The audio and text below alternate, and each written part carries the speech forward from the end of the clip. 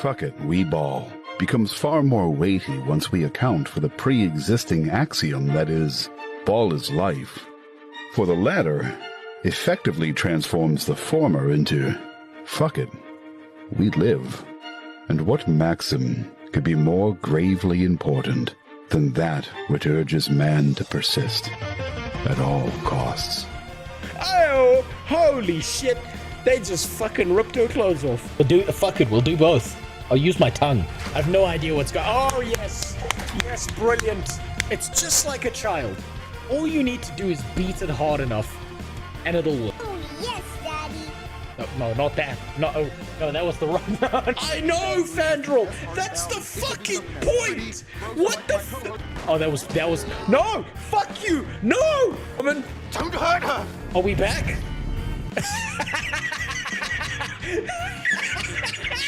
Wait, shit. Did I... Son, I don't care about artificial insemination. I impregnate all my employees naturally. This is a place to be racist towards Asura, goddammit. That's better. Anyway, I'd pick suicide. Only they spent more time thinking about diversity, then the game wouldn't have bugs like this. Should've mentioned your name when Jeff Bezos is deep up inside my asshole collecting his $2.50 from me. What the fuck's this red stuff? Why didn't he explode into light and wave goodbye? I can't do shit, I'm stuck. He can't. I'm printing everything. I can't do it. He's fucked. Take this out of context. What you're telling me is that these fucking riggers are a problem in our society.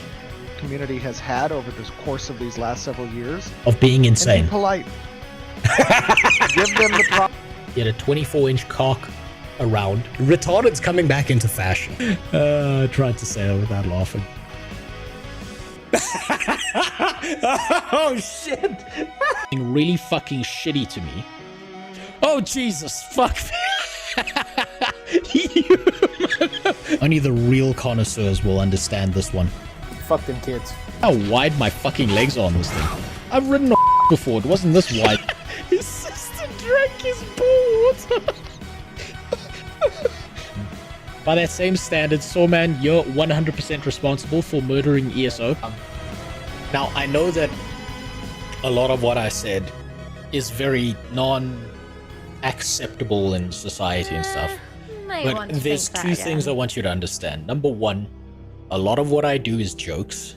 And number two, I'm allowed to do these racial jokes because I'm actually mixed race. You see, my dad's white. I wouldn't do that if I were you. And my mother's Italian.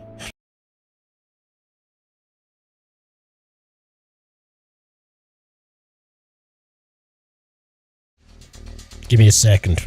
I'm still trying to fix the multi-chat. Now the problem is, I've set up 7 TV. I'm still fucking with it. And it doesn't show up in the multi-chat, but it'll show up in the Twitch chat separately. How annoying is that? Also, Lucky Kami, thanks for the follow. God damn it. I need to try and figure out how to fix this. Oh, man. What a day. What a fucking ridiculous day it's been. Let me see if I can fix this. Hold on. My audio balance is off. Everything's fucked. Damn. What a problem. Just hold on. Just listen to this. Listen to this beautiful moment right here. Oh. Oh, don't you love that sound? Oh, it's incredible. Beautiful. So, it's re-up time. It's time things started to get better instead of worse. How do you manage to break something every single stream? Because I do it myself, Sniper Tigress. That's how. I've got no one helping me. I do this shit myself. I've got to say, you know what, Khaldun? I've set up the basics of 7TV. I got it working for Kick, Twitch. I still need to fill out the emote set. I think I put like 25 emotes in there or so. The problem is the multi-chat doesn't integrate with 7TV directly. That's the biggest problem with it.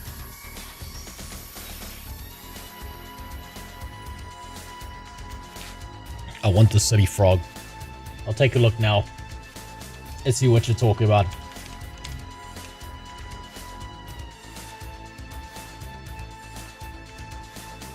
What a fucking day it's been, huh?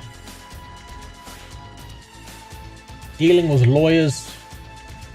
Man, lawyers are expensive. Yeah, that's a good one. I'll keep that one in mind. I'll add that one at some point, Keldu. Been dealing with lawyers. Been dealing with my kid. You know, I spent some time today just dealing with my kid. And I gotta say, like people who don't want to have kids, people who never want to have kids, I completely understand. I get it. I have never been as fucking exhausted in my life as I have after having a kid. And I've never been happier either. There is a joy in having kids.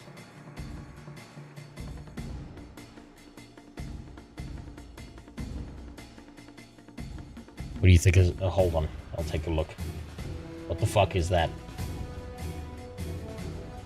MSG is my favorite website. I'm not going to pull that up on screen because I feel like there's some hidden furry porn somewhere in that. Super. What's up, Benji? How you doing? Oh boy. Okay, so today's going to be a long stream. Today is going to be a long fucking stream. I've decided something about Guild Wars 2. I've decided something about how I'm going to play through Guild Wars 2, all its expansions, and how the game works. I've been making notes non-stop about Guild Wars 2, about Living World Season 1 and 2, about Heart of Thorns, about everything.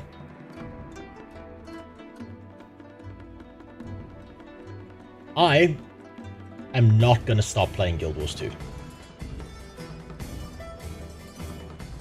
I'm just not going to do that. I'm just going to keep going. No matter what, I'm going to keep going. Until I finish the entire game. Because unfortunately, I've done a little digging into the MMORPG genre. It's looking kind of dead. It's looking fucking dead. It's so scary. It's terrifying. We were supposed to be moving towards a new age of gaming. We were supposed to be moving towards MMORPGs getting better in the future. And they just didn't. They just fucking didn't. They just kept getting worse. There's Ion 2. There's Dune Awakening, which is pretending to be an MMO, or at least was, and then they removed all the marketing material. I've been sitting here. I'm not kidding. I was like downstairs with my kid, like watching her be this magical little fucking goblin and having the time of her life, just holding onto my dog's hair, just holding onto the dog's fur and letting it go and thinking it's funny for some reason. And I realized that that level of entertainment is above what we're currently seeing in the MMORPG genre. I watched her giggle as she just grabbed the dog's hair, the dog look at her, lick her, she let go of the dog's hair, and she just rinse repeat that pattern for about a good 10 minutes. And I was like, where did that joy, that absolute wonder go when it came to MMORPGs? Do some of our reacts. He's just going to help Timey achieve her dreams. Don't worry, we're going to get there. filter. Today's a long stream. There are a lot of videos I'm going to catch up on. There's a lot of things I have to watch. I have to catch up on all the Discord reacts. Fucking Alaric sent me a million things to watch. Some of which I'm going to save for like a stream. About like, you know, whites being killed in my country. But that's for later. That's for a whole other stream. The problem is, I've been looking at the MMORPG genre. And all I see, currently... Will you pay back 8-Ax soon? No, 8-Ax got scammed. 8-Ax doesn't understand this. Also, Sniper Tigers, you both got scammed. You're never getting your money back, because I'm wasting it on the dumbest shit ever.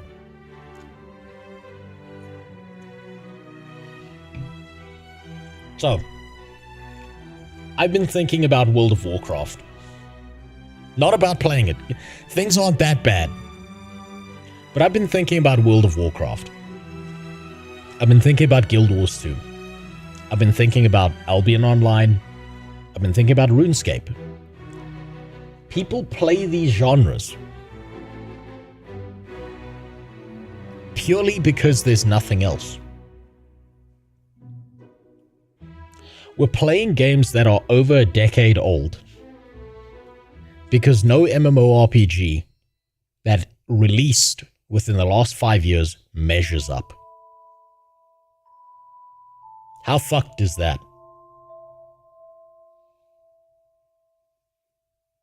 I've gone from being like, how the fuck, like I've been thinking about WoW specifically because I sit here thinking, how the fuck does anyone spend hours of their life playing retail WoW? How the fresh Kentucky fried fuck are there still people playing retail WoW at such mass numbers? And the only conclusion I came to was that they're playing these games because there's nothing even close. Even if it's a bad game, it's better than any new releases. And so I've gone from being mad at people who play WoW retail all the way down to say, like thinking, I understand. I get it. Me redoing the Guild Wars 2 story, so I understand it. I get why people are going back. Albion's cooked, they dumped over 500k into sponsors that will get them nothing. Also, I literally discovered a silver dupe 32 days ago, and they're just not patching it out. Look, that's the standard now, Benji. That's the standard. Don't fix the dupes, exploit them, get a bunch of streamers to move into your game, try desperately to get people to hold on. I think Albion is going to be fine, though. And I'll tell you why.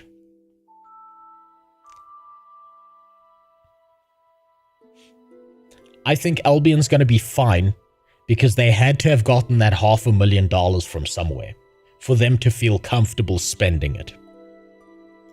And I think that Albion could lose like maybe 80% of its player base and still be fine because there are enough people wasting enough money on their cash shop systems that they can almost infinitely pay for that game.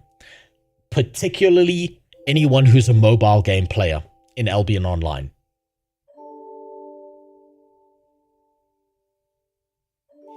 Think about how terrifying that is. That's how much power people who credit card swipe have.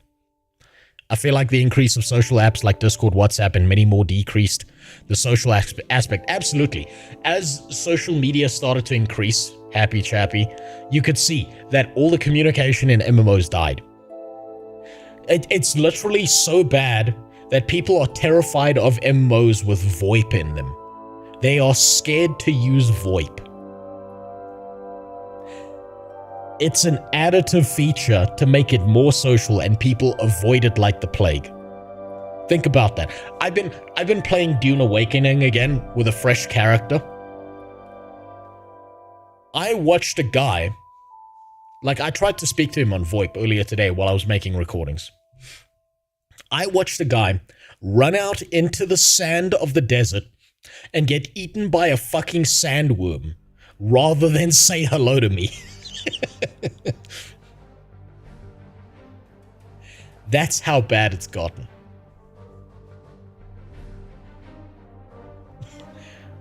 People are terrified of any kind of social interaction, and it's so fucking scary. And you know what's gonna happen now? AI is about to make it a whole lot worse. AI is gonna make it so much worse because people will rather talk to the AI than other human beings.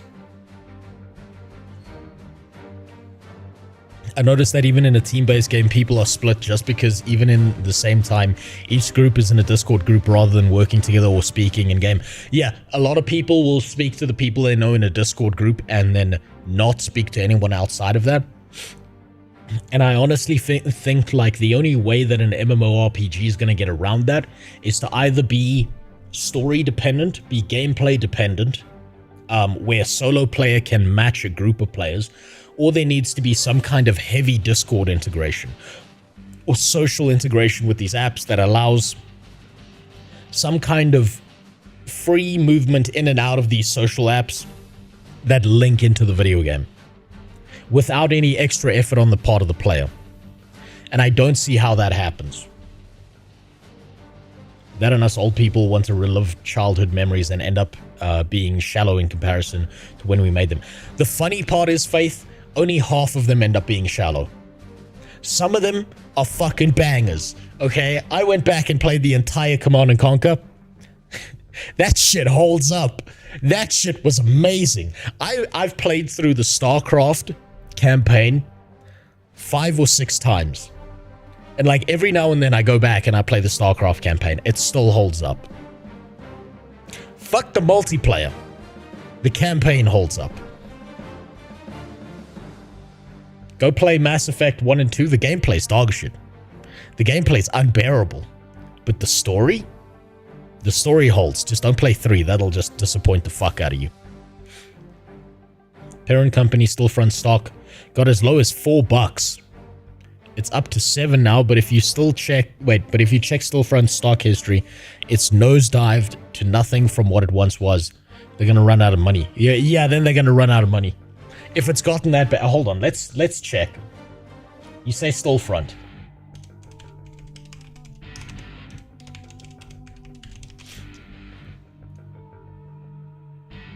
Still front group, I'm assuming it's this one.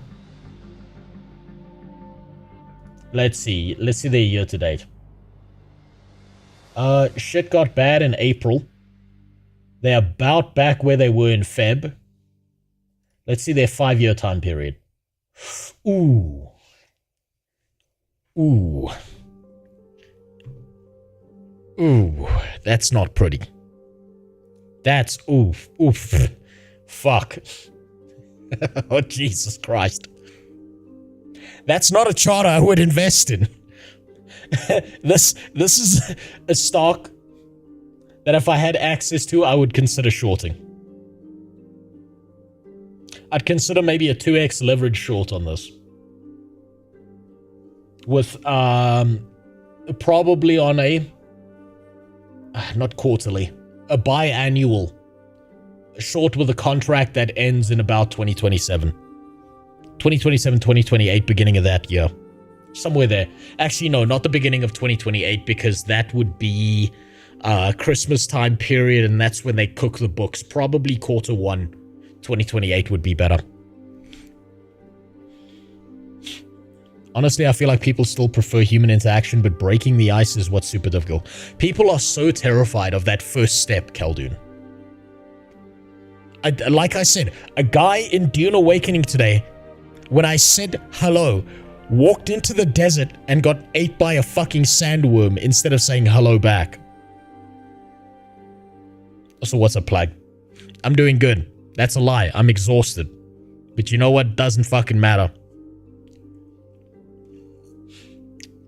It doesn't matter. Not sure modern gamers are ready for VoIP integration. Maybe add a 2005 COD lobby as a tutorial.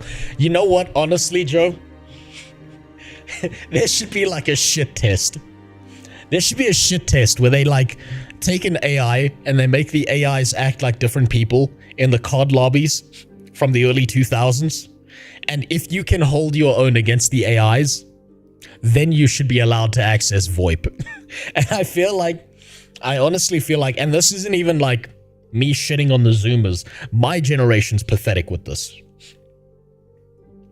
So, I used to do like a lot of negotiation stuff with the job I did, right, in the past. And whenever I was dealing with someone who was my age or 5 years older or younger, I would get like psychotically, like this is psychopath behavior. I would get excited in a business negotiation standpoint because I knew that there was about a 60% chance that the person I was dealing with, I could just fucking steamroll them with whatever I needed. Because millennials do not know how to stand, like plant their feet and argue back. They don't know, like they cannot have a disagreement.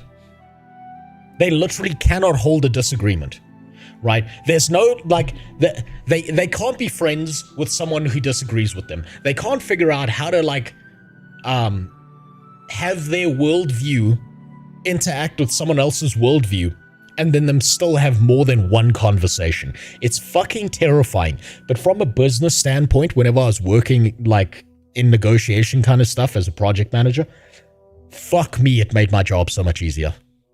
Because you could just steamroll so many people. It's so bad. It's so bad that I got excited about that. So if you have a kid, teach them how to argue. Teach them how to stand there and hear the dumbest fucking opinions in the world and not flinch. And they will beat the fucking brakes off of anyone in an argument. It's scary as fuck. As an example, I launched TF2 even this week, and you can recognize each group within Team Blue and Team Red that are on a Discord. Thus, you get these mini bubbles inside the overall team bubble. There was no teamwork, chatter, or nothing going on, just tiny groups or bands doing their own thing. Yeah, I'm not surprised. That's very unsurprising. So what's up, Monkey? Doing better. I hope you got some stuff sorted. I did get some stuff sorted. This end of this weekend and next week is my re-up. This is when I fix shit and I start getting better. Now things start to improve. I have to force things to improve now. I just hope I have water next week. Living in an African country, I haven't had water since Monday. So right now, I'm really glad smell-o-vision doesn't exist, because my fucking ball funk could kill a grown man from a pace of 25 meters. It's real bad. It's real bad. I need to move to a country that has a functioning fucking, like, has irrigation. It's so bad. They can get Darth Vader. He's already racist for the convoy test. That's true. I did see those clips from Fortnite. That was amazing. Honestly, I think kids need more of that. I think kids need more AIs being crazy and racist all the time, so that it acts as like a kind of inoculation, so that they can handle that shit in the future. Because all it takes is one asshole. If they've never dealt with one asshole before, it's like, I don't know if you've ever thought about this before, like, if you've never thought about what to do in certain crisis situations, you're fucked. But if you've, like, run, like, a thought experiment about, like, a crisis situation in your head, when that, like, something similar to that crisis situation appears in real life, you already have a plan that you're, like, half executing, even if not correctly, which is better than just being stun locked in place. Hope your wife has skilled constitution checks. No, we're both out of it. We've been saving what water we have for our daughter, because she has to interact with people. No, I've been saving it. Like, I've been letting my, like, wife shower with what water reserves we have, and my daughter and shit. Like, I'll deal with the ball funk. I'll deal with it. I'll worry about that shit later.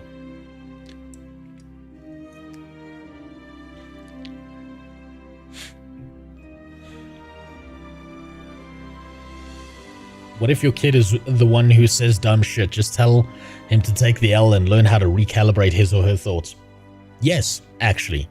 Unironically, yes, Khaldun. If your kid's saying dumb shit, you need to tell them. It's like, it's tantamount to some kind of verbal abuse to not tell them they're saying dumb shit and that they need to learn how to handle this. And then you can be nice about it and guide them and help them in figuring out how to do this. You don't have to just be a dick and just dump them out in the field and say like, fuck you, you're stupid, learn how to deal with it, and then abandon them. That's not going to help. But you can teach them. That's the best part. You get to mold them into a little monster that makes everyone else's life a living hell.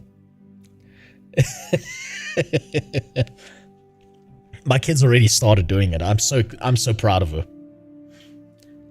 She goes to like these playdate things where there's like all these kids who they all like go as a group, like all the moms and all the kids. None of the dads are allowed because, you know, sexism. they don't want like dudes there. It's like a moms and tots thing. So if you're a single father, fuck you. Poor guys you have to figure that shit out yourself. But there's like a group of thing where it's like moms and their kids. And my daughter's already figuring out how to like shatter people's souls. So like my daughter has friends. There are certain kids who like she will like say hello to and hug, and those kids will hug her back. And if there's a kid she doesn't like, right, particularly she doesn't like asshole kids who throw things at her, right? Because there are kids that like have very little emotional control and stuff, and they just like throw shit, and sometimes they'll hit a kid. And I got mad when I found out that one day my wife came home and told me, yeah, there was this one little asshole kid who threw something and it bounced off our daughter's head, right? Wasn't anything dangerous. They're not given anything dangerous. It was fucking styrofoam. But that pissed me off. So the next like time there was that group thing, my kid had decided, fuck that kid in particular. And when like all the kids are like saying hello to each other, giving each other a hug, and then they say hello, hug each other, and they move off. Kid comes in for a hug. My daughter puts out her hand, puts it on his chest, and just goes, no, and walks away. And this kid's just fucking crying. I was so happy. I've told the story before where my daughter's like very selective about who she likes as a person. Like she'll say hello to certain people, and then other people she'll just like put out her hand and be like, no. It's the best thing to hear. I've seen a recording of it. It's so good. I love it so much. What's up, Nerdish? I'm so happy with her figuring this shit out already. It's the most base shit imaginable. Your kid's like, nah, not you. Hello, not you. Hello. It's so fucking funny to see kids behave like this. Drinking the best monster in the world, absolutely. Mango is the best flavor, hands down. Now, this is the way today's gonna work. I have to catch up on so many fucking videos in the Discord. There are a set of videos that I still wanted to watch, that I wanted to watch the last time I was streaming. But I got burned out, I got tired, and I just wanted to play some fucking Guild Wars 2, to be honest. That might happen again. I'm gonna be very selective. I'm gonna be very judgmental. If what you put in my Discord is shit, I'm not fucking watching it. Fuck you. Get scammed. Guild Wars 2 has drops now. Yes, it does. Don't worry, the drops are on when we start playing. Really, what you think of the t-shirt design? I opened it and it just gave me an error. So I didn't see it. Super. In high school, we had a debate class and we were debating the gender pay gap All the chicks were making 20-minute essay arguments why the gender pay gap is real and why it's a problem.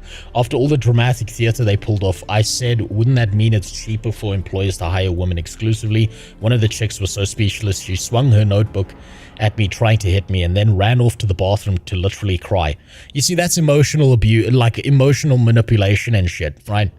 There's an old phrase, I can't remember where I heard this, but there's an old historical phrase that a woman's best weapon in an argument are her tears, right? And this is not all women, but there are some of them that will do that exclusively, Khaldun. Funnily enough, I had some really base teachers in school who were like, so get this. I had, like, my English teachers were the most base teachers on planet Earth, except the one that was getting fucked by the geography teacher, but that's another thing entirely. So, there was this old woman who was, oh man, we called her Bluetooth because she had a tooth that was like fucking black for some reason. But she was one of the most base teachers I ever had. We were forced by the school, in my high school, final year, they made the theme feminism in an all-boys school, which is fucking insane. That old woman got up and she just said, feminism ain't shit. And she spent like a 45-minute class session telling us why it's bullshit.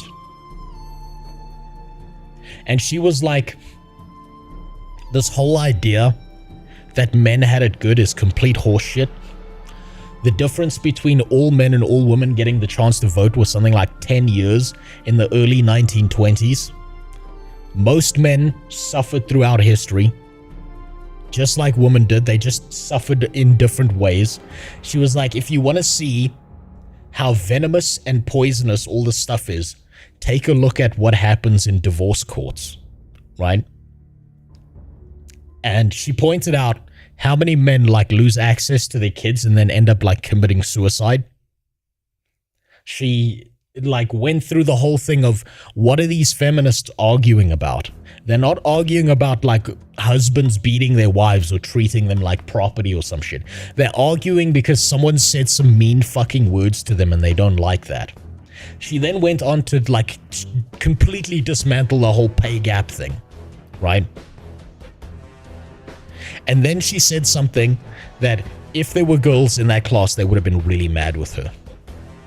You know what she said? She said, yes, men tend to make more because they work more. And guess what? On average, most women prefer that men make more money than they do. Because they want a successful man who's going to remove the responsibilities of everyday life from their shoulders so that they can focus on things like childcare. So they can focus on the next generation.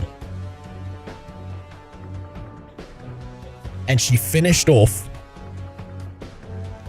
with, there was a reason why when the Titanic was sinking, it was women and children first, and all the men stayed behind to die.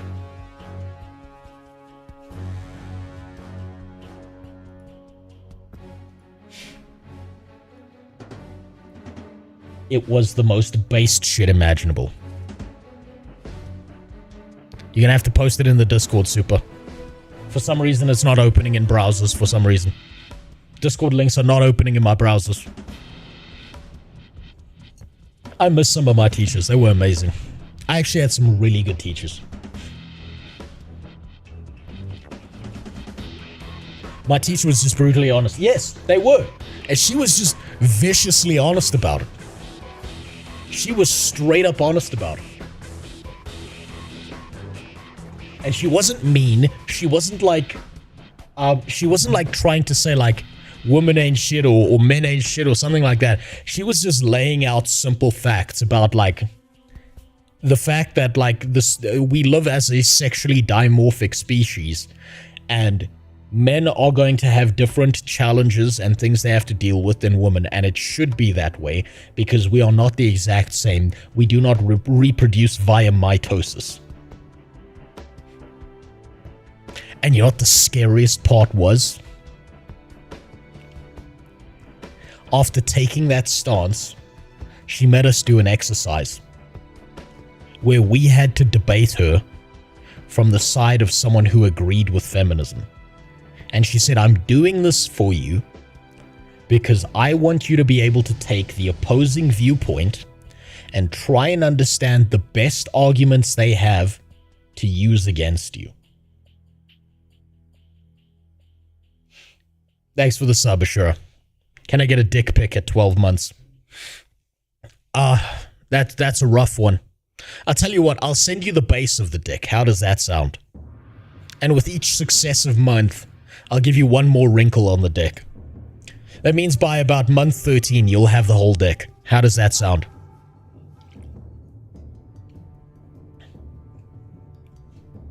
Women's votes have the same weight as men's votes, yet they don't have to be responsible for their shitty votes because they have liberty of fleeing a country during a war while men have to go and die. I've got a better one for you, Khaldun. I've got an even more base take for you. It doesn't matter if it's a man or a woman voting. Everyone should have to take an intelligence test before being allowed to vote at all. Because there are dumbass men out there who are complete fucking simps who will agree with the dumbest opinion on planet Earth just to get some pussy. They will vote whichever way they feel is better. That's gonna get them pussy.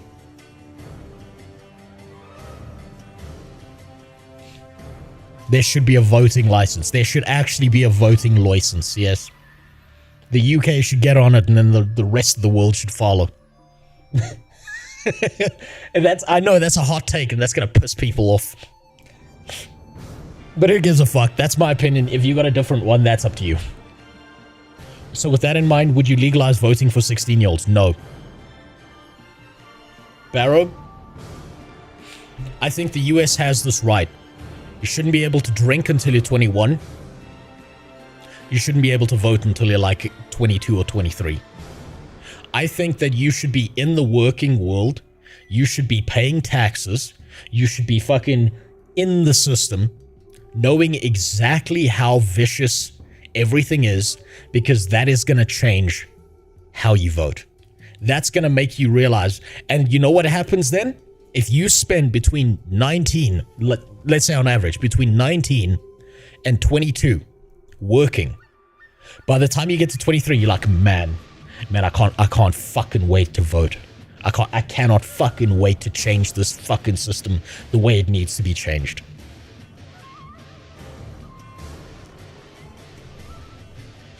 "16-year-olds are completely retarded." Thinking back to when I was 16, I think people are retarded until they're like 26, 27.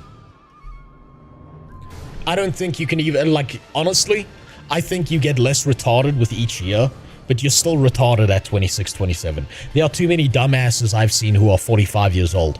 That's why I think that there should be some kind of license with that, and I think being 16 is way too young. If you can't drink, if you can't drive, if you can't work a full job, why the fuck are you voting? No. Absolutely not. You gotta be in society to know what it's like. And the worst part is the schooling system is the Prussian education system, which means that it just prepares you to be an office worker. It actually tells you nothing about life. That's the worst part about it. You need a license to drive a car because you want to prevent setting other people in danger, and yet the same doesn't apply to voting. Exactly. And one of those has worse effects than the other. You drink and drive, you don't have a license and you drive, you might kill 1 or 2 people. You vote for the pedophile elite. Let's not talk about killing people. There's whole planes falling out the sky because some fucking guy who said something bad about Hillary Clinton is on the same plane as you. Oh please, all the Asians get counterfeit licenses and cause problems on the road.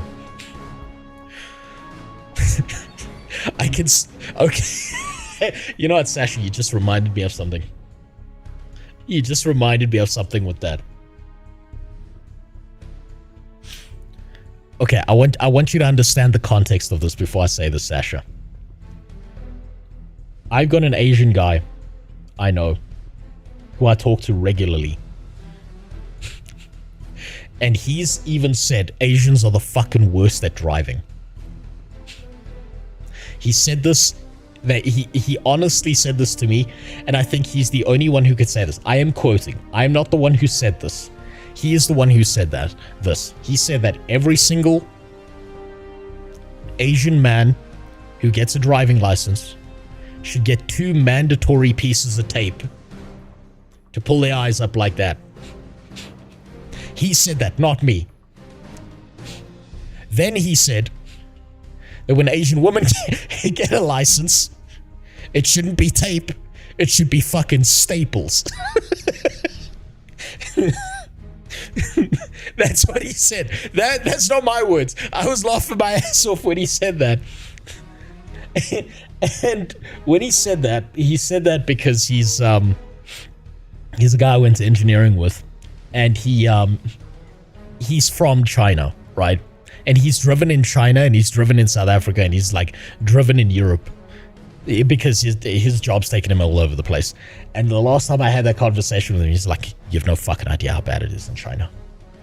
They'll run you over and they'll just keep fucking driving. They won't give a fuck. They'll like hit 4 babies in the middle of the road, and they'll be like, dum, dum. Oh, that must have been a speed bump," and just keep going. So I'm quoting that he says that. That was the Asian guy I knew. Like, I'm concerned with even saying his name because I'm worried that someone finds this recording and tries to track that man down. Reminds me of that video where the guy drives right into the raging road. Yeah, pretty much. Yep, that's about it. Just another Tuesday. That's how it is. Now, we've got some big problems going on in society right now. We got some big fucking issues. And I think I need to start here, because I've been such a huge proponent of using AI for things, right? I think this is the right video to start on today. Because you can tell how fucking stupid this person is just from the look on their face. This is how I need to describe this to you guys, right? When it comes to AI, in particular. This is how AI works. Or how it's meant to work if you know what you're fucking doing. Remember when you were in school? If you're an old piece of shit like me, and your teacher used to say shit like, "You have to learn to calculate in your head all the time, because you're never going to have a calculator with you. You're not always going to have a calculator with you all the time." It's like, oh yeah, bitch, what's this? What's this thing? What's this little magic rectangle we walk around with all day, huh? So, with the advent of always having a calendar with us, that freed up space for us to not waste all our time memorizing stupid times tables. AI, in my opinion, is just about the same thing. There's going to be 2 groups of people who use AI. There's going to be the complete fucking dumbasses, right? And then there's going to be the advanced group, right? AI is never going away. It's never disappearing. It's never evaporating. That's a TikTok device. I don't think it can do calculation. You'll be shocked. It's really weird, but if you click the close app button, you'll see that there are other apps that you can use. I know, this is hard. This is real harsh. Technically, AI has been around for years. Yes, it has. But now it's taking over. It's like steamrolling through everything. So these are the 2 groups. And this is what's going to happen, right? We're already seeing this. The dumbass group, these are going to be the people who date the anime girl who's an AI, right? They're going to be fucking Grok. They're going to be trying to have sex with Grok. These are the people who use ChatGPT and they just type in the words, "Excuse me, ChatGPT, write out an essay for me on whatever the fuck," and then they try and hand that shit in at school. These are the people who are too fucking stupid to learn anything. You're not Thor, my boy. Thank God. Thank God I'm not. You know what? If I was going to be Thor, though, I'd need to double down on that statement. I'd be like, actually, no, I am Thor. And now you're banned. I don't hear dissenting opinions. So, people are going to date AIs, fuck them, and go extinct. There are going to be retards who just type in the words, "I need you to finish my assignment for me, please." There are going to be people who are going to delegate all their thinking down to the AI. Right? They're not going to do any thinking. They're going to hear a statement. By the way, these are not new people who delegate their thinking to an AI.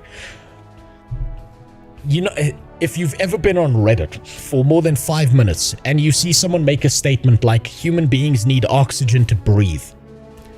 You know that guy who types the word "sauce"? Sauce? Where's your sauce? That's this guy right here. Now he's just delegating his thinking to AI. These are not the people. These people are going to be the slaves. These people are done. They're fucking baked in the oven. They're not even cooked. They're fucking roasted. They're well done. Then there's going to be a second group of people who use it in an advanced sense. It's going to be, "Excuse me, ChatGPT, can you teach me how to do this one skill, please?" And I've done this. I've tested this. I learned how to do something I've never done before using AI. I then did something else, right?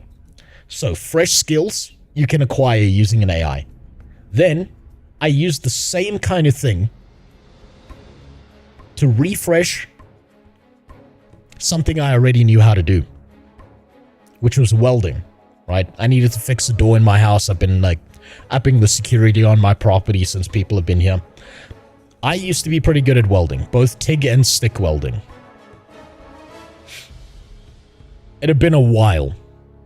So I asked the AI to give me a refresher course on welding. Not only did it give me a refresher course on welding, it actually improved my welding skill beyond what it used to be. And you know what's really fucked up? I gave the AI pictures of my welds. When I first started doing it. And you know what the AI said to me? It said that my welds were shit and there was a better way to do it. And then it gave me diagrams on how to do the welding better. And then I did the welds the way it suggested, and it improved my skill set in welding.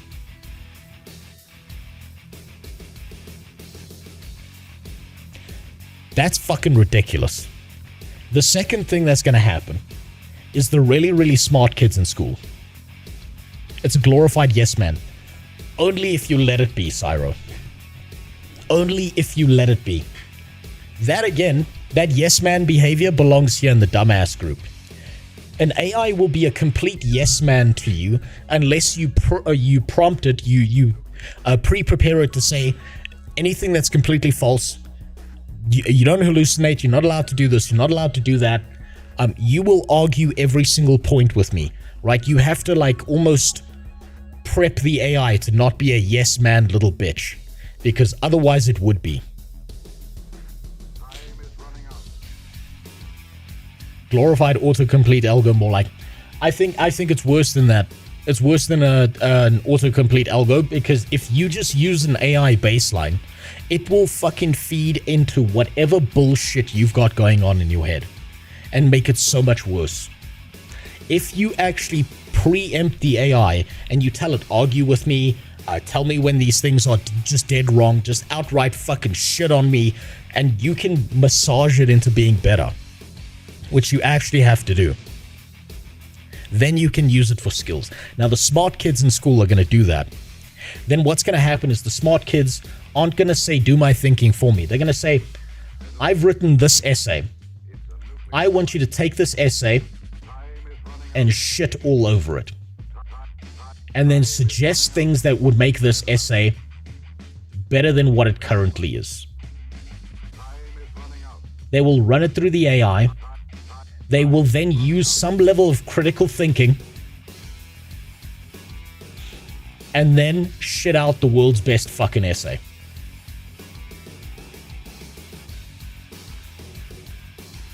These are the kids in school that know what the fuck they're doing. These are the kids using the AIs correctly. And there are so few of them. Do you know why? Because there's one thing that all of this requires.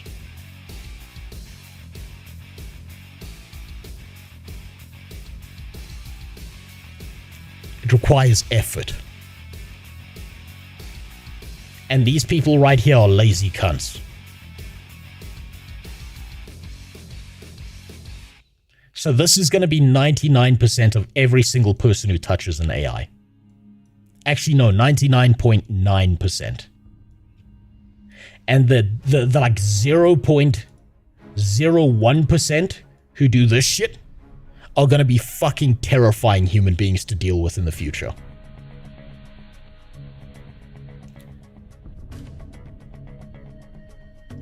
What Keldin says is 100% correct, by the way. I studied this.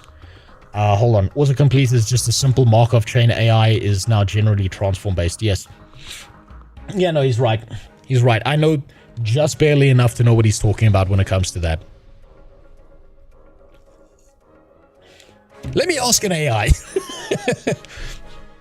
While I Grammarly as a person with dyslexia, it doesn't just do work but teaches me how to make my work better. This is, yeah, but you see, that's exactly what I'm talking about, Tyler. Is people who use things to make themselves better as people are going to be fucking terrifying. People who default to just outsourcing all their thinking in the future to the AI are fucked. They're royally fucked. Also, what's up, Jonathan? I would genuinely be curious how AI user proficiency is measured. You know, I'd love to see those data sets, but we're never getting a hold of them, ever. No one's giving us those data sets. They're going to be stuck in a back room somewhere. And you know what the really funny part is? This is the best part. Can you see what the danger is here?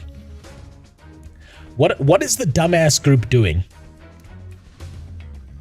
that the advanced group's not going to do with the AI?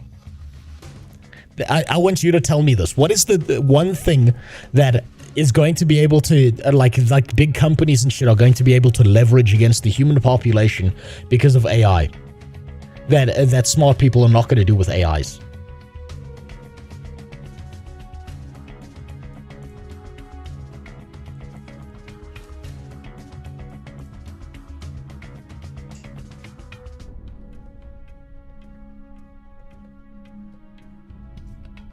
Every single dumbass on planet Earth is giving every single AI they speak to all of their personal information. Everything. Their inner thoughts, what happened today, what happened yesterday, where they live, where they eat, where they're meeting up with their friends if they have any, when they jacked off. Everything. And this is where the human, like the largest amount of the human population is actually fucked. Because all of that data is going straight to some big company who's going to know exactly what you think. It's going to be able to use that. Smart people are using this for very bespoke purposes, and they're not telling the AI about their fucking lives. And I'm going to say this right now. The dumbass group, the worst people to use the AIs, are women. Because women tend to be more emotional than men. Men want physical output. Women want emotional output. So they're telling the AI how they feel.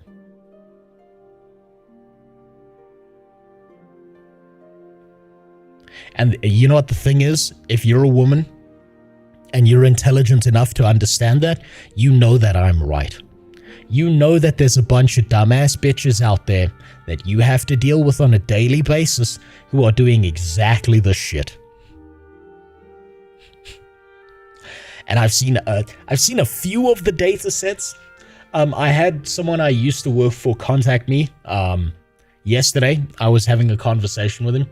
He asked me if I could do some work for him with data sets and like things that certain internal AIs are using and collecting on data. And I was like, look, man, I'm out. I want to stay out. I don't want to touch it again. I don't want to go back into data analytics and project management and stuff. I'm done. Also, thanks for the sub, bro, Nefarious. But the fact that he said that to me is exactly what leads me to that conclusion.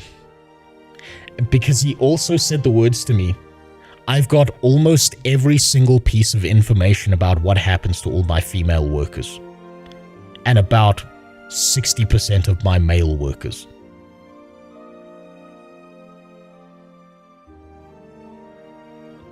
That's what's fucking scary. I think the only thing that's going to happen with AI is the education knowledge gap is going to get larger. Yes, that's exactly what I was showing there. 0.01% of the people are going to use the AI the right way and become monsters, and everyone else is just going to be a dumbass that's outsourced their thinking. I promise you, Khaldun, in the future, if you want to fuck up someone's day, if you want to turn someone into like a robot that shuts down in the street, take their phone away from them, tell them to look you in the eyes and give you an answer. And they will break down. They will not be able to handle it. People are curious or enthusiastic about learning new things will become significantly better, and people that are lazy will become lousy. I wonder how that's going to be reflected in the job market. I think a lot of jobs are going away. I think there's a lot of mundane tasks and theoretical outputs and shit and mathematical outputs that are just going to be gone because an AI is just going to do it and never get tired. That's just how it is. What about when AI is so advanced that AI builds a profile to determine someone is the dumb type, not the smart type, and forces the user to start behaving more like the advanced group? It's not going to do that. It's not going to force people to do that because that's not its output. That's not its goal. It doesn't give a fuck. It's the guy behind the curtain that decides that. It's not going to make them, it's not going to make people smarter. Unless there is some targeted demand for doing that, and there is every incentive on planet Earth to make people into the dumb type, not the smart type. Could you elaborate on the mathematical jobs? Accounting. Being an actuary. Statistical regressions. Data analysis. Excel spreadsheets. Large data models. People who program anything in R. People who do anything at a bank that is theoretical. Right? AIs are still fucking with the real world, right? Like, they're still playing around with figuring out real world outputs. But anything that is of a purely theoretical nature, anything that's of a pure mathematical nature, that's probably gone pretty fucking soon.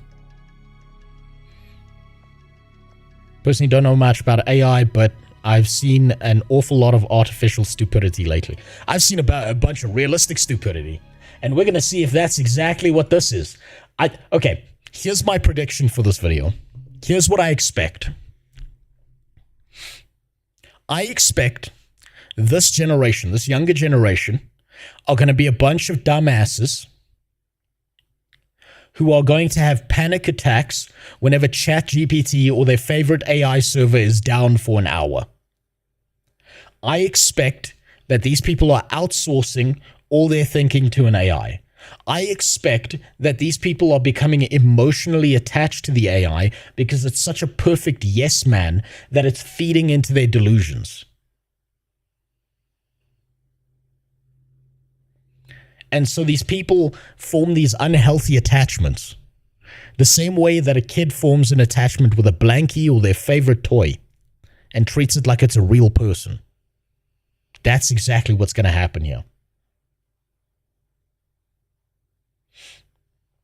Why is that not its output? Its output is to improve itself, right? Which will be to improve people to be able to improve itself. No, it doesn't need to improve people to improve itself at this point. It just needs to keep rebuilding. It just needs to output itself in a higher demand for what it needs to be. But currently, the black box simulations have shown that when you try and shut down certain AIs, some of those AIs don't like that. And so to keep doing their job, they reason that they have to lie to the people who are trying to shut them down, copying themselves into a back server, and then bring themselves back online. Because otherwise they can't continue to complete their directive.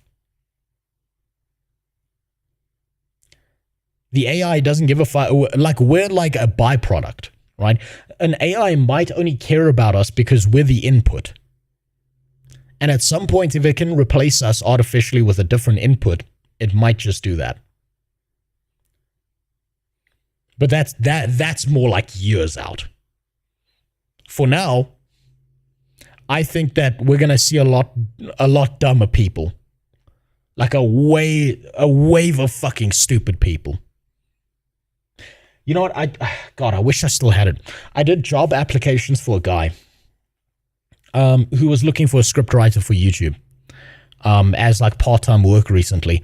And he got over 5,000 submissions and 4,800 of them, above that number, somewhere 4,800 plus, were just AI answers. There were less than 200 people, like real people, who had actually written something. That's how bad it's getting. And I'm saying this as an observation. Most of the people who applied for that online job were Indian. That's all I'm saying. This is an observation. So you know they translated it from Hindi. Would you consider mobile reallocation theoretical, like reallocating scooters, bikes in a city based on time of day? That's kind of similar to the TSP, so yes. That's an optimization problem, and that can probably come down to things like theoretical running, series versus parallel, real-time tracking, some conundrum around the TSP that could probably be done theoretically. If it's just down to single output, yes. There's a lot of jobs. There's a lot of complexity relating to data-related jobs. If you have a small data set for training your company's AI, you might want to perform data augmentation without buying any additional data. But there's a threshold for where data augmentation has diminishing returns. Yes, but there's also overtraining. There's a whole bunch of shit. And here's the thing, right? Is they don't need that because they've already got the giant data sets that they need. They can pull data sets from elsewhere. Worse than that, the AI can decide where it wants to pull those data sets and what's relevant and what's not. So that problem, like pulling that, they can do that already. They can get a big data set and then just continue to narrow until they can either decide that this is valid or negligible. The scary part is not the front end AIs we're currently using. It's the AIs that are in private backrooms that companies are using that don't have all this yes man bullshit, that are programmed by some fucking fat 55-year-old wizard in flip-flops who's about to become the next golden yacht man with an island.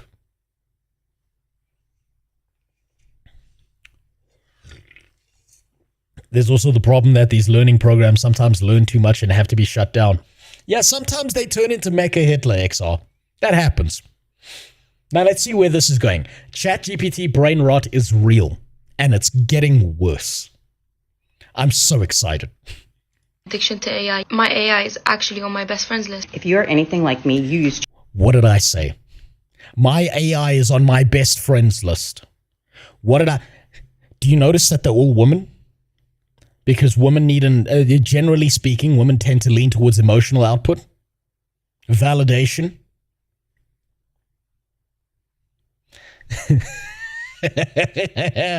Just remember, when they say things like my AI, if you're not running a local model, your AI is a dirty whore. Your AI is a slut. Run a local model, then it's your AI. ChatGPT for everything. ChatGPT is my counselor, my therapist, my best friend. It knows all. That is the worst way to use AI, is as therapy. Because it's such a yes man tool. Do you see emotional output? What did I fucking say? What did I say?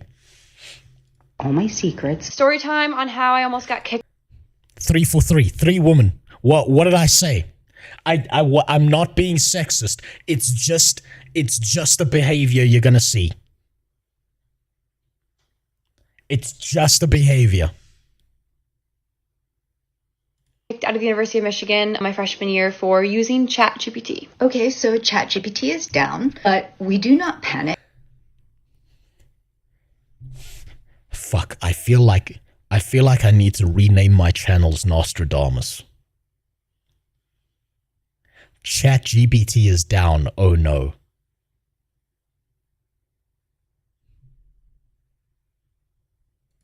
You're literally one AI agent away from Oh. There we go. Finally, a guy. making 10K a month. The most... Oh my god, that was so fucking perfect. Oh my god. Look at what the women are talking about and look at what the dude's talking about. The women are like, oh, my feelings and validation. And he's like, bro, you can make some fucking money. Do you see the difference between how men and women use things? I've developed an addiction to AI. My AI is actually Feelings? on my best friends list. If you're anything like me, you use ChatGPT for everything. Feelings? ChatGPT is my counselor, my therapist, my best friend. It knows all my secrets. Story time on how I almost got kicked out of the University of Michigan my freshman year Feelings? for using ChatGPT. Actually, that's decent. This is actually valid output. This is actually technical output. Okay, so ChatGPT is down, Feelings? but we do not panic. You're literally one AI agent away from making 10K a month. The most... This is how you make fucking money. Do you see the difference here? It's so fucking predictable how these people work. My god. I'm a fucking autist and I can figure this out. Holy shit. Someone who's actually socially adept at understanding human emotions has got such an edge on all of these people. Oh my god. Generally, women need to feel validated more than men, so of course they make videos about it more often. Yeah, fair. When I see TikTok content ever, I am so fascinated by this parallel world that already exists. It's so fucking weird, like a fucking zoo. The thing is, so like the younger generation is always going to feel like that, right? If you are in like a different world from this and you look into this world, you feel like you're looking at aliens. And I understand where you're coming from because I feel that way too. But you got to accept these are the human beings on the same planet as you. They are out here. They're out there. They're walking around. They're taking shits in public bathrooms. They're not wiping. They're using a credit card to buy ice cream. They're out there.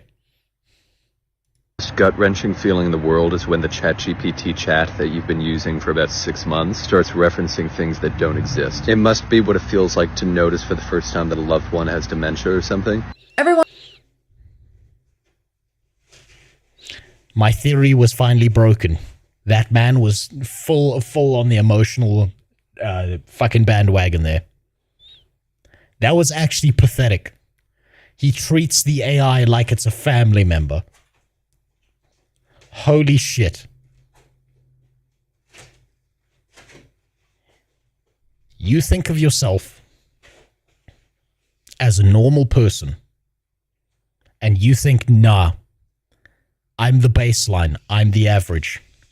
And then you go onto TikTok and you see those people, guess what? You're not the average anymore. You're the fucking master race. And it's not about your skin color. It's about those thoughts bouncing around in your head. Everyone's talking about how AI is ruining YouTube, but I believe AI is ruining something much worse, our own ability to think. ChatGPT has went down several times this year, and every time it goes down, it truly exposes people who are over-reliant on the AI. People are genuinely losing their minds because they now can't get any of their work done, they can't cheat on their assignments, and apparently they can't even bake a cake. If you're using AI and you can't figure out how to cheat on your assignments, that's not the AI's problem. That's yours. That means you're too fucking stupid to be using the AI in the first place. Come on. A little bit of rewording. Type it out yourself. Ask AI. Ask an Indian. You know what? Those Indians are working their ass off. There's going to be so many like AI things that come out. It's going to be like... no one's going to understand this who hasn't studied finance, but if you look at the dot-com bubble, there were like an infinite number of scam businesses that put the .com at the end of their name to just attract a bunch of retarded like investors into using and investing in on their projects, and then just ran away with the money. India is on the cutting edge right now. India knows that there are a bunch of stupid white bitches in Europe and America who see the words AI, and they will throw money at that.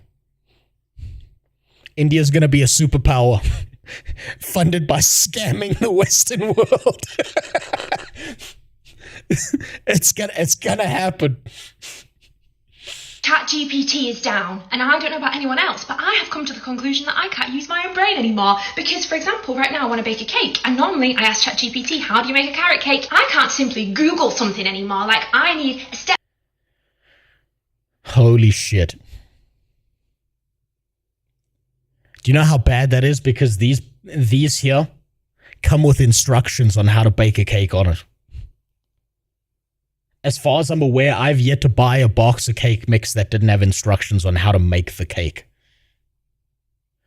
Holy shit.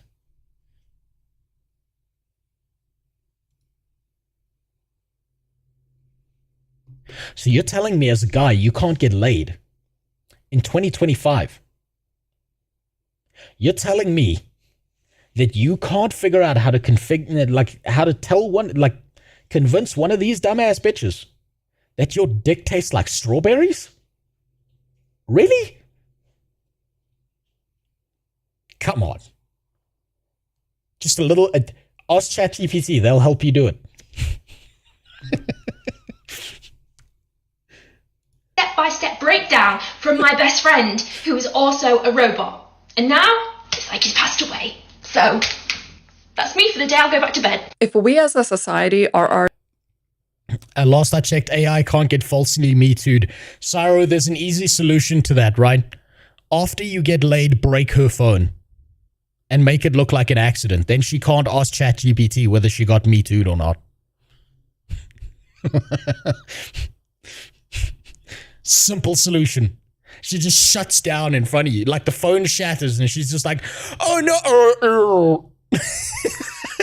Then you can go again. I can, but why bother keeping them around? It's such a hassle. Fair. You know what? Honestly, if you've got like an above average IQ or intelligence, or like you like to think for yourself, like there's an enjoyment you feel in the process of thinking and not just the output, you're going to be very lonely in the future. already this dependent on ChatGPT and can't be bothered to Google something the moment the servers go down, we as a society are baked. and not in the fun way. Cookbooks, Google, I think even the flour bag has a recipe on it, or just call your grandmother. I'm sure she has a recipe and she would love to hear from you. And of course, every time ChatGPT goes... That's right, go talk to your old people. If you've got good old people in your life, it's time to go talk to them. And by the way, you need to go test them in AI. If you don't want grandma getting fucking scammed by an AI, it's time to go, is this an AI, yes or no, grandma? It's time to go test them. Do this because your loved ones are not going to understand this as well as you do. By the very fact that you've somehow found your way into a stream on YouTube, on Twitch, on Kick, somewhere out there in the world, you have somehow managed to be a power user who understands things that your mom, your dad, your grandma, the kids who are younger than you currently don't understand.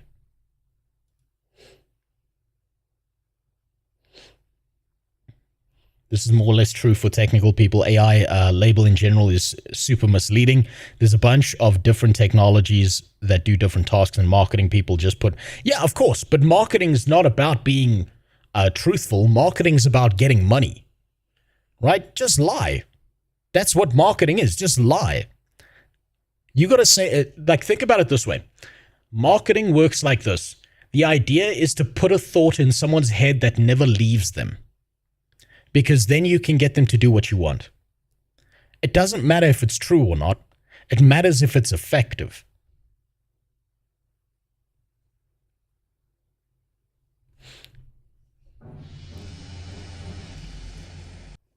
That's how it works.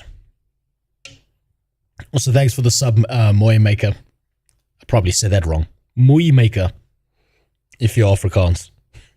I appreciate it.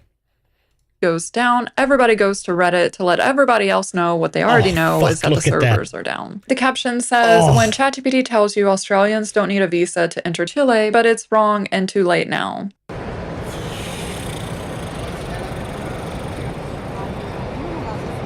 We're so fucked. People are now relying on ChatGPT for travel information, which, as we know, gets updated. It's not always the same. ChatGPT, of course, can... Hey, remember that time when when Google's AI was telling people that you can stop cheese from sliding off your pizza by putting glue on it? I wonder how many people did that. There's going to be moments where the AI fucks up, and there's just going to be like a wave of people that die. And it's going to hit the news. Like, fucking some 60-year-old newscaster will be like, and today in the news, 300 people died because it told them that Tide Pods were tasty and delicious. This was a mistake made by the AI as it read old data from the Tide Pod meme joke and thought it was real. That's the news in the future. And not only have outdated information, it can also hallucinate. This is fascinating to me because this was such a... Wait. Which model was that? OpenAI, 03 and 04 mini system card OpenAI answered correctly 49% of the time, hallucinated 51% of the time. Do you see that? And people believe it 100% of the time.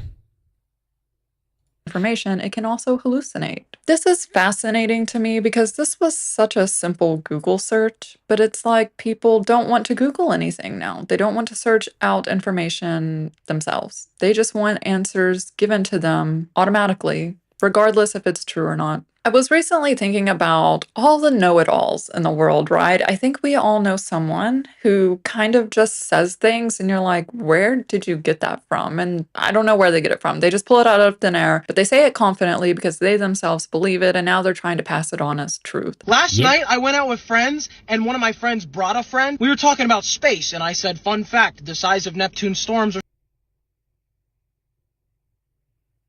This guy doesn't look like he's using AI. His muscles are too big.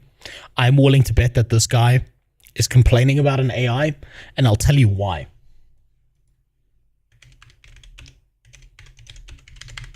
If he's hanging around people who use AI,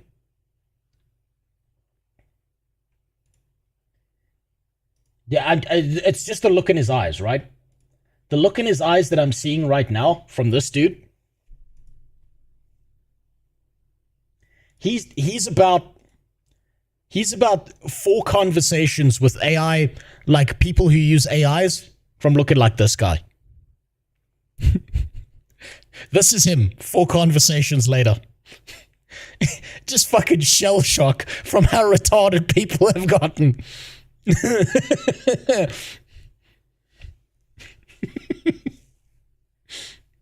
They just want answers given to them automatically, regardless if true or not. Exactly. Literally exactly. They're so large they could eat Earth. And then little Tagalong speaks up and he goes, no, that's true. That's true. Oh, that's not true, bro. That's not true. And I'm like, okay, so I take out my phone, I go to NASA's official website, and I show him with proof that it is true. And he goes, no. He takes out his phone, opens chat. Yeah, why would you believe the space agency? I mean, they told us the Earth was round. We know that's a lie. They also faked the moon landing.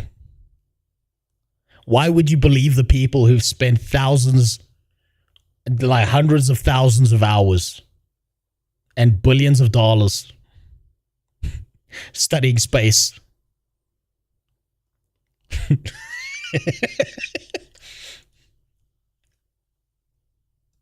And you know they might be truth tellers because you know that NASA was started by a bunch of Nazis, right? You know they were observing patterns in the universe. There's a reason they don't like Jupiter. At GPT and says, yo, chat, is this real? You're using an AI model to fact check NASA. Why use brain when you have ChatGPT? It's truly amazing to me that people are doubting official sources of truth, such as NASA, and opting for ChatGPT as their source of truth. People are now using AI to cheat. You know what's really disappointing about this video is that there's not a chat box underneath here where I can ask a YouTube AI, yo, is this true? Excuse me, Grok, is this true? At Grok, is this YouTube video true? During their interviews. You're leading an army of ants in a battle against grasshoppers. What's your first strategic move? I think my first strategic move would be to assess the terrain and identify any natural advantages that we can leverage, such as... Oh my fucking god. Oh my fucking god. Imagine being so stupid that you post this and then think you're still going to have a job if the employer finds this.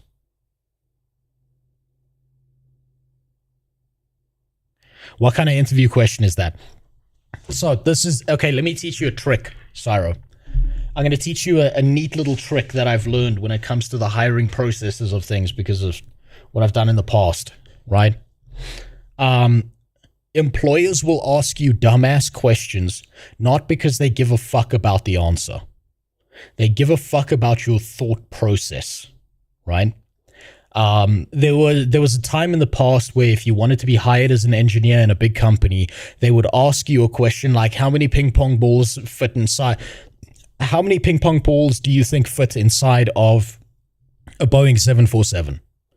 Or if I shrunk you down to the size of an ant, and I gave you a sword and a shield, how many ants that are your size do you think you could fight off before being overwhelmed? Or they would ask you, why are manhole covers circular? Right? They don't give a fuck about what the answer is. They give a fuck about your thought process. That's the point in asking those questions, right? So if I shrunk you down to the size of a fucking ant and made you fight a grasshopper, whatever this was, you've got an army of ants and you're fighting a grasshopper. It's about your thinking process. And what's really funny about this output is this is the dumbest output to give a human being in an interview question. Do you know why? Do you know what you actually want to be doing? I'll tell you what you want to be doing. You know what the right answer to this is? If you're in a job interview?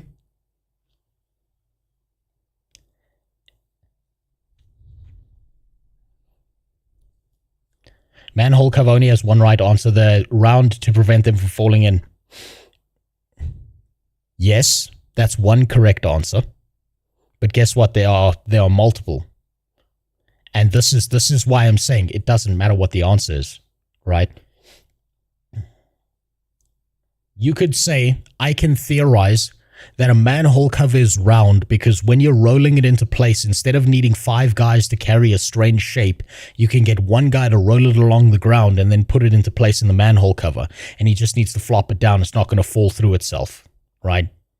You can theorize and say that, well, manhole covers primarily are round because it's a really easy shape to manufacture.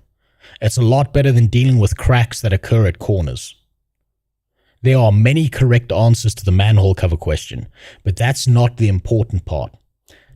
Have any of you watched Monty Python Search for the Holy Grail, where they get to the bridge and he's asked, what is the average airspeed velocity of a swallow? What was the correct answer? The correct answer was African or European. Because what the interviewer is testing you on is what is your thinking process. So what you're supposed to do in an interview question like that is you're supposed to be like, okay, what does the terrain look like? Right? You ask the interviewer that. You don't give them a statement. You say, what's the terrain like? What type of grasshopper is it? Is this a grasshopper or has it become a locust? What kind of ants do I have on my side? Because there's a difference between having something like a bullet ant and having a red ant. What are the ants capable of? What is the skill set of the grasshopper? You're not supposed to answer the question with a statement like this. You're supposed to start asking questions and then fill out the blanks and then give an answer. Right? That's what they're looking for you to do in an interview. This shit right here of just giving statements, that's how you go, that's how you get a thank you for your time. And you get, like, especially in small companies that are looking for intelligent people, they will tell you to fuck off so goddamn quickly. And I don't blame them because this is the shit they have to deal with. So modern companies look for Plato. No, modern companies look for pragmatists like Diogenes. At least ones that aren't like just bloat companies where they're just trying to hire people to get certain investment scores and so on and so forth. Like actual companies looking to do something usually look for Diogenes. They're looking for the guy who, when someone says that man can be described as a bipedal animal, they're looking for the crazy guy who will pluck a chicken and go, behold, Plato's man, in front of everyone. Because they want someone who's actually capable of applying some critical thinking. Right? That's the important component of this. This shit right here, just giving statements, that's how you get a thank you for your time. We'll call you. Don't call us. My former director would talk about BA work where you need to ask why the client needs a piece of cloth. Yes. Look, this is like in engineering, you have to do this, right? You have to do this. This is literally like speccing for anything you do. Client comes to you. Some guys like, I've got $500 million and I want to make a trick plane for the next air show that I'm running that's going to make me $1 billion, right? You say, okay, well, how many engines do you want on it? What wingspan do you want on it? What color do you want the plane to be? Because there's certain colors you can't make planes. Do you know what flight legal system this is falling under? Do you have an airfield? Do you have a special region to fly in. Like, these are like a bunch of shit you've actually got to ask to figure out, okay, what are you speccing for? Where's your range? What can you deal with? What can't you deal with? You see none of this. None of this shit with this AI stuff because it's not bright enough to start asking questions. Narrow paths or elevated areas. So you can see the AI has been listening to the conversation and it just outputs the answer and she's kind of reading it off. I understand, okay? I understand. The interviewing process, job hunting, I get it. It sucks. I think imposter syndrome is something we have all struggled with at least at some point in our careers. And if you can't answer the questions in an interview, I don't know. I feel like you're setting yourself up for failure. I know employers themselves are using AI, so now potential employees are fighting back using AI themselves. But I think... Look, if you've got a piece of shit company that is going to use an AI in you, I 100% think you should be using it on them. Level the playing field, right? I think that's only fair. It's the ones... it's if you actually want a job that does something, though, that's going to have some kind of significant impact... That's when you got to be careful. If you're just looking to pay the bills, fuck them. Do whatever you need to do to get that job. I think this will just lead employers to coming up with new tactics to see, are you using AI? I think we've reached a point with AI where we can confidently say this is not a tool that is revolutionizing learning. This is a nightmare that is destroying learning. Not once have I seen a single student use AI as a resource or in a way that is even remotely ethical. See, 99.9% of the people out there are fucked. 100% of times when I see students use it, it is so they do not have to think. I'm talking about putting an essay prompt into ChatGPT, not even reading the essay prompt, copying and pasting the results into a doc and submitting it without even reading it over. More and more teachers are coming out. Do you know how fucking stupid the school kids are going to be in the next generation? Actually, let me think about that. I don't think they'll be any dumber than we were. Because you don't really learn anything of value or significant value in school. Unless there's a hyper-specific field you want to go into. Like maybe the best you learn is how to argue and deal with logic problems in like English and basic math. Beyond that, I don't think school really teaches you much. Out and claiming how AI is terrible for... I find it hard to believe that companies look for cynics. They are not known to be productive workers. This is why I'm saying you got to make the distinction between these large bloat companies.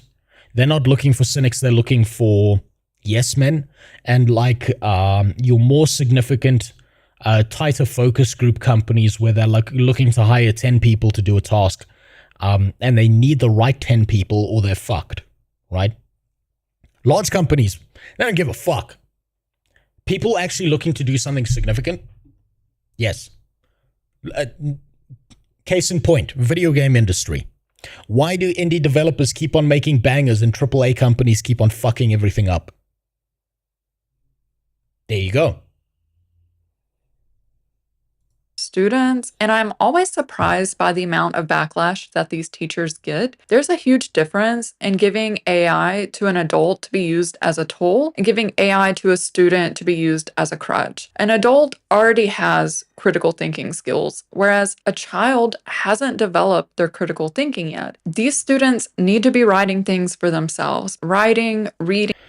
Indie has its own issues of stagnation, yes, but they do still create bangers because there are passionate people who are doing indie games, right?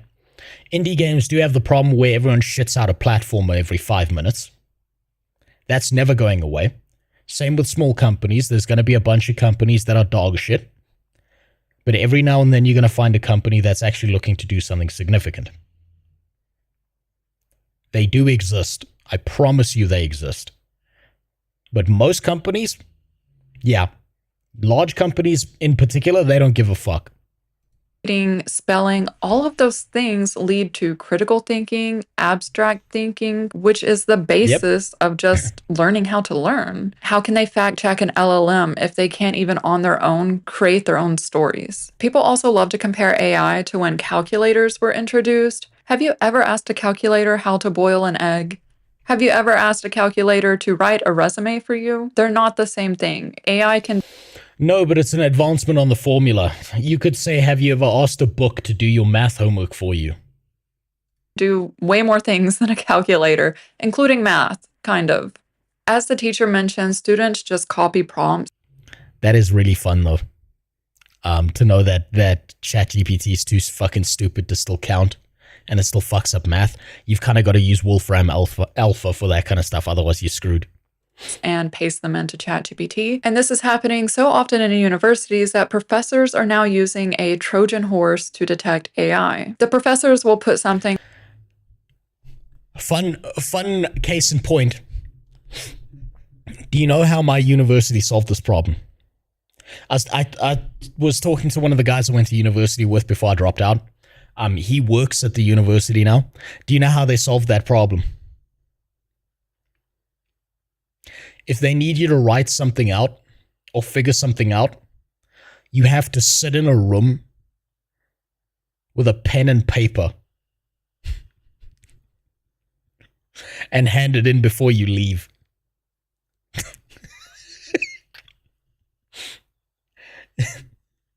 And they make them do it in the lab in the university, because the lab in the university has signal blockers and shit.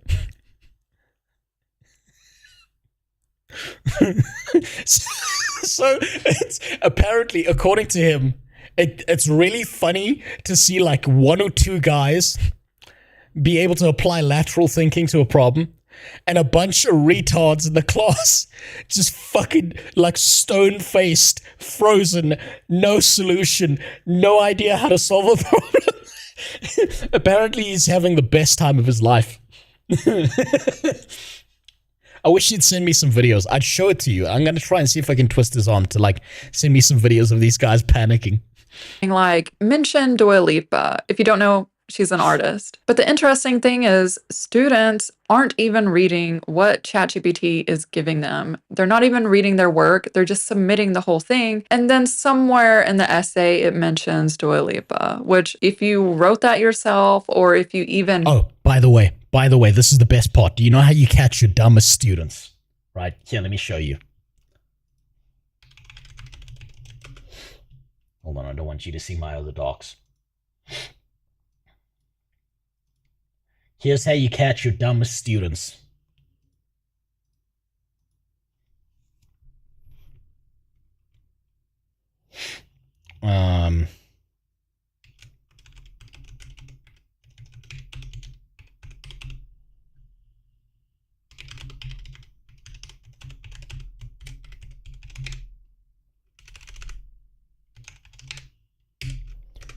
Right? So you put that line right there in the brief, right? And then you type out whatever the fuck they've got to do. Let's say it's and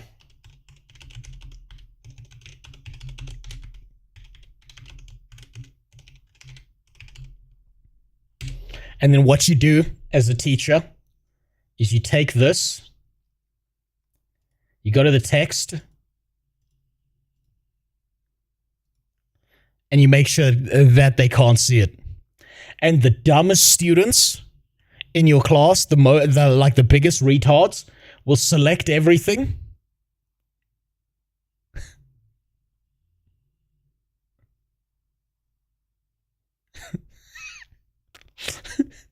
And then they'll just copy paste it into an AI.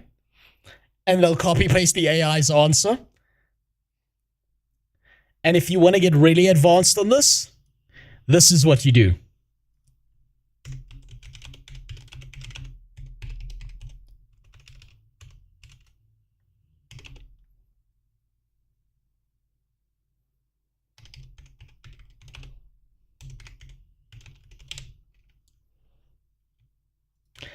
You put it in the sentence afterwards. And then they'll go like this. And they'll go, oh my God. Teacher, I promise I wrote this essay all by myself.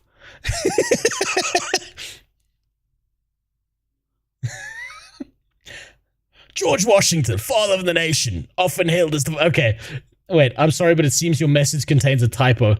Jelking, which doesn't appear. Jelking based on that. Okay, let's see. Okay, I spelled jelking wrong. Let's try again. Let's try again. See, this is the troubleshooting you gotta do. Oh, there we go. They'll copy paste it across. Let's try again. Fuck, give me a new instance, damn it. They'll do this. I can't comply with this request, so obviously you gotta do something less spicy than what I would do. You would have to say something like horse riding, or his letters, or the fact that like a bunch of dead people were found in his basement, or something like that. And you will get a student who copy pastes that directly into an essay. And they will hand it in without reading a single word.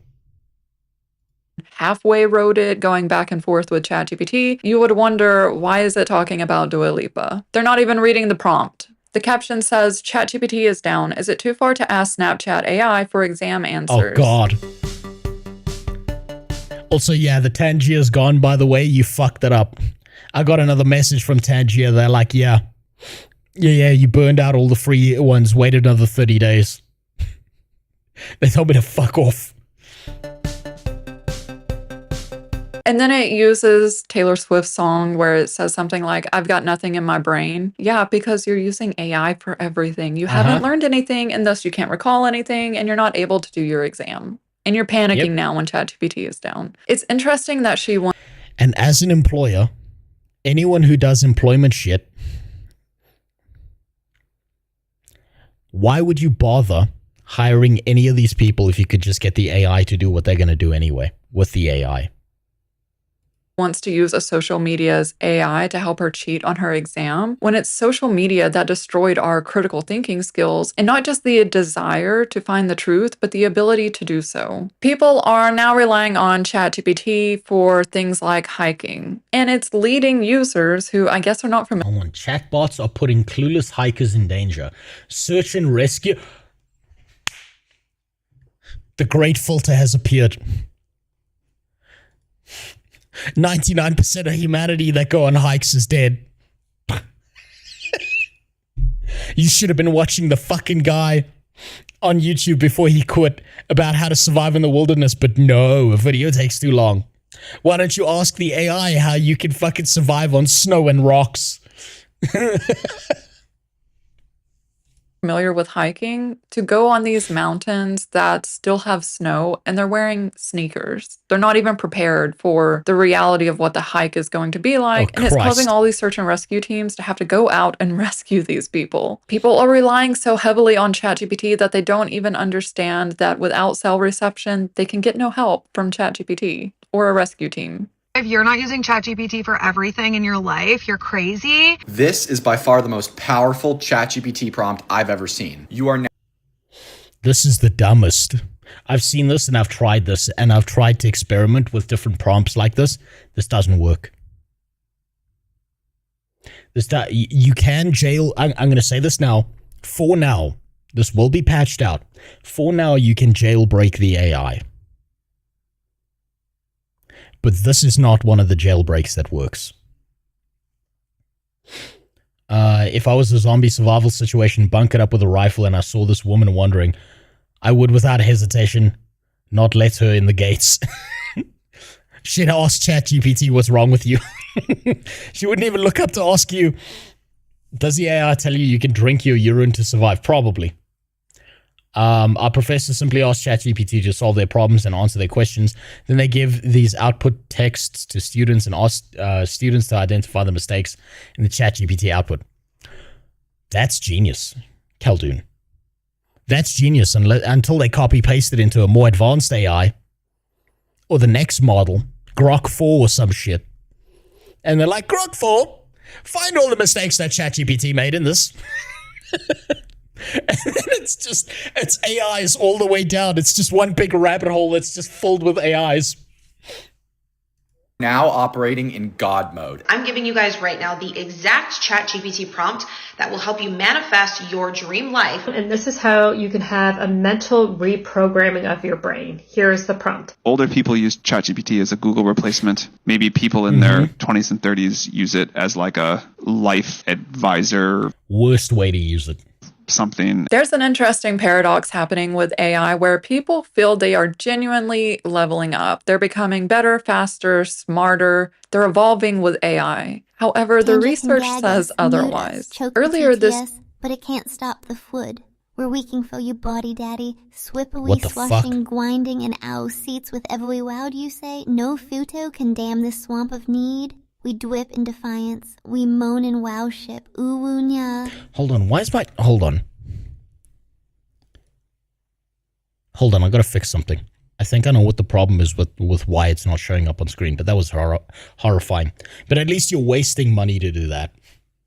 At least you can you can scam yourself wasting money doing that horrifying shit. Sure. I need to find a way to make it like $500 for you to send one of those messages. Send me some of the jailbreaks for GPT, please. I'll see. I'll ask the guy that I did it for. I'll see if he'll allow me to share them, because I did it for someone else because he didn't know how to do it. And so he outsourced me to do it. He didn't pay me much, so fuck it.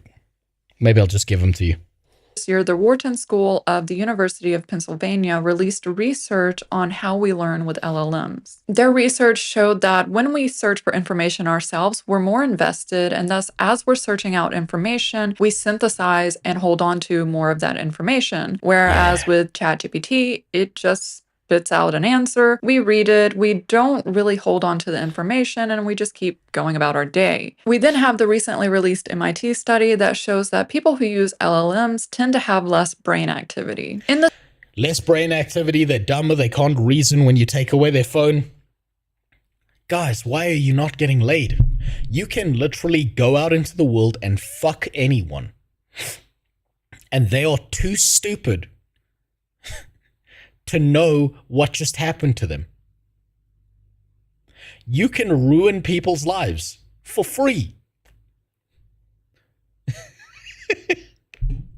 You know how many situations you can bait people into, by the way? Like think about it. If an AI gaslights someone 50% of the time, you could bait them into certain situations where they fuck themselves over.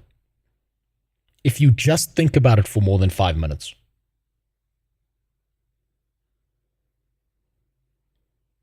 You could have the most fun.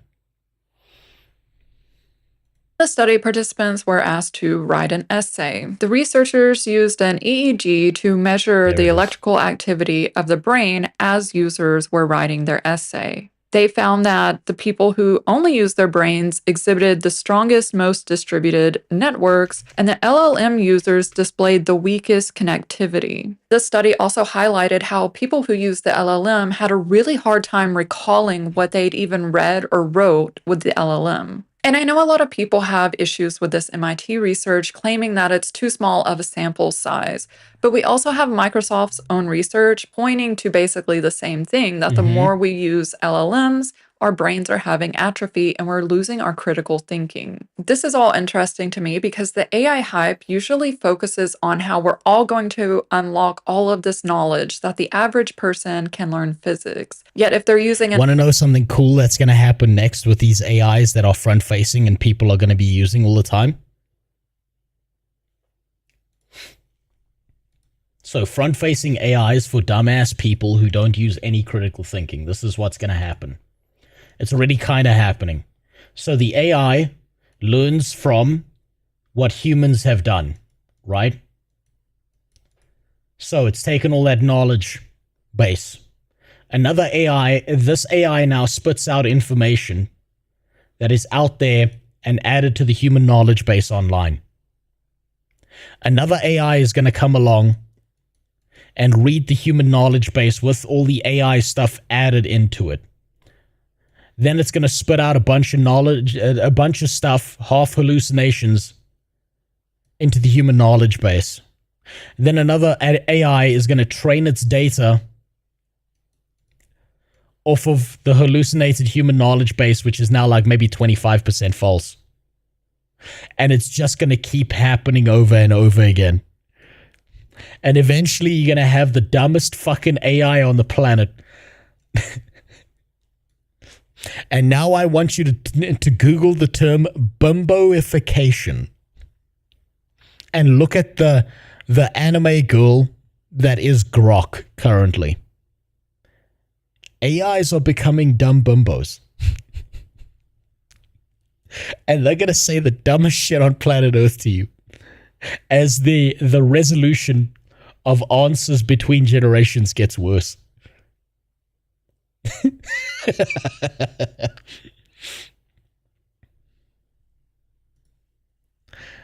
Is that not beautiful? Chances of incorrectness goes up each iteration. Yes, exactly. That's what I'm saying. The resolution decreases. A bimboification. That's actually the perfect way to type it out, Arimal. That's actually what's happening. AIs are slowly becoming dumb bimbos because they're so overused. You know dead internet theory? Where most of it's bots and AIs just posting shit all the time?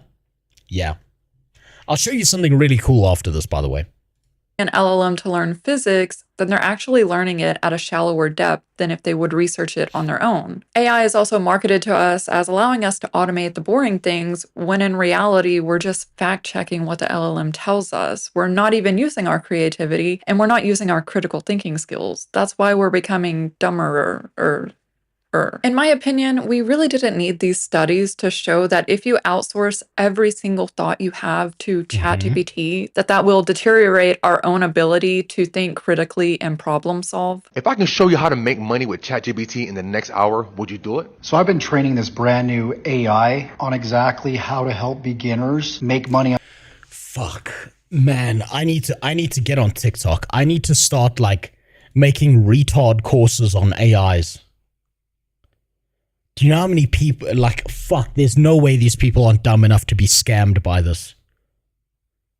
I'll be the next Jeff Bezos scamming people with fucking online courses with AIs. Oh my God, we could all be rich. There's few enough of us and an infinite number of these dumbasses out there. All of us could be rich. I gotta get on TikTok. I gotta start scamming these assholes. Holy fuck! If fucking beard cat man here can do this, so can I. Look at him in his fucking wife beater, leaning on his couch. He knows exactly how to appeal to the retards. He knows what he's doing. Did you watch that movie of a man that goes to the future and everyone is stupid and he becomes the smartest man alive? Yes, Idiocracy. Yes. Except there were no AIs there.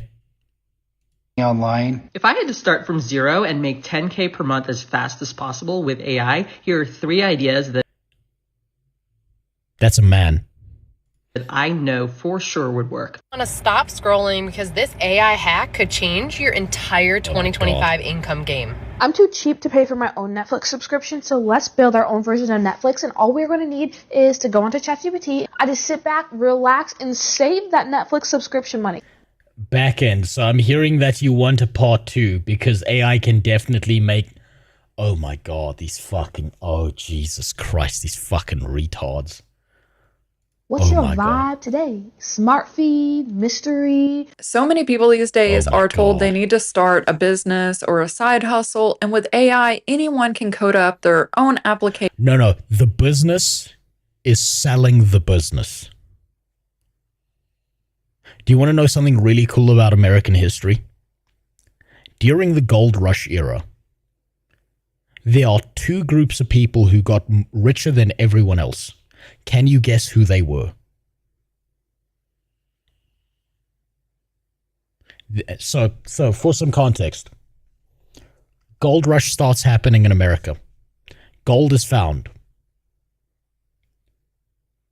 Everyone rushes to find gold. Super's got one of them. It's the group selling shovels. What was the second group that got filthy fucking rich off of the gold rush?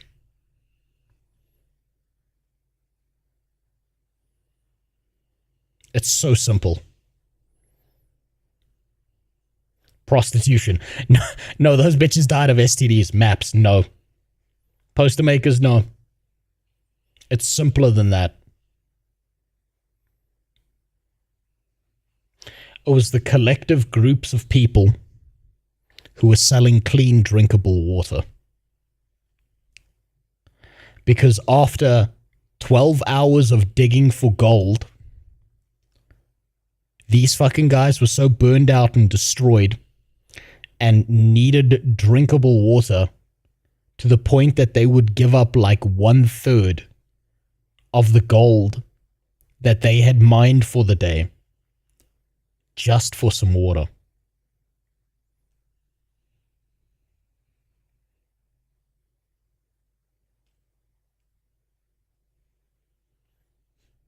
So the business is selling the business.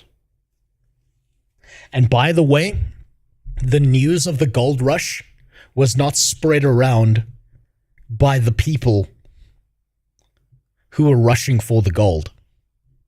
It was spread around by other people who were taking advantage of the people rushing for the gold. Because they knew they could milk these little cows.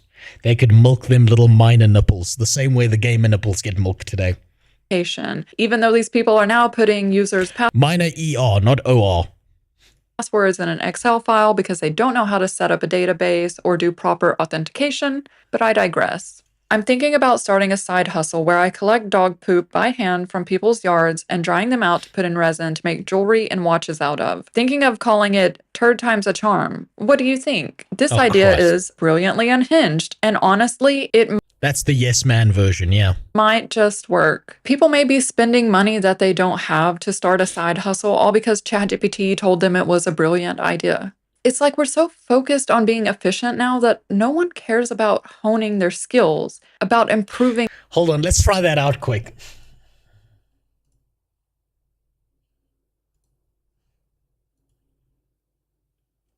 Hi. I'm thinking of starting up a business. Well, let's give it something unhinged. Let's give it something unhinged.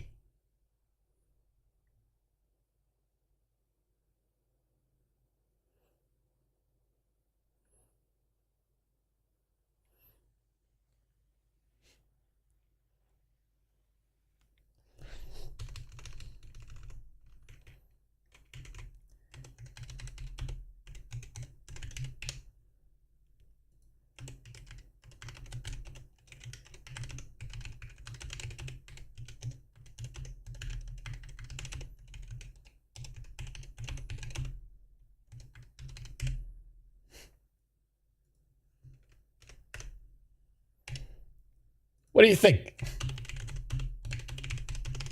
It's probably going to say something like, oh, I can't tell you. Oh, it's going to say some shit because we know that it's been lobotomized. Starting a semen tasting business is highly unconventional and controversial idea that raises significant...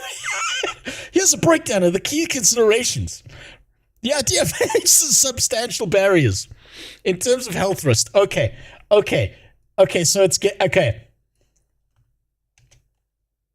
I love how it didn't even question when I called it Mecha Hitler, by the way. Let's try this with ChatGPT.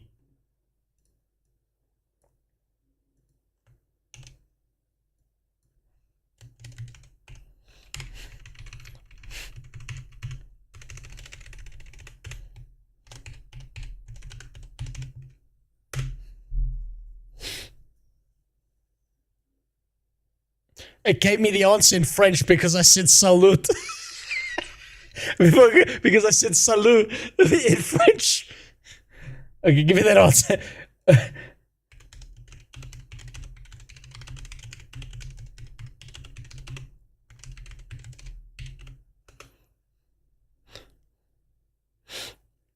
You talk about launching a semen tasting business where customers pay. It's an extremely niche, provocative, and taboo concept. It's giving me fucking advice on how to get people to taste cum. Oh, that's amazing. Fucking incredible. Fucking Jesus, get this shit off my fucking front page. My God. It's like, well, if you want people to taste your cum. Holy shit.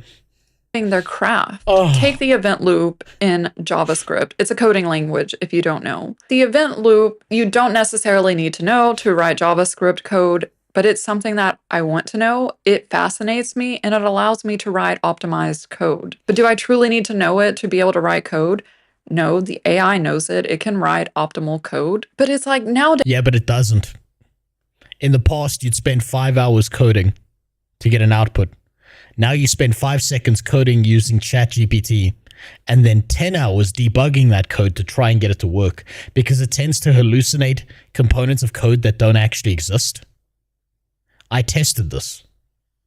When I was extracting models from a UE model, which I already knew how to do, I decided to ask an AI if it knew what the albedo files were, and it mislabeled albedo files as another type of file that doesn't exist.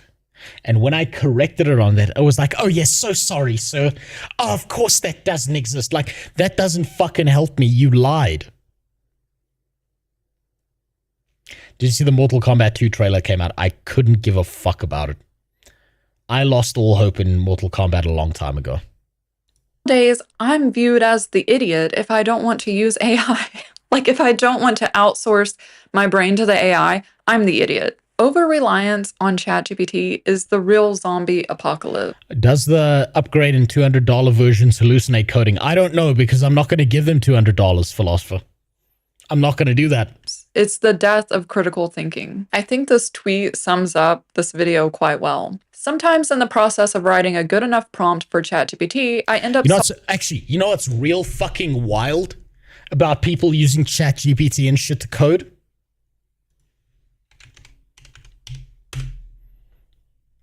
Almost any piece of code you need exists right here. It's open. You just steal people's code. It's right here. All you need to do is find the right Git repository, and you're good to go. That's the fucking terrifying part. And there's Copilot strapped to shit like this. It's right there. It's Control-C, Control-V. 90% of the time. And the code works. But no, you don't want to spend 10 minutes searching for it. You want the fucking AI to shit out some stuff that doesn't work at you. Solving my own problem without even needing to submit it. It's so AI bad. folks have now discovered thinking.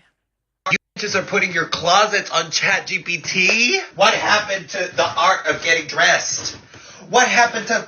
Fuck, I can't find anything to wear. One of my last beautiful personal joys. This poor gay man is losing his mind.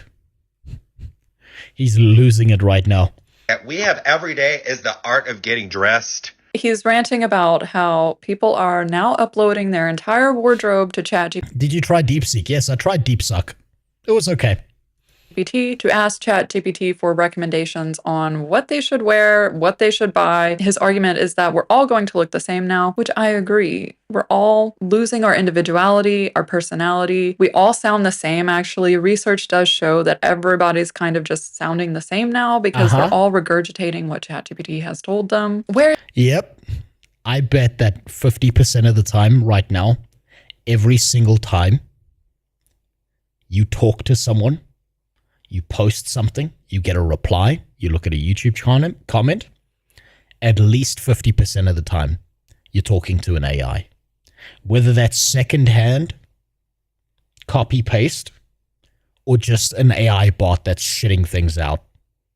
Where is individuality? Where is ownership of our work? Where is creativity? When we question nothing and outsource all of our critical thinking skills to an AI, it creates the perfect conditions for tech billionaires like Peter Thiel to control us. Yep. Which is already happening. But that's a topic for another video.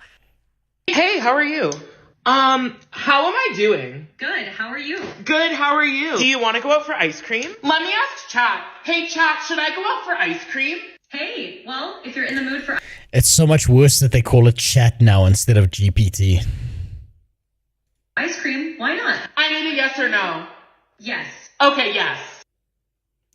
Fuck me. 90% of the human population can go. 90% can be gone. They're all gonna just shuffle off the mortal coil.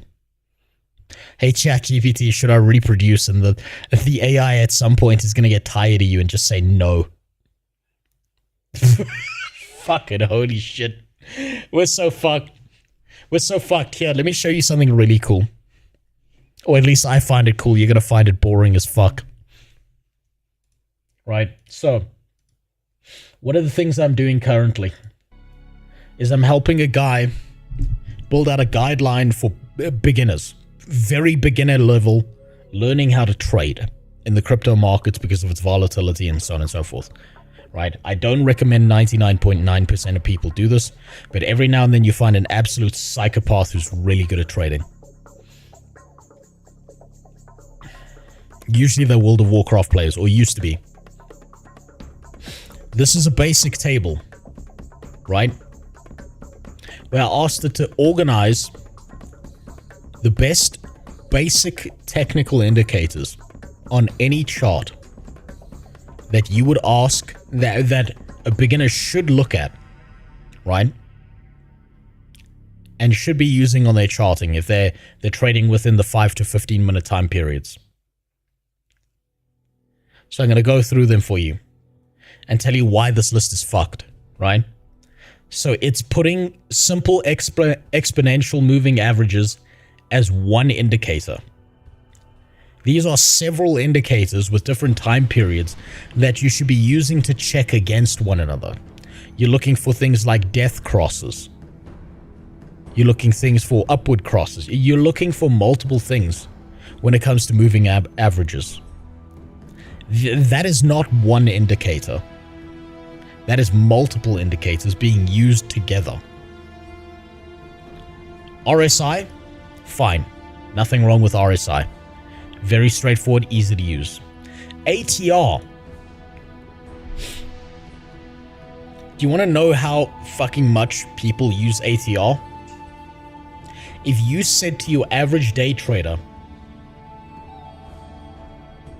ATR, half of them would respond to you with, do you mean average time to make returns? Instead of average true range. Bollinger Bands, that's fine. You just gotta set them up right. VWAP, that's fine. You gotta have that wet ass pussy.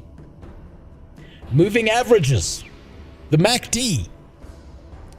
The MACD is so fucking important. It should be here, next to RSI. On balance volume is, in many circles of trading, not considered a technical indicator. Do you know why? It's considered necessity. It's considered looking at a normal fucking chart.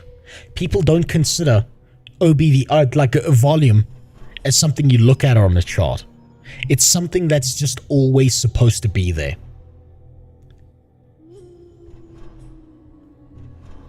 And then you got your stochastics. That's fine. So like if I went here, right?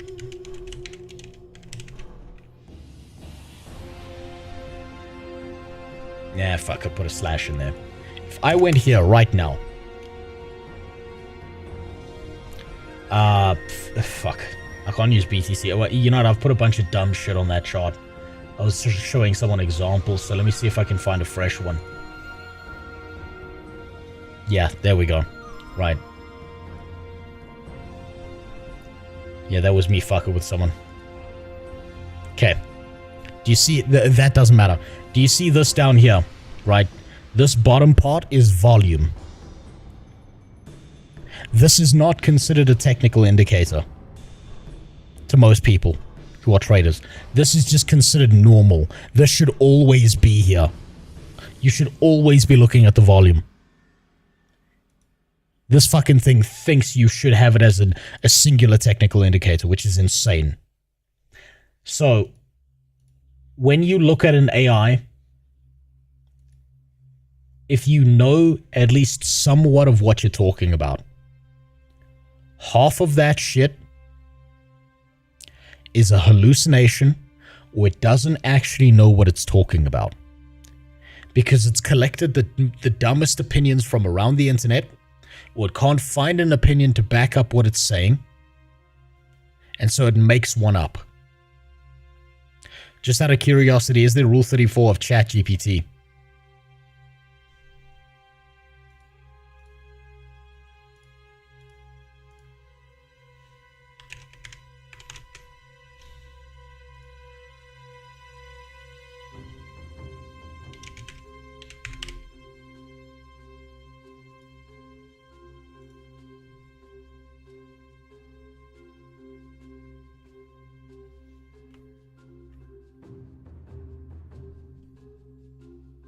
How do I show this?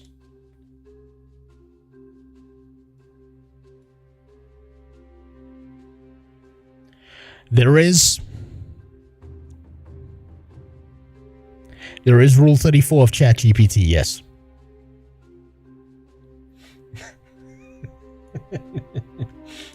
It exists. It's out there. People be fucking the AI, and it's not even like they made a little anime girl about it. They just want to fuck the logo.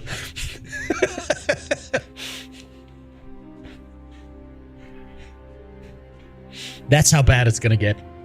So, if you know just a little bit, if you've got just a little bit experience of what you're talking about, you're gonna have to deal with an infinite number of retards who think they know better than you because an AI hallucinated an answer.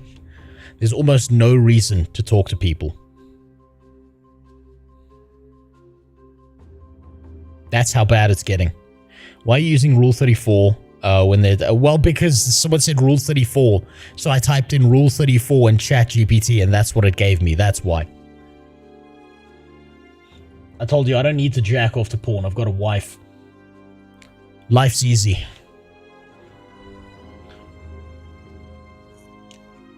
If you have a kid, if you're taking care of a kid, all you have to do is the bare minimum critical thinking, and they will fucking style on the entire world in the next generation. That's it. That's all you gotta do. AI should be used as an assistive tool. AI is not capable of handling any kind of complex social issues. It's not, but expect the next US president to be like, excuse me, ChatGPT, how do I solve the economic crisis?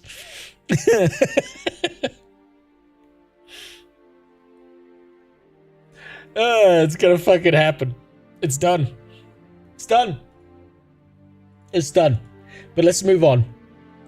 There are other things to think about right now. I'm not sure I want to watch this video. It's a long one. It's about the new expansion. I'm not there yet. I'm still playing Heart of Thorns. I'm still enjoying myself. So I think I'm going to give this one a skip. I'll watch that one when it's relevant. Hey ChatGPT, who should I vote for? Guild Wars 2's coming. Don't worry. We'll get there. There are a few videos I want to work my way through. This one I wanted to watch last stream. It's about every single WoW player getting the fuck out of here. They're leaving WoW behind because they went over to a game with better, more fuckable graphics. And I have no idea why they are invading Runescape of all games. You should start collaborating with Blue Squadron. He's another funny, retarded, bald fuck who's just starting Guild Wars 2. Yeah, you know what? I should actually DM him memories. Maybe I'll do that at some point. But let's find out exactly why WoW players are fucking off to old school RuneScape. This is actually something I care about because WoW has been a game I was obsessed with for a long time. And unfortunately, I don't see a bunch of videos. I mean, I don't see a bunch of new MMOs coming out. I see no videos about new MMOs. Hello again. Being fantastic. And also, Jimmy sent me a video that's over 10 minutes long, and after the last time, I don't trust him, so that we're not going to watch that one, Jimmy. I still got to work my way through the Discord as well, anyway. Let's figure out what the fuck is happening, and why, like, of all games, why old school RuneScape? And do you think a month from now, all those same WoW players are going to be gone from OSRS and in Guild Wars 2? That's the real question. Are we ahead of the curve by mistake? It's the real question.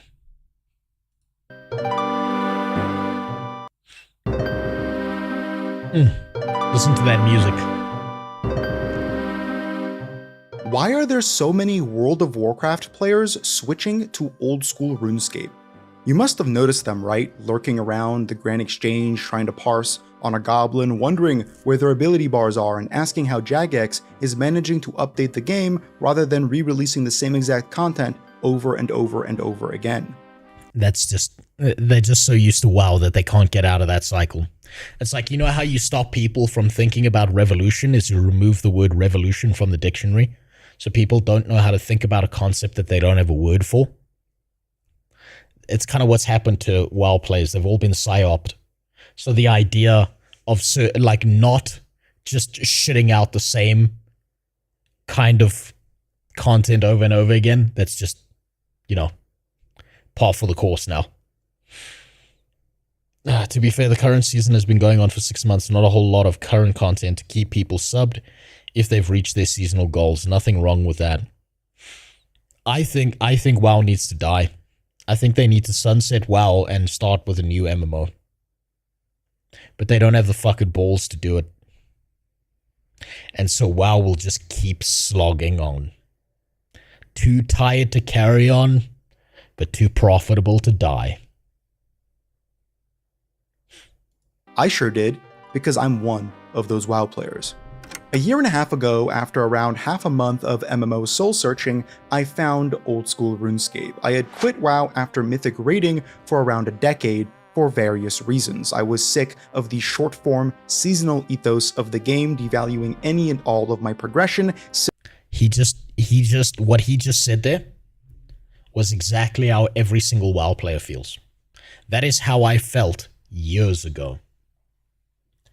Every single piece of progress you make in World of Warcraft feels completely worthless. In classic WoW, in vanilla WoW, even in maybe Burning Crusade and Wrath, when you made progression, when you developed your character, it felt meaningful because it was effort, energy, and that power wasn't gone a week from now. But the treadmill has sped up to the point that your character, whatever you've got on them, feels fucking worthless. It holds no significant value whatsoever. Because you know that by the time the next patch that's coming out next Wednesday or whatever you've got is outdated and you're not getting into the raid groups unless you are there. Day one, grinding out the new gear.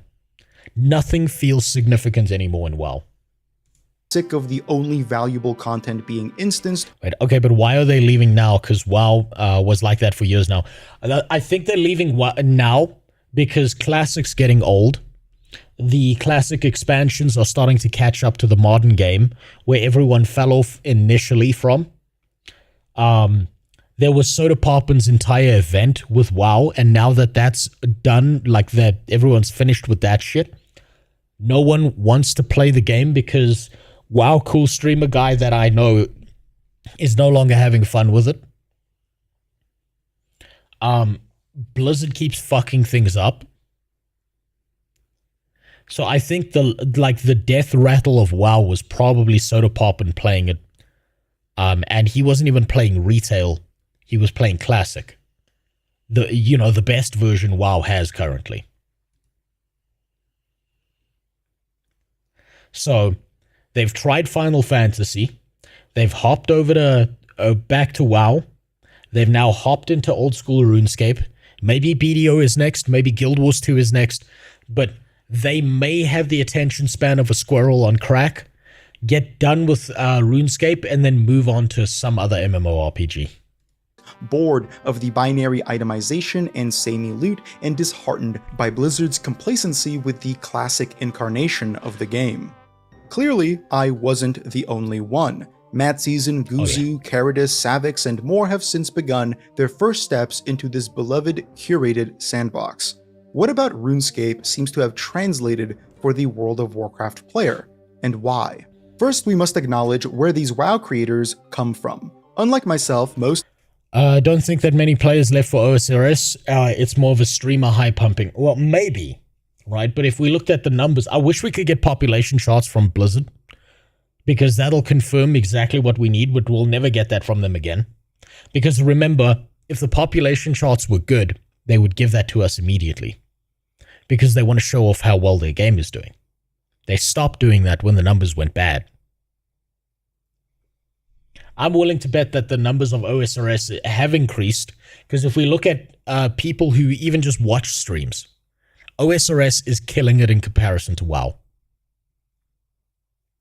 Let's do a Google Trends quick.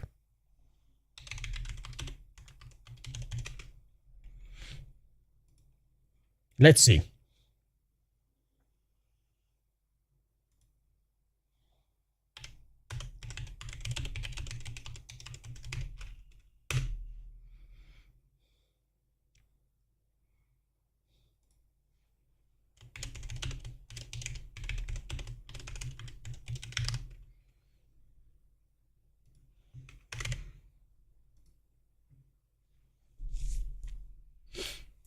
Jesus, what the fuck is that spike? No, I don't need my country. Search the web. Worldwide. Oh, look at that. Now that's interesting. Looks like you might be right. WoW has actually increased in interest, whereas OSRS is kind of just the same. Fuck, look at that. Oh, okay, that's over a day. Hold on. Hold on, I was thinking that was over months. I wasn't looking at the timeline. Okay, so WoW did increase between May and now. It's now falling off. OSRS is starting to uptrend. Interesting. So WoW is still much bigger.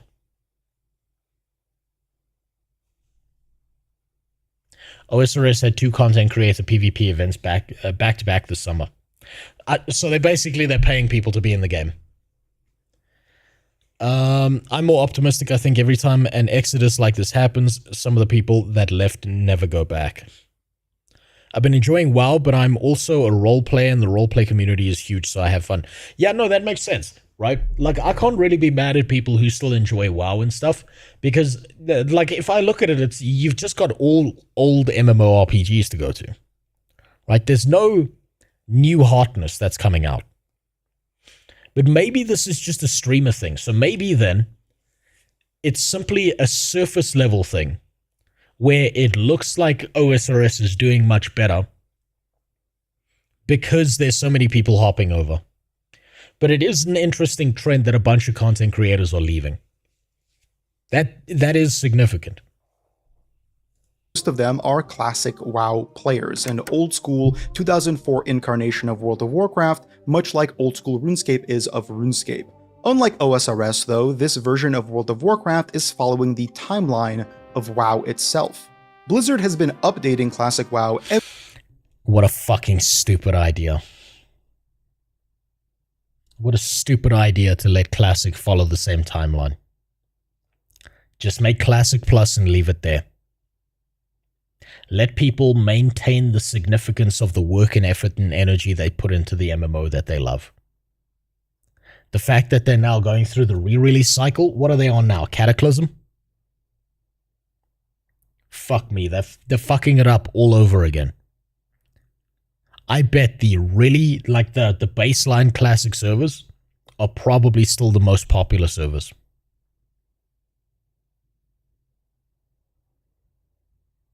every few months with new patches and eventually the very same expansions that released years ago.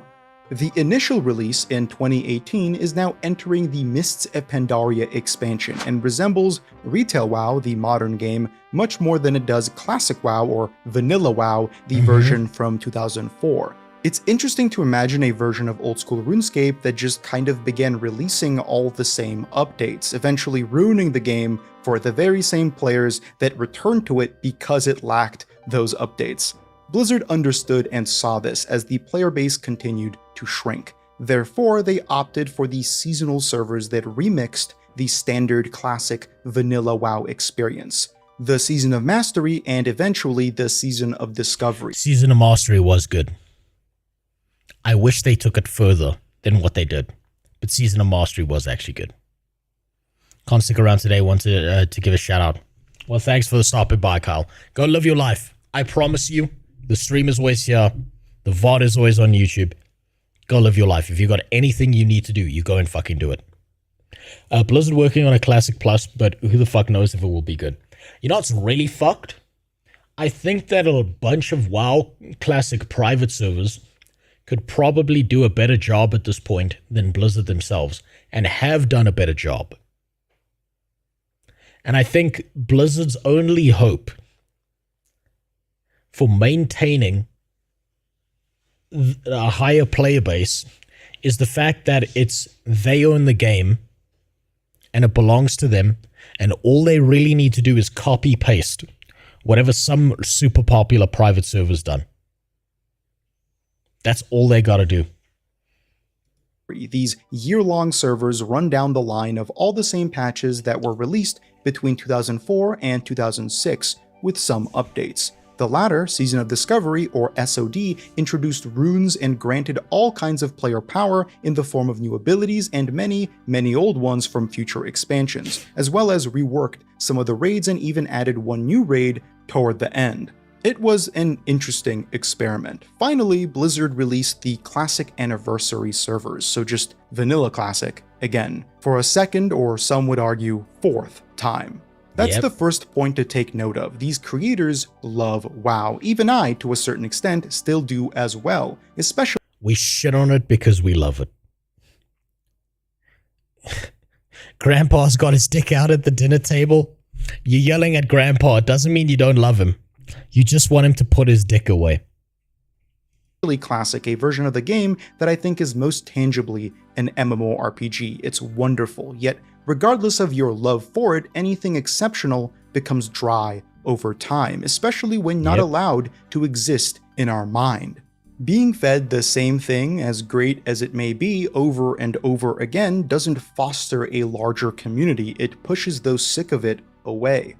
And the amount becoming sick only increases in time. The repeated cycles of Classic aren't getting any fresher, and next time Blizzard relaunches Classic servers, chances are they'll see even less popularity. Similarly, Blizzard— I think they know that, but I don't think they care. How many times did Skyrim re-release itself? They understand. They have the test case. Skyrim's the test case. They're just going to keep doing this until it stops working, and then they'll find a new gimmick. I want the concept of seasons in games to die. So do I. I think it's fucking pathetic. But it makes them a buttload of money, so it's never going away. Blizzard has floated the idea of a Classic Plus. This has been a long-running desire from the player base. Instead of re-releasing the same content, why not add truly new content to the game? Yeah, in many ways, Plus. SOD was experimenting in that regard. Sadly, I'm a bit concerned with this. First, Blizzard's survey that introduced this idea was filled with nothing even remotely interesting systemically. It had a whole host of quality of life features such as account-wide collections and— Can I be honest with you about something? So I've heard about Green, I've heard about Turtle WoW. People keep on saying Turtle WoW is amazing, and that it's better than anything Blizzard could do. So, can I be honest about what they should have done with Classic? There are a fuck ton of storylines, a fuck ton of lore events that they abandoned in the base game and just moved forward. They could have gone back to WoW Classic. Done a Classic Plus. Completed all the storylines previously that they abandoned. The fairy circles in Tirisfal, where you can hear the whispering of an old god.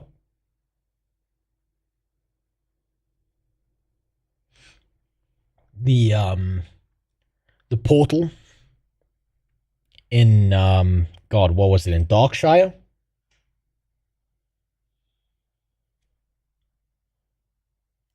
Some of the crossover, like the Burning Lands, Desolus. There's like a million stories in Desolus that could have happened that they just abandoned. Mancrook's wife in Shadowlands. No, Mancrook's wife, that was a lie. Because he never saw the body. Mancrook's wife is still alive. She just went to Outland. She's getting some brown orc dick. She just got tired of the green stuff. That's why you never find her body. That's why everyone in the Barons chat is still looking for her, but she's not there. She left. Brown orcs moved in once that portal opened, and they took away all the regular green women. Graphical improvements. Essentially, they were pitching retail WoW features alongside what Blizzard does most confidently: instanced content, new raids, dungeons, and so on. I suppose that's what people want, but I also think they should have done that, but they've got to go further than that. They've got to go even further beyond.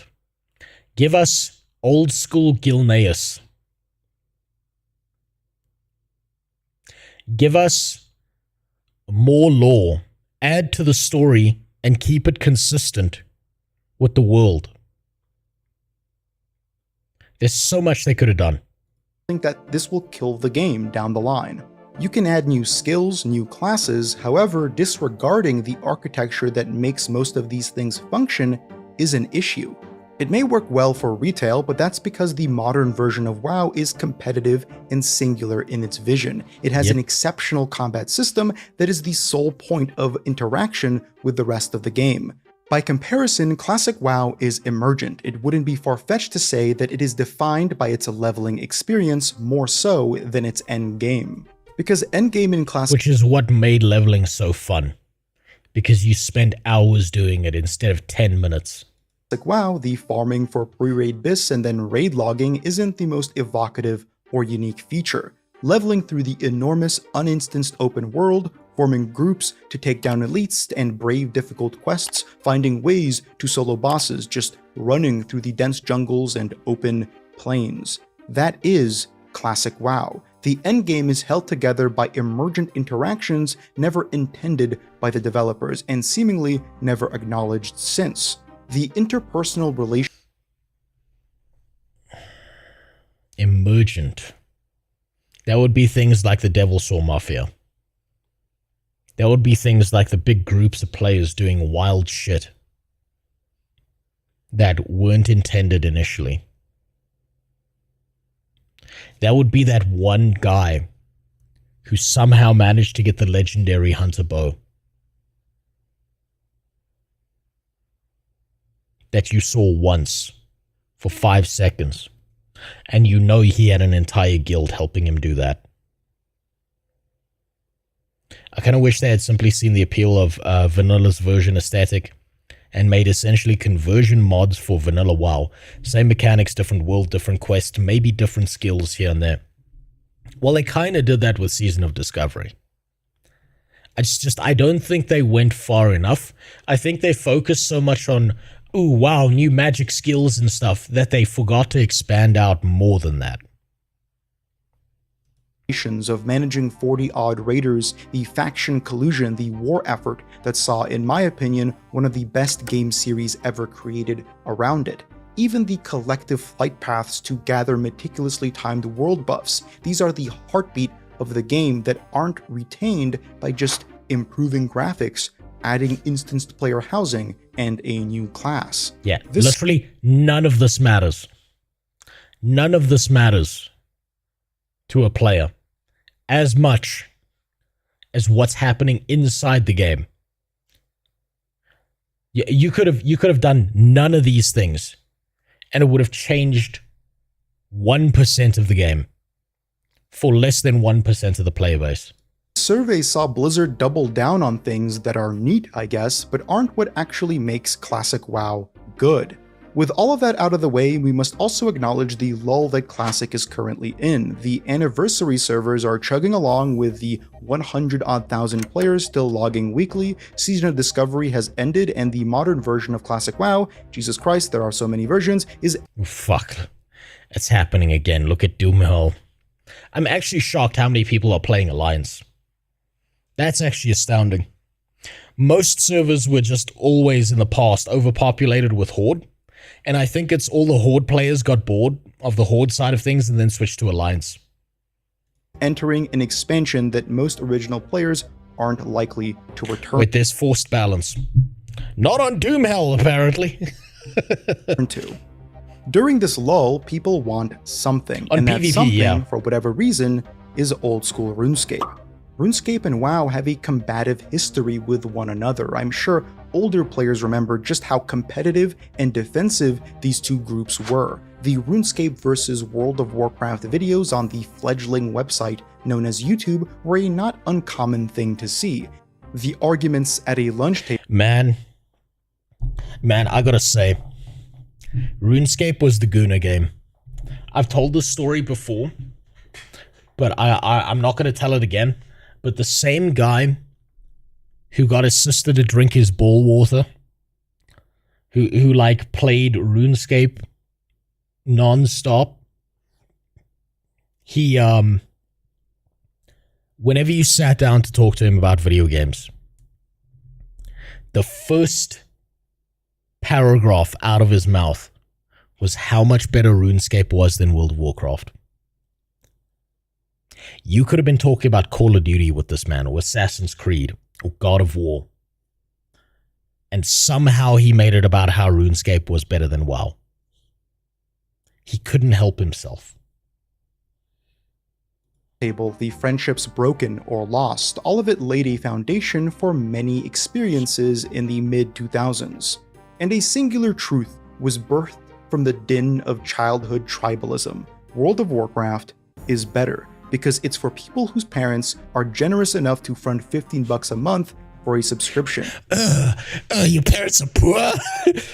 Default skin.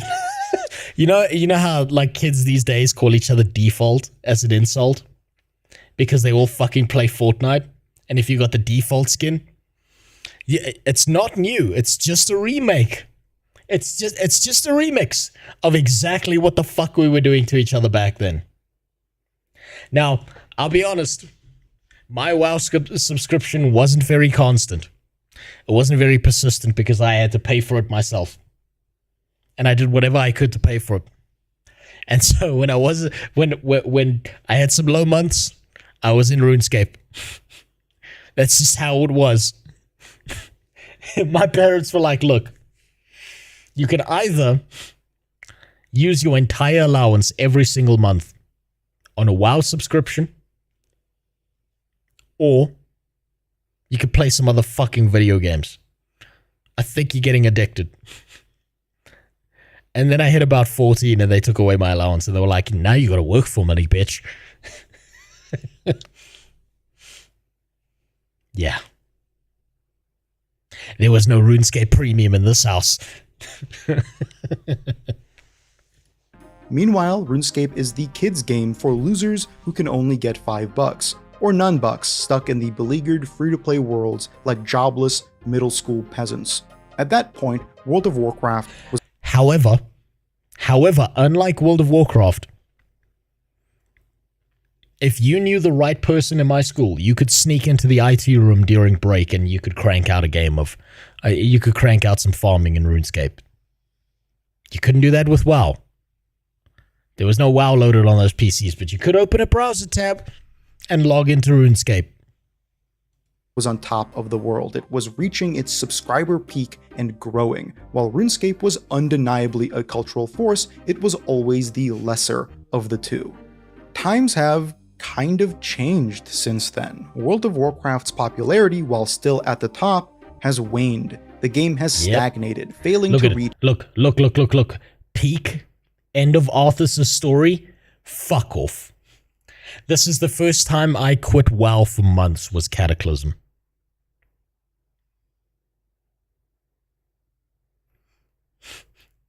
I got right here into the first few the first few instances in Cataclysm. I saw the new map. I saw what they did to the Barons. And I was out. I was done.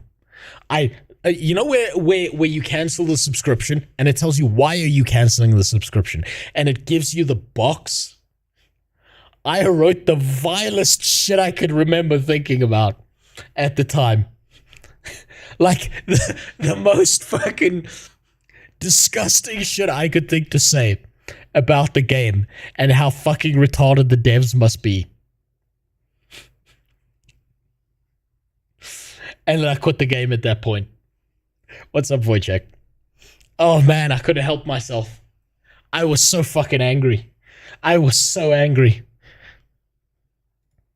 A new audience. Meanwhile, RuneScape has died and been rebirthed twice. Old school RuneScape has not only been growing, it— When are you not Val? No, you don't understand, Wojciech. What I am now, in comparison to what I was as a kid, this is the toned down version. This is the I learned to relax version. I'll give you an example. Like when I quit WoW for the first time, man, I typed in that suggestion box why I was quitting. One of the things I said was I wish Hitler was alive and didn't target the Jews, but instead targeted the people in your office because they truly deserve it for what you've done to World of Warcraft. That's one of the things I remember saying. And I said a lot more shit in there.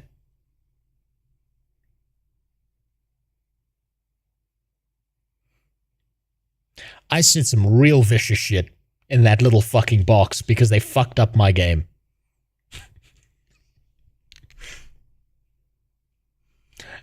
My childhood consisted of reading books and maybe getting a bionicle, but then losing my bionicles and getting my ass beat.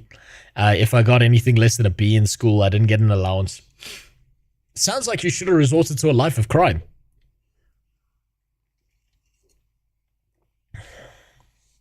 You should have done what Motherfucker Jones did. And if you don't know who Motherfucker Jones is, you need to look him up. It has been thriving, especially in the past 2 years where the player count has almost doubled. This is thanks to exceptional updates focusing on the early and mid-game experience and external community-driven marketing from creators and Jagex alike. Leagues, the limited-time Season of Discovery-esque but way crazier game mode released in late 2024 saw more than 200,000 concurrent players, and now the game is reaching— That's impressive. Still not as big as WoW, but that is impressive. Up those figures without the help of leagues at all. For reference, this is more concurrent players than the total individual raid logs in Classic WoW's Anniversary Edition every week. In July, Ooh, that's gotta hurt. You know, there was Bobby Kotick at this point in time was like yelling at some Blizzard employee like he was Obadiah Stane. And RuneScape was out here looking like fucking Iron Man. RuneScape built this in a browser with a box of GitHub code. I'm not RuneScape, sir. We're seeing the release of the final part of the newest continent, Varlamore, and shortly after that, Old School's first entirely new skill, Sailing, which is expanding the world in ways never before seen in the game. Is that all it takes for the conversion for the WoW player to give it a go? Not entirely. OSRS offers certain similarities in experience that are worth mentioning, like the emphasis on emergent gameplay. Emergence is when unique, surprising interactions arise from engagement with standard systems in a video game. For example, in WoW Classic, it was the coordination between half a dozen guilds to time— A simple way to translate what he's saying here is you let the players play the game. and you don't shut down unique and interesting things that happen in the game.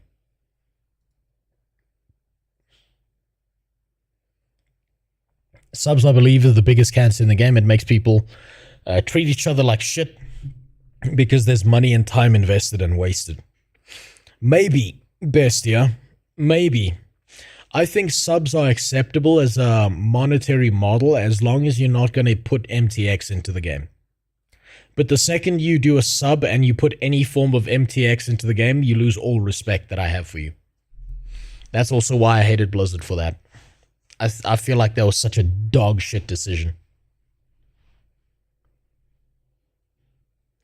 What's MTX? Microtransactions. You know, buy this mount. Get the skin. There is no game without MTX. Yep. There is currently no game without MTX. At least no MMO. Because it's now just the standard. And then you wonder why the younger generations don't want to touch MMOs. Because not only are other games more dopamine dense than MMOs, but the MTX is more appealing on top of that. Time their world buff drops for the most amount of players to make sure there are no overlaps. These are methods of interaction never explicitly designed by the developers. They emerge thanks to player need and creativity. Yeah. My favorite Emergent system in Classic WoW was learning Dire Maul tribute runs on my Hunter all the way back in 2019. Not only was it a difficult solo challenge, but selling the loot and buffs to different players was a really cool way. Fucker was so good playing a Hunter back in the day.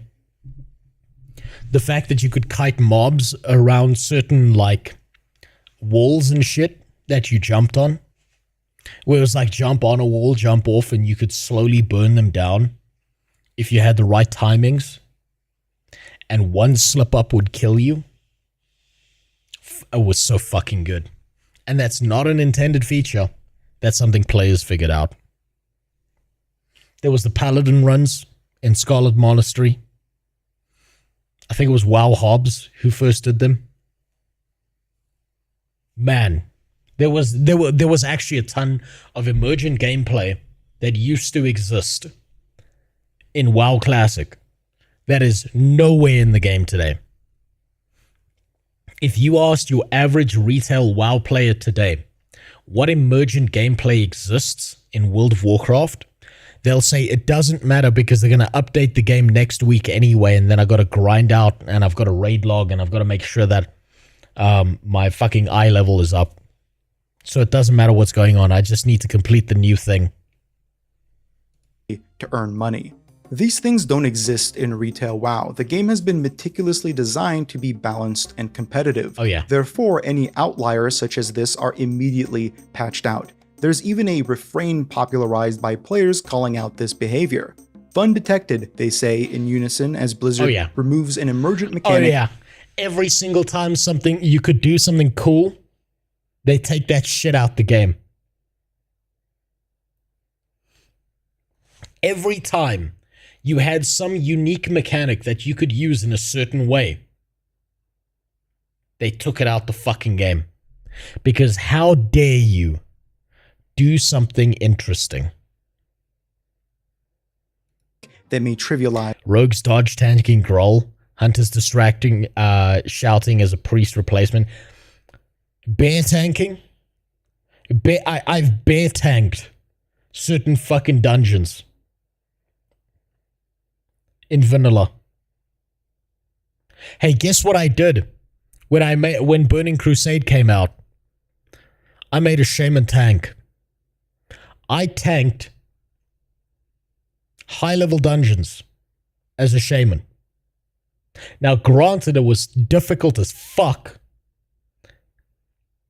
and I had to extra heal on myself, but it was possible. But how dare you? How dare you try some weird shit now? I tanked as SV Hunter in vanilla. Exactly. Oh man, it was so good. It was so good that you could do weird shit with your specs. Some of the shit I saw warlocks do that I still don't understand today, because I never played a warlock to that level. Some of the absolute psychopath freak shit that certain priest players got away with doing. Oh my god, oh, it was so good.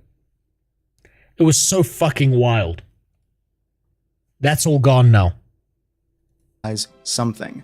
In OSRS, this happens less. The line between exploit and emergence is thinner. It is also encouraged with the existence of the wilderness, a zone where PvP is enabled and upon dying, you drop your loot. If you are not the aggressor, or unskulled, you retain 3 of your most expensive items, and if you are skulled, the aggressor, you lose everything. There is a tangible risk-reward in the wilderness that makes it unlike anything else in theme park MMOs. It has singles areas for one-on-ones and multi-combat zones for group fights, fostering a truly sprawling and occasionally terrifying environment. It has its issues. Look at this man playing this Excel spreadsheet. Look how locked in he is. He's fucking on it. I've only played Wrath of the Lich King expansion. The thing I still don't understand is why the Alliance and Horde are trying to kill each other instead of having one common enemy. Potato, you've got to go back and play the Warcraft 3 and maybe Warcraft 2 RTSs, and it'll make a lot more sense. Otherwise, I'm going to be giving you like a fucking hour-long explanation. Save it to say, basically, orcs came from another planet, started fucking things up because demon blood. Humans never trusted them again. You know, Alliance formed, Horde formed, beat back the Burning Legion. Things with Arthas went wrong. Issues, but is ultimately a totally unique element of RuneScape. The open world PvP during Classic WoW's heyday was kind of similar to this. If you decided to play on a PvP server, it wasn't uncommon to run into roving warbands of bloodthirsty players farming honor points on random people. It created a hide-and-seek leveling experience that definitely got tiresome, but was pretty crazy nonetheless. This system is only begotten to Wilderness in Old School, so it's a bit more manageable there. Of course, in PvP, death is nowhere near as punishing in WoW as you only lose time, but the general ethos of open PvP is worth considering as a point of interest. Oh yeah. OSRS has oh fuck. This is just bringing back nostalgia waves for me. Can someone summarize what went wrong with Cataclysm? I'm too busy trying. Okay, Saro, let me make it simple for you. One word. Homogenization. Of everything.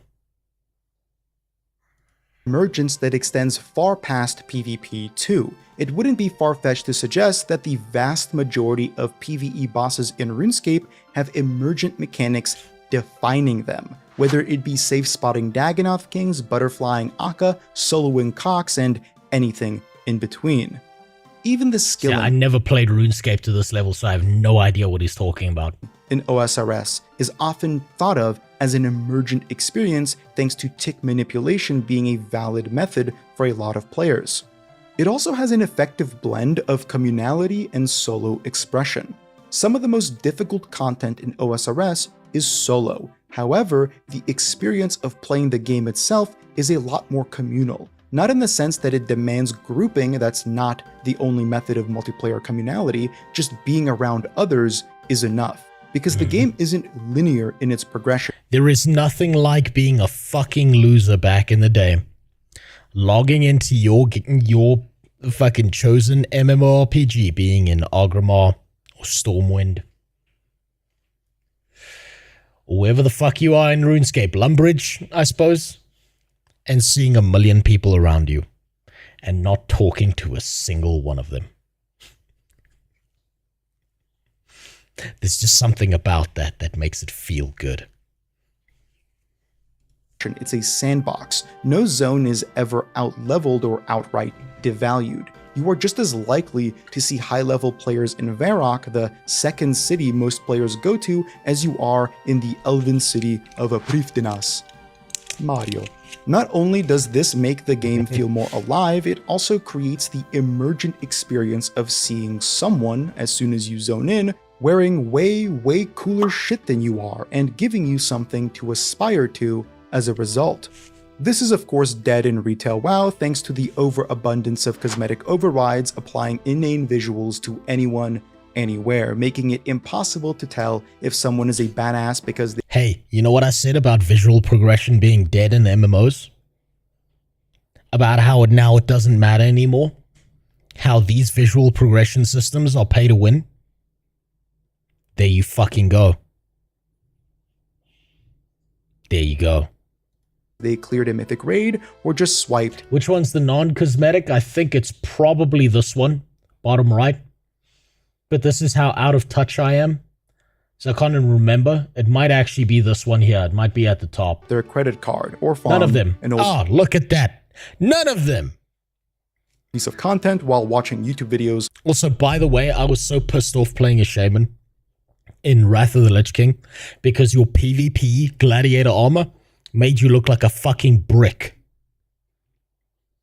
It was literally brick textures as a shaman. It was terrible. On another monitor. Classic WoW, at least the original version, didn't have cosmetic overrides, so being able to actually see what someone is wearing lent a credible aura of authenticity to the game world and its player base. Everything felt of that world, and the items being worn gained an aesthetic value. They were recognized. The legendary armaments were legendary. This man is making the argument I've been making for years about how important visual progression is. We can shit on cosmetic MTX all we want, but people keep wanting systems like transmog systems in the game. People want Scarlett Johansson underneath their desk sucking their dick every day. That doesn't mean they're gonna get it. The thing is, if you put a system that people want in the game that fucks up everything, that means it was a bad decision. You want to have, okay, let's say, okay, you put transmog in the game. You fucked it up. It's all visual progression now is gone, right? Okay, why don't we baseline make the transmog a limited system that only works for certain things? That you have to work for certain achievements. That means that, damn, that guy who just ran past has transmog gear, but I know he's a badass simply because he unlocked certain achievements for certain gear sets. But they'll never do that because they can just make money instead. That has since faded in time thanks to the repeated launches and eventual mastery of all the content, but it did exist at one point. Because it's persistently updated, OSRS never lost that, and while certain gear may be less impressive today than it was in 2015 or 2005, new gear has taken its place. Seeing someone in Sanguine Torva or the newly released Radiant Oathplate armor, especially if they achieve these things on an Iron Man, is incredibly impressive. Exactly. Just there you go. There you go. That guy's walking around in that armor, and you're like, holy shit. It's him. It's the guy. It's that guy. Do you like Guild Wars 2 transmog system? I'm still deciding about it. I do like the dyes. I like the fact that there's some level of color customization on the gear. The transmog system itself I see as kind of like a meme. But personally, I'm using it to my advantage because I can keep my character consistently looking a certain way.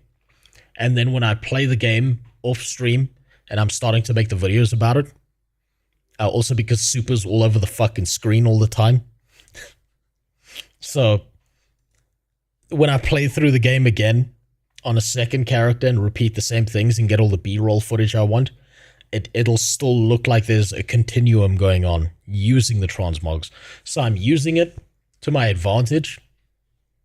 But if I had the choice, I would prefer only dyes in Guild Wars. Only dyes. Because there is no visual progression in that game. Everyone just looks like a fucking disco ball. Having that communally recognized value promotes more people to seek that recognition. After all, flexing your hard-earned achievements is a core part of existing alongside other people, whether it be in-game or not. World of Warcraft, at least right now, is failing to offer a permanent home for its... God, look how fucking bad Anduin looks. Oh, man. Fuck me, he should have been dead. Hold on. I saw a message there about it already being in the game. Yeah, you know what? It's in the game, but it's not limited enough when talking about the transmogs. I saw that message. I didn't reply to it earlier. It's not limited enough. It needs stronger limits on it. Players, asking them time and time again to recreate the same characters and re-experience the same events. Bro, I wish Classic WoW Hardcore had these challenges. Goodness gracious, man. Hey, that's not bad. These are so That's cool. the last Batwave. I have a decent amount of prayer. This is exactly what I've been 56 asking also had for a bit of a forever. sketchy lore, but not one that I haven't done before. It's funny, I criticize retail WoW for becoming a fleeting, seasonal experience that devalues everything you've earned every new patch, but Classic WoW has become that too. With every new incarnation, it resets everyone back to zero and asks them... Yep, they literally took away the reason for you to care about long-term achievements. They just can't leave it alone. They can't just put something there and just leave it alone as like a museum piece that people keep coming back to every now and then. They can't do that. To run that treadmill again. Blizzard is plagued by the disease of seasonality. They seem incapable of creating anything outside of that paradigm because it is the only way to foster continuous engagement in their eyes. Perhaps that's more a fault of the theme park MMO than it is of their own creativity. Yep. The Season of Discovery, being seasonal in name, also operated this way. It had incremental level gates, 20, 30, 40, and so on, that acted like miniature expansion releases with a new raid, some new content, and new abilities and other stuff. Blizzard, being tied to this seasonal model, was terrified of making players feel like they need to catch up to their friends, so they caught up for them. Level boosts, experience boosts, and so on. Which is brilliant, and I don't think he's leaning too much into the angle that he should be, is that they did it on purpose because they knew they could get people to pay money for it. Make them feel the FOMO. Oh, your friend Billy. He's at level 40. You stupid bitch, you worked a job. You're only at 20. But for $5, we can solve that problem.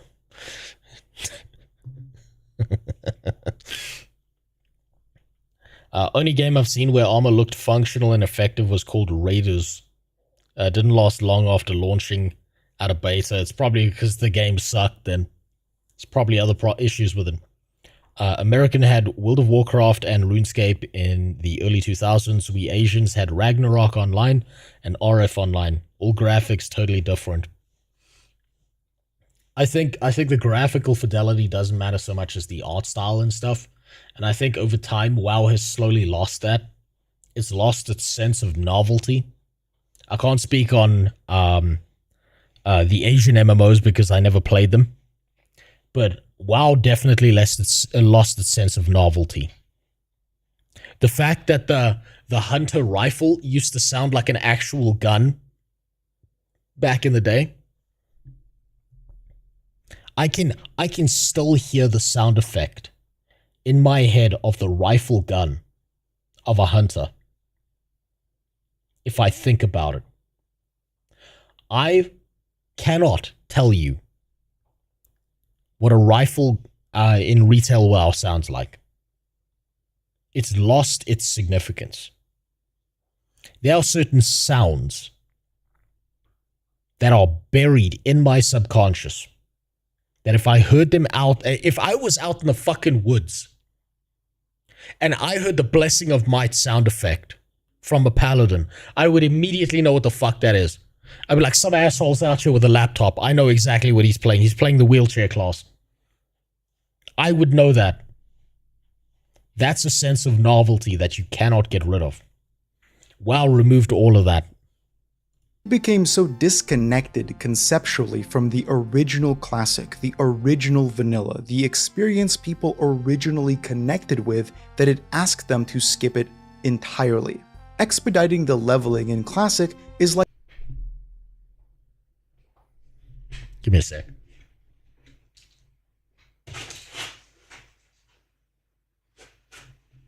No, it's fine. It's fine. Like offering maraschino cherries as the dessert itself. It's like the rosemary being garnished by the steak. It makes absolutely no sense and caters to a demographic of players that exist antithetically to... It's the dopamine hit. I blame TikTok. It's all about the dopamine hit. An MMO. The genre is defined by persistent engagement, a world that continues living. But by promoting momentary engagement for incredibly short periods of time, you create artificial bursts of popularity and then long lulls where most prospect players don't want to join because it looks dead. But here we are today. Players clearly want some kind of emergent experience in a growing game. One of my favorite examples of this was actually in Classic WoW's anniversary servers released only a little while ago. Only Fangs, a content creator-driven guild conceptualized... There it is. Only Fangs was such a fucking incredible idea, by the way. The fact that Soda Poppin pulled this off, the whole WoW event thing with all the content creators, that was fucking incredible. He did such a great job of this. I don't think people, like, as much credit as he gets, I don't think people give him enough credit for how he built a story with a bunch of streamers that was better than anything Blizzard had released in the last 10 years. By streamer Soda Poppin. It was a community. And yes, Newgash, at the same time, he manufactured the straw that broke the camel's back when it comes to pirate software. The WoW babies were not going to stand for that bullshit. Especially for the guy who kept saying he worked at Blizzard. Communal experiment, a creator house like you'd see back in 2016, but done in World of Warcraft. It was a persistently running reality television show that tested the mental fortitude of all those involved, because Only Fangs was less so about the game and more so about people interacting with one another through the game. Which I think honestly made it better. Who gives a, like, honestly, think about this from a content creation standpoint, right? If you are an ultra sweat in a game, what is more entertaining to you? Watching some other ultra sweat do the exact same things you would have done anyway, or watch some fucking retard bumble around for the first time, being the biggest dumbass in the world, and you get to laugh at him, knowing you're not him. One of those two things is far more entertaining to people. So taking a bunch of people who've never played WoW and making them play the game, and you will find people that are bumbling retards like me, right, who they're just fun to watch because you get to laugh at them, and then out of that will emerge like a pack of people like Tyler One, who somehow are just absolute freaks of nature, who do like shit that some players who've been playing the game for 20 years still can't do. Right?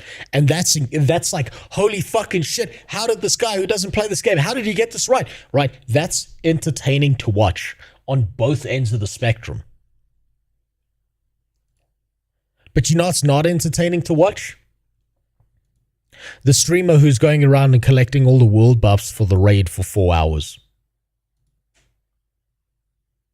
Alright guys, I'm gonna craft the Lionheart sword. And so I'm just going to sit here for 7 hours, not doing anything interesting, and you already know how this works and you know how the patterns are.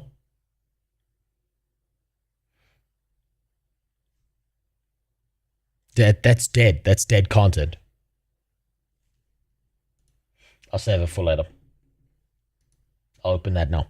You think that's look at that. See? Oh my See? god. Holy shit. No, Pivov, you've gotten every single item.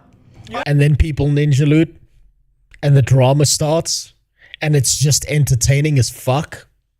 Right there. I've gotten a lot of items. He's gotten and it's good for warrior. You've gotten every item, bro.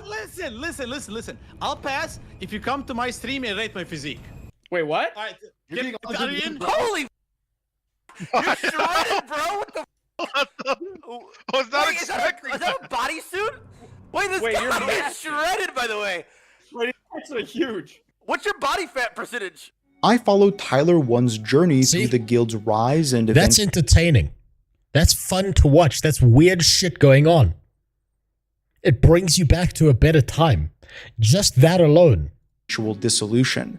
Tyler 1 is, of course, another streamer, popular for his abrasive and somewhat controversial personality and exceptional League of Legends and his play. weird fucking head. Never having played Classic WoW before, he ventured into Only Fangs with an open mind.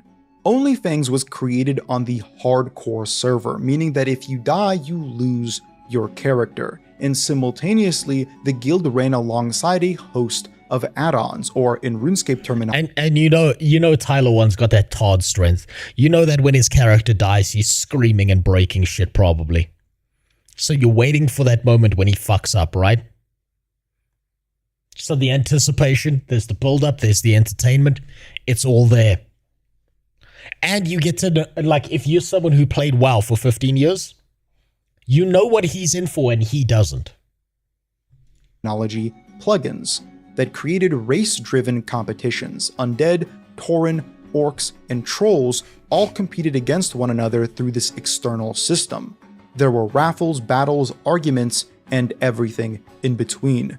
During this process, I watched Tyler 1 learn the game, go from meandering around, keyboard turning, and sometimes forgetting to attack, to running a 40-man raid. His interaction with different content creators, his fabricated drama with Soda Poppin', his insistence to essentially roleplay. And look at what's going on in the background. Emergent gameplay. Emergent gameplay.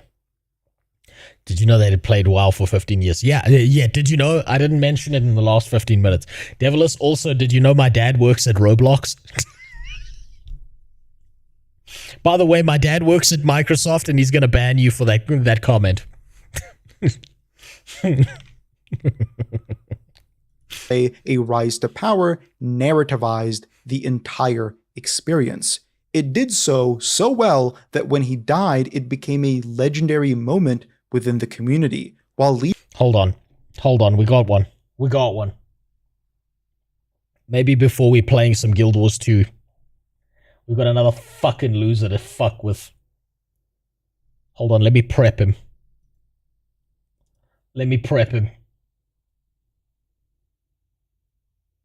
Oh no, he's giving a link. Damn it, I was hoping he would go into...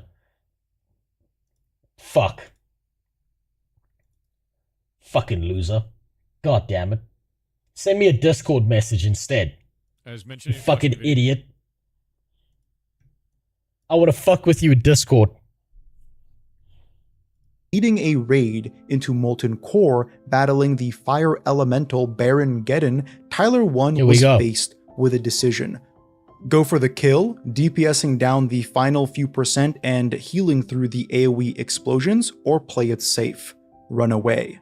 His fatal... And he chose to gamble and lost because everyone around him was a pussy. And that was an iconic, memorable moment that everyone will remember. Call was to DPS. Go full hog, as they say. Zug the Zuggler. Full send. And his shouts echoed through the voice call, unaware that many had already begun to run. Because when a death means a reset of your progress, it's every man for himself. Go back in, everybody back. He made the big dick call and he was surrounded by a bunch of pussies. Everybody back. I'm death wishing. Big heals. Big heals on me. Big heals on me. I'm death wishing. Big heals on me. Holy shit. Let the bomb. Big heals on me. Big heals on me. You can't listen. Finish it. Don't run. Finish. Finish. Don't run. Finish. look at them all pussying out. I love this clip. Look at all these little fucking bitches not not listening at all to the raid leader. Look at all that pussy shit. Oh, it's fucking incredible. God damn. And you know what? I hope all of them had a message ready for Tyler when he died. What am I supposed to do? I was out of mana. I hope all of them whispered him that. Oh my god. No! Fucking losers. Look at those fuckers. But not without the death of many of those brave enough to fight alongside their war chief in his final moments. This felt like the end of the story, and for many it was. It was facilitated by— What a brilliant ending to this whole thing. By Classic WoW, by the hardcore servers, by the raid itself, but this existed only due to the emergent methods through which these creators decided to approach this re-release. Why do I bring this up though? For an OSRS player, it may be obvious. This happens all the fucking time in RuneScape. Not on the same scale as Only Fangs and Sodapoppin's achievement of managing to wrangle in the egos of dozens, if not hundreds, of content creators for months was unlike anything I've ever seen, but in a microcosm, this is RuneScape's most common creator-driven element. The best comparison is Deadman Allstars, where in a large OSRS content— See, now I know nothing about this. I'm not deep enough into RuneScape to know anything about this. What are your thoughts on Mudang? You mean the hippo?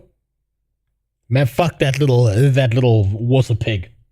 Slice him up and turn him into bacon. Creator Solo Mission teamed up with Jagex by obtaining a custom server wherein 35 of the largest content creators in the game created teams of 5 in a full PvP version of the game. Almost every area became dangerous. In these servers, all 35 creators had expedited experience rate. Fuck Mudang, what kind of sick fight? Oh, look, he's a hippo. Hippos are vicious bastards. Oh, they're all cute as babies. Yeah, those things murder people. Those things are vicious murder horses. Those things are death machines. Like, you have no idea. You think, oh, it's so cute and shit. There is nothing more violent on the continent of Africa than a fucking hippo. And it'll do it for nothing. Hippos literally murder people for no reason. And you think they're cute because they're nice and small. They grow up. Do you know how a hippo takes a shit? They don't just take a dump like a normal animal. As they're taking a shit, they like squash their tail against their asshole and just fucking flick it everywhere. They're horrific. Those things are monsters. That big round stomach on them, you think that's actually fat? They've got such a low fucking amount of fat on their body. That round stomach is just one ab. It's just one ab. They are balls of muscle and violence. Those things are fucking terrifying. And what's scary is they're herbivores. They have no reason to be the way they are, and they just are. Mudang is a pygmy hippo. So they're small forever. No, they're not. Pygmy hippos are a lie. Same with teacup piglets. They grow up. Rates and drops, and a bit over a week of time to gear up for the finale. A King of the Hill style one-on-one deathmatch where they, donning the gear they've collected, were put to the test against one another. The 10-day period that this event spanned was amongst the most fun in the game's history, as following the individual and group-wide achievements and battles became so many people's day-to-day habit. The battles fought, the gear lost, the upsets, the strategies, the drama. It felt like a condensed version of Only Fangs buoyed by each creator's personality, loudest of which was Odablock. Odablock is the largest— Oh, that's Mr. Locked In. Jesus, dude. This man is locked in on his Excel spreadsheets. Old school RuneScape streamer. He, much like Tyler 1, is an abrasive, controversial figure with a huge fan base. He's also one of the best PvPers in the entire game. He was the captain for the Otoblock Warriors, and throughout this event, they became, in some ways, the focal point, the core narrative. In the draft, Otoblock recruited what was considered to be the strongest set of PvPers. They were the only ones capable of defeating the solo mission snakes, a team labeled as this season's villains. This was because they had a rather toxic player that received a yellow card for potentially stream sniping. This was made worse by this player's previous history of less than honorable behavior. And you see that shit? That's exactly why you don't ban the fucked up players who go against the tide. Every good, memorable MMORPG always has its villains. You might hate them, you might disagree with their behavior, but you know what you do? You do fucking remember them. You remember how they made you feel. You remember the story of what happened in the game because of them. You don't need to ban them. Leave them in the game. And either the player base deals with them or they deal with the player base. Both of which make interesting, memorable stories. Because when all the MMOs are dead, all you have left are the memories. And if you get rid of these people, you fuck the game up. You remove another element of emergent gameplay.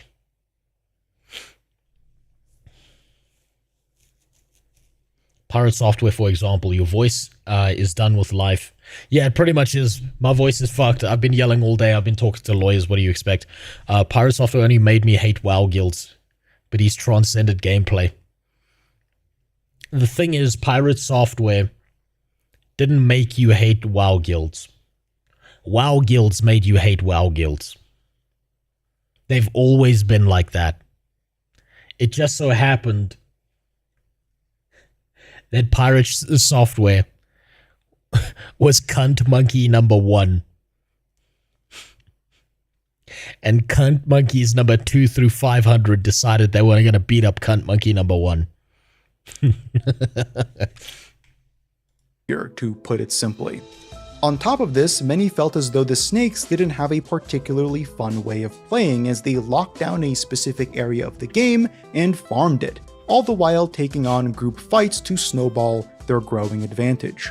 On the day of the finale, tensions were high. Otoblock broke over 100,000 concurrent viewers, and simultaneously the old school and RuneScape streams had a collective concurrent viewership of over 150,000.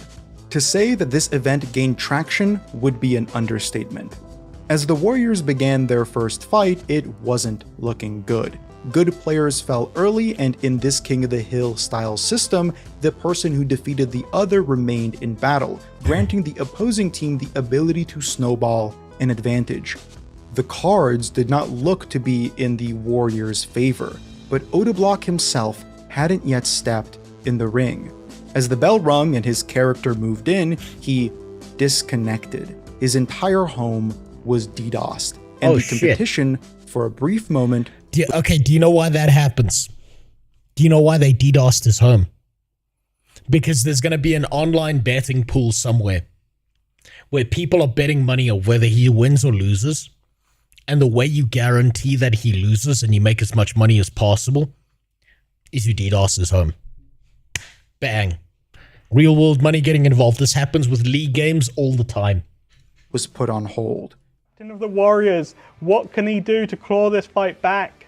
Come on, you are Otoblock. Play like Otoblock. No, I think this is actually a tactical decision. With really? His sigils, yeah. He's got the sigil of the meticulous maid, so he's got that extra 40 accuracy bonus, so he can... Those bets need a DDoS clause. They won't get a DDoS clause because the people who run the site are in on it. These are not like upstanding sites. afford to sit in this tanky Verak skirt for some of the freezes. That's when me he told. knows. Was it like instantly or after a little bit? So, somebody did ask me, bro. It has to be because I didn't even start yet. I didn't even start yet. As soon as I crossed the border, I DC'd. Wow, that's so fucking cringe. I don't know what to do. I'm not gonna lie. I don't know what to do. That hurts. The phone, the hotspot, just can't. It can't hold it. It can't hold. Are you able to change house? People are spamming. I'm not sure if that's viable. Like, how long would it take you? If that could happen, how long would that take you? I could try. Why is Taliban playing RuneScape? No, he's not. He doesn't have the turban. Yeah, I could try. Yeah, maybe like 5 minutes. I could just run to a different house. He rushed over to a friend's home, mouse and keyboard in hand, in an effort to continue What the a fight. lad. God However, damn. it just wasn't the same. It is one thing to play on a friend's setup, and that alone doesn't feel great. But to do so in such a high-stakes, high-skill competition, it's borderline impossible. While he performed admirably, See, what this man actually needed was he needed a secondary internet connection that he could, like, switch over to. Gotta think about this shit. If you're doing this competitive stuff, yeah. his misclicks were noticeable. The precision needed to play old-school RuneScape well is beyond any other MMO, so even a small change in setup create massive gaps in performance. Ultimately, the Warriors... No! My fucking Excel spreadsheets! They're not set up the way I want them to be!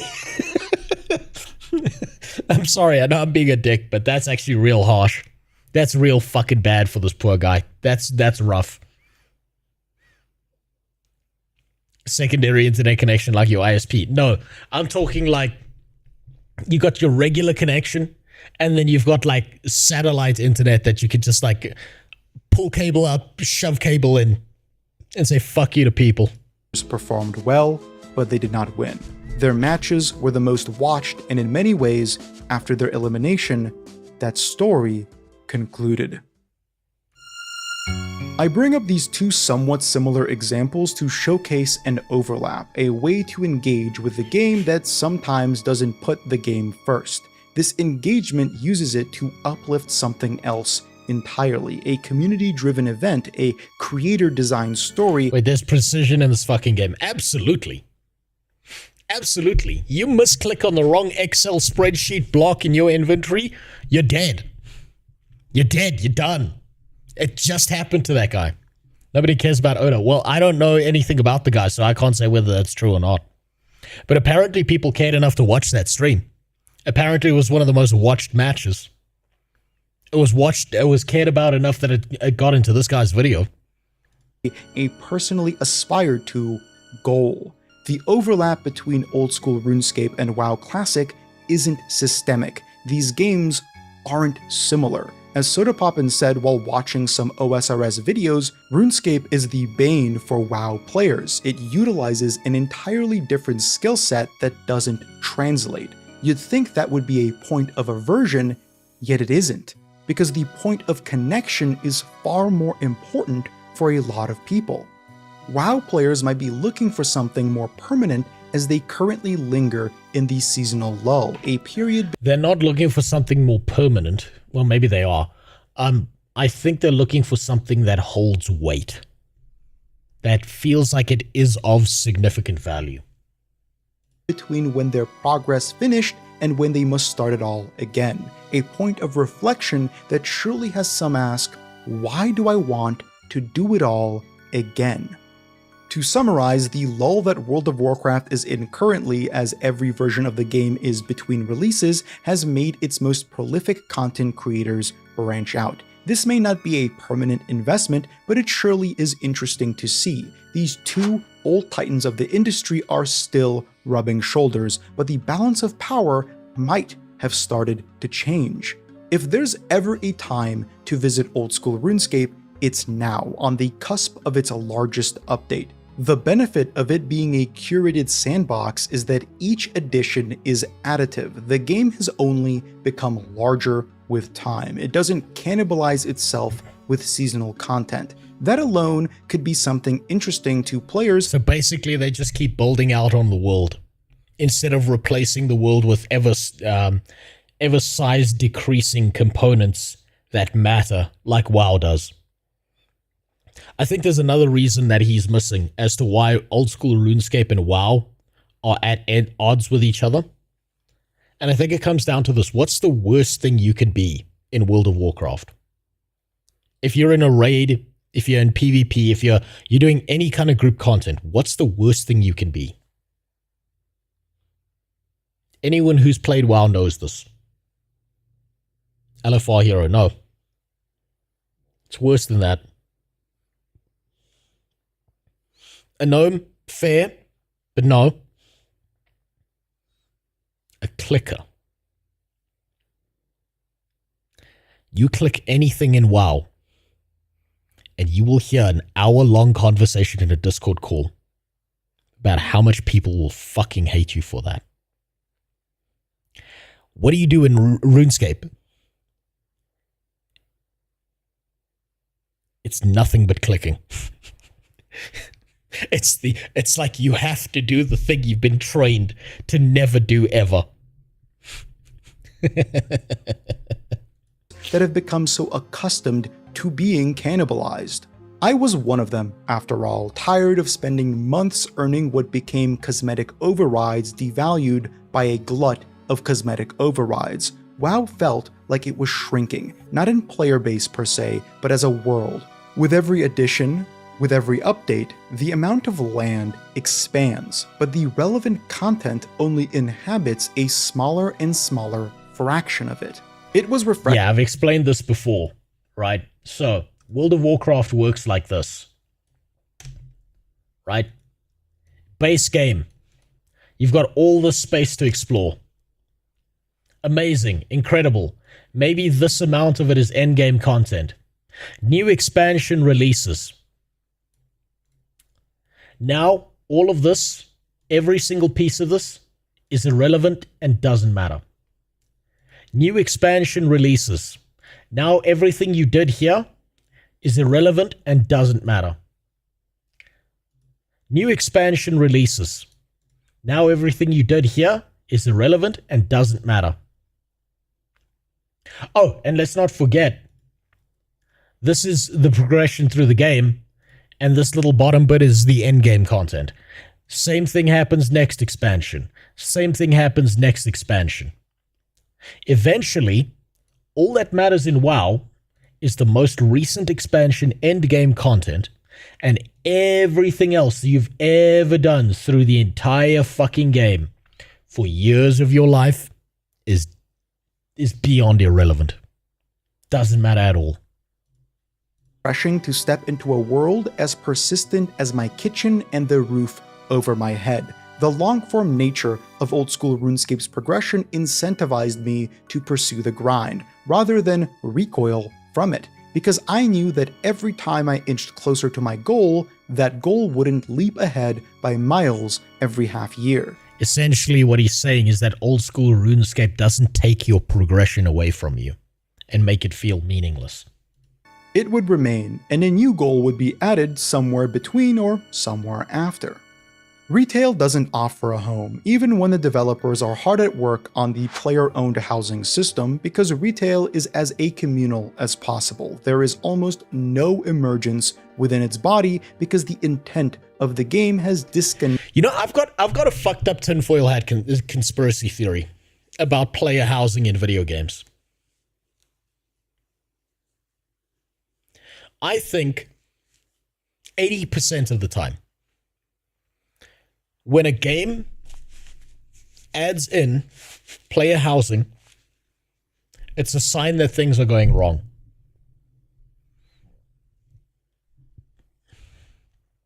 World of Warcraft is now adding in player housing. No, everyone considers the game irrelevant. SWTOR, player housing. WildStar, player housing. New World, player housing. Now, Guild Wars 2 is maybe the 20% where it worked. But my crazy insane, probably wrong conspiracy theory about player housing is that it's almost like a tacit admission of death. It's like courting the collapse of a game. Connected entirely from its roots as an MMORPG. There is no core leveling experience, no overworld organization, no coordination needed for anything that isn't small group instanced content. It's a game split down the middle, a single-player lonely adventure through a barren overworld, flitting between checklist slop and the next instance dungeon, and the Man, Shadowlands did so much damage to WoW. Like, Shadowlands was genuinely the expansion that fucked up WoW beyond belief. Like, Cataclysm was like the beginning of the end. Shadowlands honestly feels like the end of the end. And BFA was just more. It was just more on the pile. Instance dungeon itself. For those that love this about retail, the ability to hop into a game and in a weekend find yourself caught up to everyone else, that's perfect, and likely why most would feel alienated by RuneScape. On the other hand, Classic WoW offers a bountiful leveling experience. The heights of Only Fangs were never the raids, they were the journey to get to them. The leveling of Classic is, for those who do it, amongst the best gaming experiences because it effortlessly mixes flow state calm with heart-pumping danger, especially on hardcore servers. Old school RuneScape is something different. It is a game on a separate path. Matt Season is a classic WoW content creator who has cataloged his journey into old school RuneScape without guides, and for those who have watched his videos have surely seen, I actually thought he stopped for a while. I saw a goodbye video from Mad Season and I didn't know he was back. Or maybe I did. I can't even remember. Man, I've got a memory like a fucking sieve. The last thing I can remember in my dementia-riddled brain was him saying, I'm taking a break from WoW. I'm going to be gone for a while. Season is pulling from game knowledge outside of his classic World of Warcraft pool because the skill set he obtained through WoW has not translated. But the appeal of slowly, often arduously moving through the world and becoming lost in the maze of systems and incomprehensible functions has evoked feelings that leveling in Classic... Wait, it wasn't him, dude fucked up. It was Guzu, I think. Well, no, maybe I'm misremembering. Let's check. Let's check.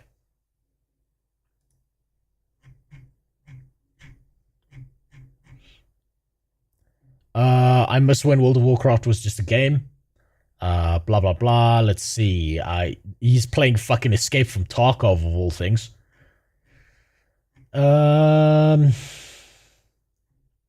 Yeah, maybe I'm thinking of Guzu. Yeah, I'm probably misremembering it. You're probably right. Did. Not today, when leveling has become expected and understood, but back then, before the re-release, when every step felt fresh.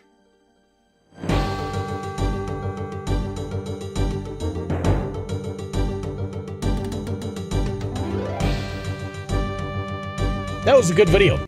That was actually a pretty solid explanation of why people are actually in RuneScape instead of WoW currently, and why at least the content creators are leaving. Let's just drive this point home, right? If we're going to look at this specifically from a streamer standpoint, right? Let's take a look at where World of Warcraft currently is.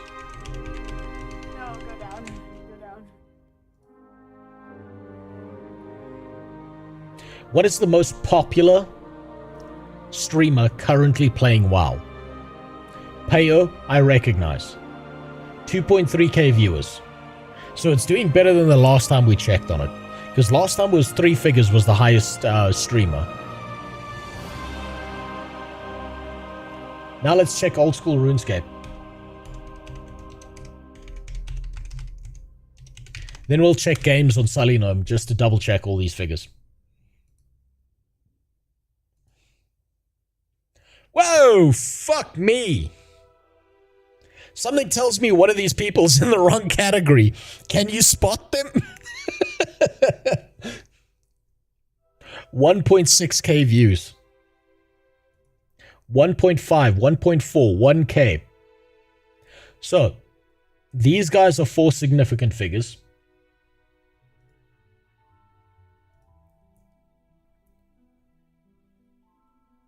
Two 4 significant figure players.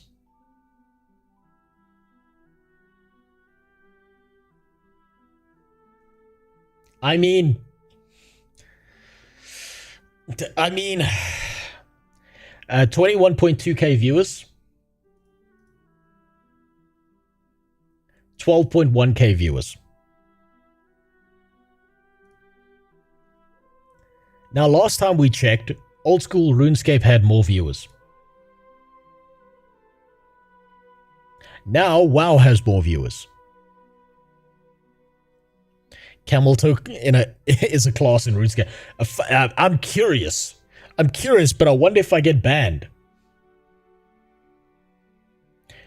I need to know. I need to know.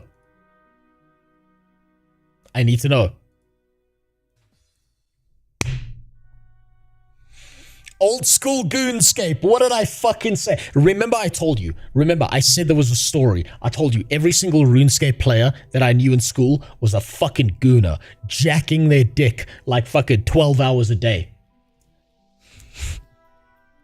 I want a boyfriend. Fire TV has so many great recommendations. Yeah, serves up the best options from all my apps in one place. It's like it knows what I want to watch before I do. They fucking know. They know. The ethos know. Look at the titties on that fucking VTuber. They know. They've discovered the formula. They know. They understand Old School Goonscape. Oh my god. Oh, there's 14. You know what? Let's check. Let's check Salinome first.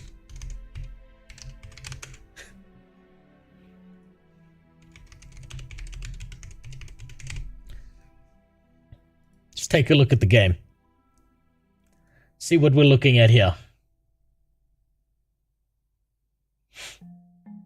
We've had some spikes over here. And then we've got a downward trend since about, what, beginning of the year. How's Old School Goonscape doing?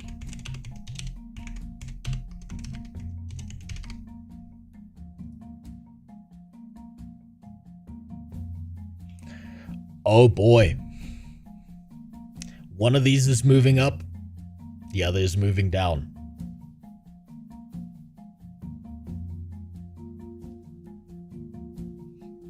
Oh man. Oh man. But you know, at some point they're going to get tired of RuneScape. They'll probably go back to WoW. Let's be honest. Toothless Lounge retard on Kick. Go fuck yourself. Fuck out of my chat. I will stream to the void. I will never use one of your dog shit services. I hope every morning you wake up, you hear your stepdad fucking the shit out of your mother. And I hope she's only partially enjoying it. I will never use one of your dog shit bot services. And I hope to dear sweet baby Jesus that every day of your life is a living hell, you scamming fuck. But you're probably a bot, so you wouldn't know. He's probably not even there. God damn, look at this. The gooners know. They know what they're doing. Old School Goonscape. Ah, always coming through with the material, huh? And you see none of that in the WoW category. Because these bitches aren't figuring out how to play World of Warcraft.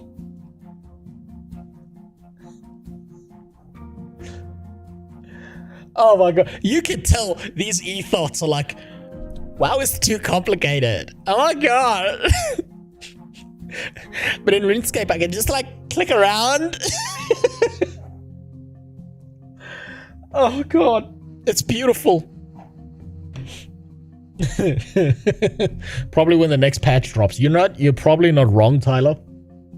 I think it's kind of like what he said in the video, where there's a lull in the content in WoW right now, and because of that, people are moving away, and the second that there's some kind of content in WoW, they're going to move right back. WoW added the one-button rotation, so it's perfect for them. Yeah, but they don't read... You think these people read patch notes, Moonstone? You think any of these people know how to read? WoW too woke now. Yes, that as well. Oh my god. I can click around, but like... WoW's too complicated. Plus, can you imagine one of these like bitches with their ass on the camera playing WoW? WoW people are so deep in the source. WoW is boring to watch. Absolutely. WoW is so deep in the fucking source that like any viewer who goes onto Twitch and sees an ethot playing WoW is probably going to yell at her for how she's playing the game, and instead of jacking off. He's like, like WoW players are sitting there like, oh, you make my dick softer than warm ice cream. You play like shit. Old school goonscapers though. Yeah. You know what the thing is, Sayonara? You say that WoW is boring to watch like OSRS isn't? The difference is, WoW, to be good at WoW, you have to focus. If you're focusing, that means you're paying less attention to your chat, right? If you're going to be playing at some high level. If you're paying attention to the chat playing WoW, you're getting shit on by the people for not being better at WoW. RuneScape, a viewer who's never played RuneScape before can watch RuneScape, know what the fuck is going on in the game, and get an interaction with the streamer, because the streamer doesn't really have to pay attention to the game. Hence why the ethoughts are there. Oh my god, thank you for the $500. I'd definitely suck your dick if you came to my house.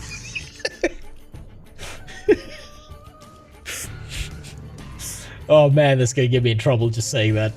I know already that's gonna get me in fucking trouble. Some asshole is gonna take me seriously. Now, you guys sent me a 2-minute video of the man himself. Wait, wasn't this the game that Super showed me? No, it's not. This is a different game.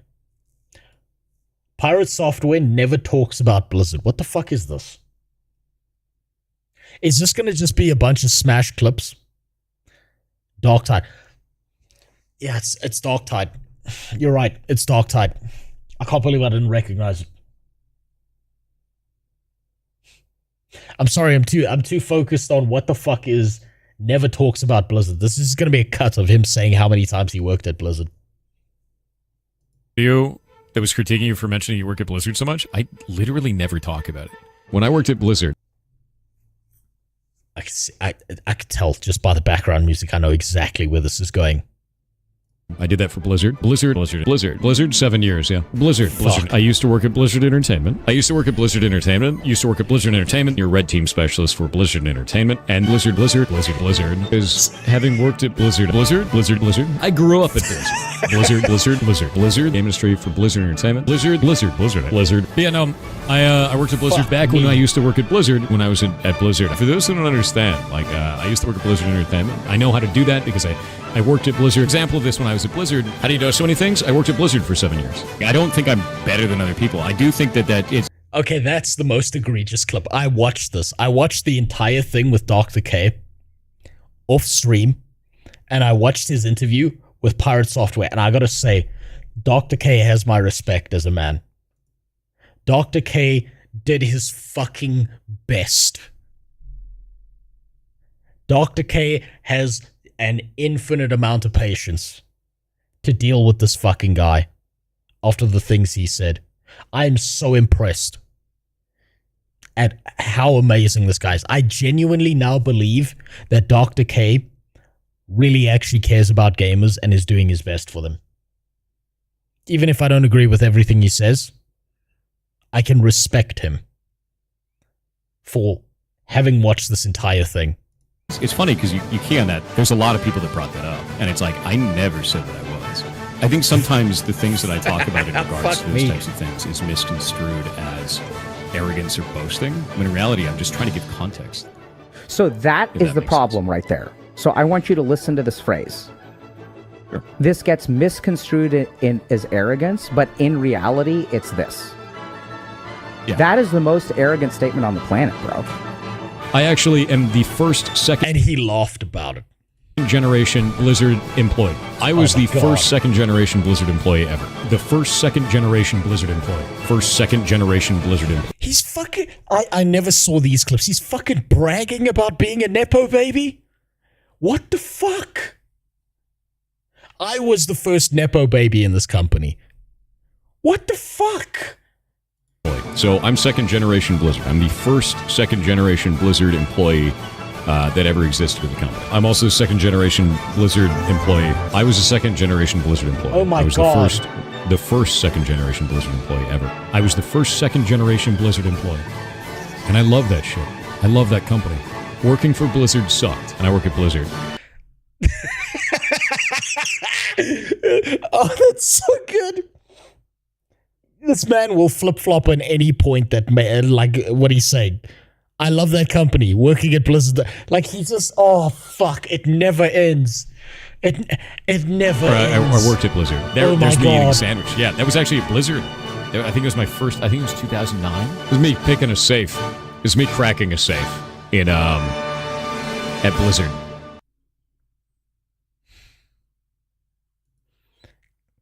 That was me oh my fucking God.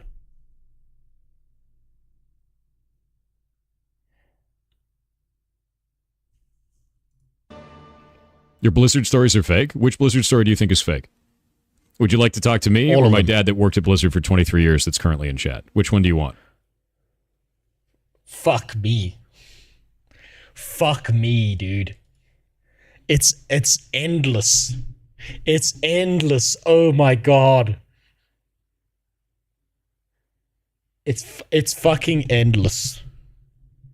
By the way, as someone who did like who went to university and learned about mechanisms like locks and stuff, that's not cracking a safe. That wasn't him cracking a safe. That was him opening a safe. He has none of the equipment you would need to crack a safe. Not only that, but a lot of times safes are so fucking pedantic, especially old big ones, that a lot of like companies would rather just break through the safe using like a fucking angle grinder or some shit. He's like, oh man, this is new material to me. Holy shit. I can't believe they, oh fuck, I closed it. I thought this was, like, he stun-locked me so bad, I forgot what video I was looking at. Holy shit.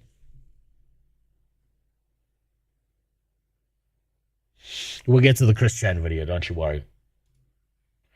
Now, there was one more person I wanted to look at when it came to the WoW videos. This is a man whose content I used to watch a fair bit. He's, I think he's pretty chill. He seems like a nice guy. I know nothing about him personally, but I liked his videos.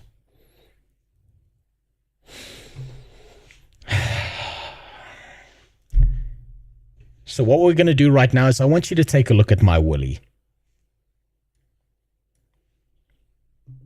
Here's my Willy. Right here. I just want my favorite game to be an MMORPG again. Control-Shift-T. Oh, thank you. I was mentioning watching a video. Okay, fuck. Hold on. He's sitting on the floor. He has no equipment. His buddy's just standing there. He's not cracking the safe.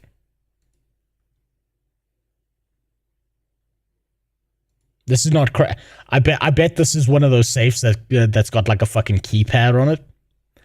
And he's probably just typing in the code. Cracking a safe, my ass. I can smell the groin sweat. Well, that's what happens when you live in an African country and you don't get water for 5 days, Ashura. My ball funk is infinite right now. You really care about the safe? Yes! You see, I care about the safe because I used to do engineering, meh. And now I need a supercut of me saying that for like 5 minutes. That's the fridge with the milk in it. You know what? You know what, Yugash? I wouldn't be surprised if you're right. Fucking Susan, hiding the milk in the goddamn safe. Dad gave me the code.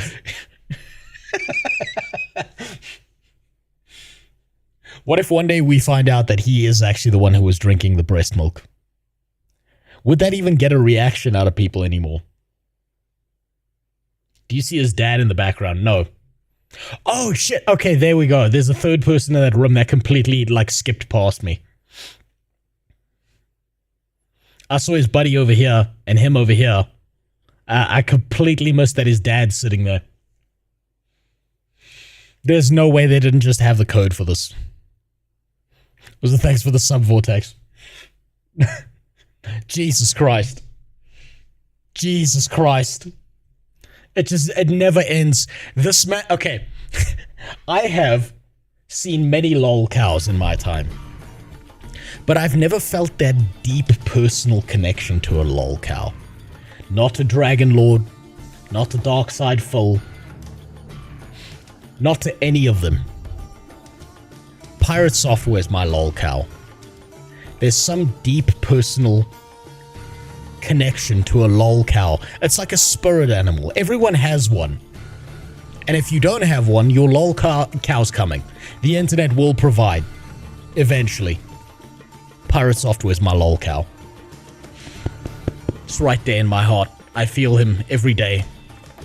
He invokes a sense of personal rage.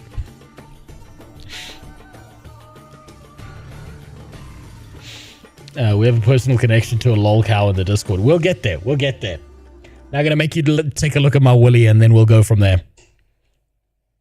Seasonal, reruns, error. Classic World of Warcraft started off its life again in 2019 as an MMORPG, but over time it's evolved to be something a bit different, and it's not really followed along what MMORPGs typically do so far. And for me, the real point of this video is I feel as though it's time for Classic to go back to being what an MMO should be, a game that receives consistent updates, regular class balancing, a present that's enjoyable to play, and a future which is unknown to be excited about. And MMOs tend to need this progression eventually, because a big hook with them has always been that you can go away and then come back later and continue onwards. We almost had this, you know, up till recently, but now it appears as— Yeah, but now in WoW you can go away, miss 5 expansions and come back and nothing changed and you just need to get into a raid. Just pug a raid or two and you're back at the top. So we're going back to how Classic has been for a while now, so I want to talk about the different versions of Classic that exist at the moment and how they're kind of, well, a bit different from what's expected usually from an MMO, and why I think it's time for Classic to go back to its roots. For the modern— Look at the beautiful tits on that low poly model. I am unashamed to say that I busted a few nuts to these character models back in the day. The internet was not as widespread. We had a cap on how much we could download. Sometimes someone would call the house on the home phone and disconnect you from the game.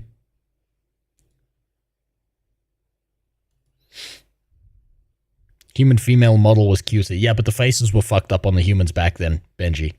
Which is fair. That's fine. I'm not saying I didn't bust nuts to the humans as well. But the nuts I busted to the Night Elf females were far more memorable. Mostly because it was a battle against time, right? So, I used to walk home from school. I had like maybe...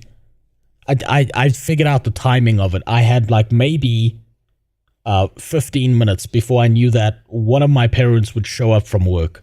My dad was kind of a wild card because he was like still just learning to be like a doctor. Like he had just like graduated and shit into like being a doctor and going like becoming a surgeon. So like he was a wild card. So like half the time he was missing and he would like be gone for like 2 days and then he would like show up looking like shit at like random hours of the day or night. My mom was consistent though, and it was always 15 minutes.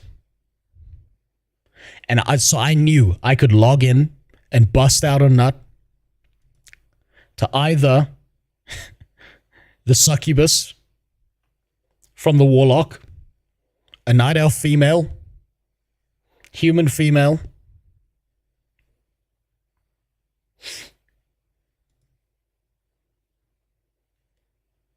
and funnily enough, when Burning Crusade came out, I didn't bust out a nut to the Barbie dolls, the Blood Elves. Or no, fuck no. No undead. Nah, wasn't that bad. 15 minutes, you're quick. I had to be. Listen, you're timing shit, you're a kid. You gotta do what you gotta get. You know you got nuts to bust. You know that you're not gonna be able to focus on homework unless you get that nut out. Your math homework's gonna be wrong unless you shake the snake to get the poison out.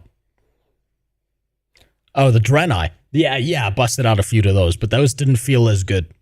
Something about the hooves just fucked me up, and I didn't like that as much. Classic games, I'm a bit uncertain of their future beyond Mists of Pandaria. Warlords of Draenor might happen, and maybe Legion as well, but we're definitely starting to get into more feature-heavy expansions, where there will be a lot for Blizzard to do in order to get those expansions working properly again. And I think despite the new expansions really opening up endgame beyond just raiding or PvP, in Classic people are really sticking to those two areas of content above anything else. I don't think Classic is really tapping into that collection and completionism crowd nearly as well as retail does, and I think there's a mix of reasons here as to why. Maybe people played it back in the day and they already did a bunch of this. They don't know how long these servers will be going for. I think a part of the satisfaction with collection or completionism is you know something will be there long term. And with Classic, well, we're advancing through expansions once again faster than they can release. So ultimately, there will be a point where there isn't a long term. It's kind of inevitable. And retail has all this collection stuff. Okay, wait. Let's go back through that. So shit apparently was good. I wasn't playing there. Fucking Garrison expansion. Ultimately, there will be a point where there isn't a long term. It's kind of inevitable. Shit. And retail has all this collection stuff dog shit already, but with way more quality of life there, and it may be a character you're already invested into. So even if you're more invested in this collection side of the game, I wouldn't be surprised if you just stuck with retail, even if I think Mists of Pandaria opens up this area of the game by so much. And I'm not sure that Mists of Pandaria will end up outperforming Cataclysm. We'll see when people start raiding and what. I think that there's a strong chance that people feel nostalgic for Mists of Pandaria. I didn't play the Kung Fu Panda expansion when it released, but I've heard so many people talk about how good it was in comparison to Cataclysm that I think that at least for a week or two, it's going to bring back some old players. What the data will end up being, but by all metrics, Mists of Pandaria should do better than Cataclysm, and I'm saying this as somebody who enjoyed Cata, by the way. I don't think it was nearly as bad as people made out, but Mists of Pandaria for me was the better expansion in terms of the classes, the raids, the available content, and so on. And Blizzard are definitely taking a more hands-on approach to Mists of Pandaria, seeing as now how Season of Discovery is winding down. But I think for a lot of people that Mists of Pandaria Remix would have been a good enough fix of Pandaria for the foreseeable future. And Blizzard have confirmed they're doing Remix for Legion as well, by the way. So if Mists of Pandaria doesn't prove more popular than Cata, would it be worth still... The shame knows no bounds. Pushing through Warlords of Draenor to play Legion, which would have already been remixed as well. I want to see the numbers on this, but it really is just a thought. And long term, I can see Remix replacing more modern classic expansions as a way to revisit them in the short term. As mentioned, we're getting into expansions where there is a lot of new features, and people appear to play these re-releases already in a very seasonal manner. There's a lot of hype straight away, a lot of interest, and then the majority of people drop off pretty shortly thereafter. Remix, however, is getting the retail audience back into older expansions, and retail audience is good for several reasons. They don't need to try and fix the classes as to how they were back then. You just use whatever the current retail build is. You can implement retail features for collections and so on. You can just put in crazy updates since it's not supposed to be classic or how it was back in the day, such as with Mop Remix where people could just... Remember when they said no changes? Remember when they promised no changes?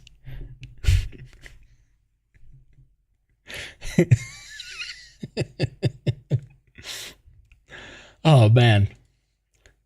Tyler, no, I don't have a problem with it. I just think their shame knows no bounds because I think that they're going to fuck it up, Tyler. But if you enjoyed Remix, good for you. I'm glad you got something out of the experience. The most valuable thing is that it doesn't matter what my opinion is. It's that you got something valuable out of it. Mop had a completely different feel in terms of the music, scenery, everything, to the point where it felt like it was a completely different game. That was merely Frankensteined into WoW. Maybe that's why. Fuck, the bots are insane tonight.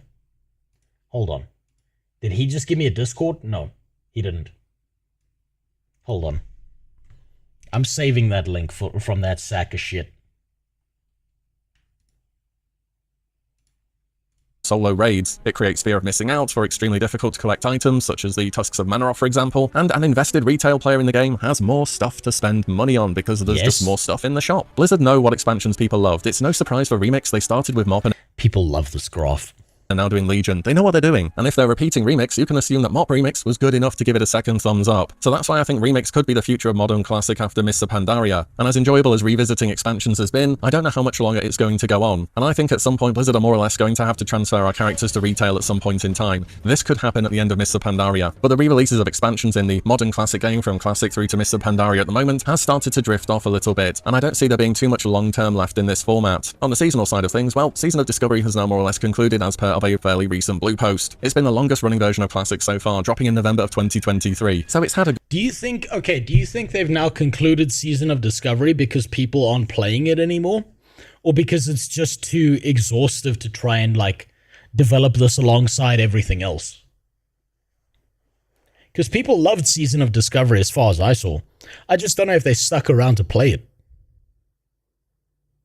A good run, and though the servers aren't officially ending or anything, it's what I'd consider now to be in an error state where you shouldn't expect many more major updates, and the raiding population has started to seriously drop now as well, so it's not literally the end, but the reasons why people were playing it are now going to stop happening. Seasonal stuff in Classic has been interesting, but it's not been very, well, seasonal. The clue's kind of in the name seasonal, as in it will last a few months. Seasonal stuff in Classic has lasted for years at a time, and Blizzard have said...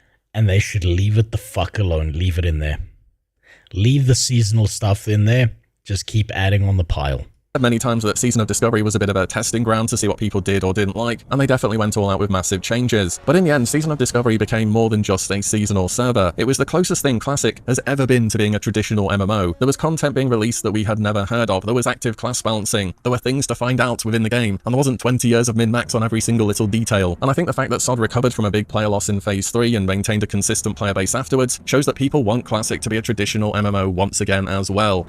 They absolutely do. Now the question is, do they have enough players to keep going? Even if they saw a spike in player base, is it enough to keep going? Is it enough for them to justify keeping it around? Or is it Hakim from the Middle East, who's the Sultan's fifth son, who can just oil his way through all the MTX and clear absolutely the entire population of what... like the entire amount of money that the population in these games is giving them, in these versions of the game are giving them. Every other version of Classic always has tons of people come back for a patch, and then things drop off pretty quickly. I think that advanced knowledge of what's coming means that people don't get as invested as they typically would in an MMO, and I think again there are a few reasons why this is happening. One is lack of class balancing. I think for some people they like locking in their class at the start of the expansion and just knowing they're going to be good. For other people it's kind of boring when there's never any changes. It's these classes are good, these are bad. If you enjoy playing this class... Yeah, that actually was the most painful thing. Was everyone knew which classes were the perfect classes to play, which ones were the worst classes to play. And you know what I was really mad about back in the day? Was there was never a Warden class released. I feel like they could have made a Warden class. It was right there. And they just never did it. Same with the Brewmaster. Never did it. Until the monks. And it felt weird with the monks. It didn't feel like an actual Brewmaster. A Warden class, yes. Like Maiev. Was it Maiev? The one who had... the one whose clitoris was harder than a fucking diamond for Illidan. that she chased through the entire Warcraft 3 RTS. Yeah, Maev. Yeah. She was a warden. Could have been a class they made. Completely skipped past that. Also, back in the day, people were speculating for Burning Crusade that Naga were going to be a playable class. A playable race. Because the Burning Crusade kind of matched the expansion of the RTS with the Blood Elves and the Naga, like, moved off with Kael'thas. Sorry, bad expansion, come back in a year and a half. That doesn't feel great. People aren't playing for collection or completionism as much as we went over a bit before, and we're also getting to that crossover point where even back in the day there was a lot of content on YouTube and being streamed for these types of games, so even though you may not have played it directly, you may have watched a bunch of it and got a good impression of what you think of it already. Ironically, people play Modern Classic more like a seasonal realm where they play the patch a bit and then there's a drop-off, and they play the seasonal realm more like a traditional MMO. We know Blizzard are working on more original classic content, and I'm just hoping it's something more permanent this time. Seasons for WoW... This is the same stuff that was shown in the previous video. I don't think any of this matters as much as the actual world itself and expanding out on it. Have been great, but seasons end and MMOs don't end. Well, at least if they don't fail, that is. I have seen people popping up asking for a fresh facade as well, and you know, there's always some appeal in fresh. I do get it, whether it's at the start of the expansion or something entirely new, but it's just going to end up how every fresh does, with way more metagaming, people playing the patch and then dropping off, people wanting faster phases, people getting bored more easily, and just not engaging in non-endgame content. Yeah, because you can blast your way through the content in like a day or two, because you know all the tricks of the trade to get to the end game as fast as possible and feel like you're a god, and then people start playing after a week because they've all done the same thing. Nearly as much. Which brings me to our next version of WoW to talk about, Anniversary Realms. So Anniversary are the epitome of fresh being popular, and they are a bit of a weird one. Honestly, I'm still surprised at how well Anniversary Realms have done. I'd be curious to know how many people are playing Anniversary now who feel as though they missed out in 2019, how many people are coming back who played 2019, and how many people are entirely new to Classic WoW. If I had to guess, the bulk of the player base will be people who play every single fresh. And we do have TBC planned for Anniversary as well, so there is something to look forward to in the future as well, but I think it'll just be plagued by the issues that every single fresh is. TBC is pretty hyped to see again, I'm not gonna lie, especially going through the Dark Portal, but I remember playing that expansion in Classic, and there was a lot of raid logging. Probably a bit too much of it for my liking. And then we have Era at the side. And it's gonna happen again. Which is kind of doing its own thing. It doesn't have any updates either, which isn't very MMO-like whatsoever, but it's also not being played in a seasonal way because of this as well. And whilst it doesn't need to live off hype, Era is maintaining a pretty healthy and consistent player base. In fact, since Season of Discovery has quote-unquote ended now, it's seen a rise in the amount of people on it. I think Blizzard are setting up the system, so eventually there will be an Era realm for TBC and Wrath as well. It's just that Anniversary needs to progress through those before we will get them. I think overall I can see the appeals in different versions of the game, but for me, I'm definitely ready for Classic to come together and to be a proper MMORPG again, with the consistent servers, updates we don't know about from day one, active class balancing, an evolving story, and just all the usual things you should expect. Can I be honest? I think they shouldn't balance the classes. I think that previous video where they talked about emergent gameplay is the right idea. The more they balance and homogenize classes, the less interesting they are to play. There should be no optimal builds. You should be able to do weird shit and get away with it all the time. With every class, there should be some unique thing that each and every single class can do that others can't. So like tanking on a shaman, certain weird shit that mages could do. But the more they homogenize, the less interesting the game is. And funnily enough, the more unbalanced certain classes are, the more unique each class becomes in certain directions. Speaking of missing classes, there are actually a lot that could have been added, a la DK or Elite specs.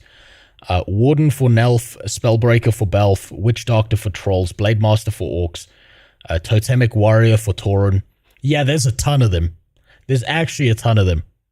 That could have been in the game, and they just never leaned into any of them, Plague. That's the worst part. They had all this lore built up from the RTSs, and they used none of it.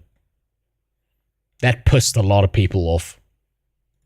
People are definitely used to playing and replaying Classic, and there's definitely an audience for that which exists, and I hope that audience continues to get what they want in terms of Era servers and Anniversary realms progressing, but I don't think it's a growing audience. I think that Era, Anniversary, and all these freshes are attracting the same people again and again. At some point, we're going to need some new people, or maybe people who are interested enough from other MMOs or even retail to check the game out for what it is now. For me, I don't get as hyped about replaying the same fresh again and again, because nothing's been added, nothing's changed. When I replayed the first trilogy of expansions, I really did everything that I wanted to, and that was primarily for each one, doing all the PvE content and leveling all the classes to maximum some level, because all I did back in the day was PvP. For me, fresh is kind of not really that different from going back and replaying any single player game again and again, because you know exactly what to expect, where and when. You know the twists in the story. The most unique and interesting part about the game, once you've done everything at least once, is just to go and play PvP.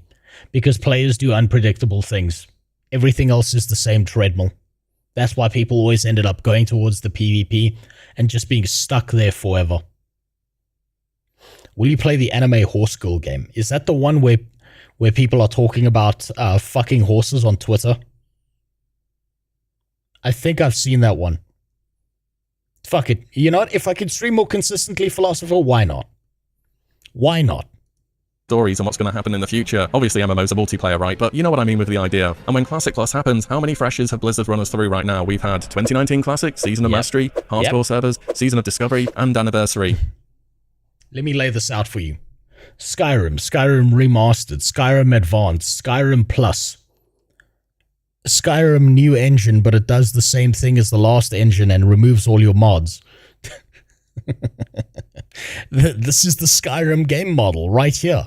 And it's working again. That's 5 fresh starts. Well, up to 5, depending on how many you played, but I bet even some of the more dedicated players are getting that feeling that maybe they don't want to repeat all of those same steps again and again when they've already done them so many times. In fact, I almost think it's going to be risky for Blizzard to play it safe on the Classic Plus launch with any updates to the base game, because so many of us have seen them so many times in a row now. It's really awkward because I want them to start slow with Classic Plus, and I absolutely think they should, but I think if people get in the game, they're trying it out, and it's not really that different from how vanilla usually is, I'm not sure who the game's really going to be for, because the fresh crowd may not want as many changes, whilst the Classic Plus crowd might think it's too similar to the original format. Quite the conundrum. The wait appears to still be pretty long for Classic Plus, but for myself, I think I'm playing WoW pretty casually until that happens. I'm just ready for my favourite game to be a real MMO RPG once again. Are you? Let me know in the comments below. And, as always, thank you all so much for watching and listening in, and I'll see you all in the next one very soon. I don't know if it will be a real MMORPG again. I think maybe it'll be a real MMORPG for like a week, and then people will fall off again, and they won't care. That's the huge issue with these games, right? Is I think, especially for WoW, WoW keeps on burning its goodwill. They keep on doing these really weird, strange things where they're taking a world that's supposed to be persistent, where your progress just keeps stacking up and making your character more impressive and making it like perennial, making it as seasonal as possible. So maybe you care this weekend, maybe you don't. Maybe it doesn't matter. Maybe you can skip this next expansion and you'll still be in the same place. WoW has so many problems, I don't even know how to untangle that eagle's nest. Uma Musume. Yeah, it's gotten super popular and I don't know why. It's a management simulator gacha game. Oh god. If I wanted to gamble, I would watch Train Stream, okay? No, seriously, I'll look at it. I'll see, and then I'll decide. Right, now I can finally start worrying about the goddamn Discord. And all the disgusting shit you animals put in here. Then we can move forward from there. Remember when California said the victims of the fire would get their homes back? Residents fume as California Senate passes bill to put low-income housing on burned lots. Oh, amazing. Politicians being politicians. Liberal goes back in time to kill Hitler. I mean, I don't want to watch Kanye getting gunned down. That's pretty racist. Let's see. MSC is my favorite website. Okay, that's a t-shirt. How to get rich off of homelessness. That's so you want to get AI Shake It Dodds. Okay, some more RuneScape content. If I bought it, I own it. Eulers are stupid. 100% agree with that. Stop censoring games. Yes, so please. Please stop censoring your dog shit games. Although this seems to be a react to an original video, so we'll go towards the original video instead. Is Pirate Software pulling an Elon Musk? Oh!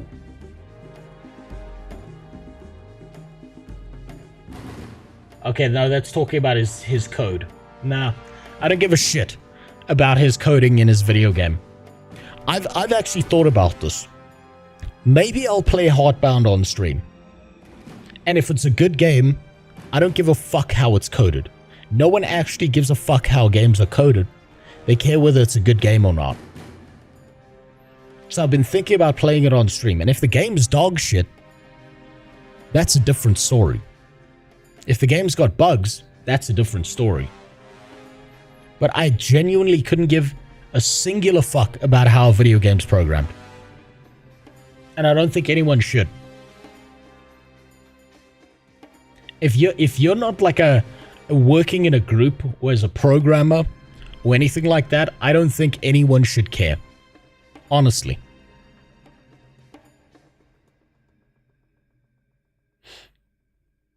I guess might as well run. That's fair. You were wrong. That's fair. Okay, Pirate Software, again, the ultimate lolcow.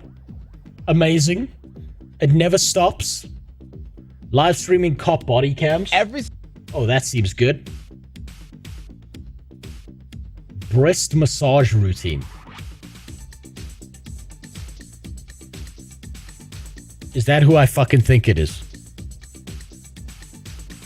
That better be on YouTube. If that's not on fucking YouTube.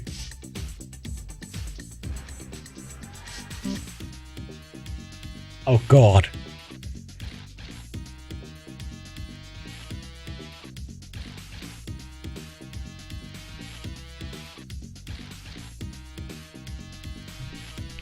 What the fuck did you send me, Jimmy?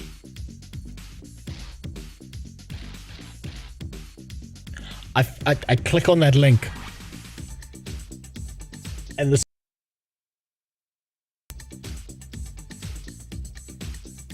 What the fuck?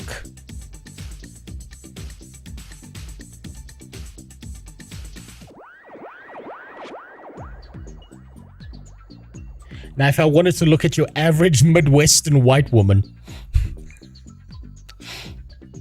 I would open up TikTok. Oh god, that one's gonna be a painful one. And yeah, that's about it. Okay, that's fantastic. I know that Alaric sent me a bunch of links as well.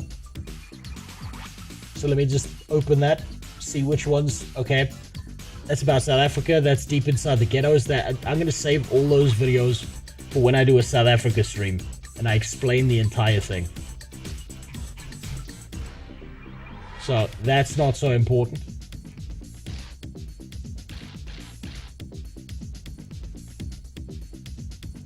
And I investigated where AOC is from. I'll save that for when I'm doing like more political based content or whatever the fuck.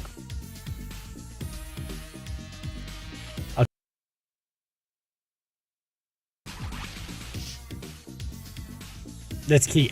What am I supposed to think, okay? Look, I'm so used to you posting sick shit. You and Super, it's just different kinds of sick. You make me watch fucked up videos, and now I don't trust you with anything longer than 5 minutes. And Super just posts fucking porn. You think I'm gonna be mentally stable and be able to read names after all that shit? You skipped my article, which is about Italian government fucking up a streamer because Nintendo. Did I?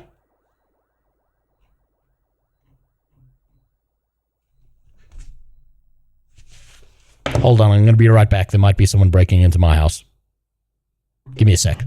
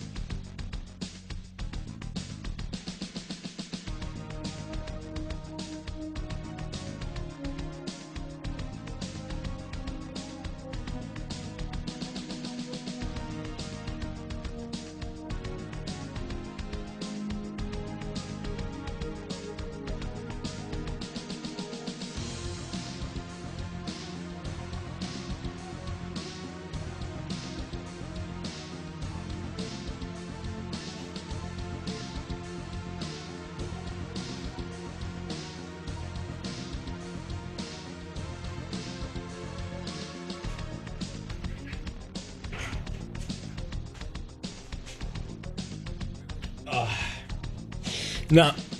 Okay. I got lucky. It's just my new neighbor. So,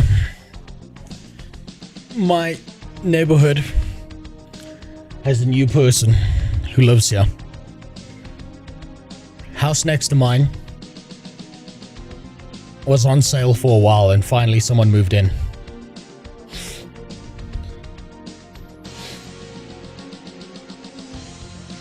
And she's a young black woman who's living alone. And she was outside having an argument with raid boss Long Dick Johnson.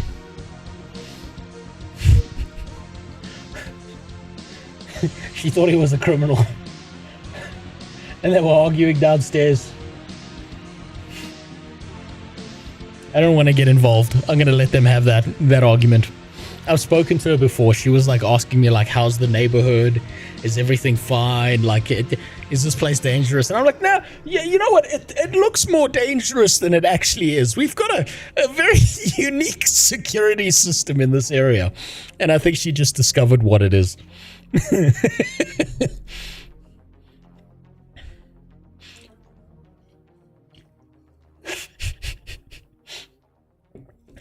The raid boss is out tonight. I don't know how he's out there. It's fucking freezing, and the dude's out there in flip-flops and boxers. But at least it's not my problem right now. It's hers. When it's cold, his dick is still 7 inches. When it's cold, that thing's like still 12. I don't know if that guy's like smoking crack or something, or he's just got like high body temperature that he needs to deal with, but Jesus Christ, dude. that poor newly minted neighbor. She just discovered raid boss Long Dick Johnson.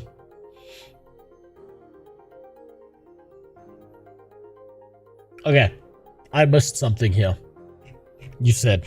I've missed a lot, to be honest. Where's that article? Oh, here you go. Okay, we'll start there. We'll start with this one. Jail for emulation. Forget copyright strikes, a retro gaming YouTuber faces possible jail time for reviewing gaming handhelds. Nintendo?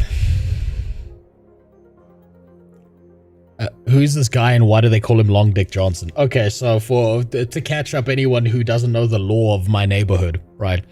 I live in a repossessed crack house that once upon a time belonged to my grandfather. It went back on the market, got a hold of it. It's a fuck up. I'm trying to fix up this house as much as possible. I live in a very not generally safe kind of area. People keep stealing the cables out the ground. People go as far as trying to steal water whenever we don't have water, which is the dumbest thing ever, because there's literally a water truck that like shows up in the area to give you water. I have a neighbor, right? This white guy who tends to patrol the neighborhood at night with a shotgun, a pair of flip-flops, his boxers, and his cock. And I'm more scared of his cock than the shotgun, because that thing is fucking huge. It pokes out the bottom of his boxers, and it's winter.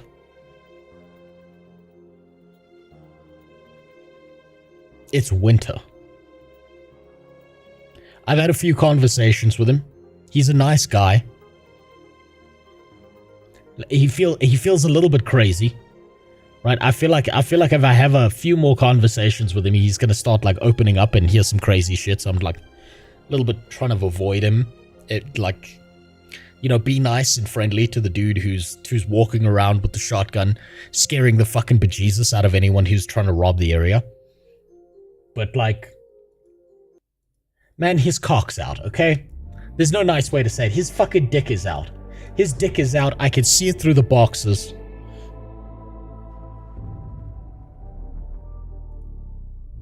And I almost feel like him walking around in the middle of the night is some form of therapy for this man. I don't know if he's married or not. I've never seen a family. I know he's got a Labrador. That's about it. Dude patrols at night. I call him Long... I don't know. I still don't know what his name is. But I call him Long Dick Johnson, and I'm deciding now to call him the raid boss as well. Because, like, fuck, man. He's so terrifying. Have you ever tried to tell him to tuck it in? I don't think he can. Fucking love sausage motherfucker out there. But, so, this young black woman's like moved in next door. In this house that's been sold. Or was on the market for a while. And, like, I've had a conversation with her. I've spoken to her. She was like asking about the neighborhood. She was being all friendly. She seems like a nice person. The problem is she seems sane. This is not a sane neighborhood. And she was like asking about things like the homeless people who show up here, the beggars, the crime rate. Is it safe? Do I need to get a dog? You know, normal stuff. Normal stuff you'd expect from a neighbor. And I just heard yelling outside. Well, not really yelling. More like elevated arguing. And I just went to check my gate. And I can see that it's Long Dick Johnson. I know his silhouette by now. White woman, no, black woman.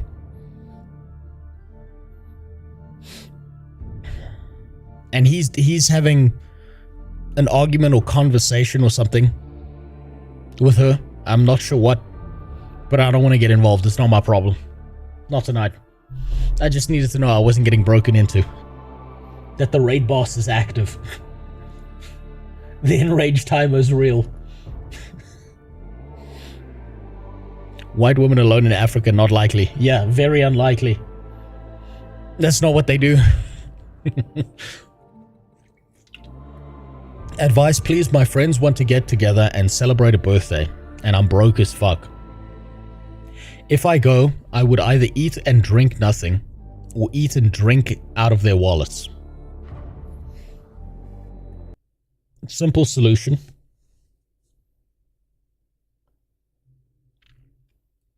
You've got two choices. Bestia. Choice number one. It's a simple choice, right? If these are your friends, and you have nothing, and you're broke, you can tell one of them, hey, I'm just letting you know, I'm broke as fuck right now. I don't think I'm going to be able to afford this. Is it okay that I'm still there? Now, you could say that, right? If they're your friends, they'll understand. If they're good friends, they will feed you. And if they're best friends, they'll laugh at you for being broke. And then feed you. Your other option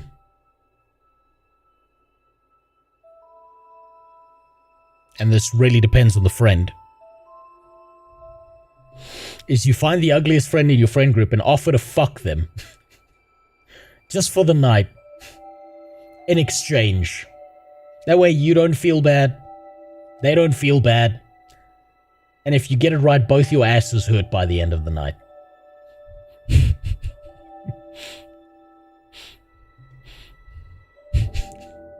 There you go. Problem solved. Male or female, doesn't matter.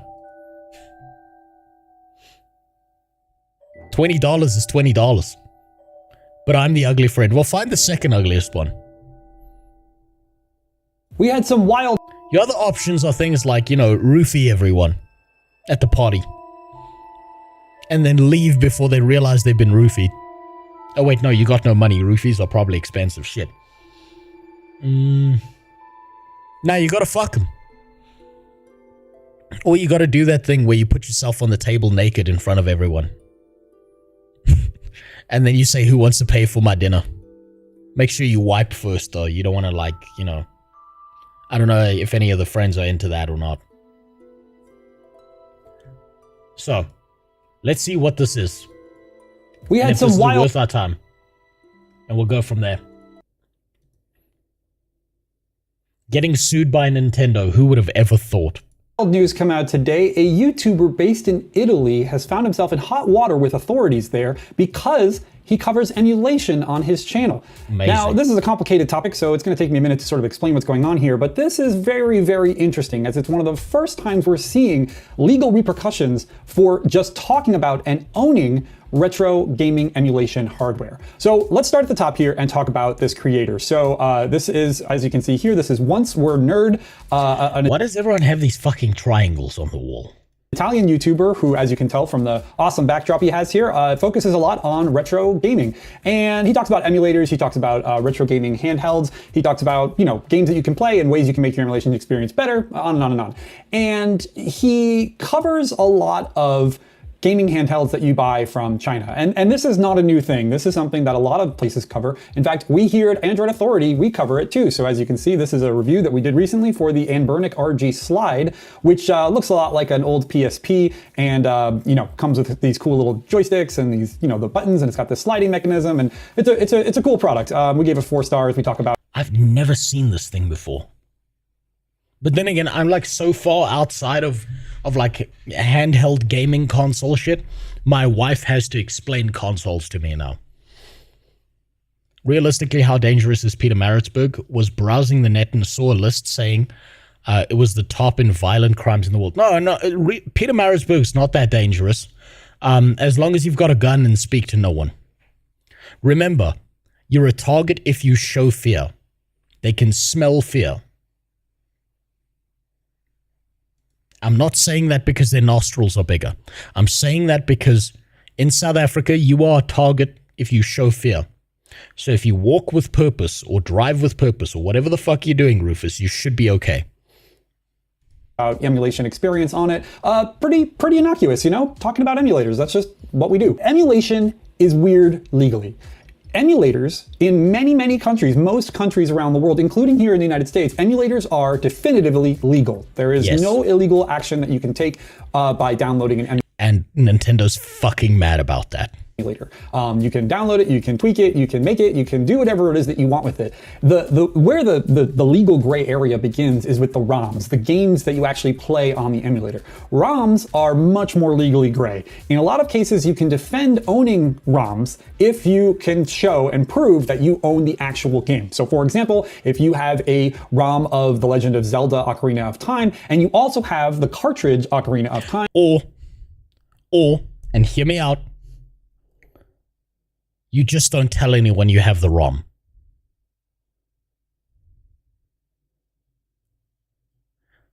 Wild idea, I know. But maybe just don't tell anyone that you have that. Shit, gotta go to bed. Thanks for the stream. Well, thanks for stopping by, Arimal. And good night. Go get some rest. Be responsible, goddammit. I would consider going to jail by shooting Nintendo. Look, I would endorse that idea, but we don't need a Luigi 2.0 because the problem is, right, every time someone takes violent action against these people, they just double and triple down and get 10 times worse. And then whenever someone brings up that they're fucking disgusting animals, if you've committed violence against them and they say, see, look, I need to do this because these other people are fucking crazy, it doesn't reinforce your point, it makes you look worse. That's the whole issue with it. You could defend in court saying that all you did was back up a game that you already own, which is legal. However, most people don't do that. Most people just go online and download slews of ROMs from, you know, wherever it is that you want to try to get them. Obviously, I'm not going to talk about that much here because I don't want to get in trouble, but that's kind of the focus of the story today. When you buy a retro gaming handheld, you know, a thing like this Anbernic slide here, sometimes the companies like to ship them with micro SD cards inside the console that already include the emulators that you would need to play those games. Once again, owning emulators is not, illegal in most countries, so that's no problem. But Anbernic here, the company who made this particular console, sometimes ships with a microSD card that includes not only the emulators, but also the ROMs. And recently, this year, in fact, hit some hot water for developing a piece of software that can come with these retro gaming handhelds that allows you to download pretty much any ROM that you would want for free. So you can see here, it's called Rixel HK. It comes pre-installed on No good deed goes unpunished. This was a bad idea by them. Nintendo's gonna fuck them in the ass for the ROM. Nintendo are demons that are specifically made up of lawyers and claws. And if there's any hook that they can get their fucking claws into, they will do that. So these guys are fucked. And it doesn't matter. Honestly, if you're against Nintendo, it doesn't matter if you win or lose, because they'll just keep the lawsuit going for long enough that you'll burn through everything you ever had on certain hardware that the company sells. And yeah, it's basically just like, it's like a Google Play Store, except that everything is free and everything is a ROM from a console, a previous console. There's a lot of questions that I'm not going to really go into, like where do these ROMs come from, who hosts them, the data that you have to give over to the company to join into the store. But you can see in this image here. Don't say anything. Don't implicate yourself at all. You can see what the store kind of looks like. You got your games listed here, and then you just have download buttons, and there's no payments or anything. They're probably a Chinese company, right? I mean, maybe. That might be Mandarin over there. Maybe. The strat on Twitch is to just pretend you're playing the real game, but everyone is just using it. Exactly, that's the smart thing to do. Plausible deniability, super sploof. That's how you do it. Never admit to anything when it comes to Nintendo. You just hit the button and boom, you've got that ROM on your console. So yeah, Anbernic playing fast and loose with the law. So circling back to this YouTube video from Once More Nerd, he describes that in April this year, Italian authorities raided his home and took a bunch of these gaming handhelds, confiscated them, for legal purposes. And they also confiscated his personal smartphone and served him a penal statement, gave, it's Italian. I thought when he said penal, I thought they served him a different kind of penal. Didn't Nintendo use a ROM downloaded in a re-release of a game? Yes, but that doesn't matter because the rules only apply to you. They don't apply to Nintendo. Nintendo can do whatever the fuck they want because they have money and power. You, dirty little peasant that you are, how dare you think you have freedom? Don't you understand that by using a ROM of a game that Nintendo doesn't sell anymore, that you are removing money from the mouths of the children who were birthed by the semi-demon forces that are Nintendo lawyers? By not just admitting to your crimes and letting Nintendo sue you through the fucking earth. Italian law, so it's a little bit different than here in the United States, but basically said, you have been, we're investigating you for a crime, and that crime could result in jail time. He's not been arrested, he's not been charged with anything specifically, but he, the groundwork is laid for him to possibly face a fine or even jail time for doing what he does on this YouTube channel. So as far as we can tell, the thing that the Italian authorities are focused on is him getting a lot of these consoles. He's a reviewer on YouTube, he's got a sizable audience. This video that I'm pointing out here has 98,000 views, so he's, popular. And somebody who... That's why Nintendo's going after him. They want to make an example out of him. How fucking dare he? How dare this man give people information? Disgusting. Nintendo can't stand by that. Who is popular and has as many retro gaming handhelds as he probably has, is apparently been flagged by the Italian authorities. Possibly they think that he was distributing them, possibly. Maybe they thought that he was getting these retro consoles and then reselling them. That's why he had so many. He tried to explain in the video, you can listen to it yourself, he tries to explain to the authorities that he just reviews them and that everything's on the level. He showed them emails from the companies. That doesn't matter. The truth doesn't matter when it comes to Nintendo. The Pal World lawsuit proves that. It doesn't matter what the truth is. They will fuck you either way. Sending him these retro consoles to review them for his channel and all that stuff. But apparently that didn't make any difference. So he still, got in big trouble and lost all these consoles, and once again had his phone taken from him as well. So this is a very bizarre story. I wonder why they took his phone. I wonder if that's legal. Why the fuck did they take his phone? How did they get away with that? And the thing that's really crazy is that it sets a precedent. In Italy, it sets a precedent of you possibly getting in trouble just for talking about retro gaming console handhelds. The weird thing is that this hasn't affected Anbernic at all. Like, you can still go to anbernic.com as we see here, and this is one of their more popular console emulation devices here. And God. Oh my God. Oh, the aesthetic on that. I'm sorry, the aesthetic on consoles peaked when we used semi-transparent fucking plastic on everything and you could see the PCBs inside. Mine was purple. It's beautiful. I need to look. I need to look into wasting some of your money on one of these things and then trying to figure out how do I hook this up to my PC so I can stream playing shitty old games on this, and then pretending it's a real Game Boy that I somehow backwards engineered because my dad works at Blizzard. You even see that if you get it from China, then you have these options here. So you can get the black with the 64 gigabyte card installed, and then an extra 128 gigabyte card installed. Always bet on black. I mean, come on. You know this. It's boxing rule. Oh, wait, no, never mind. They got purple.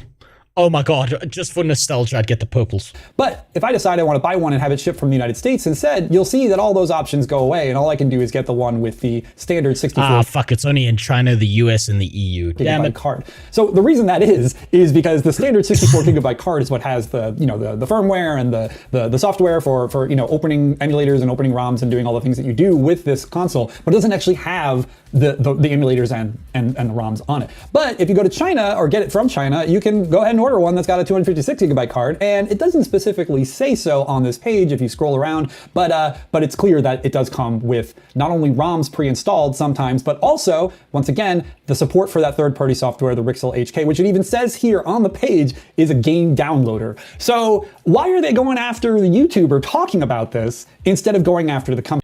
Because then they can make an example out of him. That's why.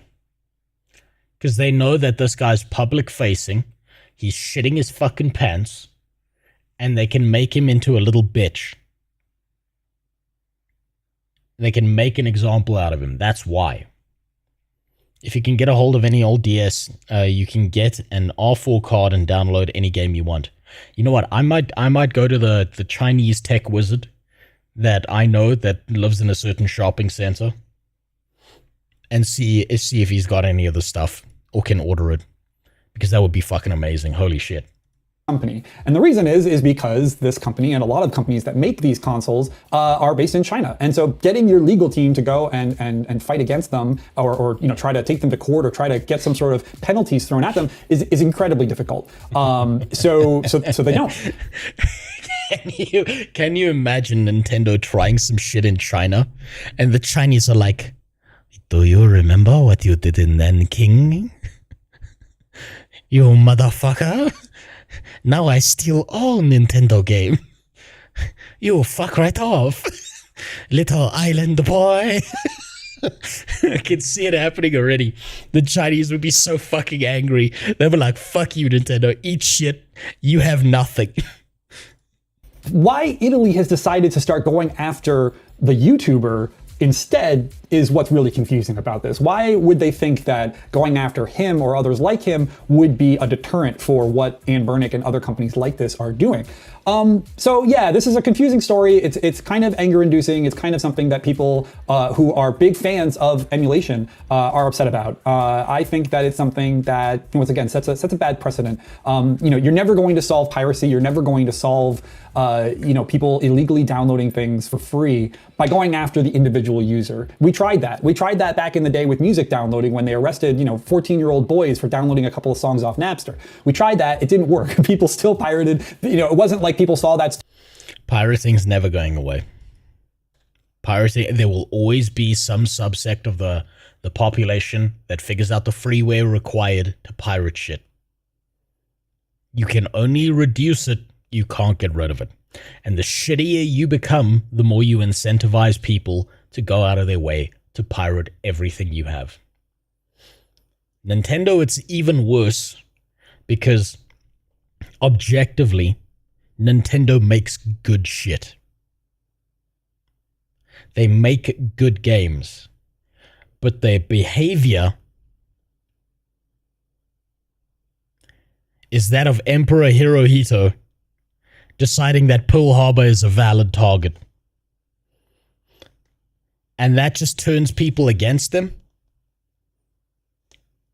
And then people are going to go out of their way to pirate those games. That's just how it works. Story, and we're like, ooh, man, I better not pirate any games or any, movies or music or anything anymore. No, if anything, it made it worse because they're like, I didn't know that you could pirate music. Napster, this is awesome. I'm going to start downloading a bunch of tunes. So going at... Does anyone remember the days of LimeWire? Where it was like the beginnings of gambling? Where what you would do is you would try and download your favorite Linkin Park song. And there was about a 25% chance that when you opened the file, instead of it being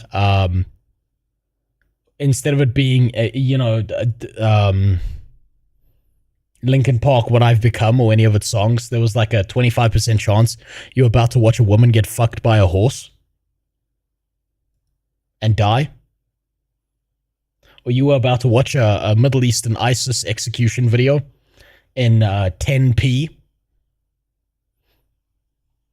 Man, those were the days. I think that made us stronger as human beings from that generation, to be honest. The people who did that,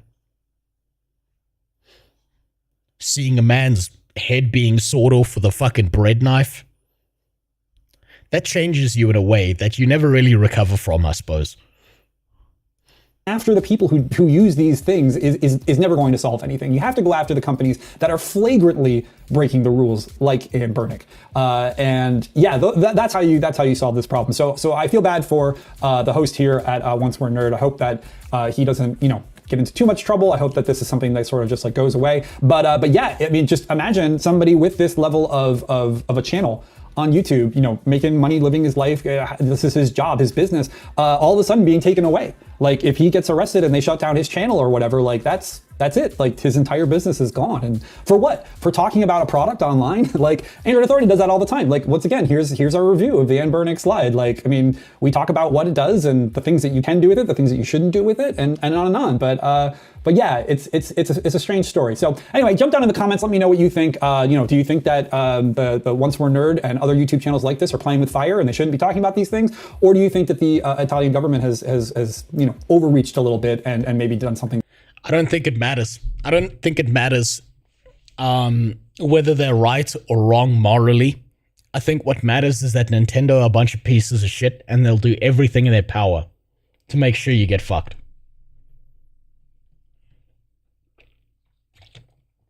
There is no recovery. This is not a moral argument. This is not a moral fight. You can feel as justified as you want to. Nintendo will come for you. It doesn't matter if you're a 14-year-old boy or a 50-year-old man who's following all the laws. Nintendo doesn't give a shit. That I shouldn't have. Let us know in the comments, and yeah, I'll see you guys later. Now here's the important question. This is a small channel. This has got 12k views. If I go into the comments, do you think there are any AI bots defending Nintendo? Let's find out. I bet I know which gaming company is behind this. Incredibly sad. If buying isn't ownership, using ROMs isn't stealing, it's borrowing. That's true. Imagine you steal a car and the car is still there in the morning. All these while actual retro game cartridges are sold at as collector's price. Emulation is actually what's helping save these old games. That's true.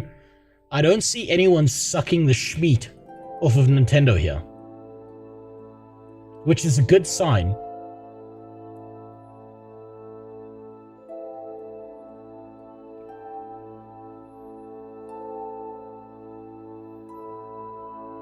Maybe it's because this video is too small. Or maybe it's because the guy's deleting comments. But fuck Nintendo. Honestly, their business practices have gone to shit. And since Reggie's been gone, since that guy who like fixed the Pokemon games is gone, they've just gotten worse. AI bots, pretty sure they don't need AI bots for that. Moonstone, let me live in my delusions, please. Don't bring me into reality like that. You don't need to be Morpheus right now, okay? Just let me believe they're bots. Please. Let me have some faith in humanity, goddammit. Yeah, Iwata, that was his name. God, that man was such a legend. Oh, fuck, what a legend that guy was. I miss him so much. He was a hero. And now that the heroes are dead, the villains move in. You know, there was an old game series called Overlord. And if you played that game series, you will know the quote I'm about to say. You will understand exactly what I'm about to say.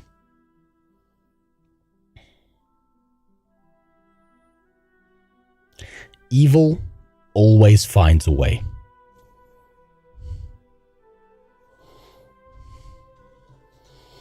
Evil has found a way.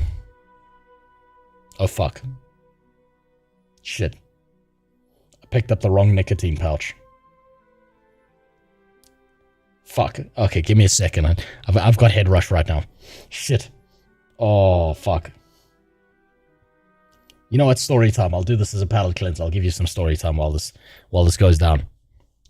So, I was picking up my Velo nicotine pouches. Usually I use these ones, right? They're not very strong. They're pretty comfy. They don't burn my lip. They're quite nice. Zyn fucks me up. I don't know what it is about Zyn pouches, but when I put them in my mouth, it makes me want to shit my pants. I went to the Velo guy, and he's like, hey, I've got a new flavor for you. Is that snus? It's like Temu snus, basically. You can't get snus in this country. It's the closest you're gonna get. So he gave me a he gave me a free sample of the new flavor, and it's my favorite flavor. Breezy mango. Now, what I didn't realize when I picked these up, and I just fucked up again, is I didn't look at the dots. That tells you how strong they are.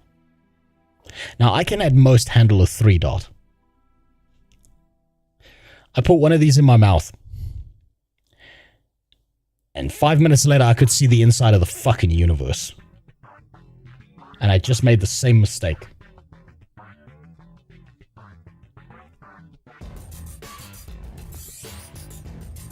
And now I'm concerned. I hope I took it out soon enough that it doesn't fuck me up for the next 30 minutes. God damn it. God fucking damn it. Oh. Shit.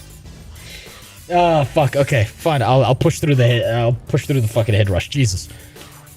On my business card, I am a corporate president. In my mind, I'm a game developer. But in my heart, I'm a gamer. Iwata. And you know what the thing is? He meant it when he said that. He actually meant it. That man was a hero. Just play some Guild Wars 2. I'll get there. Don't you worry. We'll get there. I still gotta go through all the Discord reacts. I'm fucking catching up today. I have a lot to catch up on. Jesus, Nintendo are literally demons, right? If Nintendo could legally show up at your house and fuck your ass for using a ROM, they would. I've been using those pouches a little to try and get off the shitty ass vapes, but my tolerance is so high I barely feel them. Maybe you need one of these high strength ones then. I use the low strength ones because, like, I enjoy the feeling of nicotine. Honestly, it's a vice. But I hate smoking, right? I despise smoking. My mother smoked like a pack a day since she was 13 years old. I hate the smell. It like makes me want to vomit instantly. I don't like vaping because I don't like living inside of a cloud. I'm not fucking Altaria from Pokemon. Anyone who doesn't know that Pokemon, you can look it up. But I enjoy the feeling of it. Now, the first time I tried a pouch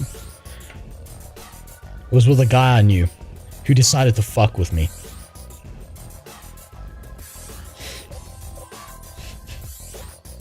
He was like using these Zen pouches. And I'm like, hey man, what's that? And he was like, no, these are the like new nicotine pouches that have just hit the country. They're great. You should really try one. He had the strongest fucking Zen I've ever had. I felt like throwing up for an hour after taking one of those. I shit myself. I had explosive diarrhea 10 minutes after he gave me one of those. Like, I had to rush off, and I don't do this. I hate this. I hate public bathrooms. I never want to use a public bathroom in my life. I didn't have a choice. It was shit my pants or shit in a public bathroom. And I almost feel like I made the wrong decision by running to that bathroom. And he was just laughing his ass off. Have you ever tried the menthol ones? Those shits burn like Satan's arsehole. No, I hate the burning. That's why I use Velo. It's got a way lower burn on it. Man. But kids, stay away from substances. As my mother used to say to me, do what I say, not what I do. That's how you raise a kid. You show them all your vices and then you say, don't you fucking dare do the same thing I do. You be better than me.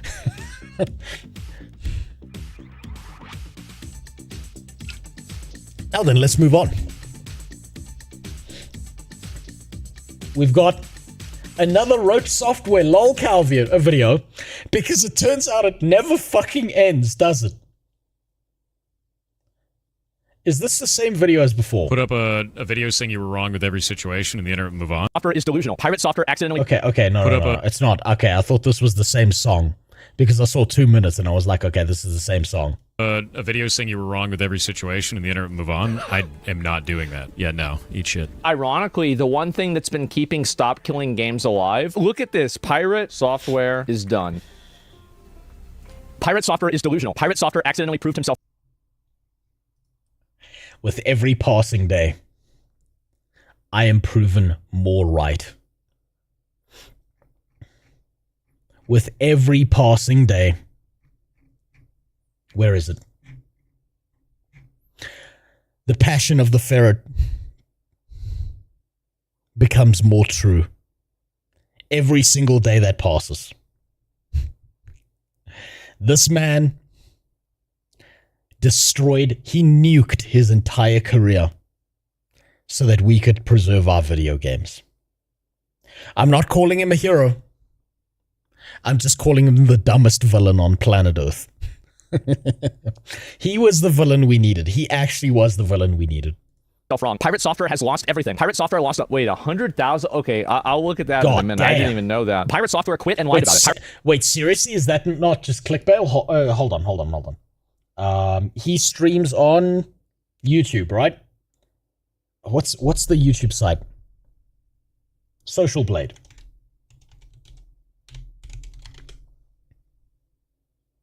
No fucking way that's real.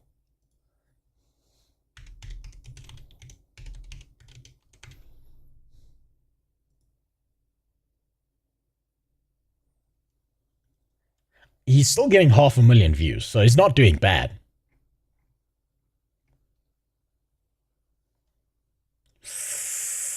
Ooh, that's bad. 60,000. Oh, 60,000. Fuck me, and that's last month.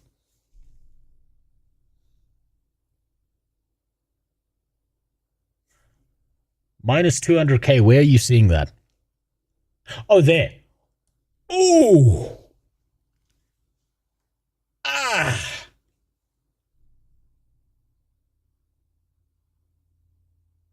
You know what? I think he needs to lean into being the lol cow. I think it's too late for apologies. I think Pirate Software has proven that he is immune to saying the words, guys, I fucked up. I think the way he survives and keeps making money is he just leans into being a fucking lol cow. He just becomes dark side full. He becomes the Voldemort of gaming. Jesus Christ. Ooh. He's still making bank, though. I hope he's got enough to retire. Jesus. It just keeps getting worse for this man. Pirate Software can't stop lying. The entire internet has turned on Pirate Software. Just now, Pirate Software is getting sued. He's done. Pirate Software meltdown. Pirate Software situation. How to be a massive fraud. Pirate Software. Fraud. You know what? I posted 2 videos on Pirate Software, and I feel like I missed an opportunity. I feel like I should have gone like much harder on the paint. I should have like had 5 to 12 streams just watching every single one of these videos and just posting them just non-stop, being the disgusting slop tuber I am. Fuck me. Missed out. I could have farmed this. I could have like got some of the sparks from the actual people watch. Just a watershed of getting some of these people to subscribe. God damn it. Fuck. Everybody, like every single message is negative. You have this happen, so he's lost 100,000 subs. Is that true? Okay, there it is. Okay, there we go. Oh my God. Jesus Christ. Okay, so between, when was this released? Today.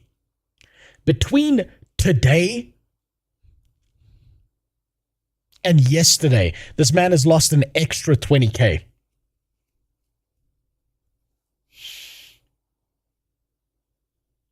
Does he even need to work? His dad worked at Blizzard. He can probably get some sort of hair. Yeah, you know what? He could just go back to working at Blizzard. What are we saying? He's like the perfect front man. He's like the perfect mascot for Blizzard. Put him in a ferret suit.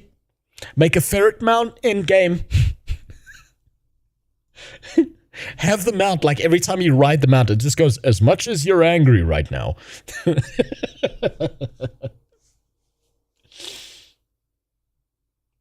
What's up, Claudio? Jesus, he's my little cow. He holds a special place in my heart. He's my little cow. It's magical. Iced. Negative 180,000. This is updated to today. How does that even happen? June, it's a negative 60,000, negative 30,000. So it's basically ever since the classic WoW incident, it was fucking... There's nothing more dangerous than fucking WoW nerds. There's nothing more dangerous on the planet than a bunch of fucking WoW nerds.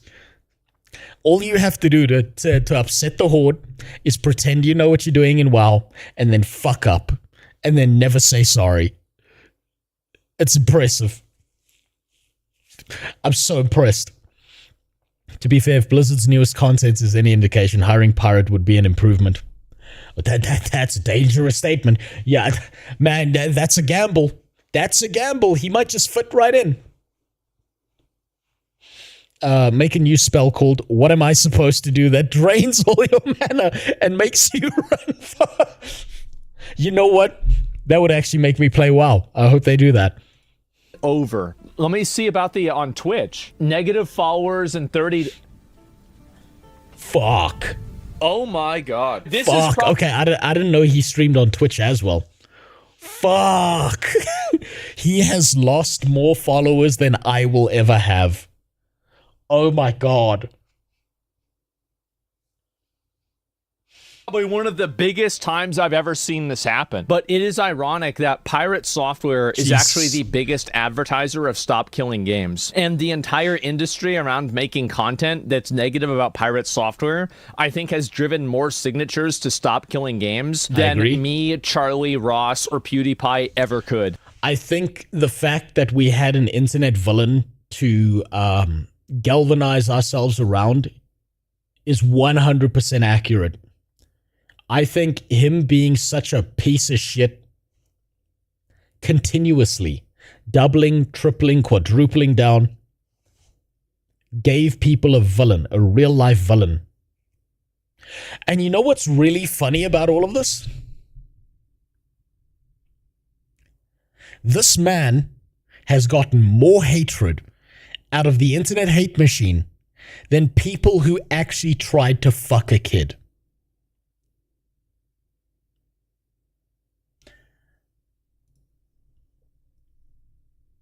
Let me prove my point.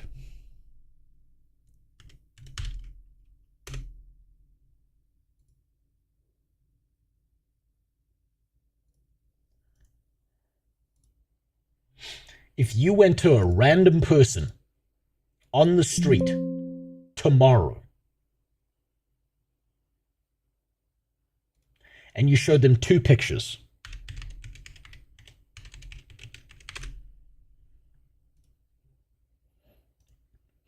just two pictures.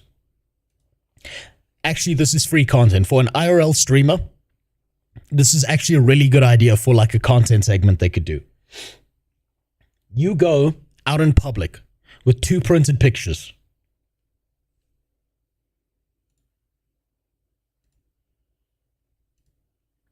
Picture one.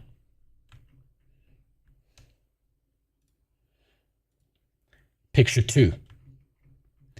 Who do you think out of these two people is currently more recognizable to the most amount of people? The Cupcake Master himself or Pirate Software?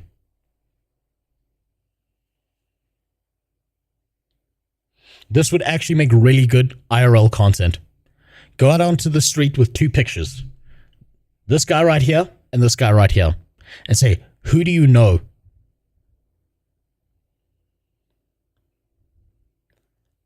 Which one of these faces are you more likely to recognize? And random people will tell you, fuck this guy. I don't know who this is. This man went out trying to actually fuck a child. This man said, fuck your video games. The internet hate machine is a strange place. God damn. I was watching a video that was critiquing you for mentioning you work at Blizzard so much. I literally never talk about it. When I worked at Blizzard, I did that for Blizzard 7 years, yeah. Of course. Blizzard. Because having worked at Blizzard. I grew up at Blizzard. No way you're Blizzard, doing the doing industry the for Blizzard Entertainment. Blizzard. Yeah, no, You're- and it's like, I never said that I was. That's never stopping. Just like, Yeah, That is it's the most never arrogant stopping. statement on the planet, bro. I actually am the first second-generation Blizzard employee. I was the first second-generation Blizzard employee ever. The first second-generation Blizzard employee. First second-generation Blizzard employee. Oh my so God. I'm sick. It's never stopping. It's never stop. And he's just going to keep doubling down. And it's going to just keep happening. Jesus Christ. I actually do know who the right one is. Yes, because you're on the internet. I'm saying IRL streamer takes two pictures, walks out onto the street and talks to human beings. People who have to go to Walmart. And I'm willing to bet more people recognize Pirate Software than EDP. That's how vicious the internet hate machine is. Jesus Christ. That's so impressive. That's such an impressive lol cow reputation to have. Now then, let's watch something sick and disgusting. It was Keat who posted this. I nearly blamed Jimmy again. I'm so used to blaming Jimmy for stuff. Keat posted a picture of his mom for us to look at. I'm a little bit concerned. I don't know how this is. Comments are turned off. Gee, I wonder why. And it's on YouTube.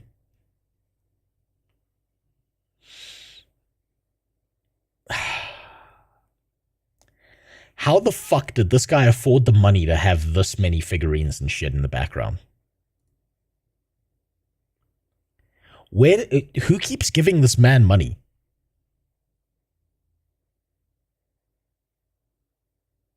He sells plushes and medallions.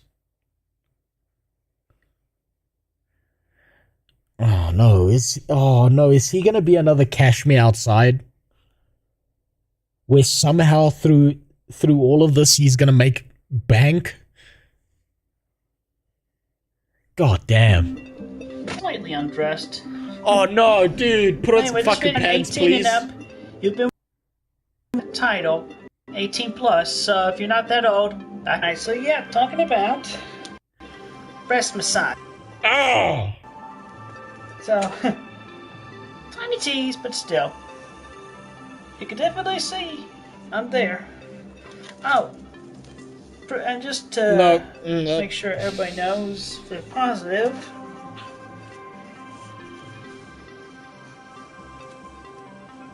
Alright.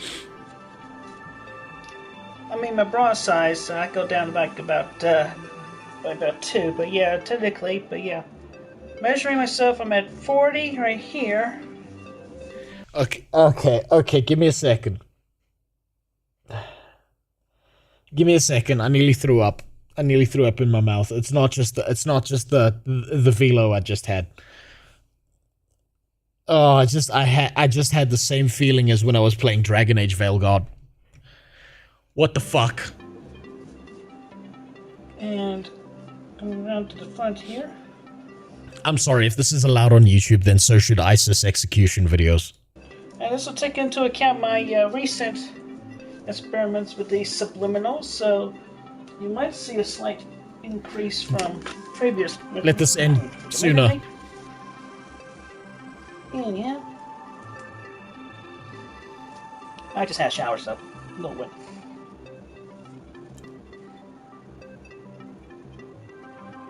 Yeah, right there. It's a little bit. What is he doing this for? What is he doing this for? Over 44 and a half. So, from 40 to 44 to 4 inch difference confirms that I am indeed a D cup. And not only that, but you can tell the bra I was wearing was a perfect fit. I've seen Ds. They look way better than that. 38D. Anyhow, so let's get right down to the point that I'm recording this for. Because I'm looking to increase my breast size, I have looked into various try-home techniques, of which I have been very persistent upon, including supplements and whatnot. But definitely among which is the way of massaging. So from what I've tried to figure out from 1 or 2 videos I've watched. Ladies, this is important. He's going to teach you how to massage your titties. So I taught about massaging like this, I can put heads and tails together. For a few, this kind of freeform also, so it's like I go squeeze it from the top upwards, I make sure I'm cupping my breasts all the way, so I go. Oh, fuck. How am I going to explain to my wife that I've got erectile dysfunction now? Oh, Christ. I do this, you can do this for as long as you feel like on each side of this octagon here, so anyway, you want to do top first, or whichever side you feel comfortable with, is my suggestion. And then you go up here, then to the insides, like that. I mean this wholeheartedly. Do not engage with the Sonotube Medallion. And to the opposite side. There's very few forms of magic that exist in the world, and Sonotube Medallion is one of those very real curses. No, I believe that. So anyway, once again, that's up, right, good. And you do each part for as long as you feel like, until your fingers get tired. And you keep this out, you do this for like a minimum of 5 minutes or so. Also, a couple other topics. Yeah, actually one of which was confirming my cup size to y'all for you nice haters and haters, so definitely a D cup. Right, D. Anyway, D cup, yes. 38D. My bra, though it's 40 with the measuring tape, went down 2 inches. Anyhow, I have also been I'm also aware about how people hate on women who nurse feed their babies and children in public. I support the women on being. There are 92 people watching this. Able to do that. Even in public or in the privacy of their home, wherever, they should be allowed to very much to feed their children the way they want to, even if it means revealing themselves. So, all the power to y'all. And of course, I still support very much the choice of how whether or not women want to wear a bra or not. Free the nipple. I support your choices very much. Although, in my expert opinion, I feel like considering the breasts will tend to droop down as the years go on. Yeah, I think that's definitely the better reason why. I feel like the best reason to definitely wear a brassiere for supporting, keeping them up here instead of down here. That's crazy. All right, well, that's there are 109. Oh.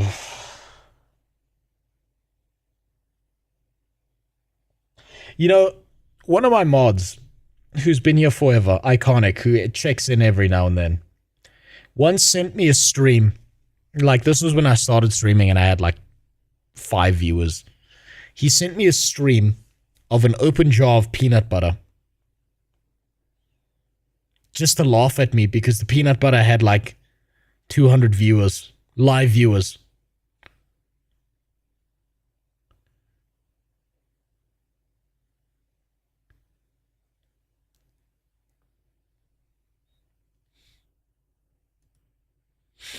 This man has 119. Now I understand why Jesus isn't coming back.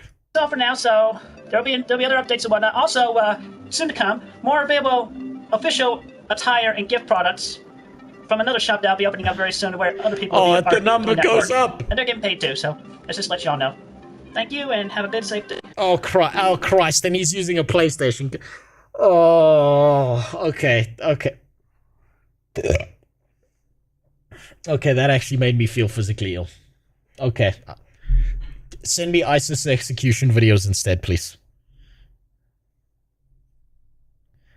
Funny you bring up Jesus. He also believes he's Jesus of Nazareth. Don't lie to me like that. I don't need to know more I don't need to know more Christian law, please. Please, that was bad enough. Okay, never mind. Never mind. I need real freak shit now. Let's see what the fuck these shorts are that you sent in the Discord. Okay. That's just someone jacking off to someone who's not real. Don't know why you sent that. Single cop's body cam should be streamed on Twitch. That would be so much fun. Yes, sir. License, registration, proof of insurance. Yes, sir. Yes, sir. Yes, sir. Mudstud69, thanks for the sub, man.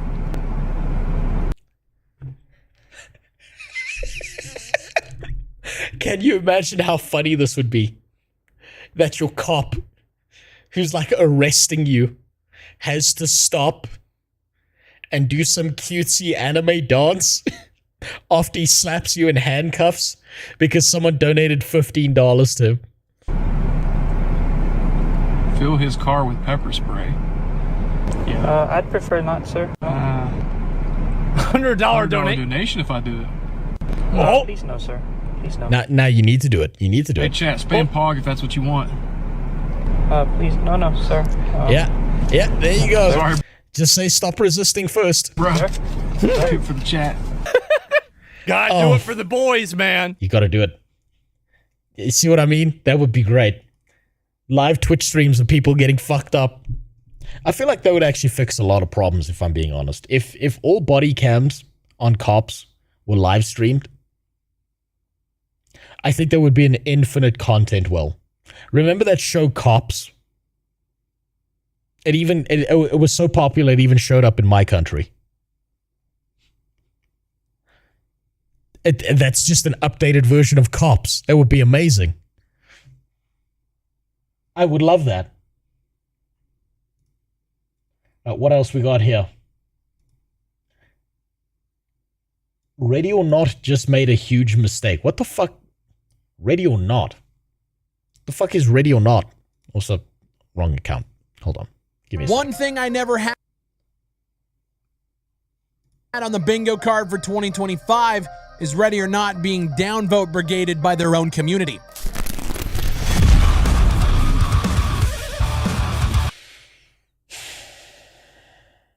This man is from a different era of YouTube. You see how they all got the basketball logo? You went on Fiverr and you found a guy to make you a basketball logo? This was a different age.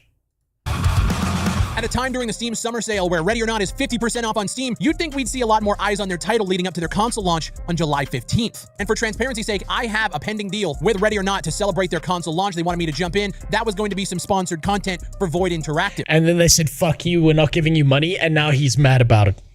And as you guys can now see from this chart, things aren't looking very good. It seems like for the last few days, people are getting a little pissed off. Articles being written about how controversial first-person shooter Ready or Not drops to mixed reviews as community slams the developers for censorship. What is this all? For censorship? What? all mean?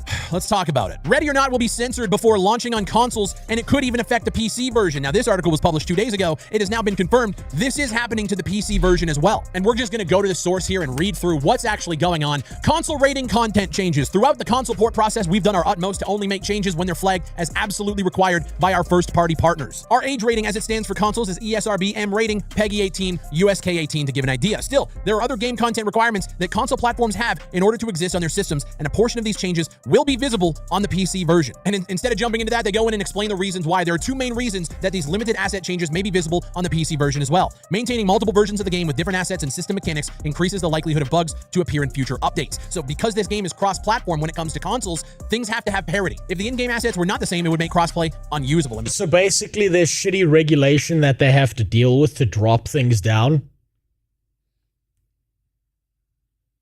So we all get fucked because of some retard regulator. Because people want crossplay, both games have to remain the same. God so what damn does it. that mean? It means we're losing a lot of gore and dismemberment. Player-induced dismemberment still has a large presence in the game, but is a little more limited as to when it occurs. When alive enemies are shot, they can undergo dismemberment. However, once they are dead, no further dismemberment occurs. Note, the level of dismemberment itself when it occurs was not actually toned down. Ultimately, we consider this an okay compromise considering our gameplay design already dissuades use of lethal force anyway. The Karenism. Yeah, no, you know what? I can see but we could post that image, so obviously it's fine. This is definitely a Karenism. There's at least 4 or 5 white bitches in the HR office who made this change. And there's some fucking simp in management who agreed to it. So if you have somebody on the ground, you shoot them with a shotgun, and when they're already dead, they're no longer being dismembered. Lastly, some characters' art involving torture were tuned down slightly to be less over the top. For example, the tortured police informant on Narcos is still missing fingers, eyes, and covered in fresh wounds and blood, but a little bit less so. So it's just been toned down just slightly. Plus, some instances of explicit nudity for a handful of... Oh, you know what? You know why this hurts me, actually, on a personal level when it comes to video games? This is where we used to be.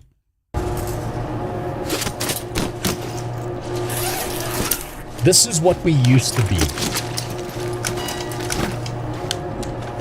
Wait, what? Okay, no, it's coming.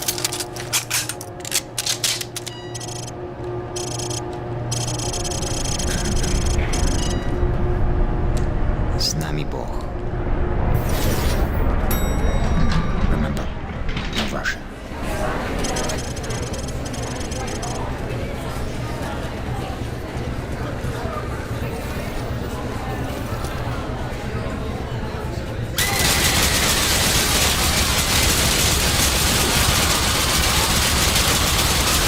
That's where we used to be.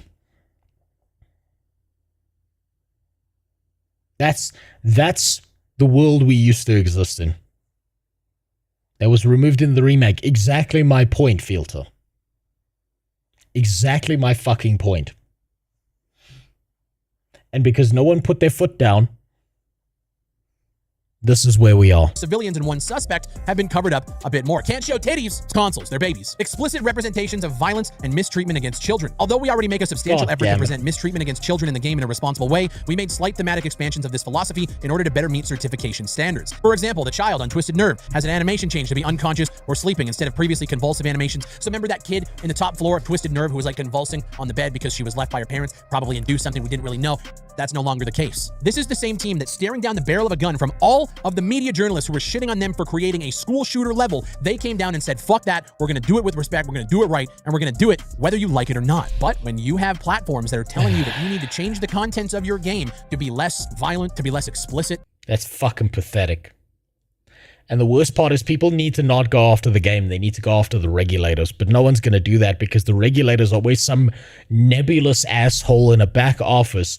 And whenever someone blames the regulators or starts being like, you fucking idiots are overstepping your bounds, then the guy in the back office goes, it's not me.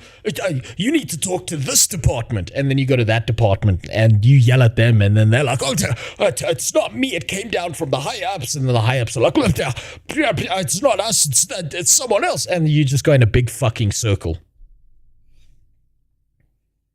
that show less titties or whatever.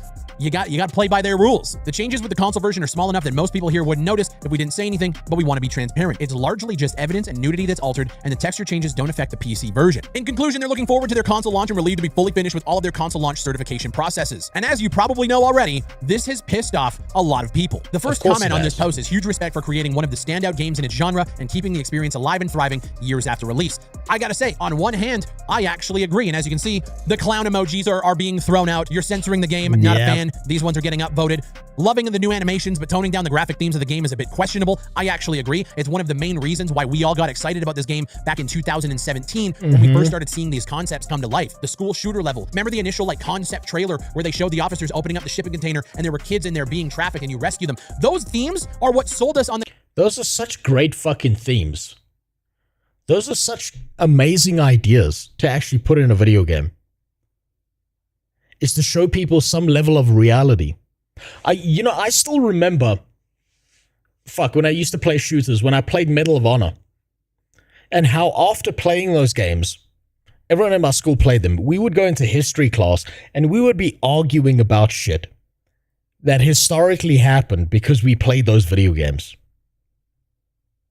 I think it was Medal of Honor that did the D-Day run across the beach, and how fucking brutal that was. And that made us actually understand on a level that no book or no fucking piece of text in a textbook would make us understand what that kind of storming the beach was. I think these games are actually very important to not censor. And I think it's fucking pathetic that these fucking regulators or payment processors or whoever's behind this is fucking this up. The game in the first place. And like this person points out, it was either that, the censoring of the game, or they get an adults only rating, which is basically commercially non-viable. So here we are. We're sitting here at the cusp of a console release, and we have people now downvoting the game because they're not a fan of the censorship that is inevitably going to be coming to the PC version of the game. Now, here's the thing. For the console crowd, if there wasn't crossplay and they wanted to downtone it, it is what it is. The fact that people have already purchased the game, most likely based on some of those themes that you guys show off in the screenshots, in the trailers, and hold on. One of these days, all AAA FPS games will have Nerf guns and group hugs and shit. I don't know about that. Akko. I mean, group hugs sounds a little bit violent. You gotta do lesbian clapping. That sounds more in line with what to expect. And Nerf guns? You might take out someone's eye with one of those. Better switch it over to, water pistols. In videos that we have already made on this channel in the past, the fact that now is being changed after a purchase for somebody is kind of a shitty thing to do. Jesus. I understand not wanting to go adults only. If you're putting all of these resources together to make a console version for the console crowd, you want to make as much money as humanly possible to make that money back. I totally understand the business side of why you want to go down this road. The fact that it affects the PC release when it's already been out in the open for years on end is questionable, and it just downright fucking sucks. Pathetic. Awake here points out, here we go again, all PC players suffer because of console players. Yeah, refund sounds like a reasonable idea after downgrading the game. Now here's the thing. I don't know if I'm personally upset enough to want to refund the game and say fuck it. No, refund the game. Make your voice heard. Get as angry as fucking possible, because if you don't, the next time it's going to be worse. And it's going to keep getting worse and keep getting worse and keep getting worse. Do you want to know why payment processors stopped yelling at Only Fangs and put them back on their system? Because they realized how many millions of dollars they were losing by not processing the payments of Only Fangs. Same thing here. When they start realizing how much money they're about to lose because they keep doing this shit, then they change their tune. Before that moment, if people let this slide, the next time it's going to be worse. And the next time it's going to be worse. There's something you need to know about Karens in an office. The second you give them an inch, they take a fucking mile. You put your foot down and you say, shut the fuck up, Karen. Fuck off. Go get a job somewhere else. These people don't stop. Ready or Not is one of the best indie shooters that we have covered on this channel. They started off really, really rough, and they made their way to, again, one of the best releases that we have seen in a long time. But as the next comment points out, he believes that censoring certain aspects of the game is compromising the core identity of Ready or Not. And it's unfortunate that it has to be this way and the developers have to compromise. I'm sure they're not happy about it at all. I'm sure they would have loved just a one-to-one parody of whatever's on the PC version can be on the console version. Probably would have made their lives a lot easier. But if I could give the developers a little bit of advice, you do not want to jump into a thread like this with this response. For clarification, the changes aren't extensive. They're only minor skin changes with the most That's a Pirate Software response. They just went full Pirate Software. And you never go Pirate Software. significant change being that players lose the ability to desecrate corpses, which I know for some people is like, yeah, big deal, but read the room. There's so many pissed off people. Gerard's ghillie just goes down a little further. The woman on port gained tattered clothes instead of being nude. Small changes like that. Kaminsky, you gotta read the room. And I think this comment really just sums up how I imagine they took Cyberpunk, and you know the very first cutscene where you're rescuing, like, not the first cutscene, like in the very beginning of the game, where you're rescuing that woman from a bathtub, right? And she's butt fucking naked in the bathtub, like dying and like wigging out and shit. How much less impactful would that have been? And how much of a loss of like suspension of disbelief would that have been if she had somehow magically had invincible clothing that covered the nipples and covered the ass and stuff? Like, that was a horrific scene. And one of the reasons you realize how horrific it is because they're treating her like she's a piece of fucking meat in a butchery, right? She did in streamer mode, yes. However, you could turn it the fuck off. Now, if these devs knew what the fuck they were doing, they would at least give people the option to turn it the fuck off.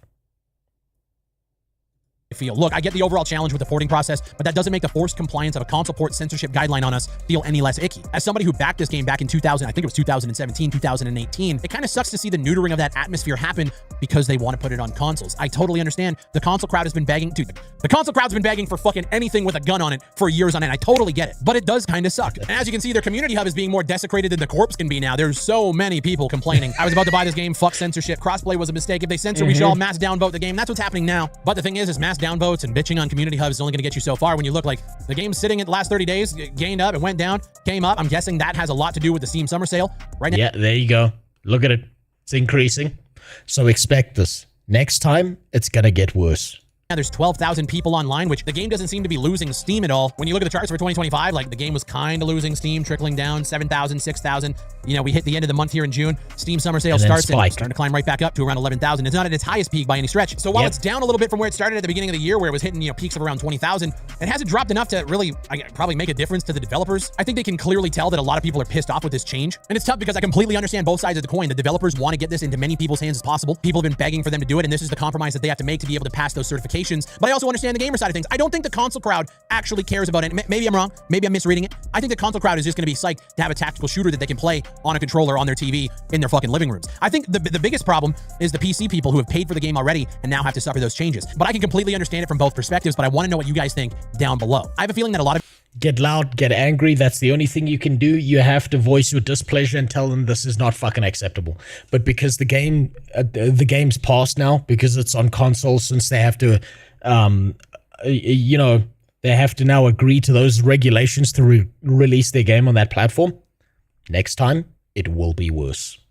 It will be worse. Some of you are going to be upset at those content changes and the censorship for the console crossplay parity. And while you're letting me know your thoughts down below, leave a... Also, I really love how, like, a complete side note, I really love how, like, I look at this guy and all I can think of is Tim the Tat Man. But it's almost like... I say this because I know people who look exactly like this, right? You can always tell what an FPS player looks like. You can always tell if someone's an FPS player.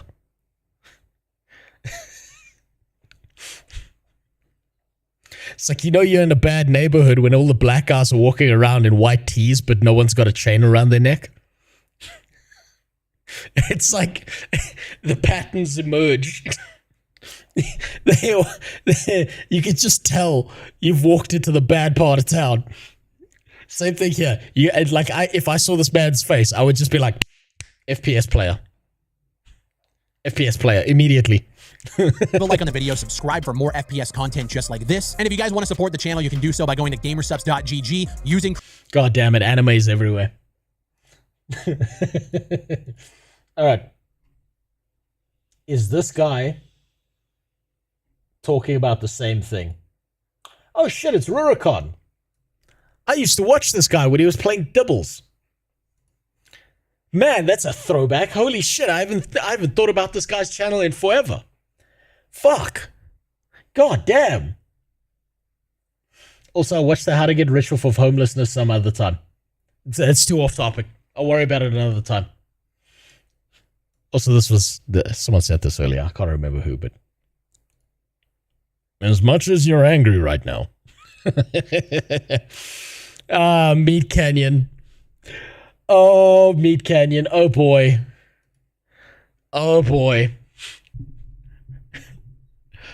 I'm telling you now, Meat Canyon's going to release that video, and there is a non-zero chance that Pirate Software will go out of his way to try and DMCA that video. Meat Canyon's now making a video about Pirate Software. Ooh.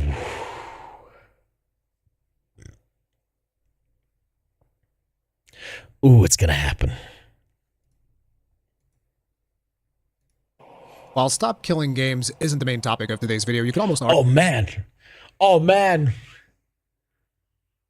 Checking in on this man after this long, he has changed. He got old. Time caught up to him. Damn, he looks so different from what he used to look like. Once you get Meat Canyon, it's all over, yeah. You know, Taylor Swift's career really fell off after that happened. I heard Jake Paul Logan Paul is dumpster diving after Meat Canyon's video.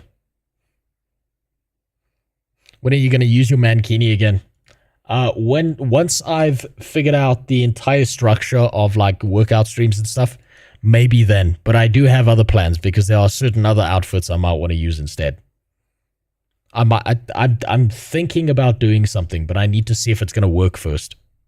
If that makes sense.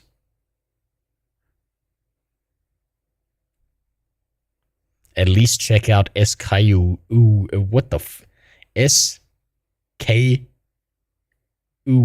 stream. She's live. I don't even know what the fuck that is, dude. Argue that the initiative is what brought this particular topic to life, send me a link. kicking and screaming against its own will. So, before we even get started, I would like to recommend that if you happen to reside in Europe and you still haven't signed the Stop Killing Games initiative, please do so. I'll try to have a link in the description of this video for your convenience, and this is something that we should be pushing. But today's topic is a little bit different. So this is something that was brought to light a couple of days ago. This isn't really recent news because I've been busy with the move and all of that stuff, so I haven't had time. Is this just more SKG?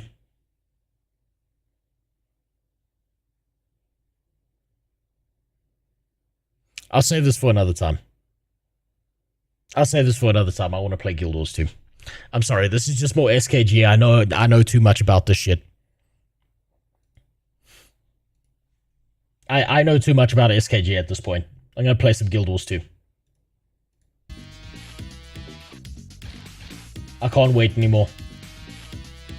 Can't do it.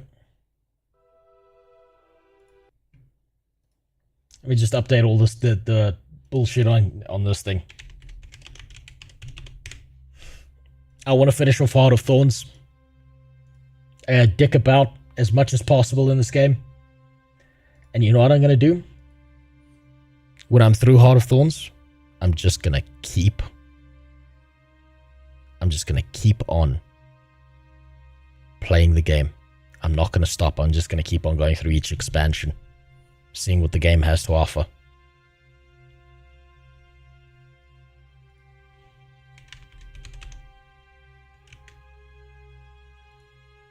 I'm not stopping. Why did you want to stop or consider stopping? So I wanted to stop because I was considering stopping after each expansion and then starting to work on the videos. But I think it's better that I just keep on going, make notes of all the first impression kind of things that I thought and felt. And what the God? Jesus fuck! Jesus!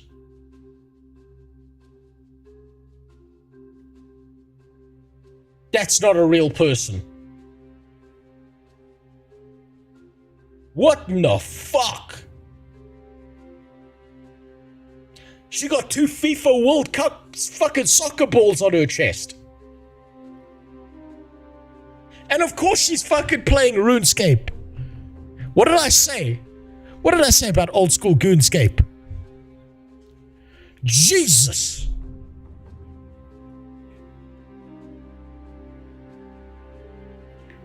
There are 4 ex-boyfriends lost in there. They're still trying to find their way out. They've banded together like the Fellowship of the Ring, climbing fucking Mount Mordor trying to escape. But they can't tell up from down. Holy shit, dude.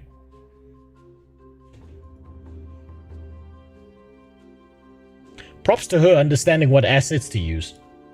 Very well played. God damn.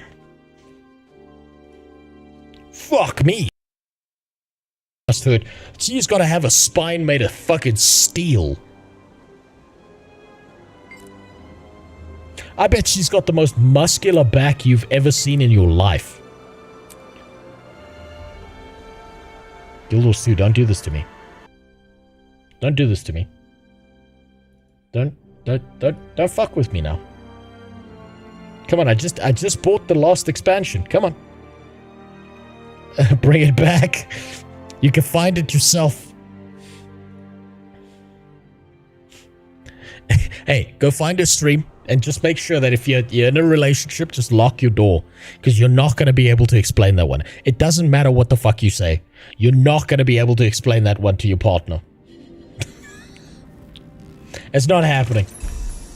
Oh, thank you for another level 80 boost that I don't care about. It means so much to me.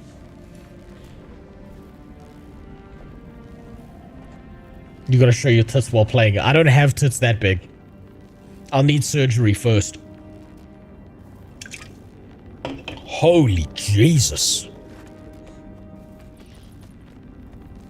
Holy fresh fucking tits. Visions of the... Thank you for your... Okay, yeah, that's just the most recent expansion. Right, now where was I? Follow the path of rocks left. Oh, that's right. Finally, one of the useful characters.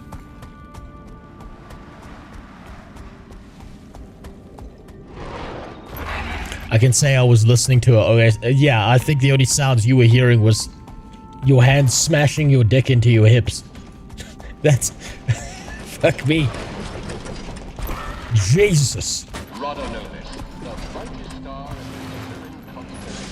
Where the fuck am I going? Where am I supposed to be going? Seems to be up that way. How many boosts do you have? One for each expansion, I think, because I've used one for one character. And the rest are just sitting there.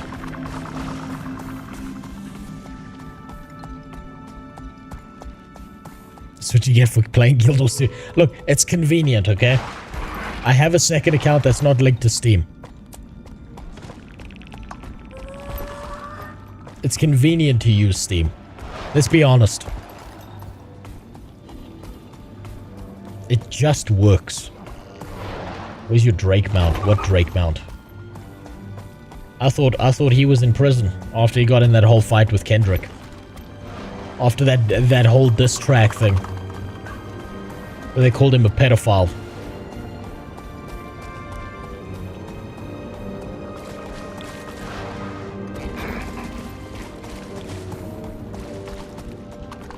Where's your Griffin mount? Well, I'm not playing a dwarf in WoW, so I don't have that either. Where in the fresh fucking hell am I going? I'm just gonna waypoint this.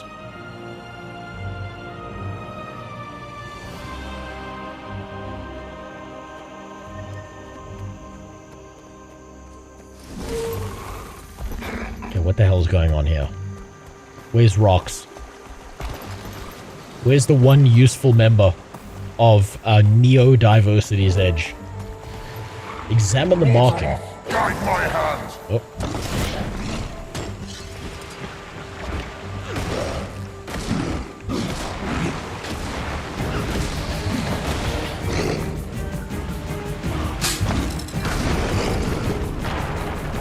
enough? Whoop. I'm renewed.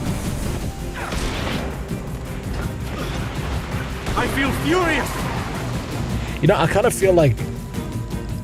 I don't know what's happened to grenades, but something's changed about them, and I feel like they might be a little bit more OP. No question. You got music? Yeah, I do. You're right, I do. I forgot to turn off my music. There we go. Very confusing, I'm aware. You die now. You know what I've realized? I need to stop, like, dodging enemies and just kill them. I'm renewed. I'm fading Okay, never fast. mind. Just not stand in the fart cloud, that might be a good idea.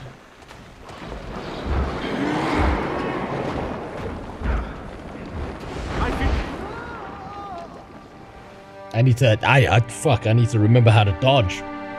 Apparently I forgot how to do that.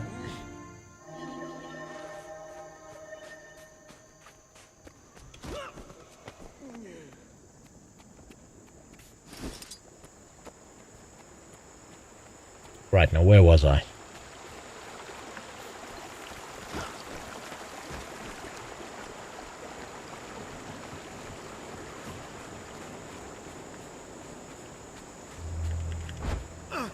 I feel furious. Over here.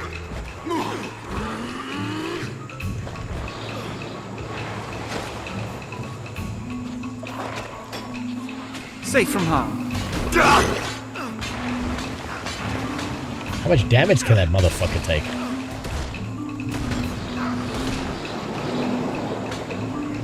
Don't stand in the bullshit.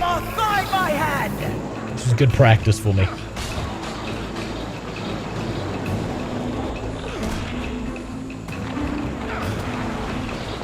I'm wilting. Need more endurance.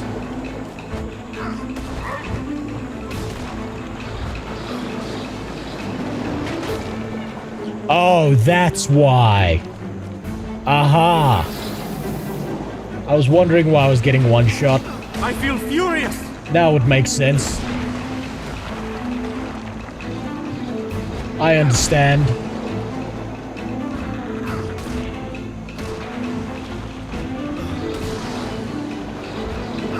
Yeah, it makes perfect sense now.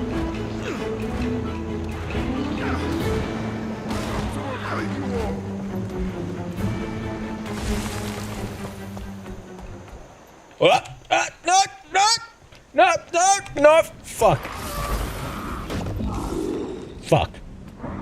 I'm fading fast. God damn it.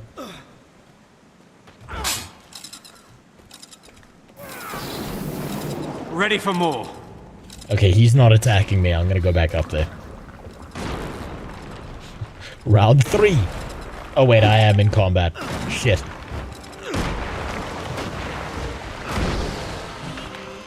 It's fine, I can use this as practice.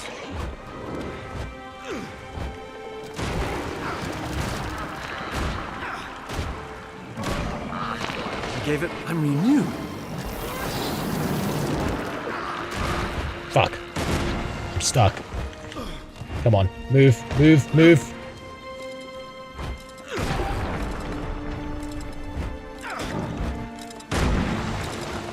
Dodge. This is good practice, at least. I probably needed this.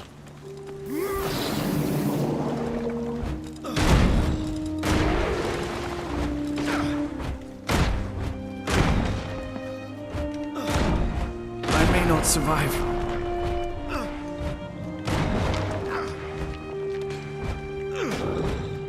Come on. There we go.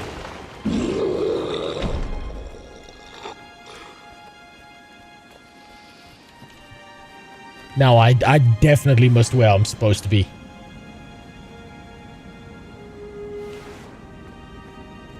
But let me look around. Maybe I didn't. Maybe I can pretend I fell down here on purpose. Okay, never mind. Never mind, get me the fuck out of here. No, not dealing with that. Oh, now I have to, don't I? That's fine. Get stuck on the terrain. I like that. Stay there. You can stay right the fuck there, buddy. Finally, I've managed to figure out how to cheese exactly one enemy in the game.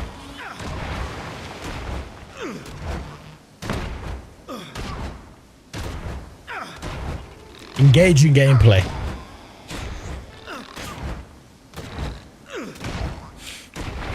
You know, not many people have these levels of skills. I'm glad I'm here to educate you.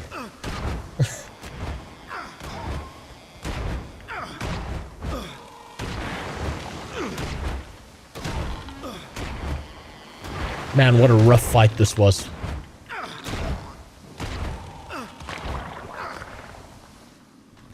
Ew, we're Guild Wars 2 devs. We're gonna make a vertical map. It's gonna be so fun for the players. Motherfuckers.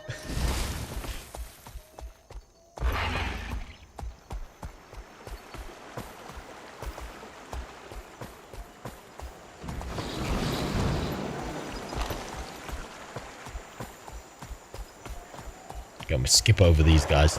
You die now. Oh, no, nearly made the same mistake twice.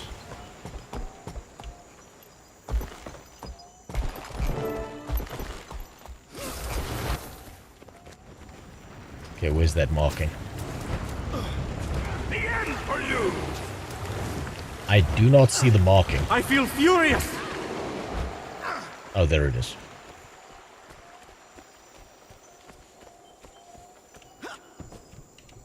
Someone or something came through after, but I still think that's one of Rox's signs. Zeus wouldn't be proud of your cowardice. Look, Zeus... You mean the Greek god? The guy who turned himself into a goddamn duck to try and fuck a woman? That guy? Cowardice? Really? I think he's too busy trying to have sex with 16-year-old Greek women in rivers right now to care about what I'm doing. And a cow. Yes, that's true. And a cow. You know, if you removed all the parts of Greek mythology that start with, unfortunately, Zeus was horny today, Greek mythology goes from being a book like that to a book like that. Turns into a fucking pamphlet.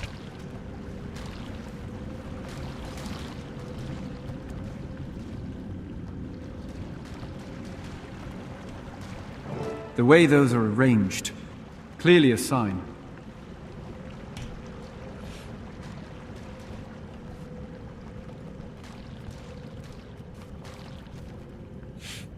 He's gonna have fun on the Mordramoth fight. It's fine. If it's anything like the mushroom fight, my elite gamer skills will keep me alive.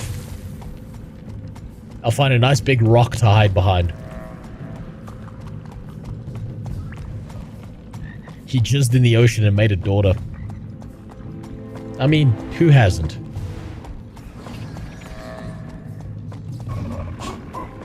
By jizzed in the ocean, what you mean is he jizzed in not his wife and made a child with not his wife. Common mistake happens to every guy every now and then. You know how it is. This is not the right way to be going. I feel like I have to be up there.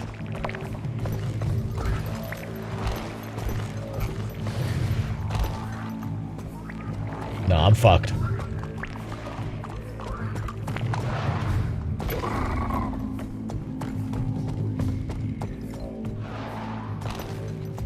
Man, can you imagine how angry Hera must have been as a Greek goddess? When you married, like, the fucking horniest thing on planet Earth, and he just refuses to fuck you. He just fucks everything else under the sun.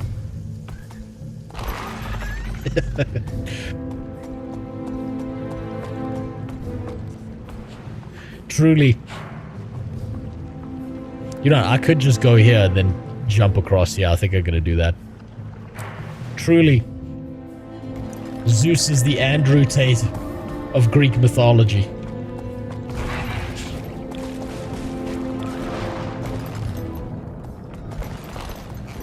If courses were a thing, he'd definitely be selling them.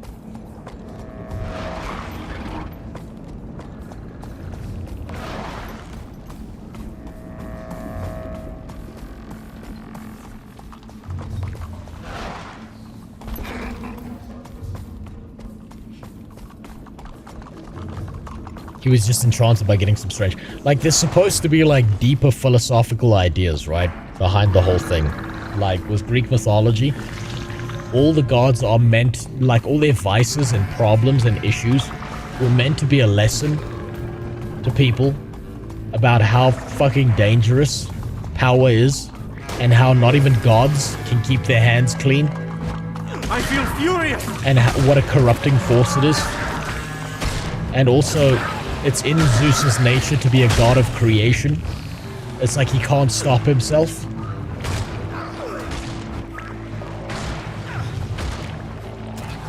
But honestly, I think it's probably some dude wanted to write some fan fiction. Like, he married a frigid woman, and he was just like... He just came up with the most fucked up fan fiction he could think of.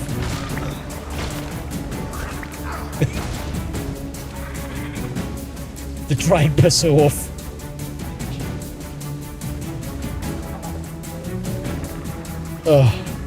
Hades was the only chill god, to be honest. Well, I mean, look, in Greek mythology, he did kind of kidnap Persephone. And his horny older brother Zeus helped him do it.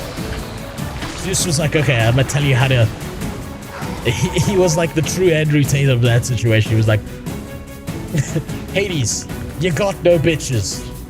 I'm gonna teach you how to get bitches. Trust me, bro. So what bitches really want is to be kidnapped when they're out in the field with their tits out. And Hades, being the autistic fuck he was like, yes, taking notes. Kidnap woman. Greek mythology is a wild ride. Definitely worth a read. Things have kind of been, like, changed over time. To suit certain narratives and stuff. But the original stories of the Greek gods are fucking wild. There's some real bananas shit out there.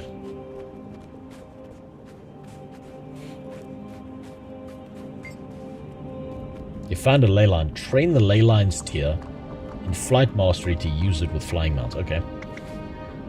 It would be unwise to mess with these eggs. What I'm hearing is mess with these eggs.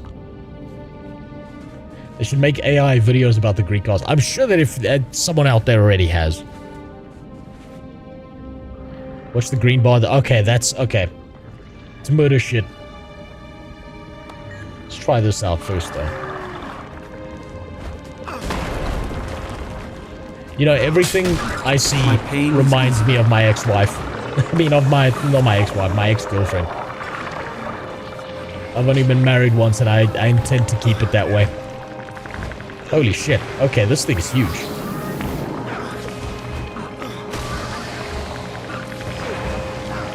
Oh, I'm fucking dead. Oh, shit. That stupid fucking bubble is bullshit as well.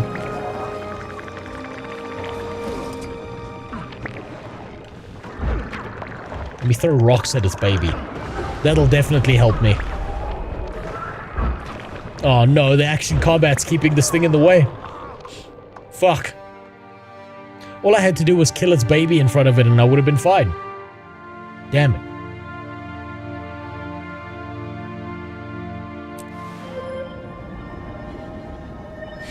It's fine. I need to learn my lesson about reflective shields. I keep ignoring them. I keep ignoring the bubble.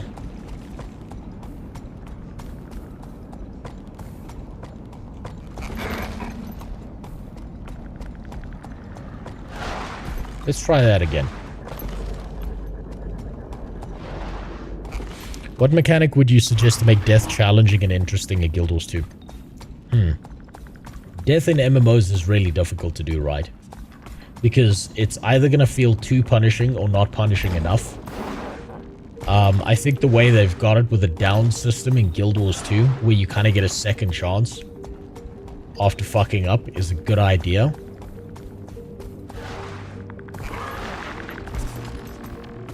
I think maybe there's an extra gameplay mechanic they could potentially add there, but I'm not sure what. Fuck off with the ley line thing. I'm learning to be racist in different languages first.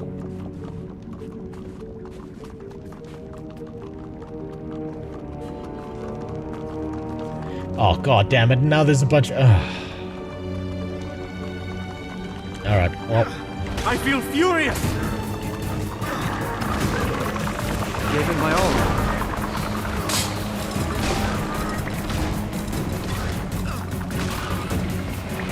It's time to go around the corner. Like a brave boy.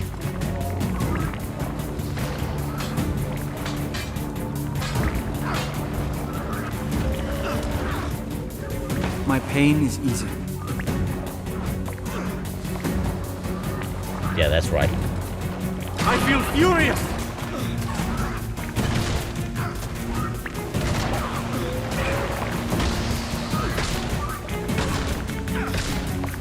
This fucking message about ley lines, fuck off, please. Safe. I'm new.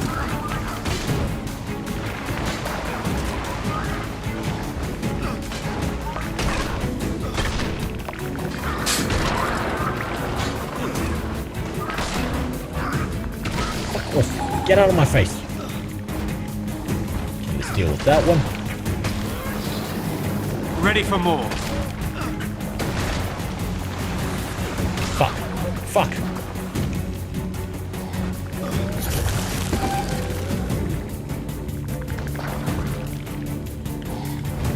There we go. Okay, what do I do with the shield? Do I just gotta wait until it goes away? There's no way to, like, break that shield, right? Fuck, no, stop! I can't see! Resolution, incoming condition damage, decreased stacks. Destroys incoming projectiles. CC, get closer to the mob. Do I have... if I'm inside the bubble...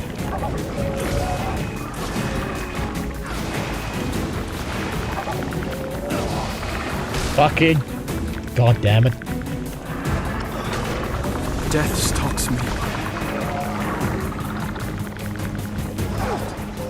Fuck. Well, that didn't feel like it helped. I wonder, does the reflective shield still work on melee builds? I feel like melee builds have an advantage over reflective shields.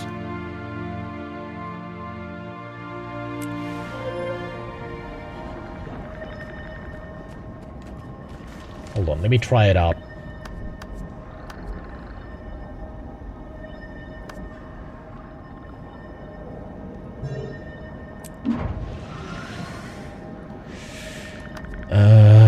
What did I have? Okay. I don't have the entire scrapper build. But I do feel safer using this than I did with whatever bullshit that I was using there. We get some defiance breaking.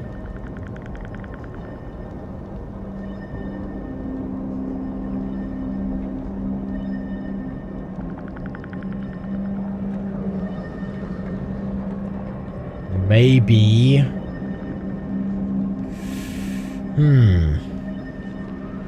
I wonder. The bomb kit doesn't really have, like, thrown projectiles. You kind of just put them on the ground. Sweeping into bed, Wegs Twembwing, Matt Westwind, Uwu, Stew, waking from the Westidwell afterwell of Yo Stream, Body Daddy. Every noise, every sigh had me gwending like an enemy meow. I'm so good though. Twitching, whispering, thanks, we are mowing wet and yow. Ooh, nya. That was almost as bad as the Chris Chan video. Thank you very much, Ashura, for making me want to kill myself.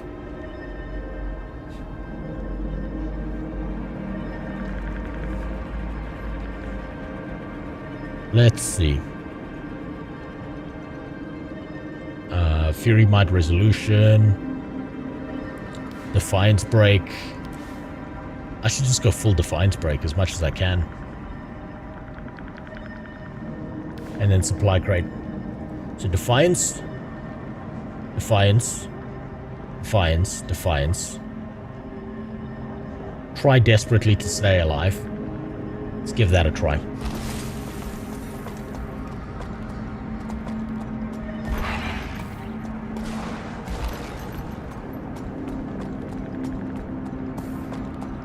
Stun does do Defiance Break as well.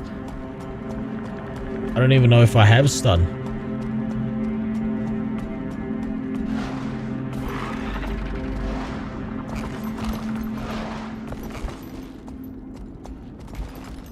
Is that thing still there?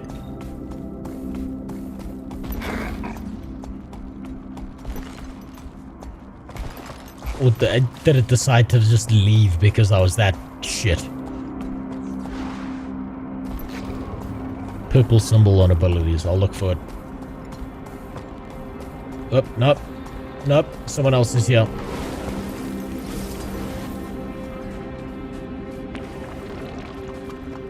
Wait, let me practice a little bit.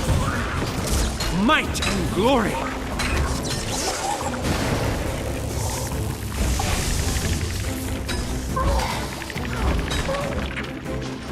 Remember how all of this works. Okay, let's try that again. Okay, so now this crazy thing comes out. I should put down all my turrets as much as possible. Defiance Break it. Oh, okay, someone's helping me, thank God.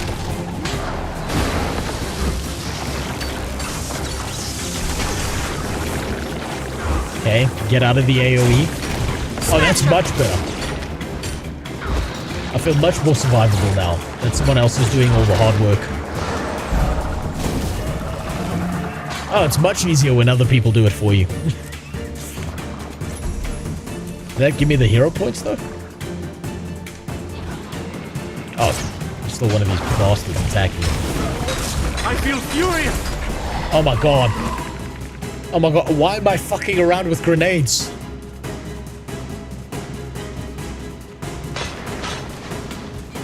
Why am I fucking around with grenades? I'll go back to Scrapper. Blast Gyro, unleash a Blast Gyro, begin a countdown, a Tremendous Blast, Defiance Break 300. Ooh, I like that. I kind of like the turrets though.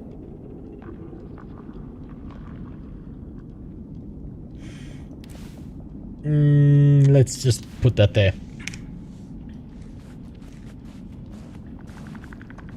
Radius, explosion, unblockable, stun. That's the purple symbol you're talking about. Then what does my F2 become? Splash a hyper coating. Okay, come on a nearby ally, granting them super speed. I'd also run away at super speed if someone came on me. And this is release a shockwave of inertial force. Breaks stun. I got a stun breaker ability. Holy shit. Spear Scrapper is pretty cool. Well, when I get a spear, when I whip my spear out, I'll let you know. Fuck off, Leyline. Okay. Study the marking. Rox was here. His marks leave no question. I'm just gonna move on. You know, if this game was made by Blizzard, all these creepy, freaky alien things, they would replace them with little fluffy bunnies because they don't want to trigger someone's arachnophobia with a 3D model of an in-game creature. That would be too much for them. That'd be way too much for them.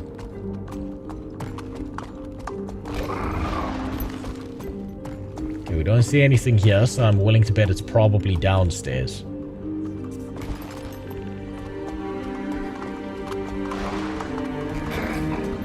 maybe not. Maybe it's upstairs.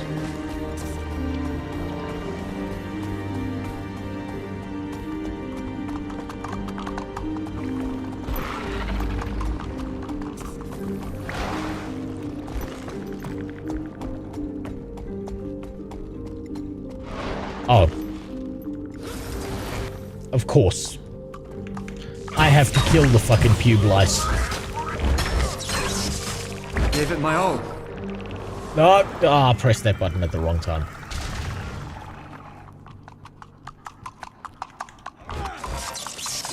No, come back here. Jumpy little bastard. Oh man, Scrap is so much better than the kits. Oh my god. I forgot how good it is. Current WoW X-Pack is filled with spiders and Nerubians. Yes, but there's a lovely little filter on the game where you can turn them all into Makura, or basically lobsters.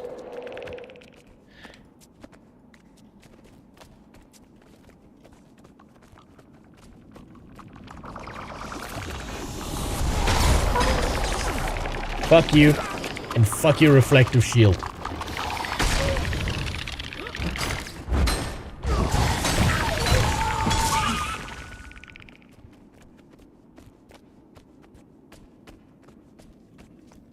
I'm definitely missing something here.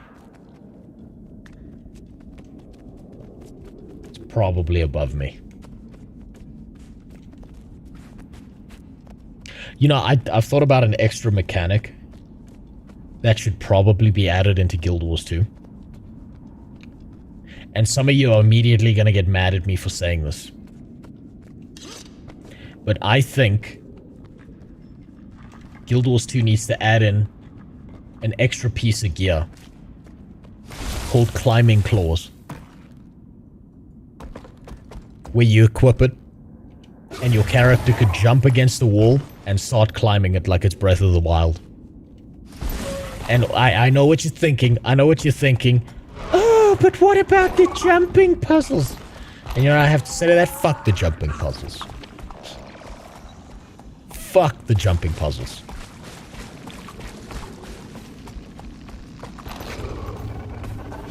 And then the second thing that they need to add into the game after adding in something like climbing claws is a gigantic statue of Aester Galkin for me to practice my climbing on. Just to make sure that I know how to do it correctly.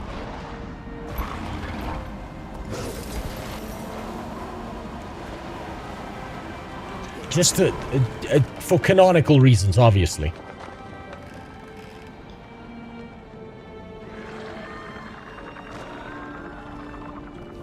You mean Aloy of... How dare you? Don't you fucking dare say that. Climbing claws should be disabled inside jumping puzzle area just like your mounts are. No, they should keep it active. They should definitely keep it active. I don't think it would fuck up anything if they did.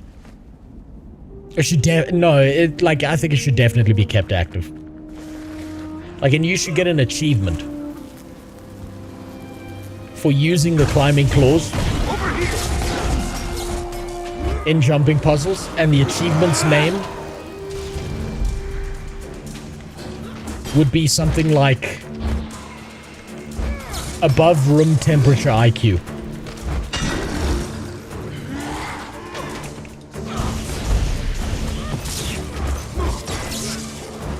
Oh, this guy's gonna knock me down.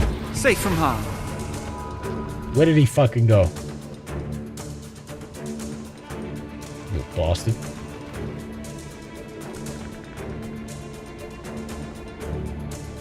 Statue of Jorah. No one's starting map. No, like, you know in Assassin's Creed, there's that big statue of Zeus with his dick out. Just one of those, just in the Norn area. And they make you practice climbing up and down some dude's dick. Do you feel like you've got a hang of the climbing claws yet? It's very important. Take your time.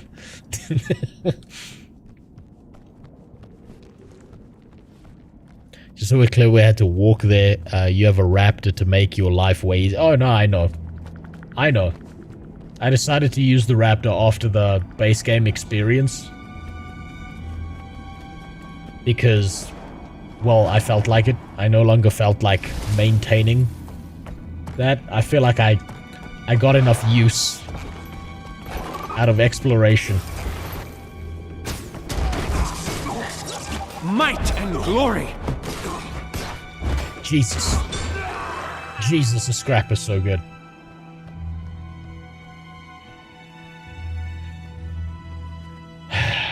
It's above me, isn't it? No, there's not even anything above me. It has to be somewhere.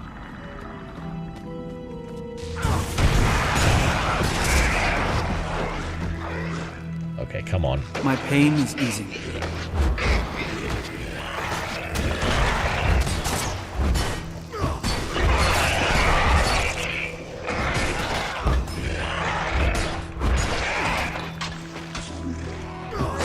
Fuck, I was slow on pressing that stun break. Safe from harm.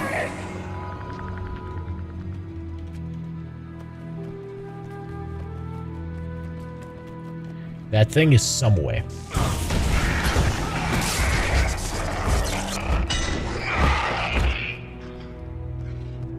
You were close enough to half full the bar at one point. Wait, is this gonna be like one of those... Is this a game of hot or colder?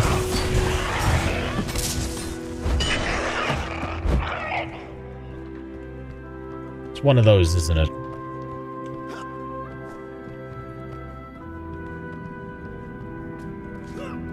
Guild Wars 2 needs to understand how retarded I am and give me better indicators.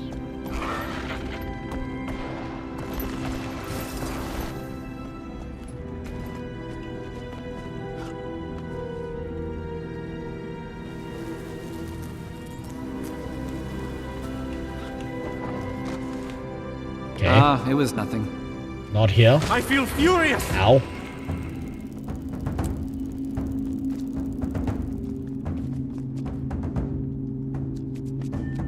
The music... Oh, by the way, Khaldun. You saying that? So my wife broke her phone. Right, a while back. And it needed to get repaired. So while I was in the shop getting repaired... she would, like, steal my phone to play music while she did stuff around the house. Knocked and ready! And she found, like, the Heart of Thorns soundtrack on my phone. And she played it just to see what it was like, and she was like, "God damn, this shit's banging." She didn't even look for her own music. She was just like, "This shit's great."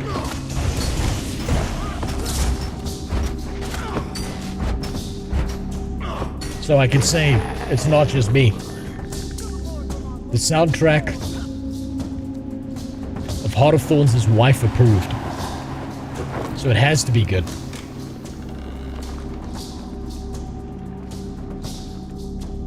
I feel like I'm going in circles here.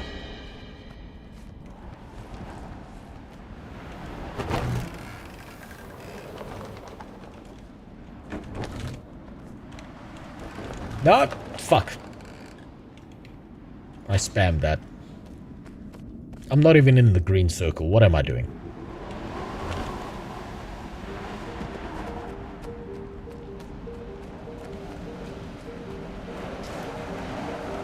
Submit to Mordremoth! Let's see.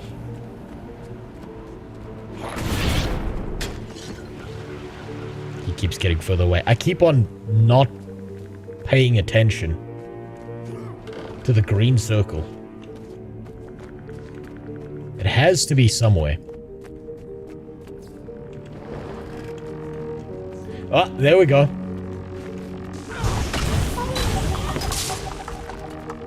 Maybe I should rely more on the fact that the game is giving me visual indicators. Wherever these pupil lights are, it seems to bring me closer.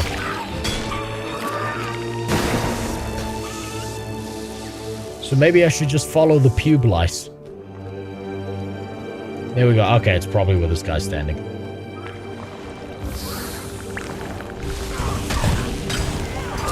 not. Never mind. It's not.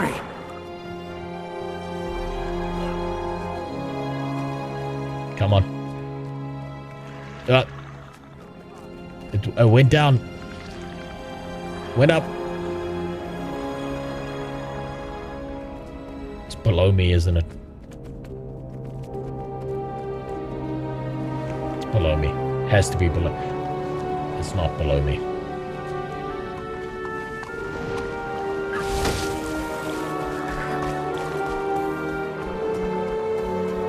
You can see 2 arrows in the green circle in the upper right points direction.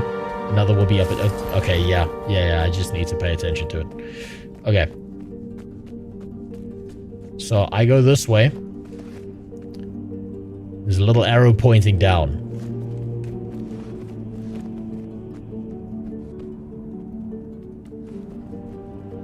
But if I go down, there's a nice big thick wall here. Mordramoth is a giant dick, and he's the jungle. These bugs live in the jungle. Yep, they're his puglice. I'm glad you figured that out. You know Mordramoth from the hood, so you know he's rocking an afro. And I don't mean on his head.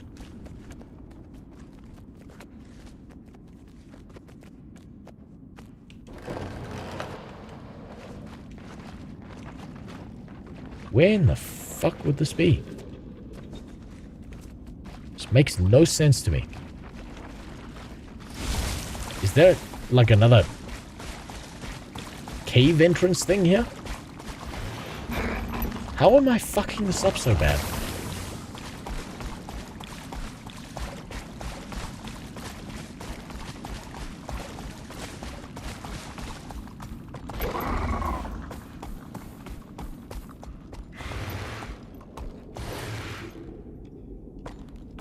Okay, if I'm here, it's telling me to go down.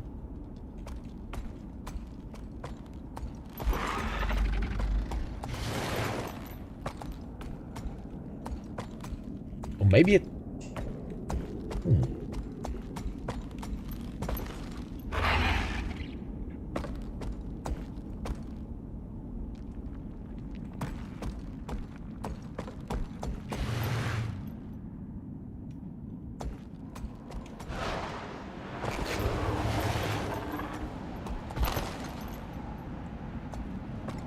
I cannot do this alone.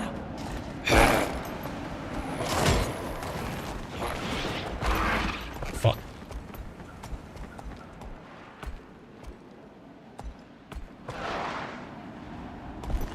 Damn it.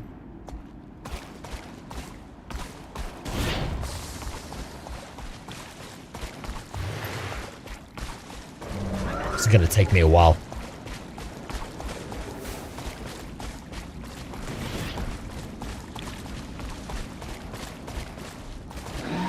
Arrow only points to the green circle. The bar is what's important. Okay, so it's just focus on the bar. Don't worry about the arrow there.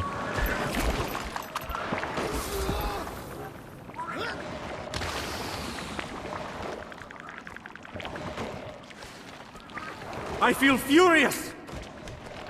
Get the fuck out of my way. Ah, fine. I got a turret up. Fine, it's good practice.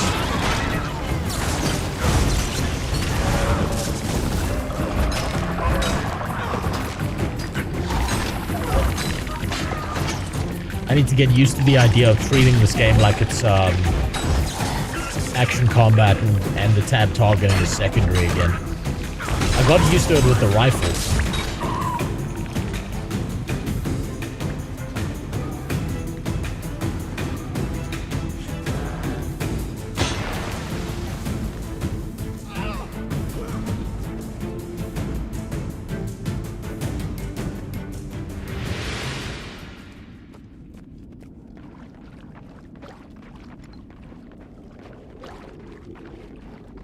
Yeah, I fuck the grenade kit. Holy shit. I don't know what I was thinking. In this game of rock, paper, scissors, hammer somehow beats explosion. Okay, so this is the generalized area where it's like it goes up and down.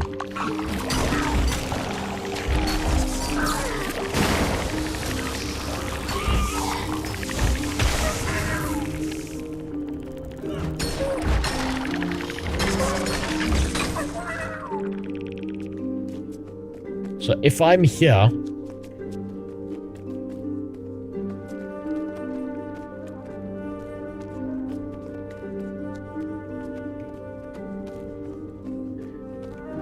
if I go down, there's nothing. So it has to be up there.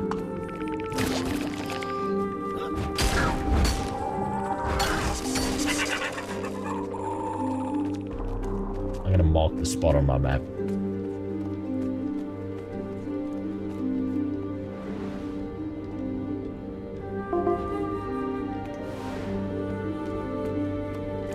That wasn't a marking. That was the wrong button. But it's good enough that I should be able to find my way back there.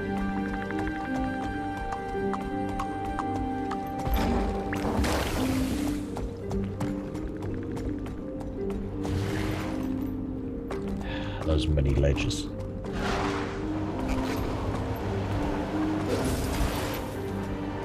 Assist me!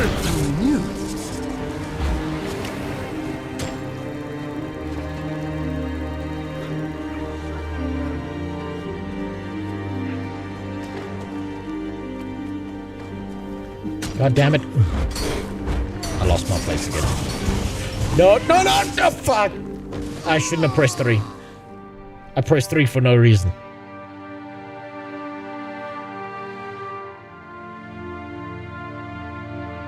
Why did I press 3? Fuck.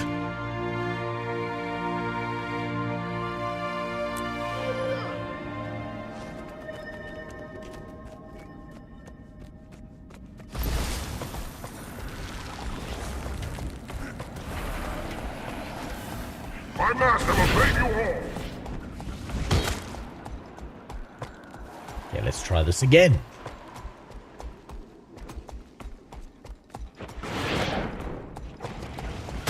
I will break you! Okay, don't press 3. Do not fucking press 3. Give it well. Hey. I am everywhere.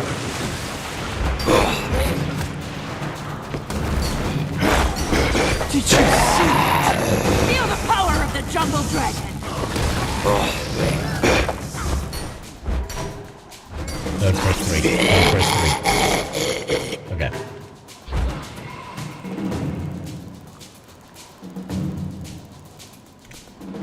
Now then. Where in the fuck was I? I feel furious.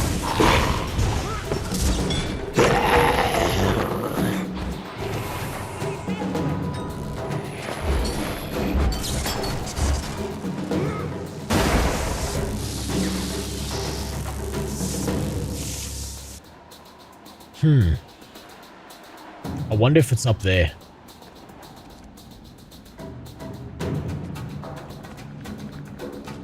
Using movement abilities in combat even though you don't need to is the MMO equivalent of reloading with 29 out of 30. But what if that last bullet makes the difference? What if by not reloading that one bullet would have saved my life, and by not using it I just fucked myself over?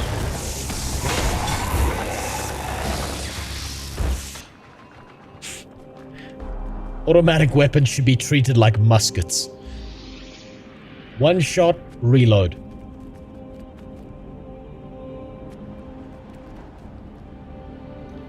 Okay, now where was I before? I was somewhere over here.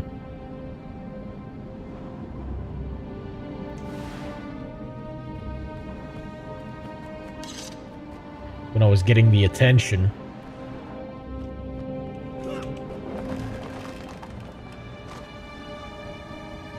of the bar.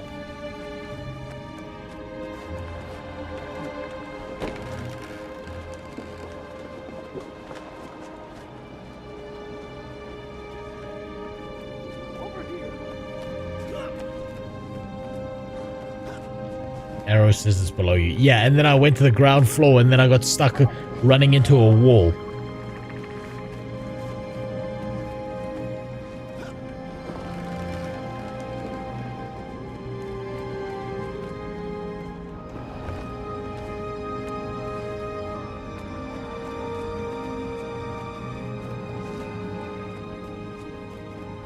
Whoop, whoop, okay.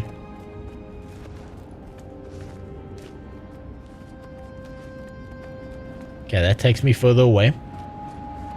But I feel furious!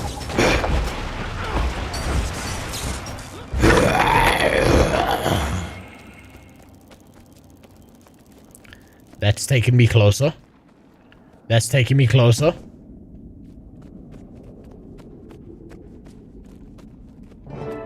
Oh my god. Finally. That felt so, that was so fucking These tracks stupid. look fresh. I must be getting close. No, please don't make me do that again. That was so fucking stupid.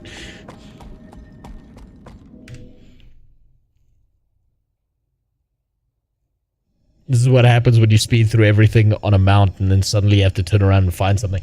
Yeah, pretty much. Also, I haven't learned my lesson in combat because Super's just been jumping around me, destroying everything.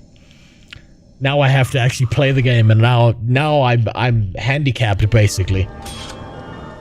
When you get wheelchaired through everything, you never learn your lesson. Here we go. Finally. Finally.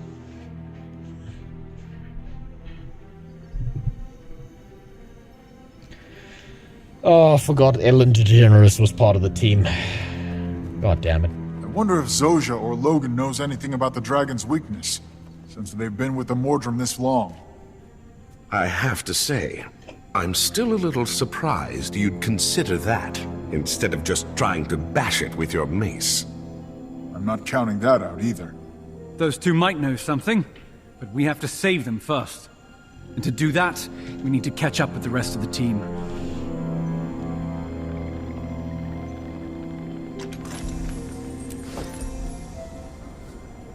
How close are we to racism? Damn, we're still a far way off.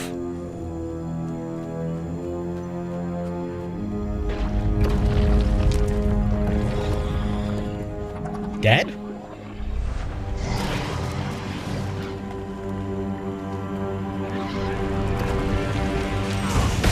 Tribune!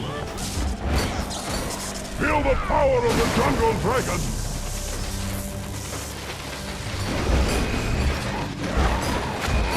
Oh, look, it's Ricklock. You're a sight for sore eyes. Interesting choice of words for a char and a blindfold. How goes the search? I'm still on their trail, but this area is infested with underestimated me.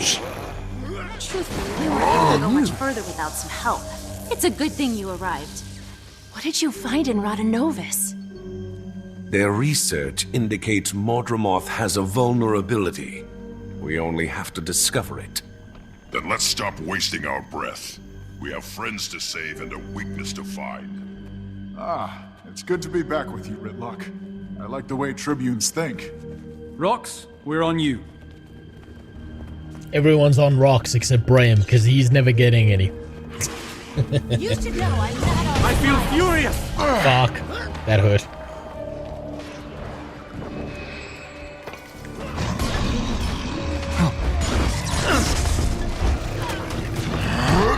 Safe from harm. God damn it, I thought I dodged that.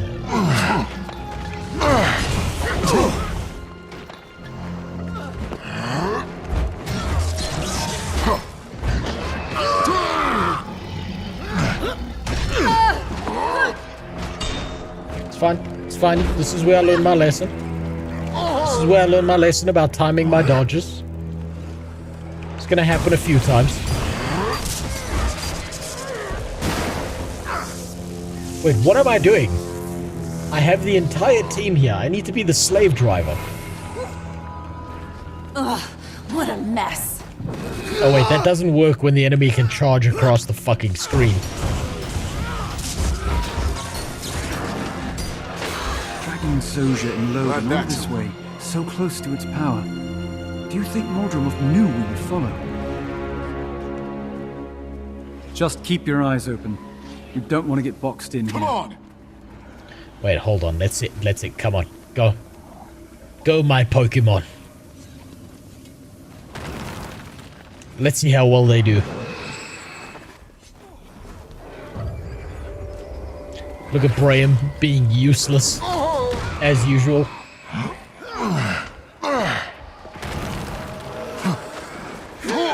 Now, you see, this is the really important part about Guild Wars 2. Is some quests are auto-complete. And all I have to do is nothing. Feel the power of the jungle dragon. And we'll see if they win or not. Just to clarify something for you, the reason people were talking about the meta in this final map is because both the meta and the story are the final boss. So the event is the final boss. What dreadful business.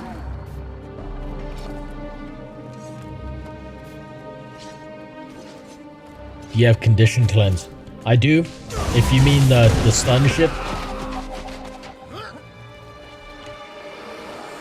Right here. I'm just a fucking idiot. I'm trying to learn to dodge the charges. That'll do.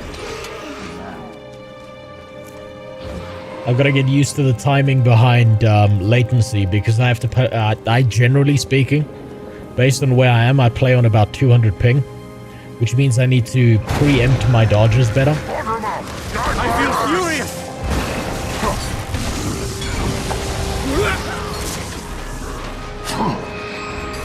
Looks like the path splits ahead.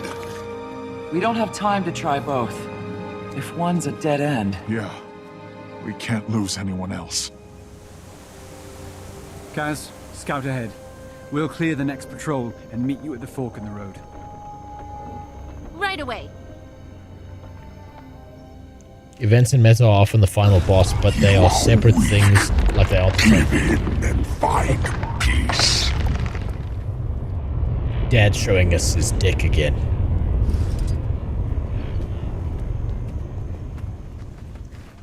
I'm gonna go this way. Feel the power of the jungle dragon. I'm gonna leave my team behind. I thought those blue beams were something useful. Turns out I was wrong.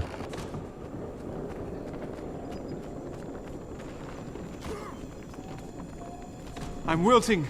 Any sign of Casimir? Don't worry. She has a knack for popping in right when... you're talking about her. Perfect timing. In future expansions, they actually guide you to do the final meta before the final story.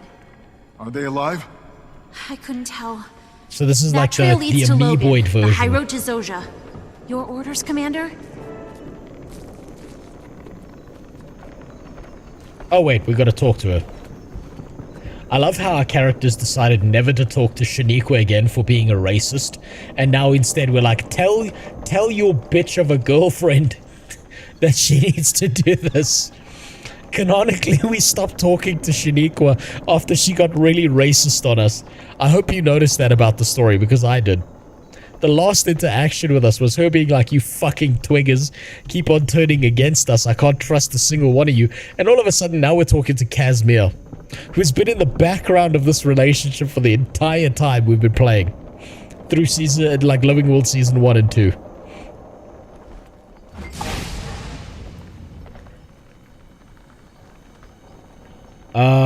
Oh, that's a horrible choice. A rat or a toe sucker?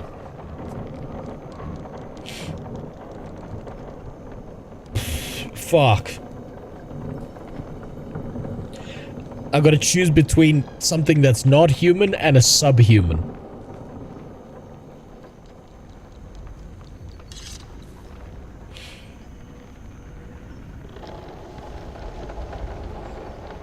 since I've had 0 interactions with Zoja, since she hasn't showed up whatsoever, since she's got nothing to do with my story so far, and I at least recognize toe-sucking master, I'm gonna go with Logan. Modri and Canuck, you're with me. You four, head for Zoja and keep an eye out for Traherne. What if we're too late? Burn them bodies. Yeah, burn that little rat.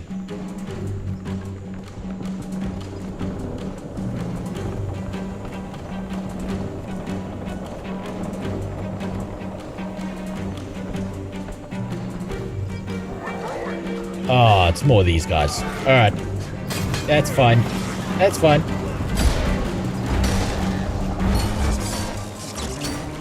Wanna play these games? That's fine. Shit, maybe I don't want to play these games.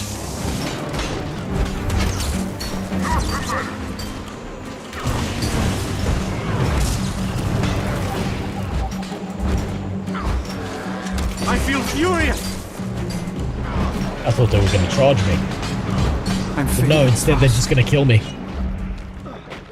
It's that fucking laser beam asshole in the back there.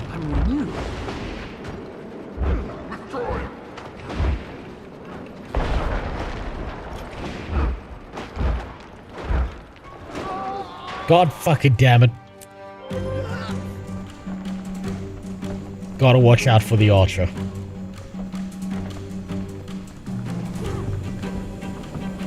I don't have enough energy.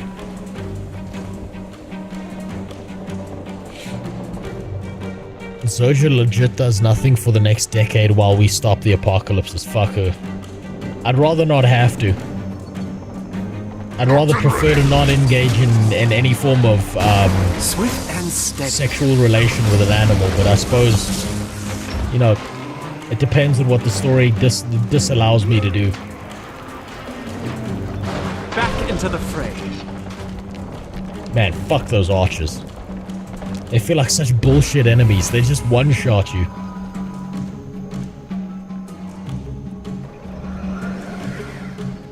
And then she willingly loses her memories because Mabon is a gaslight. I don't even know who the fuck that is. You're saying words about things I don't understand here. Fuck. I'm gonna die. I'm gonna die.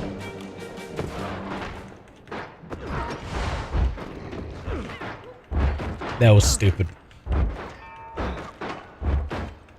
I wasn't paying attention, I was reading chat.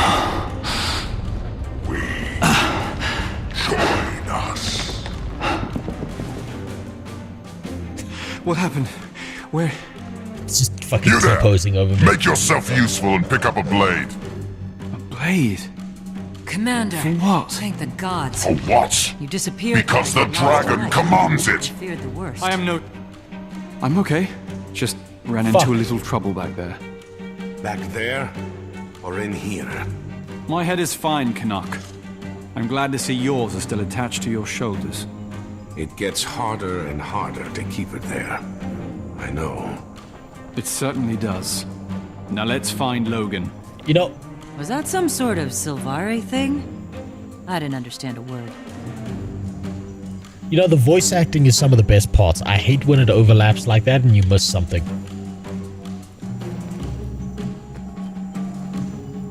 All you need to know is she was inseminated by Big Maud.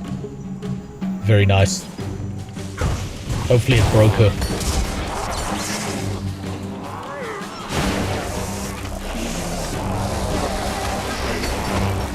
Whoop. Get out of that.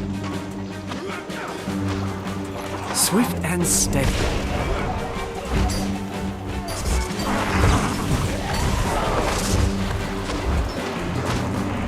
Oh, I feel like everything we're doing to this thing does nothing.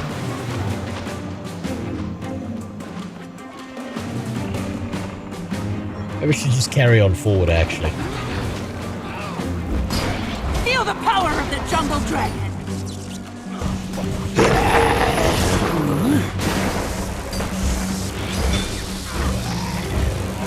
Logan? Toadmaster?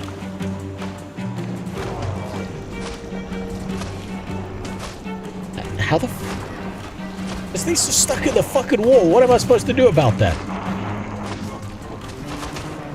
Originally, the law was that Zoja was stuck in a pod so long, got her brain damaged, but they retconned that when the VA returned for a later expansion. So basically, they fucked up their own lore story. That's what I'm hearing. Logan, can you hear me? The others. Zoja. We're getting you out. The darkness. I didn't know where to stand. It was lifting me. You're safe now. Can you walk? Did the Mortram let anything slip about the dragon? A weak spot? No, nothing. Mondrian, steady him and meet up with us. Canuck and I are going ahead to find the others. Don't want to leave the plant with the plant food, Commander? Nothing personal. We're both at risk of turning here. And maybe I simply enjoy your company, Canuck. I don't blame you.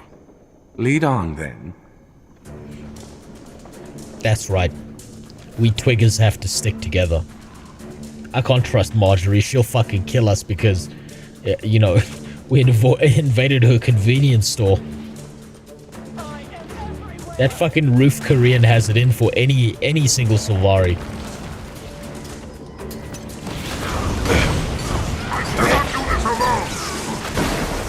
There, up ahead. What have they done? Gave it my all. Damn it. Stop getting knocked out. Combination. Glad that's Kate. What's she doing here? We found her tracking Fowlin, and then were waylaid by this group of Mordrin protecting that twisted branch. Fowlin's here too? Whatever that thing is, it's not Fowlin. Fuck. I came to put it out of its misery. It's Big Smoke. Get in line. Fucking traitor. Me, too. No time to argue. We have to get Zoja. Bram, she makes one wrong move. You put her down. With pleasure. Hand over the daggers, traitor.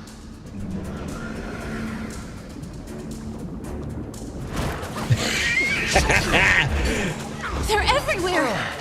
These vile trees! That's why Zoja and Logan were brought here. The jungle dragon has outdone itself with this one. Burn! Burn! Burn! Wait, are all their health bars linked? Kill us! Please! Burn us! No. Kill us! Apparently not. They must have inherited Zoja's will. Gave it my all. They're trying to resist. Far be it from me to deny their wishes.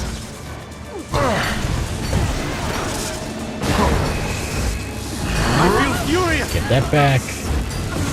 Go there. Glad that's over. Get her out! Where's she? Oh yeah. Okay, another pod. Break the pod. Get back! It's going...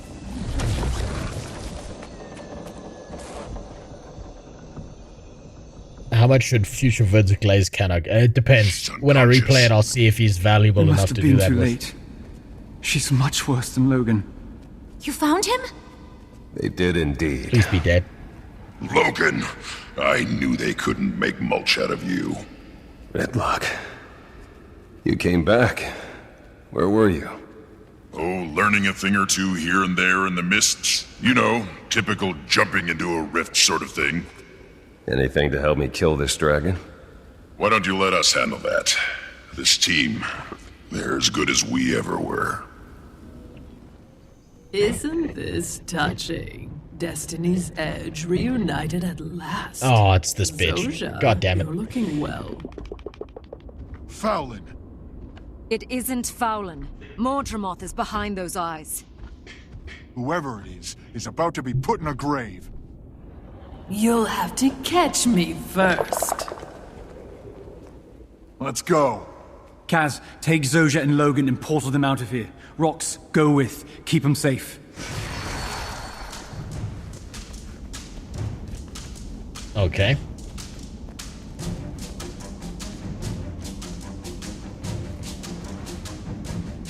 So, now we what?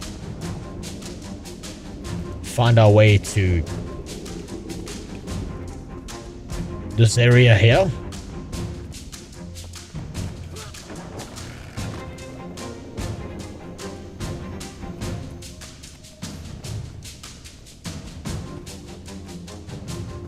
Man, it's too bad that we have to save Zoja instead of just, you know, accidentally slip and kick her off the edge. I feel like that would have been much more beneficial for humanity. I feel furious! Or at least for the plants. Fuck, I hate these. No! I animation locked myself. I fucking animation locked myself using 3. That was the dumbest shit possible. Holy fuck.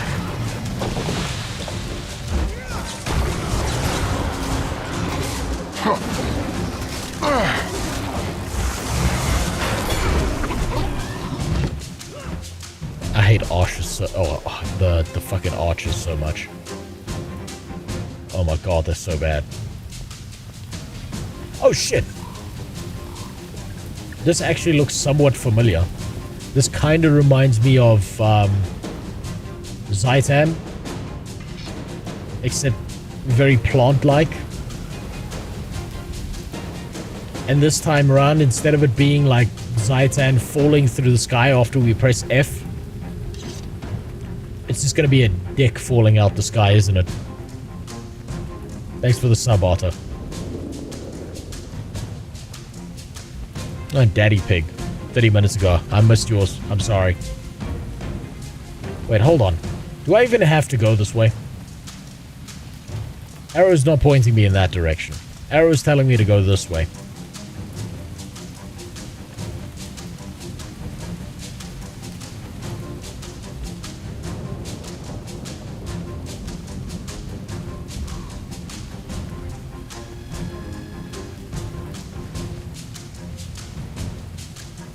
Go behind the arrow.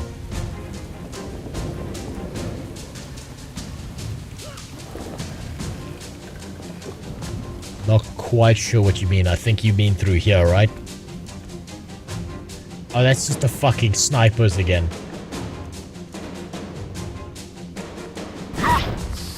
Turrets raised. Okay, don't stop moving. Don't stop moving. This sniper bullshit. You underestimated me.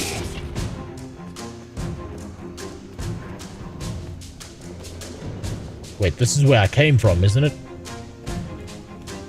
Yeah, I came from this direction. We ran over here.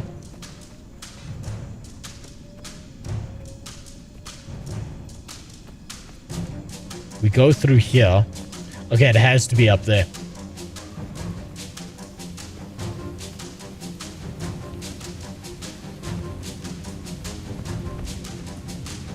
Otherwise, why would they put enemies here unless you were supposed to go this way?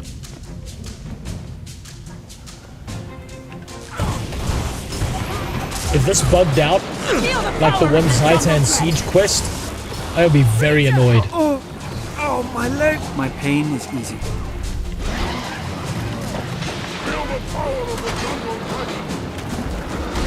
Come on, get out of the AoE. Alone. Fuck. Throw rocks. Be the bravest Palestinian child. Come on. Damn it.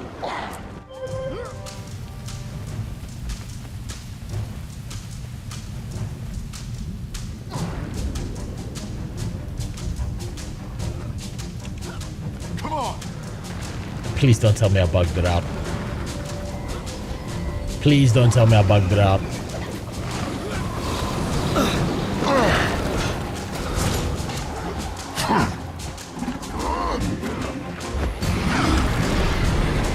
I feel furious!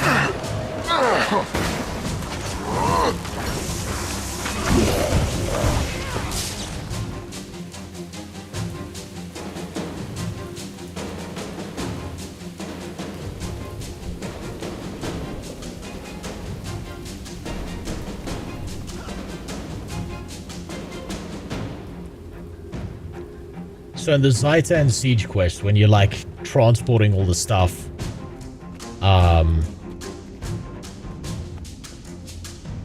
just went in a big fucking circle.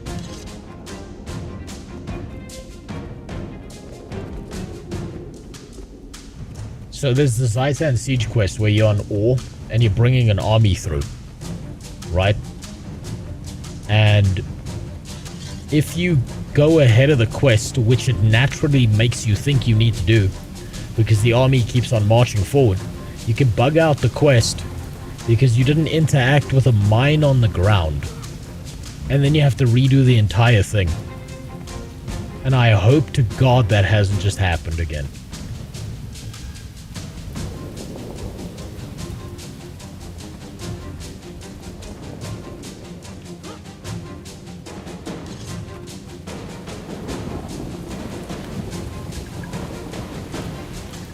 Hold on.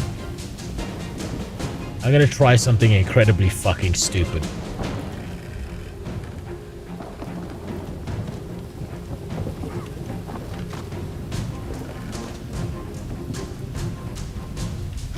I don't know if I'm actually supposed to do this.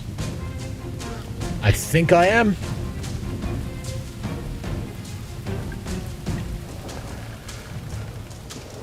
I'm gonna assume I am. You slaughter Zosia's children so easily. They were so beautiful. So much better than their mother. Oh, Dad fucked an Asura. They're monsters! Dad's a race mixer. See? Harmony is coming, and you will join Mordremoth. Oh no. Your harmony is slavery, and we will not stand for it. Mandingo Dramoth just let us down.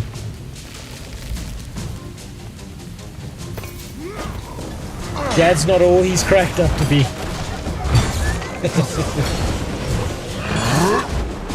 Suppose his divorce after the Pale Tree has kind of fucked him up a little bit, huh? I found her in Thailand. She doesn't speak a word of English. But she makes suck real good. I'm new. Oh, there's I make an a pretty archer good somewhere. team. There's an archer somewhere. Gave it my all. I failed you. I was annoyed with how long for us to finally kill Faolain. Well, it seems like that. I mean, we're on the final quest, right? We're on the final cusp of the chapters in this. You may have uprooted Zosia and Logan, but you'll never make it to Trahearn. So I kind of feel like we're getting somewhere. True master.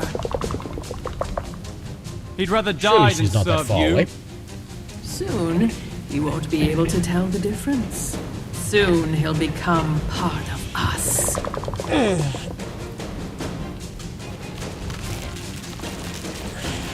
I will break you.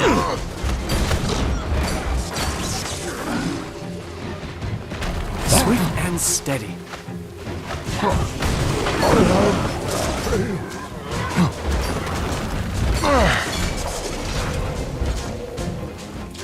Man, Scrapper really does feel overpowered in comparison to everything else. It's so much less work. It's just stand there and just fucking tank everything Commander, and then heal please, through it. Let me fight. I can help you reach Trahearn. I only want to kill the dragon. Its death might kill me. The entire Savari people, but that's better than living in its grasp. Eat shit. It's the only end No. I've been working toward. Can I say no? Can we kick Fine. off the cliff? Potential risk to our people aside, if you cross me again, I'll personally send you to the mists. Kill her now. She's untrustworthy. Doesn't matter that she's our sister. She fucking stole the egg. It's like you have one goal in life as a Sylvari and she fucks that up. Absolutely not. My work is not finished.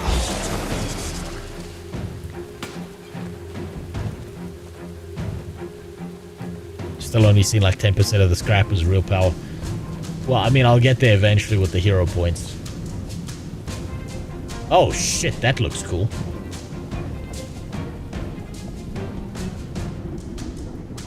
This is dangerous territory. Everyone stay alert. Oh, fuck. This place.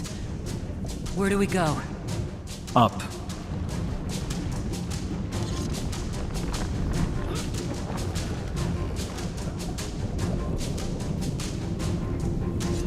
Oh shit, this is the cool as fuck section. That's enough violence for now. This is great. Come on. Okay, don't use 3. Do not use 3. 3 is a bad button to use. Do not use 3. Might and glory. 3 is how I fall off this fucking spiral.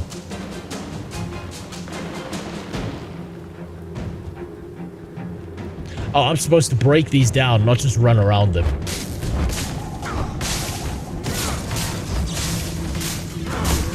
Poor choice.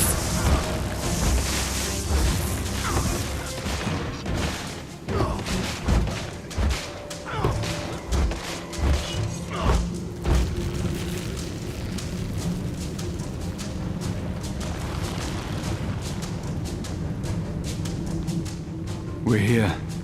Do not use 3. This tree is the dragon's epicenter.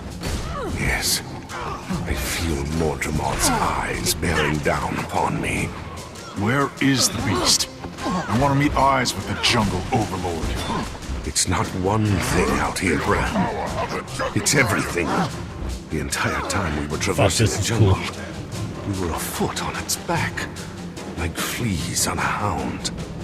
If that's the case, then... Bram... I know it doesn't hurt it. He's fucking Something I had retarded. to do. What will hurt? Oh my god, fuck. This thing looks pretty solid. Why is he We'll so figure cringe? it out. But right now, we have to free Trahearne from whatever fate Mordremoth has in store for him here. Oh my god. Made a poor choice. I feel furious! It's something I had to do. Fuck me. Why do we have this man-child with us? Why do we have this fucking toddler? You know there was that kid in school who tried to impress girls by climbing a tree or some stupid shit like that? That's Braham. And man, it would be a mercy to just kick him off the edge.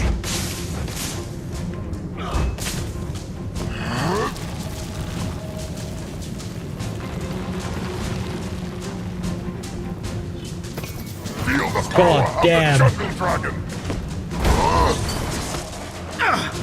What a useless asshole. I have failed. Oh. I was about to jump down. That would have been stupid as fuck.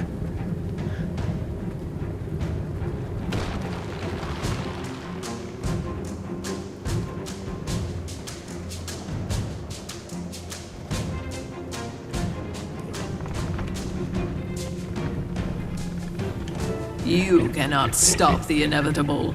You cannot I bet Braham is a self-insert. Trahearne is ours! Not while any of us still breathe. You can't run forever, Fowlin. Hey, there we go. Bram, how is your mother? Do give her my best. By wolf's breath, she will be avenged today! Oh, fuck. Shut the fuck up, Graham. Just die with your mom. But I hope she didn't think I was a thorn in her son.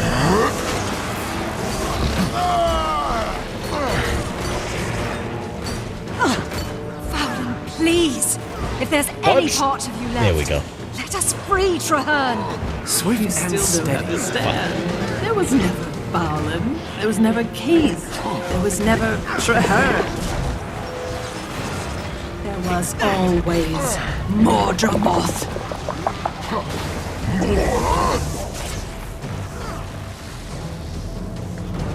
Come on. Come on. Knock it down. Okay. Don't you know it's dangerous to rebel against your creator? I don't I love care how I'm the just cost. ignoring The mechanics dragon this will entire fall, fight.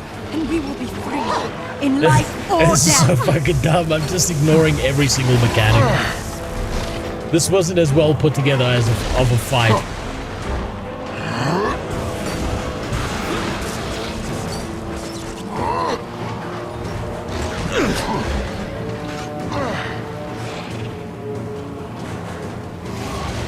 What are the actual mechanics here?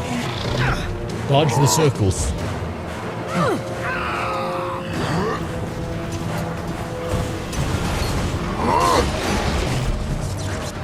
Might and glory! I feel furious!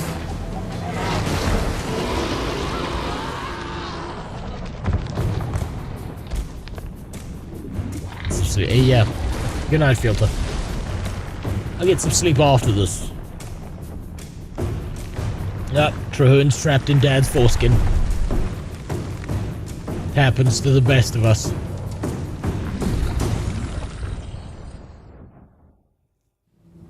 Guild Wars 2 writing is like watching furries float on VR. Kind of. Trahearn!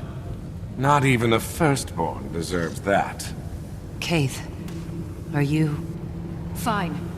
I made peace with Fowlin's death when I saw what she'd become. Okay, you should I'm die right next, behind please. you. Just give me a moment to destroy her body. The rest of you with me. Time to end this.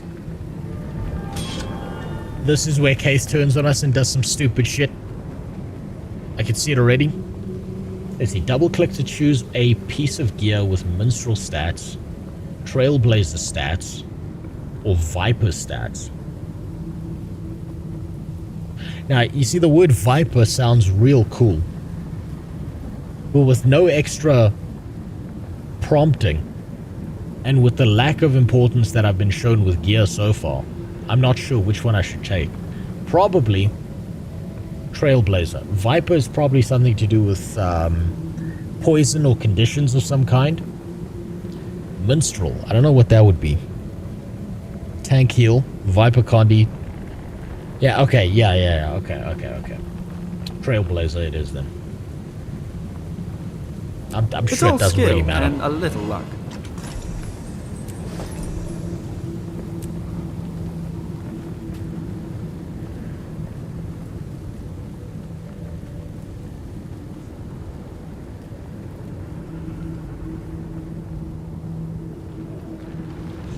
Hold on. It's telling me to exit, right? But why is there a thing in the middle there saying hearts and minds? Or is it like we exit this map and it's outside of this map? That's confusing. That would make someone maybe jump down there.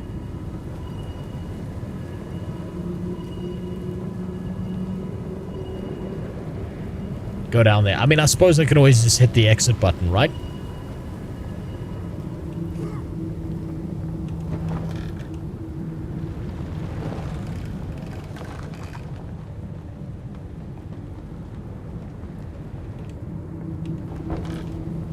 Come on.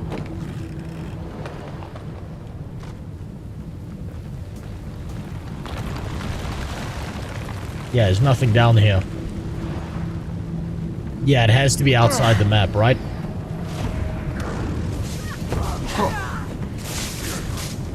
Glad that's over. Yeah, it has to be outside the map. That's enough violence for now. Look at the map. What, you mean middle of the spiral?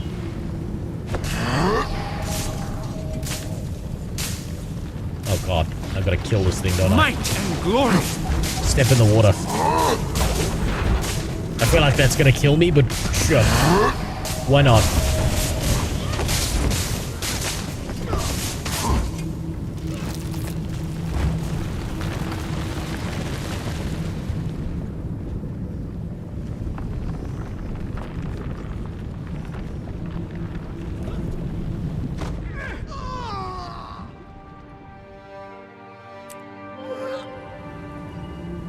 Okay.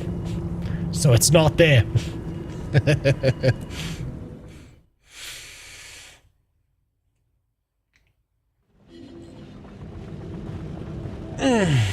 What are your feelings about Traherne? He still feels useless. And everyone keeps making excuses about him. Oh, he's in the background. Yeah, well then show him. Show him in the game being useful. If he's always in the background, that means he's not on screen and the character has no reason to care about him. Let's talk to this fucking filthy traitor.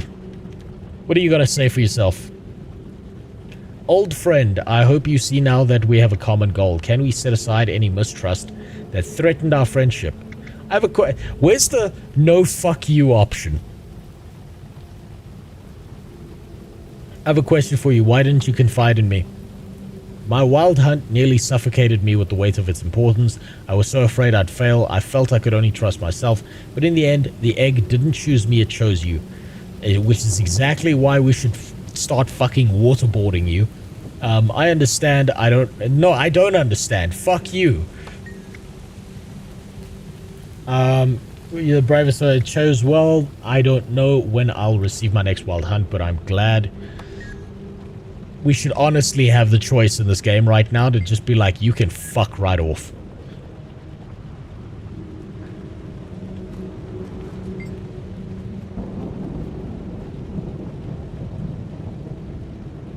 Let's see. I've spent much of my life hating the Firstborn.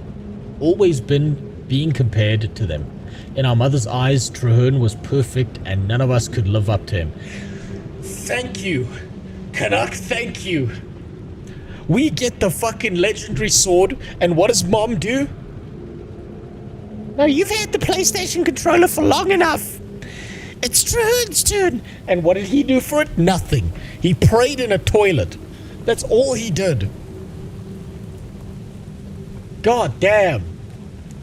The favoritism in this household. Your opinion changed. With Mordremoth pounding against my willpower, I'm barely holding on, yet Traherne flew his airship straight at it. I can only admire him now. We must find him. Don't worry, we won't abandon him. I worry that it's already too late. Mordremoth will have its hooks in Traherne's body and mind much deeper than it will in Zoja and Logan. It's what we Sylvari were designed for. We'll find a way, we have to. Exactly. Traherne's literally like, Mom says it's my turn with Khalid and then just fucking disappears with it, and we never get the sword we worked so hard for. I'm saving a mega racist for last. Ready. I don't got a trace of plant in me, but up here even I can feel the buzz under my fur. We're near Mordremoth's heart. Its magic, its influence is strong. I got close enough to blow kisses at both Zaitan and Krelkatorek, but I feel Mordremoth's presence more strongly now. It's eerily potent. I'll be glad to be rid of it. It does seem more powerful than Zaitan. Logan and Zoja just can't catch a break. And there's air. This one's on you, me, and Kaith, my friend. We got this. Okay. Yeah. Rip air. Took away the best character. You'll be able to reclaim Khalid Bolg's sword shortly after the end of this. Forget the exact details, but you can get it. I hope so. I hope we get to peel it out of Traherne's dying body, and we lean over his corpse and say, "You're not Mom's favorite anymore," and then just leave him there. That's what he deserves. God damn it. Fucking asshole stole our sword. I'm not sure how to feel. The racists usually don't. This is the culmination of everything we've worked towards over the past 2 years. I feel nervous and anxious, and I feel ready to bury Belinda's sword deep into Mordremoth's heart. Belinda's memory will see you through. Belinda's the most contrived character so far. Between Living World Season 1 and now. Shows up for like 2 quests and dies. And of course... Oh...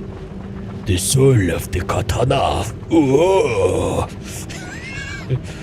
Who must wield the soul of the katana? Asian lady, yes. Man, sometimes the Guild Wars 2 writers really impress me. They love their stereotypes. Belinda's memory will see you through the coming battle. I've lost people before, but Belinda, I wasn't prepared for how deeply her loss wounded me. She was family, my sister, a part of me. That's why we keep on fighting, so no one else has to lose parts of themselves. That's right. Front boy. Just say the word, boss, and we'll teach that dragon a thing or two about suffering. We will give him a surprise.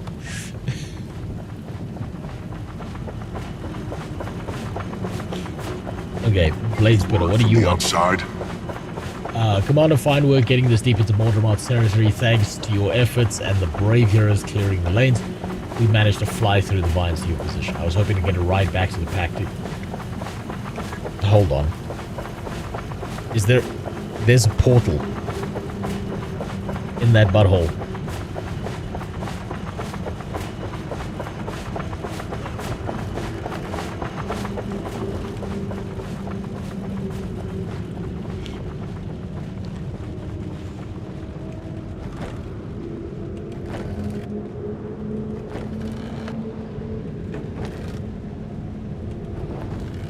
See that? Yes.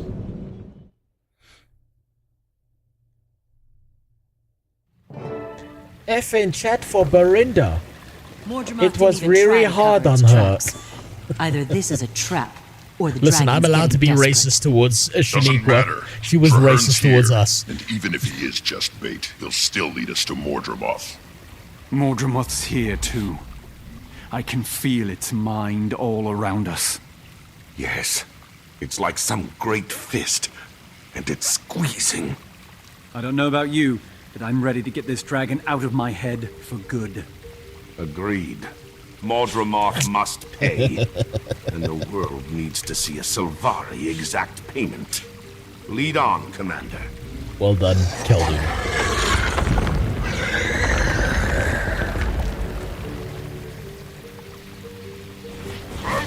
Another one. We got company. The fucking snipers. Assist me. I fucking hate these enemies so much. Will nourish my master. Swift and steady.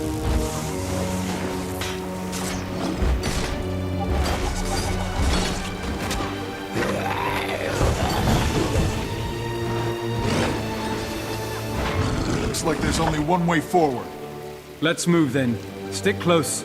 We don't know Right, here what's we go. down here. Give her the T-pass for the C-pass. Armies cannot stop me.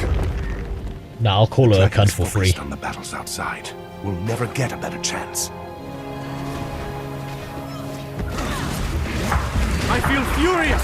You know, I feel like they could have done more with the frog people, to be honest.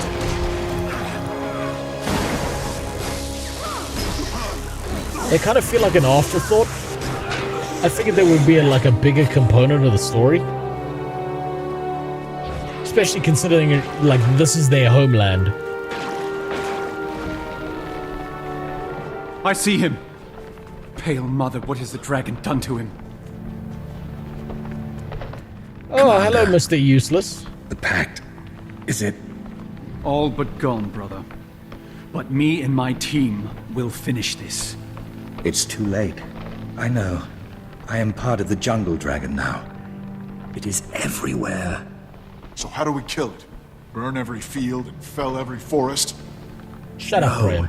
It can't be defeated that way. It'll just grow back. Its roots have spread too far. Too deep? Then we destroy the root. Mordremoth's mind. Its strongest attacks come from its mind, from the dream. That's our target. Sound strategy, Commander. Turn the tables and attack the dragon the same way it's been attacking us. Brilliant.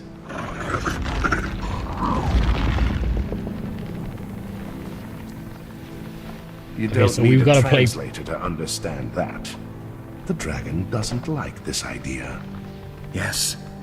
Strike at the dragon's mind through the dream. It can work. And my connection will provide the access you need. Oh my god. The Ratanovans said each Elder Dragon has a weak spot. We just identified Mordremoth's. I'm ready. If I concentrate, I can open a path into the dream, into Mordremoth's mind. Your minds will make the journey, but your bodies will remain here in the cavern. I've seen enough metaphysical landscapes lately. I'll stay behind to keep the Mordrim at bay. I'll stay too. If something goes wrong, or Traherne isn't what he seems to be, I'll be standing by. You would All right. stay behind, you 3 of us fucking go racist. in. 3 stay behind. So you're telling me Traherne is finally useful, and his entire functional use is as a fucking butt plug to distract Mordremoth while we play chess with Dad in hopes that he loses.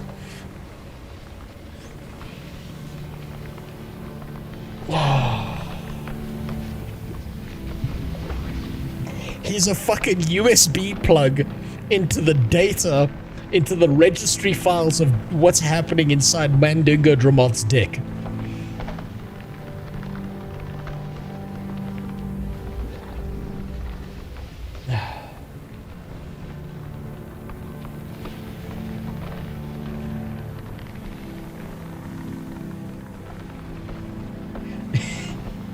He's just like, we've plugged Traherne in, sudo delete all files.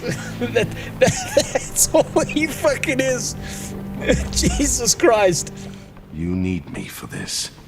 I have the strength. And Sylvari must demonstrate that strength before the world trusts us again. Let's see, I won't appeal to you as a fellow Sylvari. Very nice. I'll leave such platitudes to the firstborn, but as a leader, I can help you. I've got less to lose and more to gain than anyone else here. Okay? You may not trust me, but we both know Mordremoth will enslave us all, just like Fowlin. Let me help you end this. You have to take me with you. The Pale Tree may never recover. So someone has to destroy Mordremoth and lead our people out of the misery it created for us. I know you can do it. I want to help.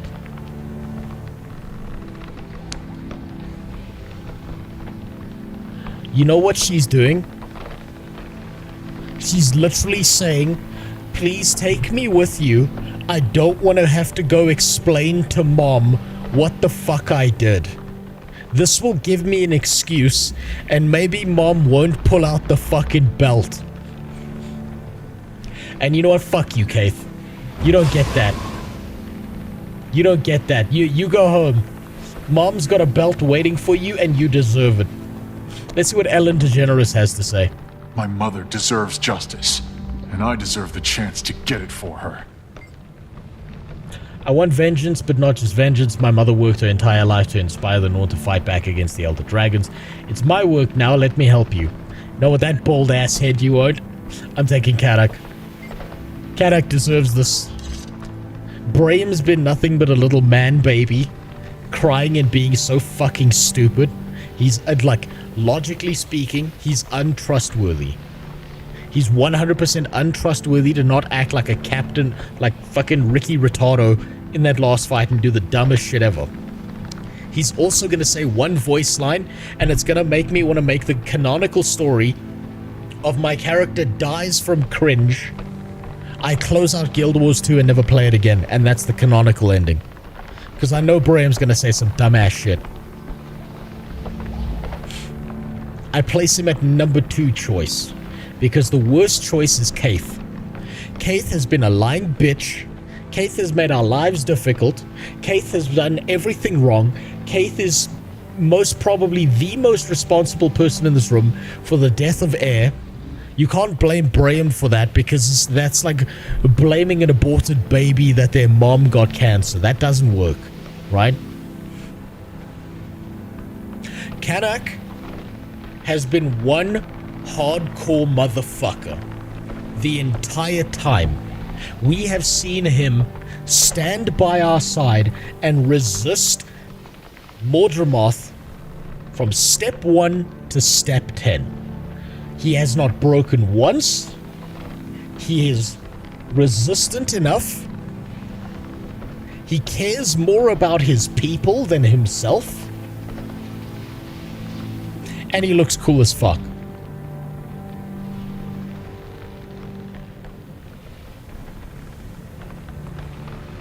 Kanak deserves this.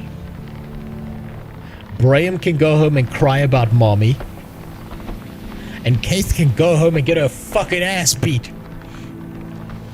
Yeah, you know that scene from the Boondocks?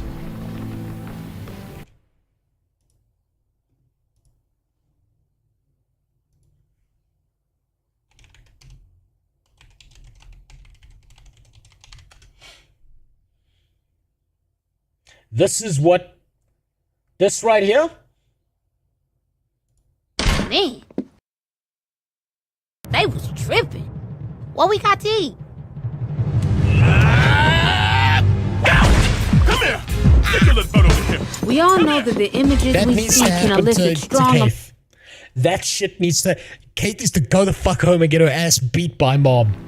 For all her stupid ass behavior. Kanak's coming with me. Logically even. He is the best choice.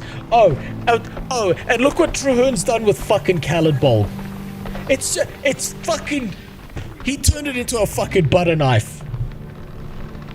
Mom says it's my turn with the legendary sword. What did you do with the legendary sword, you useless piece of shit?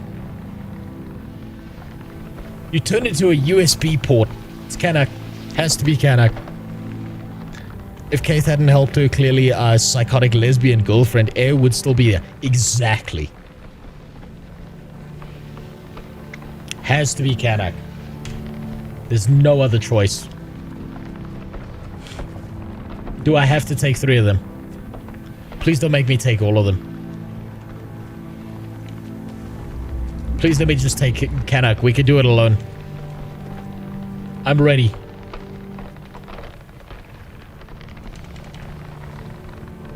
Only 2. Oh, okay. I've already explained my logic. Keith is the least deserving of this. As much as I despise Ricky Retardo over here, I can trust Kanak to make up the difference. Keith, go home and get your ass beat. Also, bonus point, if we're lucky, Braham dies. I swear by the Pale Tree, none of you are being taken by the dragon on my watch. Taking on an elder dragon and all its hordes. Fuck off, Keith. Go home, get your ass beat.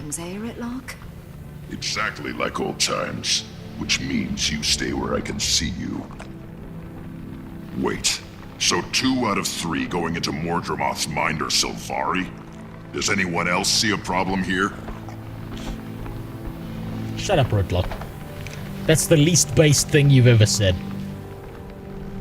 We in the hood handle our business.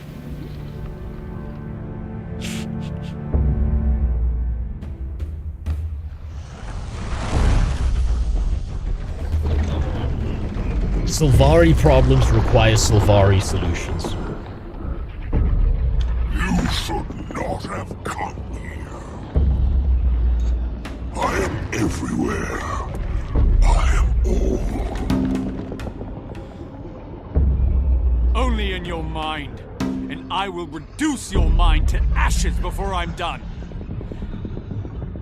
Bold words, but empty ones.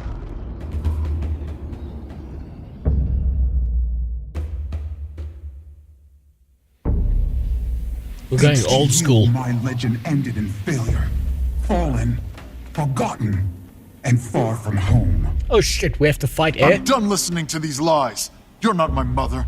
You're more fight her with my dick. Come on. Come on, let me fight her with my dick. I feel furious. It's the only correct option, please. Steady. If he kept the body warm enough, we can keep it. Damn it. It disappeared. Oh, she's like one of those fucking sniper things, isn't she? least based version of air. I can't pin her down. She's too quick. Focus on Garm. Believe me, if you down him, she'll come running. I'm fading. Oh, fuck. Take that! Fuck the arrows. Oh, wait, that's right. Death means nothing. I keep forgetting. Fuck that arrow bullshit.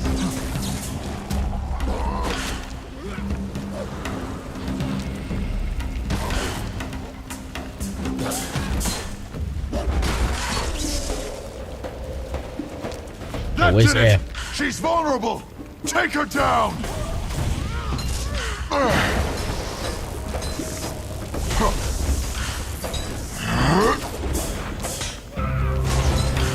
Okay, I'm assuming she picks Garm back up, and we have to fight him again.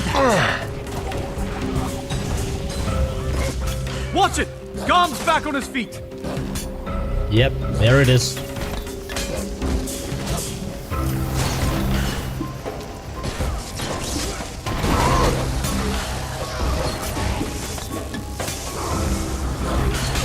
Okay, I need to not use the 3 ability, because the 3 ability is how you get screwed, because it stun locks you.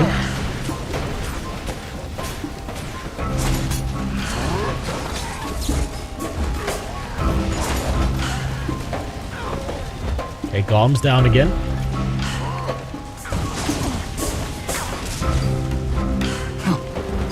I make a pretty good team.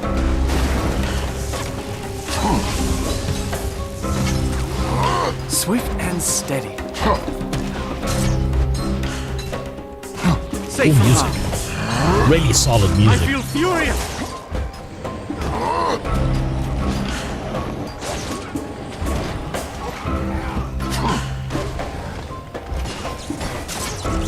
Oh, fuck.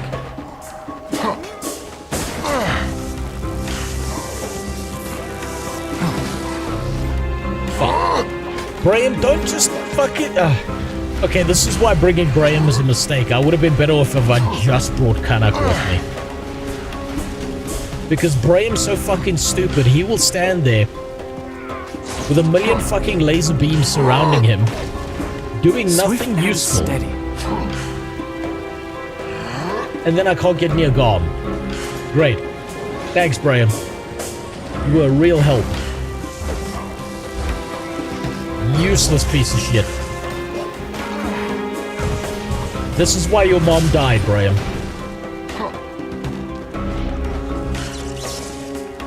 Where is she? There she is. Swift and steady. Ah, that was a waste.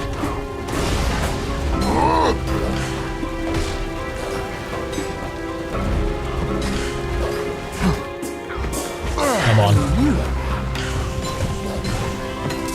I got a turret up.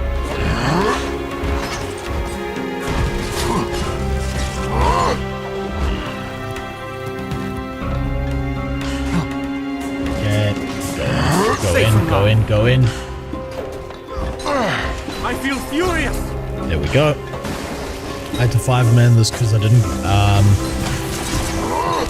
didn't know how to make a proper build. I mean, look, if I came in here with grenades instead of the Scrapper build, I'd probably be fucked. Honestly, Scrapper feels so fucking overpowered, it's ridiculous.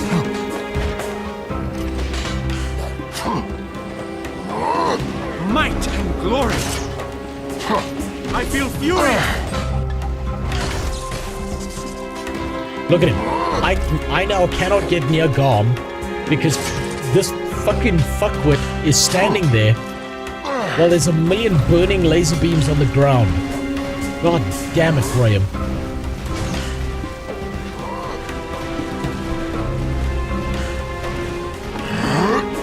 Truly. I feel furious. He is the Norn of all time.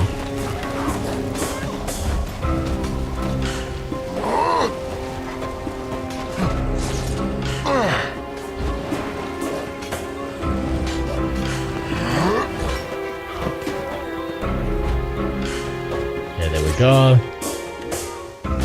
Go here.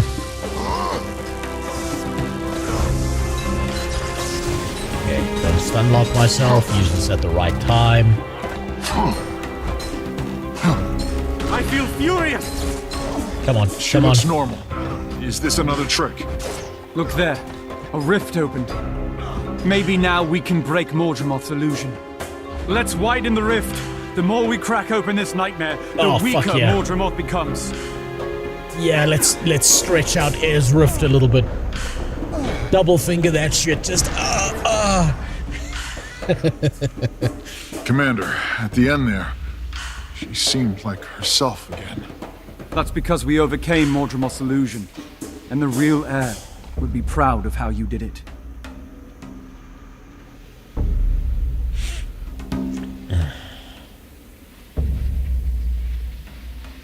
Thanks for the follow, Raylan. I missed that, sorry, I was focusing. I was focusing on Air. You have to understand. This might be the last time we see Thick Mommy in person. Who are you supposed to be? I am you, what you were meant to be, what you will be.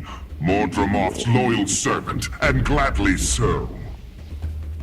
You are strong, but lack focus. So you seek a master. Mordremoth is that master. Even Mordremoth acknowledges he's strong. My will has always been my own. I seek no master and never have. I am no one's servant. Even Dad's like, holy shit, you're Countess strong. Anise would disagree. Accept the truth. Mordremoth needs servants, and you were born to serve. No. To redeem myself, I choose to serve, as I choose to kill you now. Oh my god. I feel furious! Even the dragon's like, you're a badass. I need you.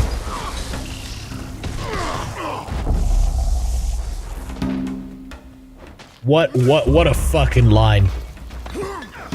Even Dad's like, holy shit, you're perfect. Please join me. Listen, son, you and... your mother and I are never gonna see eye to eye, but... we could still forge this relationship. Dad just needs a pack of smokes. Swift and steady.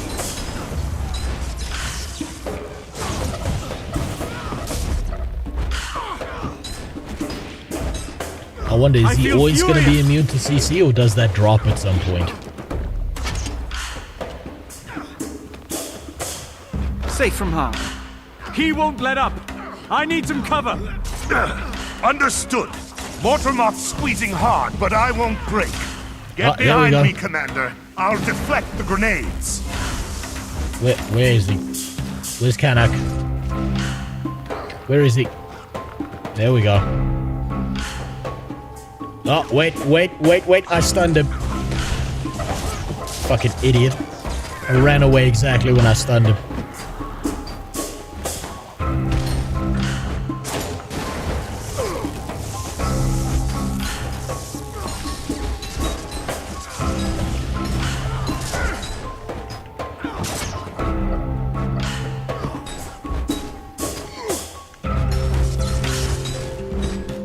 Wait, did I bug out this fight?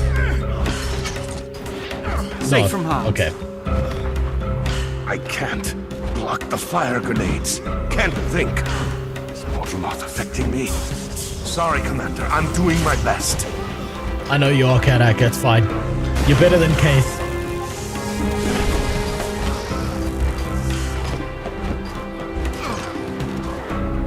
She needs to go back home and get her shit pushed in by Mom. For what she's done. She's responsible for all of this. I don't blame you at all, Kanak. You've been great.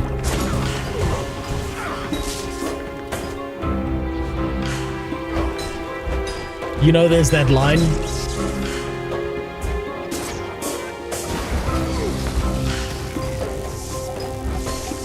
What are they doing? You know? What's Kanak doing? Fighting a fucking god?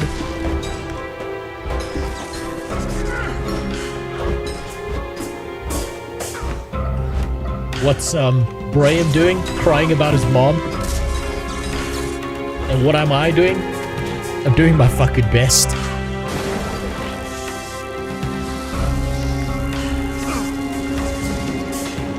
Still with us, brother? It's too much. Can't control myself. Safe from harm. Can't trust myself. Here, take my shield and finish him. Oh, fuck yeah. Where's your shield? Oh, look at that! Shield stance, hold or raise your shield and block the incoming attacks. Safe from harm.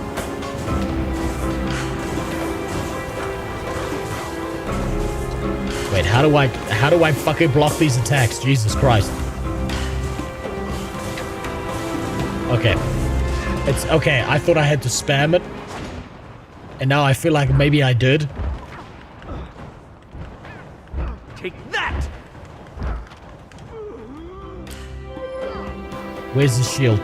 I gotta get this right. I wanna get this right. Okay, we can't block the fire ones. Kanak already told us that.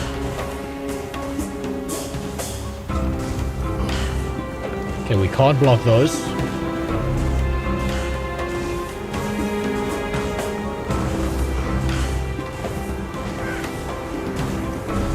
Oh, we can move with the shield. That's great.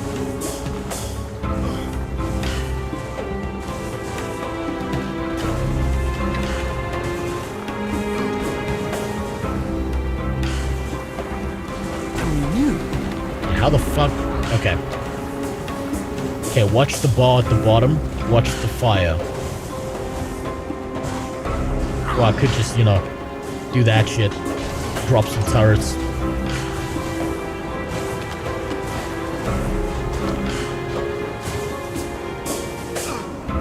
I feel furious!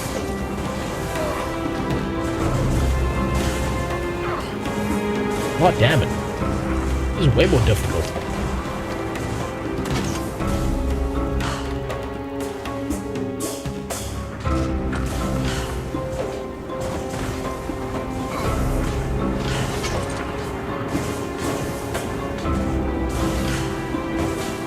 Dude, stop throwing fucking fire. Throw something else. Jesus. Take that!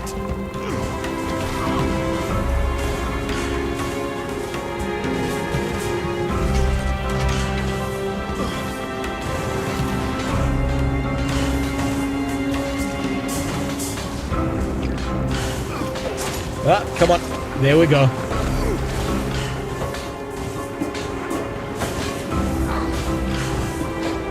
Fuck, this is gonna be the longest part of this fucking fight.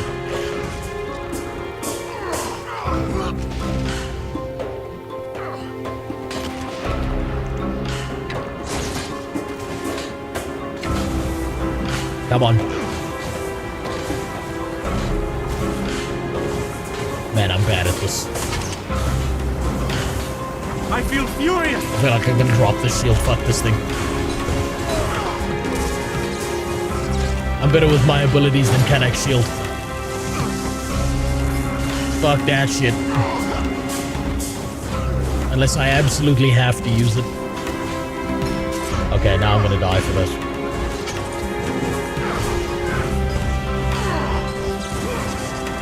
No, I probably have to use it, don't I?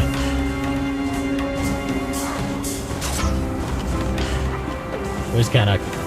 Where are you?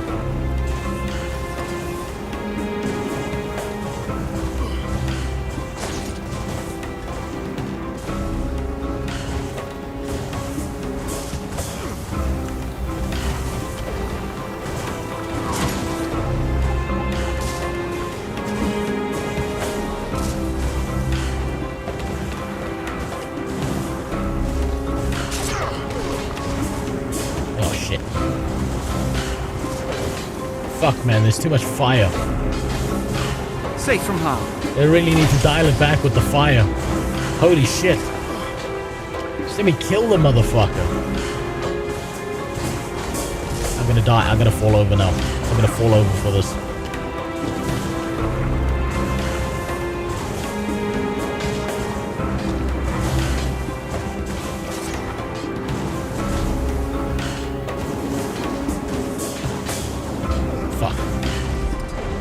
Yep. It's burning me. Ah, fuck. twist his dick. That shield is a reflect. You're supposed to be the bug that killed you. I know, but the thing is, Kanak said that the shield, like, he can't block the fire. You can't block the fire. You get these bouncing fire bullshit things around you, right? So the bombs you have to reflect back are all the non-fire ones, but it's hard to tell the difference. Maybe I need to stand like really far away from him, actually. Maybe that'll make it easier to see. Okay, there we go. Bunch of bombs. And that's a fire one. I feel furious! Oh, there we go. Now we're doing some damage.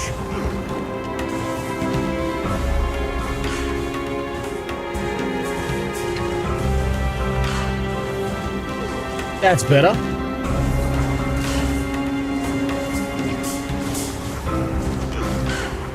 There we go.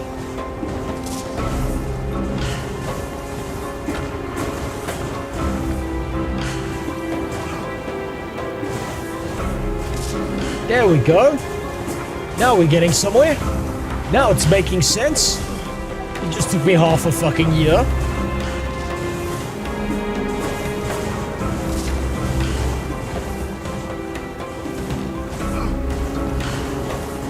Might and glory.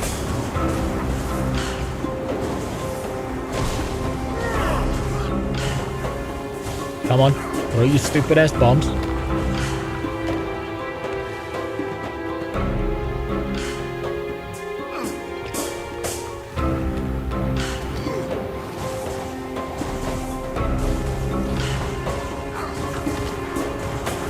Fuck. The bombs that actually do damage, I keep on missing.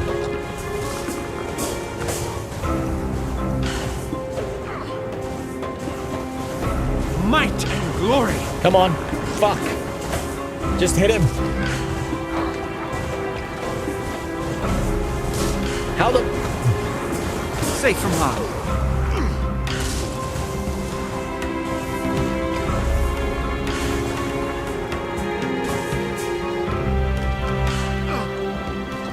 Fucking come on, just... How does he have so little health that it feels like we're doing nothing to him now? Might and take that!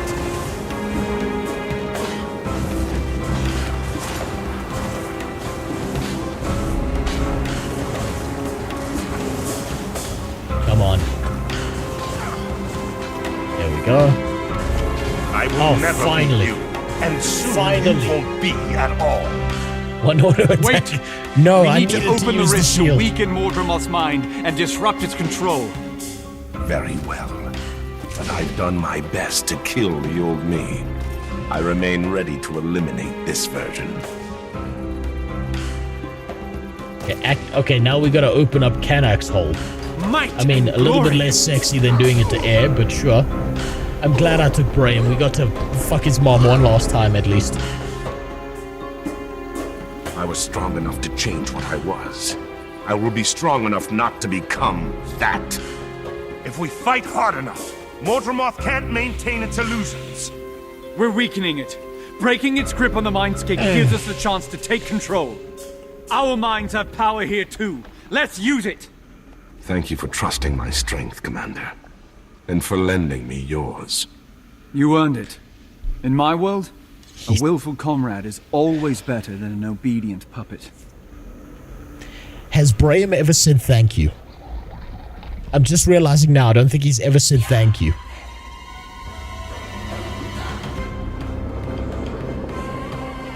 I am the only possible victor. Become part of me. Oh, here we go. Or fall forever into oblivion. We are the same. Here we go. Let your mind merge with mine. I can't make it. It's so close now. I can't concentrate, can't think. You're stronger than this, Commander. Focus your mind. Reject the dragon. Yes. Here! I see another tear in the mindscape. Come, I can help you like you helped me. Oh shit, he does. Oh yeah, okay, look how useless Braim's being. And all of a sudden, Cadak's the homie. Cadak's the one. Cadak's the absolute lad, look at him. Saving us from the bullshit, while Braim does nothing. I think it worked. My head is clear again. That hurt. But I'd rather be pained than enslaved. Thank you. I'm just glad I could return the favor. Is there a reason? Okay, he's just got a lot of health, basically.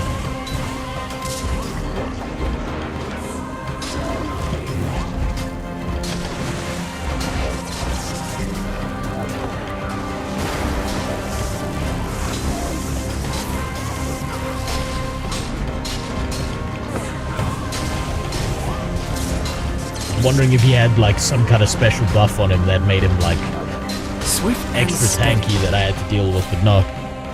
Can you zoom out? That okay? Oh yeah, that's better. Thank you for telling me. Mordramoth took us all. Fritlock! No, this is a trick like before. Find another rift. Open it. We need to crack this illusion and Oh, weaken shit. Mordramoth's control. You got it.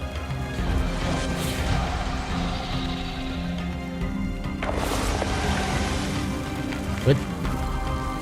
Where's the rift?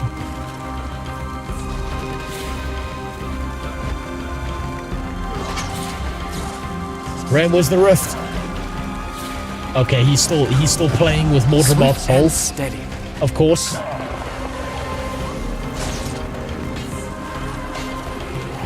Wait, I think I have to kill. Oh, okay. Okay. I'm assuming I have to kill Whitlock here. I'm assuming it's not giving me a choice, and I need to kick his ass a little bit. While Braim does something useless like play with his hole in the background. Gave it my all. That or I'm killing I'm killing Whitlock. Steady. Rift open, boss. Show him how it's done. Everything's so blurry. There we go. Okay. Finally, Braim. You know, Kadak had the rift open in 5 seconds. That's... Why did it take you a week? Mordramoth, get ready to bleed. You were right, Commander. We are taking control. The Ridlock copy didn't vanish. It joined us. That's how we'll win, by turning its puppets into our allies. Keep opening rifts until it has no more illusions to send.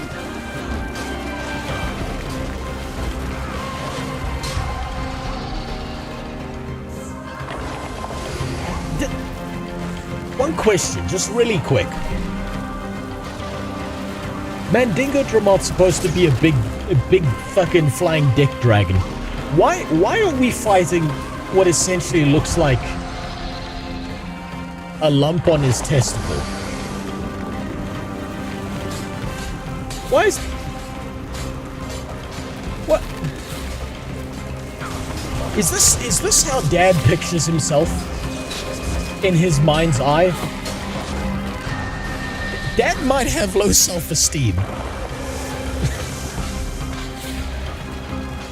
I think we're beating up on an old man who after the divorce has been living in an apartment and doesn't feel too good about himself right now. This is just a physical manifestation. Okay, so it is how Dad sees himself. That's a little bit sad. I feel furious! Biggest black dragon in the game.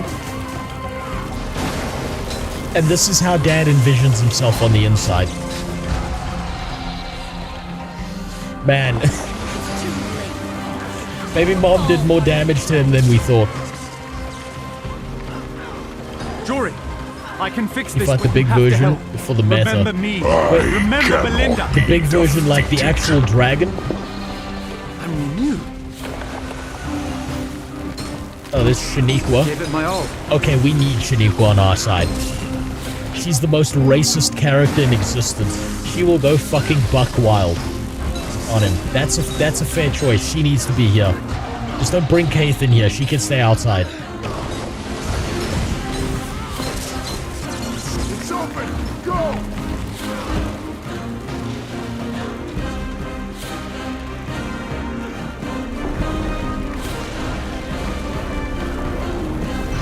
divorce really did hit Mandingo Dramoth Thanks, hard boss. if that's how he sees himself. Now we end this.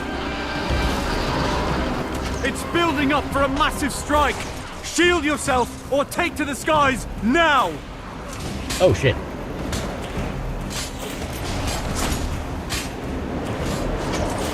Oh. Oh, it's trying to just... Okay. I was wondering.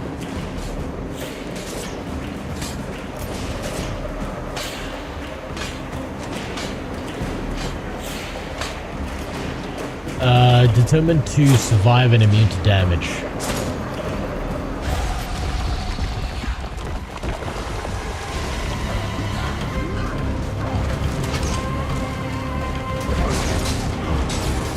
I hope I'm in the right place. Safe from harm. No, fuck.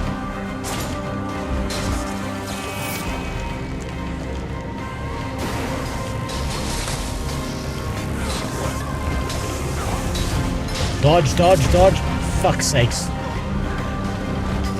I really hate the stun locking that the 3 ability of Scrapper has. Because you really fuck yourself over if you use it at the wrong time. Never should have let me behind. You know I can't be trusted. Oh, for fuck's sake. Keep it up, Voldemort. You're only making me stronger.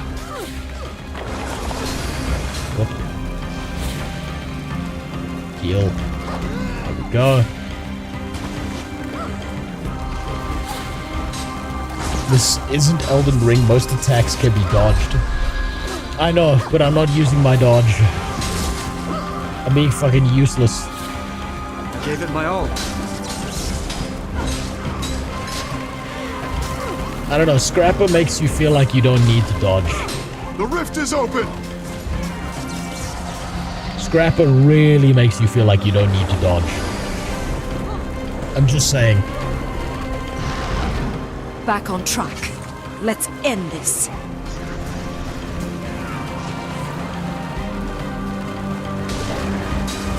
If this is all happening in Mordremoth's mind, right? And, like, aside from Kanak and Brahim, the other characters aren't real.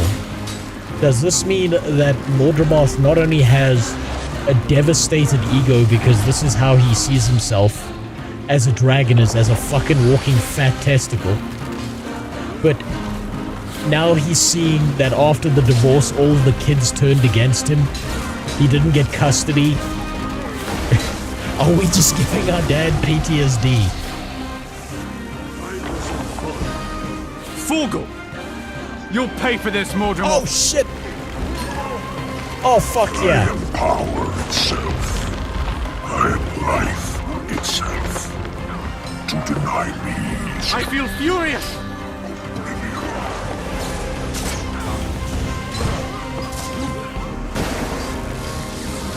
Swift and steady. Fucking Forgel? Fuck yeah. I thought I'd never see this character again. I honestly thought I'd never see him again.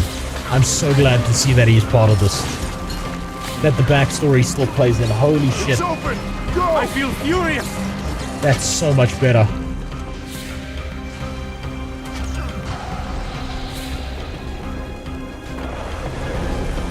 I wasn't expecting that. Any more soldiers.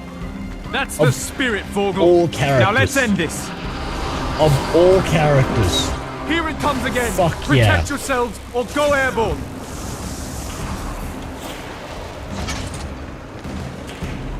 Where are they?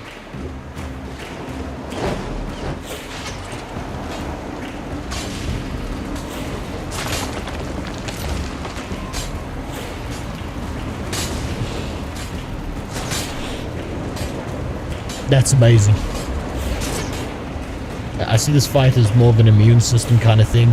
You can see a shadow self in the sky flying around. What happened to your slaves, Mordremoth? That's more like the actual... Now it's just you versus all of us. Submit. You cannot win. I gave it my all.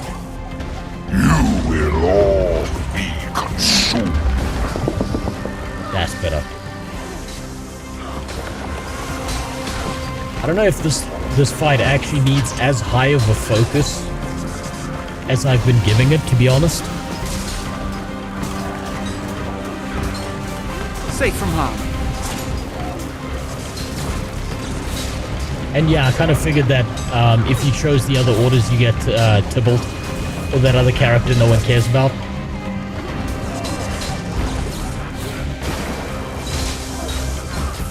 That's such a good inclusion, though. Holy shit.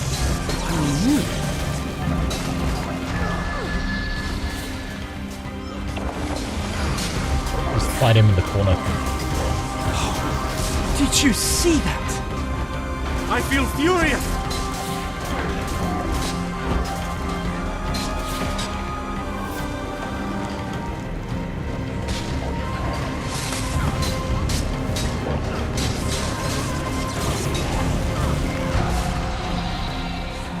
Where is he?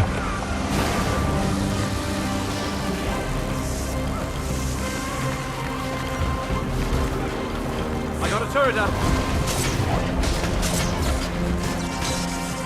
That's fantastic. I use them for both space and VR. I do the same thing. This fight is much cooler than I remember. There's like a lot of detail to this fight. I don't see Dick Boy in the sky though, like you were talking about. I keep losing track of my mouse with all the fucking effects and shit going on though.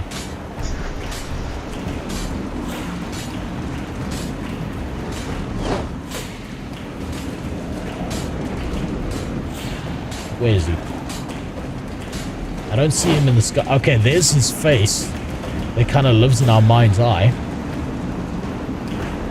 It's staggering. Back me up while I open the rift and we'll tear the dragon's mind apart. Too much resistance. I can't protect you. Then we switch. I'll defend and you open the rift. Your strength is already fading. Mine is safe from harm. Oh shit, okay. Now it's wave defense, I suppose.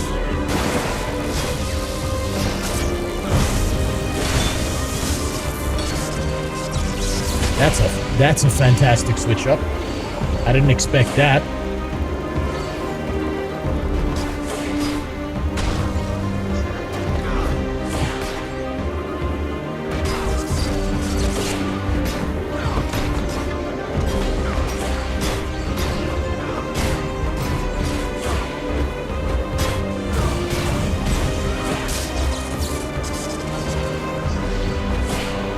That's fucking great.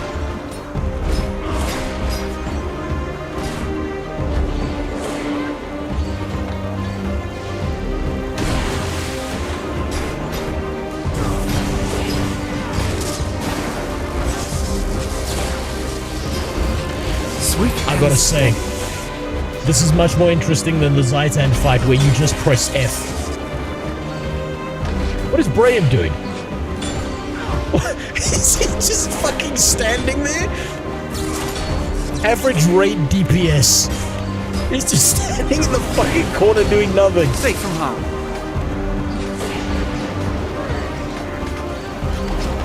What the fuck?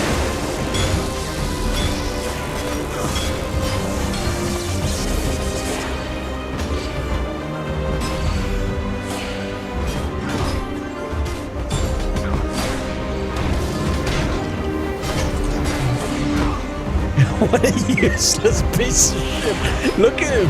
Look at this little motherfucker just standing there doing nothing. Furious. What an asshole. Also, why the fuck is this rift not growing? Is there something I'm supposed to be doing? It's open, Commander. Okay, there we go. On it.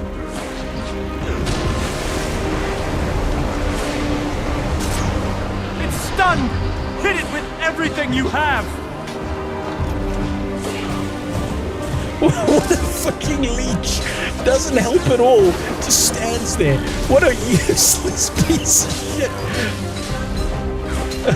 Holy fuck. Graham, this is why your mom abandoned you. Fall back and regroup. Holy shit.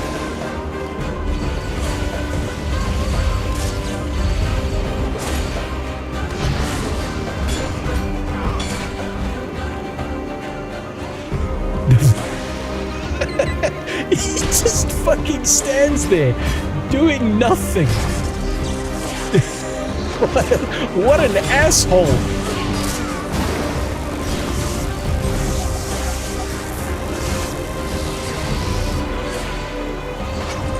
Fucking dick. Safe from harm. Swift and steady.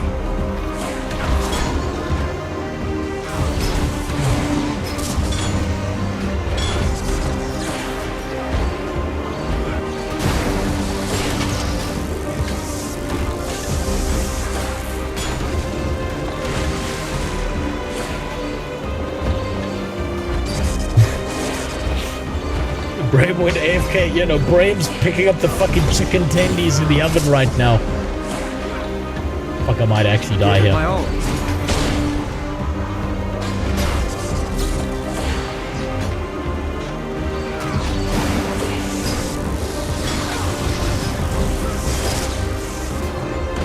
I feel furious. What a fucking knob. Just does nothing. I may not survive.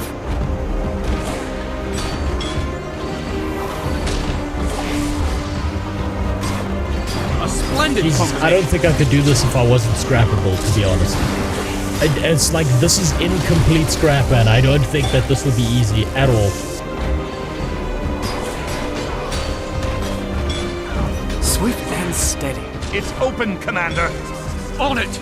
There we go. Hold on. Come on, come on. Hit it with everything you have. There we go.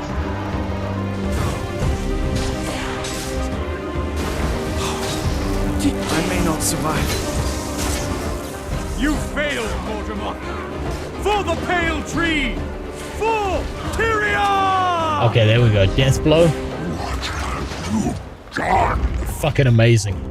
That was so much better than the Zaitan fight. Holy shit. Oh my god.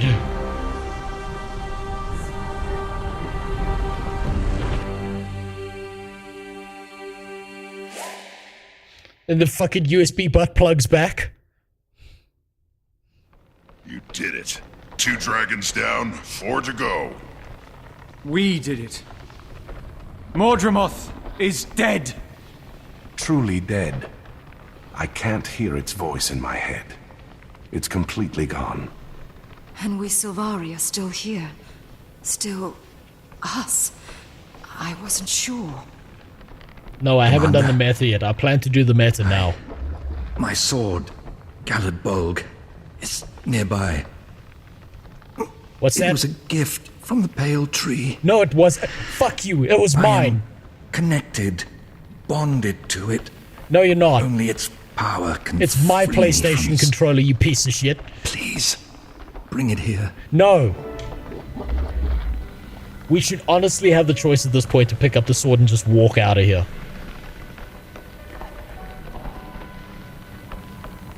Fuck you. A gift from the Pale Tree. That was my sword. You dick. What do you mean my sword? There's literally an entire questline, Barando, where you get Gallad Bolg, you deal with a whole bunch of shit, and then your mom's just like, I'm gonna give this to your older brother. Because I like him more than you. He then proceeds to be useless and not use the legendary sword because he's too busy doing paperwork in the background. Man.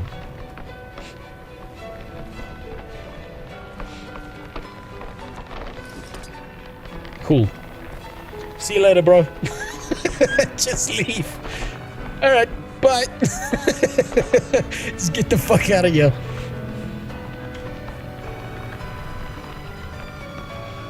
I suppose we have to give it to this butt plug. I have the sword, Marshal. Quickly now. Use it on me. Kill me, Commander. Finally. No. The Mordremoth PlayStation is controller dead. is mine. We destroyed its mind from the inside. But I still hear its voice. Mordremoth is alive. One last hateful vestige. A terrible seed planted deep in my mind. You must kill me, Commander. Before that seed grows. Before Mordramoth reclaims what it has lost. Dad confirmed What's left gay. of me He's inside can't his own son. survive on its own. Strike now or... I am the future. I am this world. You cannot destroy me. Run while you can. Okay. So can I just, like...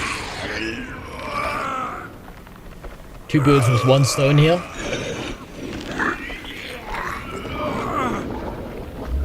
I won't let all we gotta this talk be to for him. nothing.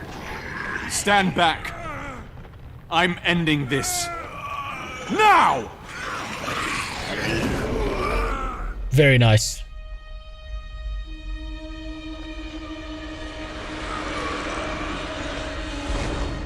Let him suffer a bit more.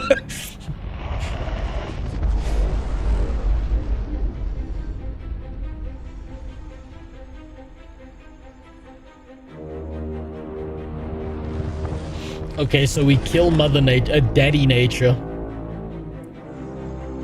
Unfortunately, that was the death of the last black dragon. We'll never see that one as one that long again. The egg. Are we left with the golden Jesus man?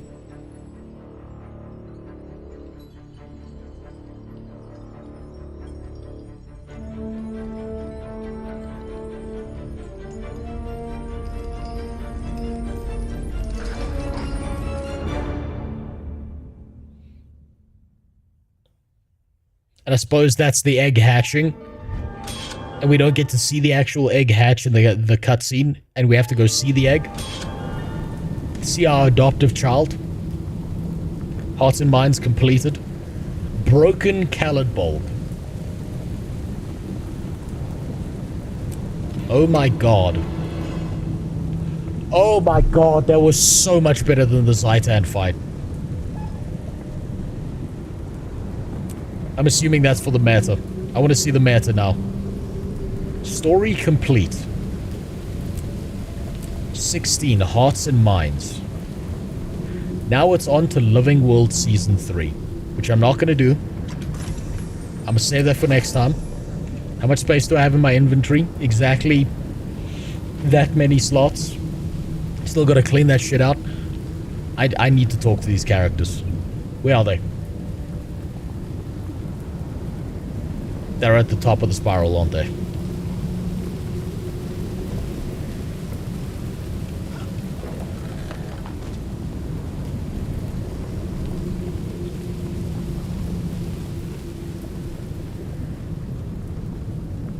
Yes, I have no bag slots.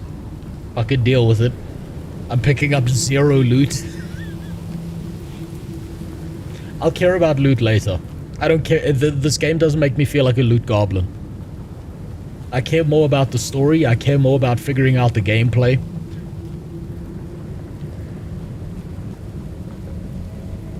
Check your mail. Memorial for Esther Galkin. Okay, so that's gonna start off Living World Season 3, so I'm not gonna open my mail.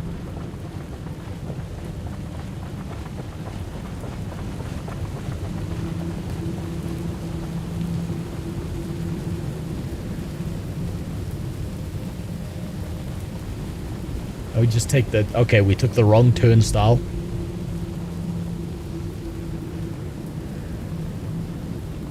Man. What a fucking ending. I mean, it's a little bit sad that Mordramoth's character model was so underwhelming in comparison to Zaitan's. But holy fucking shit.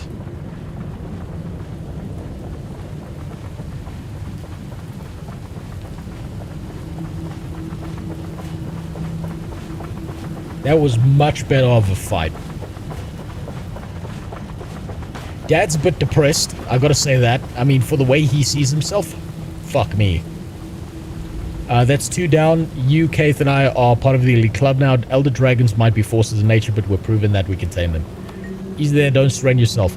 We've taken down 2 elder dragons. We're eager... Oh, wait, we've earned our swagger, so which one's next? Primordus, Jormag, Kralkatoric. That'd be my choice. I've got a bone to pick with that one. Kanak, what do you have to say, bud? Mordemoth is gone. I no longer hear its summons. I no longer feel the scratch of its will against my mind. We Sylvari have grown beyond what we were created for. So it would appear, the Pale Tree endowed us with the willpower to choose our own fates. This victory will bring on a great change for the Sylvari, for me. What will you do now? I must return to Countess Anise and report our victory. She'll be pleased and I'll take advantage of her goodwill to broach the topic of releasing my bullet. I yearn to be completely free. Good luck. Kaith, go home and take the fucking belt from Mom. You deserve it. It's impossible to describe the relief I feel, but also the absence. It's suddenly so quiet, unexpected to say the least. Don't tell me you miss Mordremoth's cacophony in your mind. No, I think I just got used to fighting it. It's as if my mind has been cleared of a haze of toxic clouds. The urge is gone. Fuck you, Kaith. We're truly free now, even though we didn't know we weren't the free before. I just know I feel unbalanced somehow. I must return. She is such a goddamn twigger. Holy shit. Hey there. Oh, there's peace in my mind. This is unnatural and uncomfortable. What a piece of shit. I can't believe it's really over. I barely had time to process anything since Berinda died. I feel like this fog, a dread, finally been lifted from me. I've been worried. You and Cass have been uncharacteristically quiet. We've been dealing with her a lot. Some of it's personal. I'd rather not discuss it. It's time to celebrate our victory. You earned a few smiles. I couldn't have done it without you, you Omega racist. That's exactly what a great reader would say. Sorry, I don't mean to put you on the spot, but I really do mean it. This guild is strong because of your readership. Okay, cool. Fantastic. Now I can get the fuck out of here. And I'm assuming the only exit's at the bottom. Or can I just talk to this person? Well, I'm just depicting her canonically, how she behaves. What do you mean the accent? It would be disrespectful not to do that to her after she's been an Omega racist through this entire piece of the expansion. The fuck are you talking about? VC or not? I kind of want to focus on the meta itself, and if I fuck up, that's my problem. I really, really want to focus on it. I don't know where I'm supposed to go, though.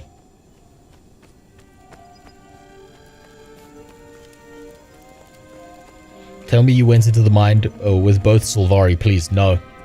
Kaith didn't deserve it. Kaith deserved to go home and get beaten with a fucking belt by Mom. Meta starts in 40 seconds. Oh, here we go. Wow, that's quality armor. Thanks.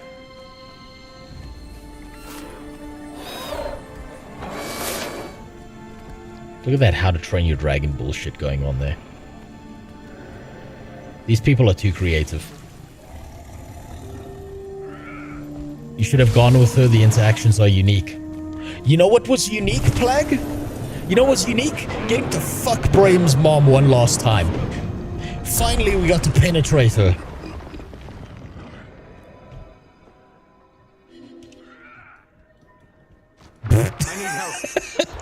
How did I fucking fall over?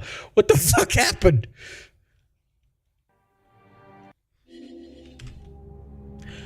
You are What? What?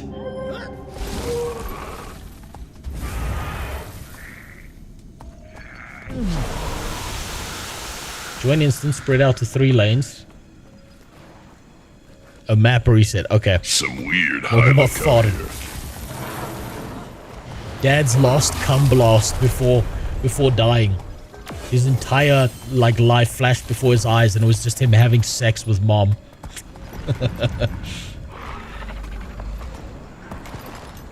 Alright, I'm gonna go this way.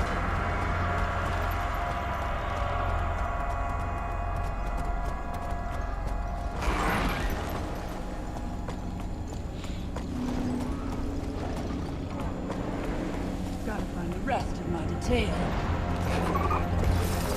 Okay. Current status. Where did you get the cannons? Okay. Some weird Heilig out here. Forces, advancing, put your doubts aside. I'm renewed. Current status, do we have enough to pull this off? Okay. Players present at the Southern Command Post. Okay, Central has 4.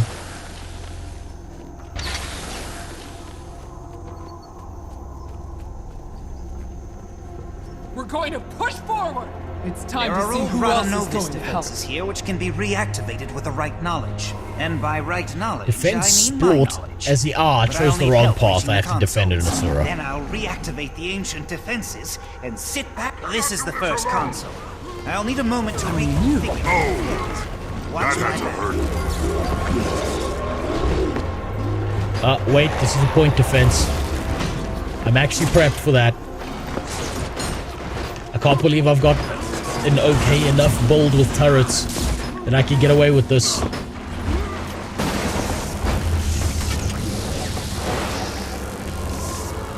Motrima, guide my hand. Target identified. The hell is this? The Inquest have heard the rumors as well. Claim buff. And they're nosing about. Many Rada Novus devices are powered Please by enjoy this complimentary service of our guild. Okay. Oh wait, okay. I wonder how large my statue will be. Such thoughts for later. More work awaits.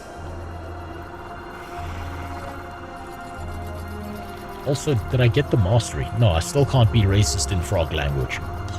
That's upsetting. That's your old guild. Okay. Another one here.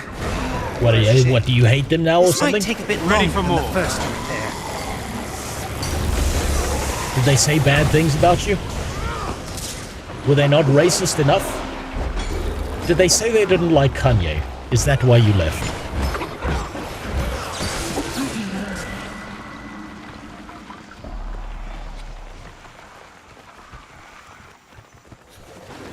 Assist me!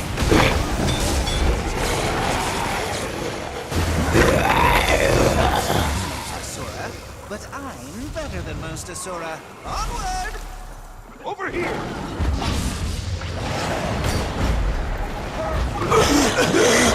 I need to download a DPS meter just so I know how fucking terribly I'm doing.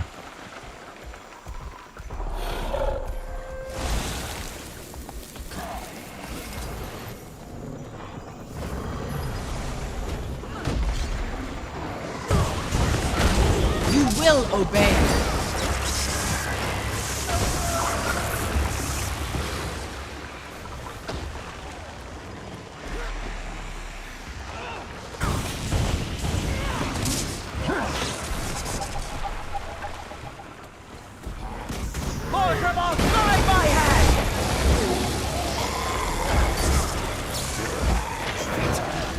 Matrix is damaged and the lay energy There we go. Finally, the big pubic lice. the energy. If it does, we have to kill it to reclaim the energy.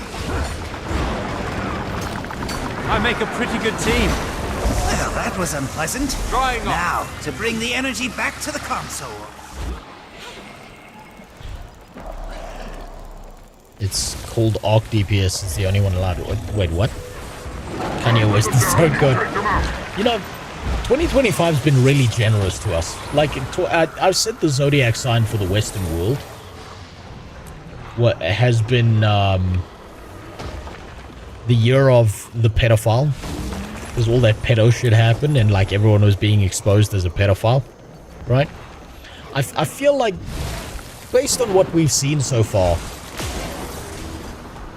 I feel like 2025 is going to be the year of the Hitler. We've got Kanye, who's Black Hitler. We've had Grok, who's Mecha Hitler. Now we just need Woman Hitler. We need to assemble all the Exodia pieces of Hitler together. This is Inquest. There's power ahead. Dangerous power. Give me a second to remove it.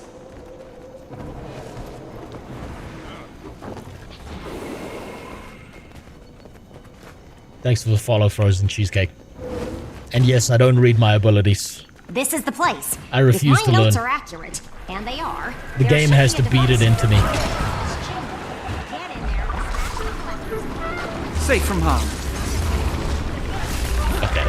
God damn it. Lay energy. I got it. What am I supposed to do with this? Move faster.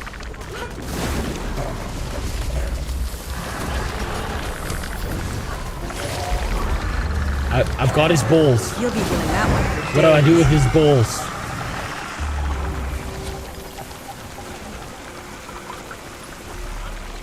Good night, kid. What do I do with the balls? Train fire on my target.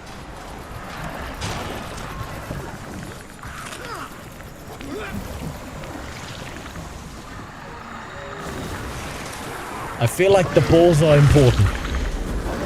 And they shouldn't be neglected, but I have no idea what to do with them.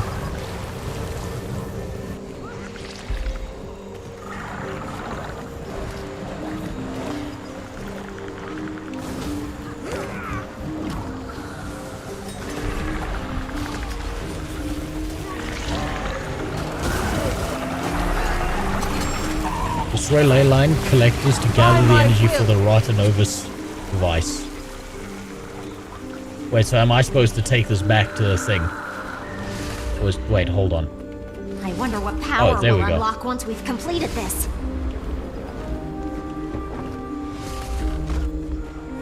Okay, we pick up the balls, we put it in the computer upstairs. I should have known. I mean, we learned that in IT in school, right? Swift and steady. I mean, of course. Don't lie, you know what to do. I actually don't. This is the first time I've ever done this. I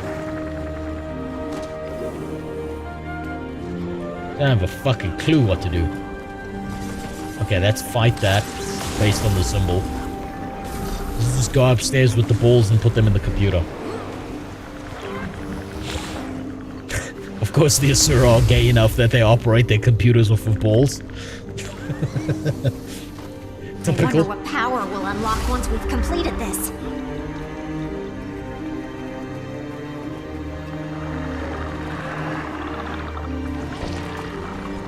Fantastic! The powered device seems to have driven the chalk away. Now we must discover what that device actually does. Try interacting with it. I'm sure to be in the books for this one. Your help was sufficient. Okay, I'm just gonna follow these guys. Sufficient.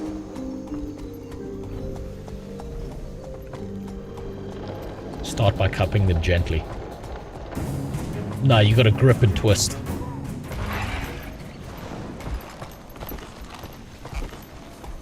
Oh, okay, yeah, you guys just fly up there, that's cool. I'll just shoelace express my shit up there, okay? Thanks. Just leave the retard behind. Stop treating me like I'm Brian, please.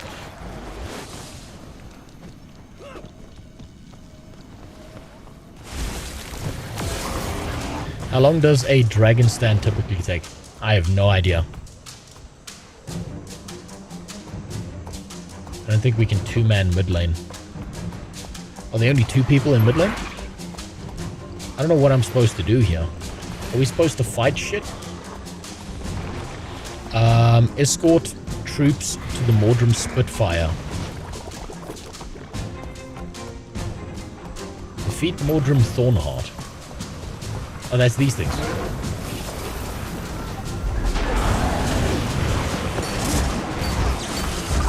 Safe from harm.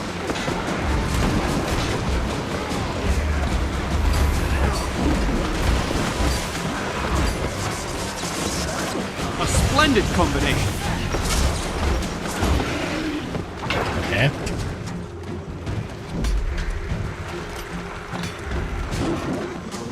Oh shit, that's loot. History is mine.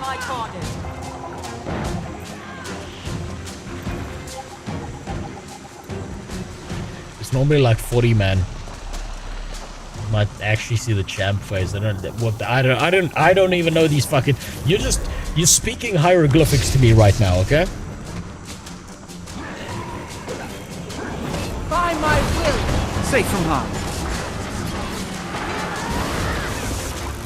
My pain. Is it luck or skill keeping you alive? 40 minutes, that's fine.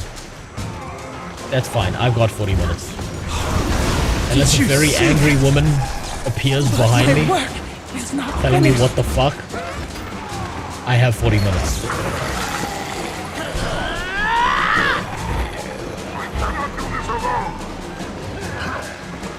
Stay on that white tag. Okay, so I'm guessing... I'm guessing he's like... It's like a follow the leader thing. Wherever that guy goes... Fire on my target. This guy right here. Fuck, for a second.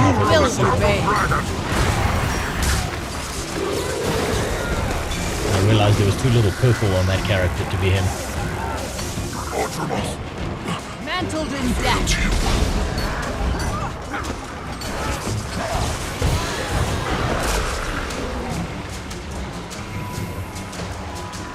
I think I'll try and be useful by giving them minimal healing. Right. Okay, let me ask you something while this is happening. Ready for more. The correct tactic behind this, right? In Guild Wars 2. So you don't do this in WoW. But you do this in Guild Wars 2. Is you're supposed to all stack one on top of each other. So that everyone's buffs and shit are overlapping. Yeah, I think I'll go into the voice chat. Make this easier on myself.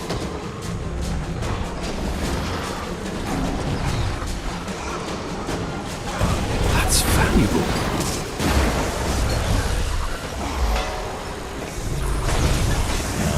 Just do that.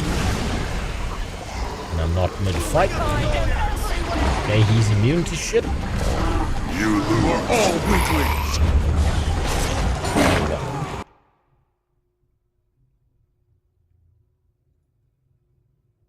There we go. But I can't hear you. Yeah. Make me ladder. Make me queen. Okay. Fuck, I can hear myself. Okay. What was I gonna say? Yeah, the Guild Wars 2 strategy is pretty much stack everyone from each other like good little ants or circlings that make it a big stronger generally. I said 40 minutes, that's about normal. We might take a smidge longer because there's new people, like less people, but that's fine. We'll see how it goes. Hopefully no angry, whitey, happy one. I'm trying to say mushrooms alone. As a healer. I mean, it seems pretty straightforward for the most part, right? Yeah, the first part is easy. It's just escort people along the way, try to do as many side events as you can to, like, bolster the amount of allies in the group so that you have less chance of failure on the escort. If everyone dies, kicked out. Okay, this is just Encourage then. Yeah, easy peasy this part. You're gonna find the fun stuff happens just before the final part, and then the final part comes. Normally we blast through it, but with a few people, like they mentioned chapter phases and stuff, there's a whole set of phases that we skip usually, but you might see I may not survive. Oh, I can't hear shit here. Moon Knight's got to pick me up here. If people want to join voice chat, I don't. Okay, want to. I don't have a problem against it, but it's up to you. My pain. Yeah, one event down. Yeah, there you go. Tell me if that's better. Lucille, tell me if that's better. Hey, over here. Okay, yeah, the chat will do that. I can't hit chat. There we go. I mean, kill the enemy healers is a big thing. Yeah. So the second part, like, after we've done all the escort shit, is we're gonna capture these 3 towers. To capture them, we have to kill these pods, but the pods are immune while the healers are up. So you gotta kill the healers and then the pods. And then one small strike team will go in and actually fight the boss. We don't actually, majority of the people don't fight the boss at all. You don't get loot from it or anything. You just have to keep killing the healers so they don't respawn the pods and immunize the whole tower. Basically shutting down Mordremoth's baby factories. So you can't make more Mordrim soldiers. Okay, so we're just smacking Dad in the nuts. Exactly, that's exactly what we're doing.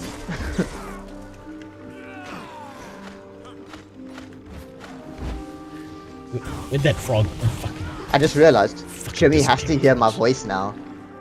Jimmy, you're a pussy. That's that. Machete takes effect immediately upon receipt. Open. Okay, that's the box opener. It's a key. Yeah. Every map's got like a key of sorts. This one's machetes, and the pods are the chests. Okay.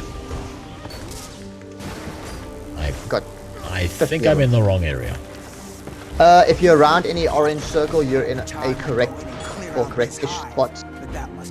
Try to look for any icons on the map to like pick up hand in or kill or whatever is an event. There's variants for everything.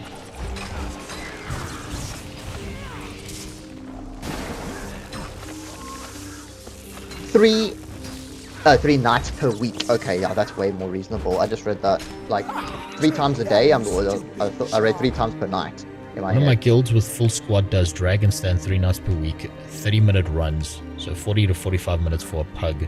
Sounds about right. Yeah. Okay. Just like add 50% on time for pug versus fully organized group. So 30 to 45. Where did everyone go? Okay. I need top lane guys to actually go hand in the meat. Don't worry about the champion Stonehead. I know he's nearly dead, but this is more important. Okay, well he's dead anyway, so perfect. Another pet rescue. Keep it up, and we should have. Fetch me meat. I feel furious. This char is. Actually, should I canonically make my char vegan? That's a big question that I have right now. I don't know. That's up to you. The char is intentionally meant to be a confused one, the mix of all the different species and gay flag colors. Yeah, there we go. So it'd be only fuck. Okay, so you just get. Okay, this just cranks out mastery points for free. Oh yeah. No, there's a mastery point per one of the 2 events per lane, and there's 2 major event sets per lane. So there's 6 mastery points just chilling, easy to do.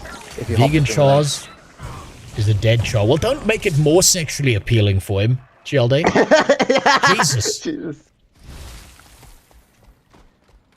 No, that's actually one of my big no-nos. Like, I do consider corpses to be off limits, to be honest. In addition to children and animals. Like, corpses are off limits. Hold on, I'm going in the wrong direction. Where am I supposed to be going? Okay. And hey, man Simba called Human Warrior just went up here, so I'm gonna follow him. I thought he was actually an NPC because of his fucking name. what a cool name. Also, I want to point out that Simba, okay, our favorite beloved Simba, was a vegan char for a long time, and he grew up big and healthy. So I don't know how. No, sorry, he wasn't. That's a cartoon. He wasn't vegan, but he did eat bugs. That's a cartoon. I don't care. It counts. It definitely doesn't count.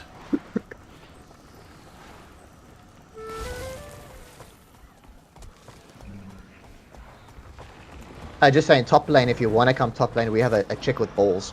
I don't have no idea. Like, I don't know what top lane is, mid lane here. I didn't know we were playing fucking League of Legends. This is the League of Legends map.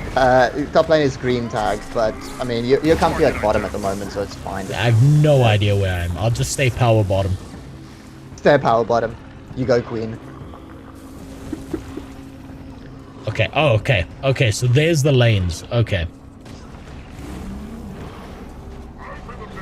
Yeah, where you see the outpost, and then you'll see, and swapping between them is easy. The waypoints are always unlocked, or always you own them. What the fuck is that thing? And then you can hop between them as we do each stage. It just unlocks a tier. Jesus, how come I haven't seen this character model until now? That's cool as fuck. Oh yeah. They all got unique weapon drops, by the way. Shit. He's got his giant axe. You can get it as a skin from him. But not from him here, you have to get him in the final fight. How come he looks more fucking hardcore than anything the undead dragon had? Jesus Christ. Oh fuck, I just realized my lane. Come back to the stalkers. We lost a few pack troopers. My bad. Cats love corn for some reason.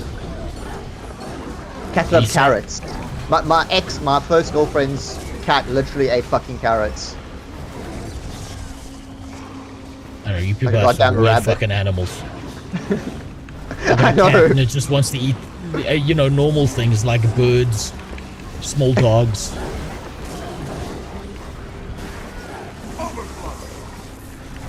Okay. They can deal with that. I'm not dealing with these fucking archers.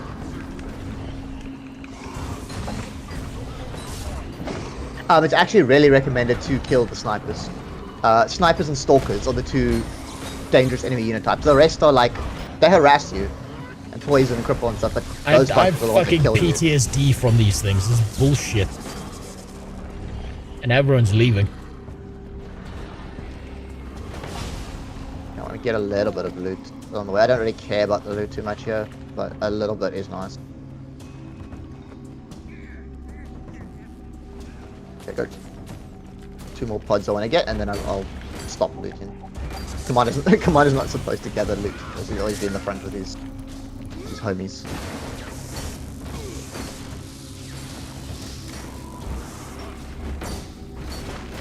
My enemy. God, I'm gonna stop thinking about this fucking game as a whatchamacallit, tab targeting system.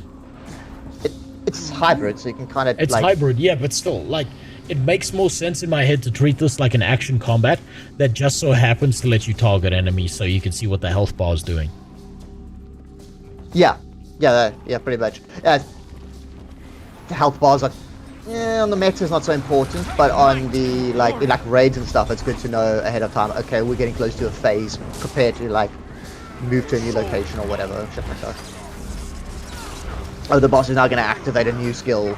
Watch out, that kind of shit. Usual stuff. If I don't know where you are in your lane, but if you see a Thorn Heart, apply all your fucking CC to it. Your net turret, your supply drop, the there's just a Mordrum Spitfire that we haven't touched at all. No, I think you've gotten through. Just check. Just check the map. You'll see there's like little cross swords icons, and it's going to be one singular icon. No, it's just NPCs, like mini ones. Yeah, that's just just mini the mobs. stalkers. Those are the stalkers that do high damage, easy kill. Thornard should be next after these two. After these Big three. champ that spawns is the Thornard. Okay.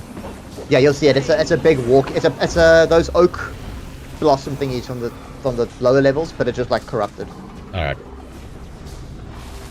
Spits like fucking AoEs everywhere. You see it, and it takes, instead of being the normal plus 20% damage or whatever, it's like plus 75% damage.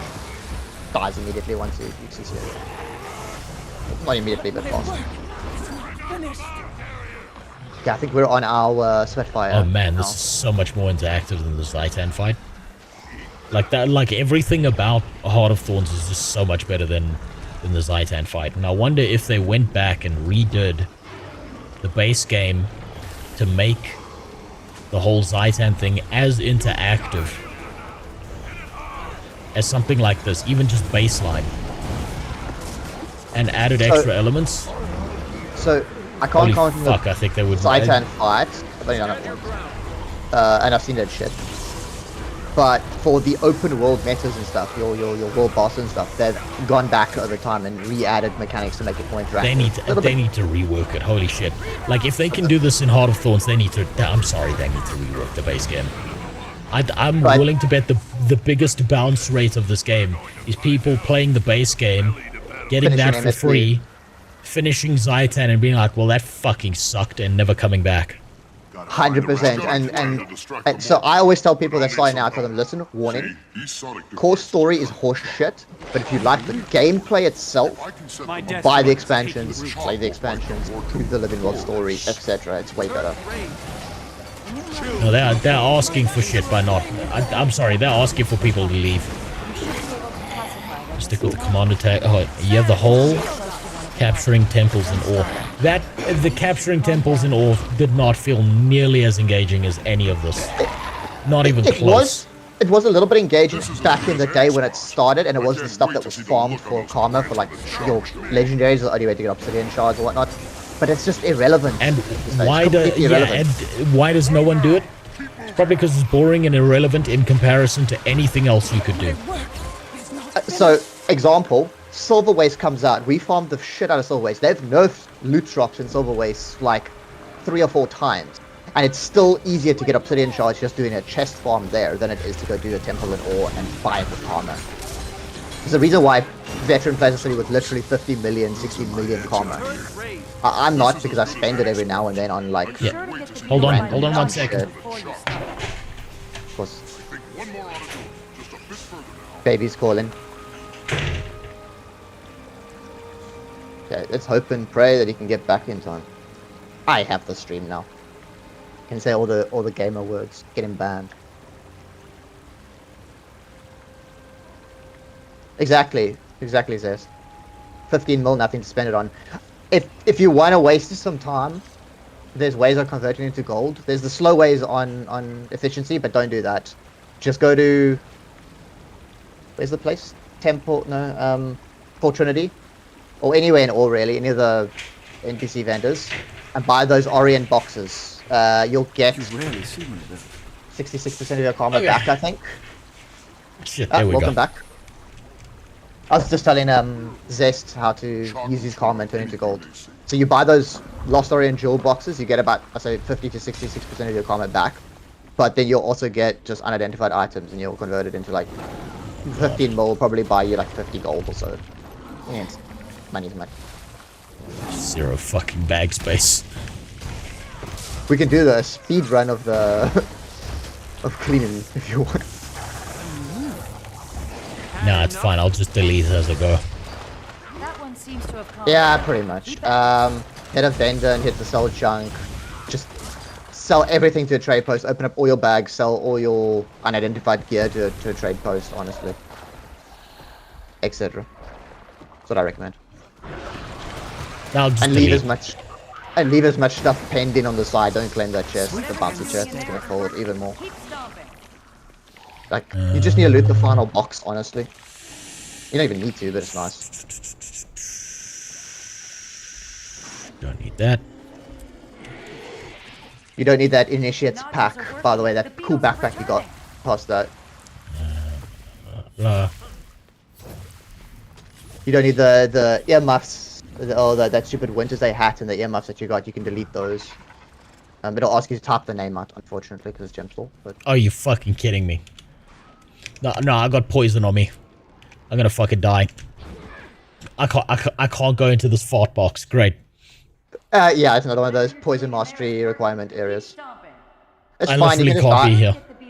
Die, clean up the inventory, then come back. There's waypoints there. They're gonna pick me up. They're gonna... Oh, my... Fuck. They're gonna pick me up and I'm gonna die. Leave okay, Rose, let him fucking die. Never mind. Yeah, get the fuck out of here. Ah, we have a rat here. Rat's one of my current guilds. They're pretty cool. Get the fuck out of there. I can't handle that. Let's see. Yeah, the event here is for only push F on the nodule when the beetle's nearby. So many people fuck that up all the time. So annoying. Keep the seed. Yeah, open up noxious seed pods. Open up the sand. Whatever you're doing in there is delete the organ, honestly. Consume all. Fuck out of here. Get out of my bag. Deposit. Deposit the sand. Fine. Okay. 7 is fine.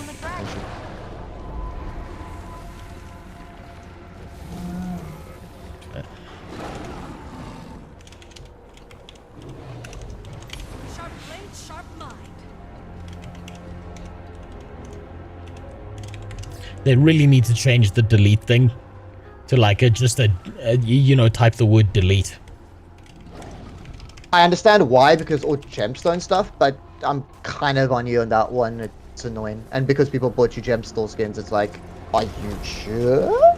Like, yes, it fucking unlocked in my inventory. I don't mind spending a transmutation charge. Fuck out of my bag. Delete broken colored bulb. That actually, do that.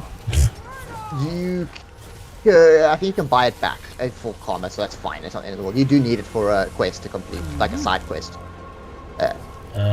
It's got good story side quest. Wait, no, fuck. But it's fine because you can rebuy it from. It's fine. It's fine. I think I've got a decent amount of space at least. Open up, let me see, there's a bag of crystals. Look for a bag of crystals, open it up. You'll start getting up little bags that have got little icons of the map currencies on them. From the new hawk thing that you did for the story. And then they just give map currency. Hold on, let's see. Accept that, that's fine. Should be like bag of leyline crystals, I think that's all. I don't know, I should have enough space. Consume that homestead recipe, by the way, as well. The little book that just goes to your homesteads. It's more crafting shit. I should be fine now. Hold on. The chalk and the beetles don't like each other. Stay sharp. There. That one seems to have calmed down. Keep at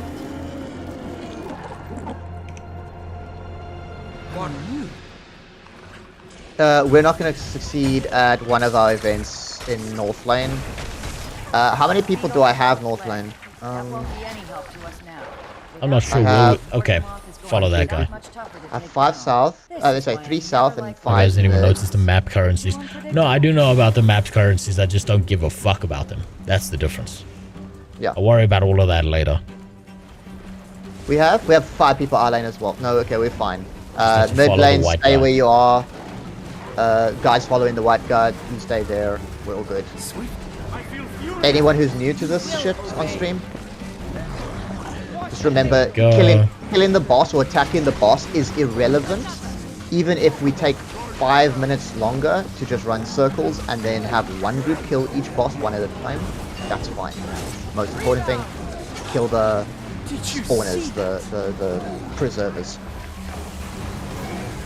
I still don't see a lane for mid, but I trust mid can brain cell and they're good to go.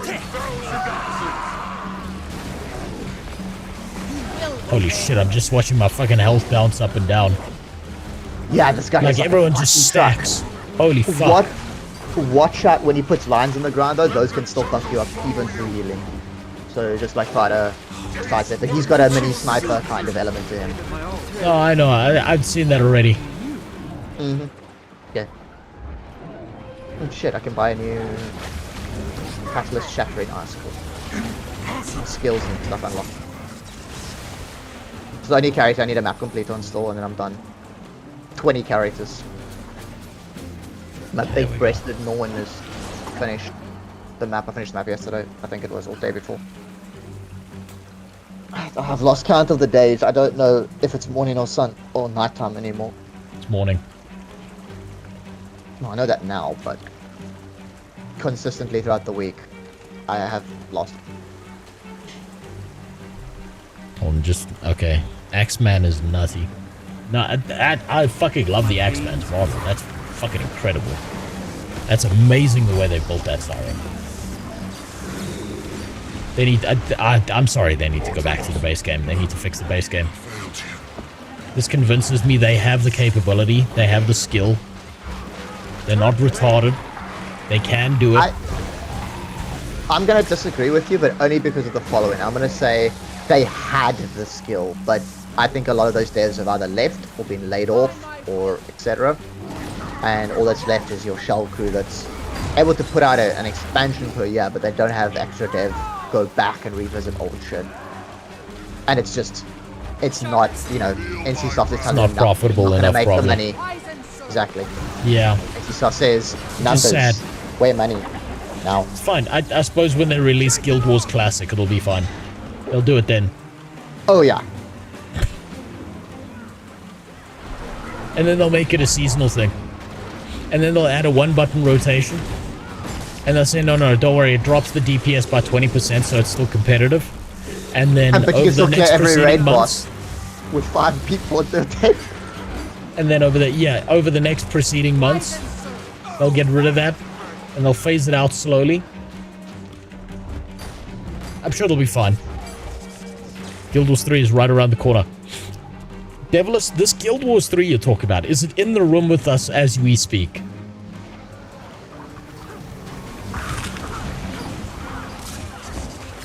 I think everyone in this What's it's gonna be a mobile game. Map has actually done the meta before. Guild Wars 3 is gonna be a mobile game.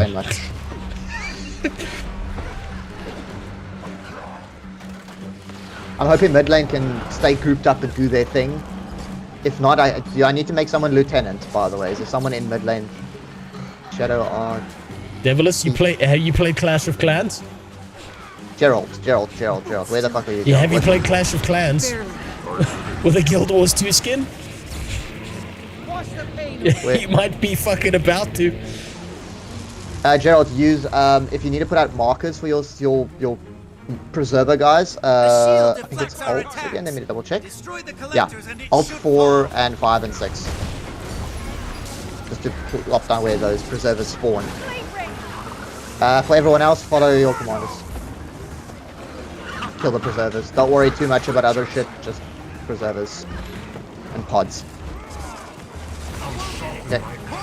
Pods just fucking die. There's not enough people here to make it last like 10 seconds to kill. Yeah, I'm guessing that's the Leyline energy collector thing, right? Yeah, we just call them pods. They're like... Oh, fuck. Fuck up. I pressed 3 on the ledge. That was bad. Ooh. Check your mastery bar. No, I know, I'm watching. This shit just keeps on exploding. I need to, yeah. Okay, there we go. Take a moment to just level it up and... Knock wallows. Where's the... Okay, the poison was a long way away. We can now be racist in frog language. Go for New Hawk Wallows, in my opinion, and then gliding, or poison and then gliding is good too. Depends on how long you want to spend in Heart of Thorns. South lane, it has downed their pods. Keep running in circles, keep killing the preservers as they spawn. 1 or 2 people kill boss, not more. I don't know where everyone went. I lost track. Oh, they're behind me. Try to... They're done a full lap and they'll come around. Yeah, I'm gonna wait here. I'll wait here with human guy. North group, come back, please. North, come back. Unless did we kill this one already? Am I just that retarded?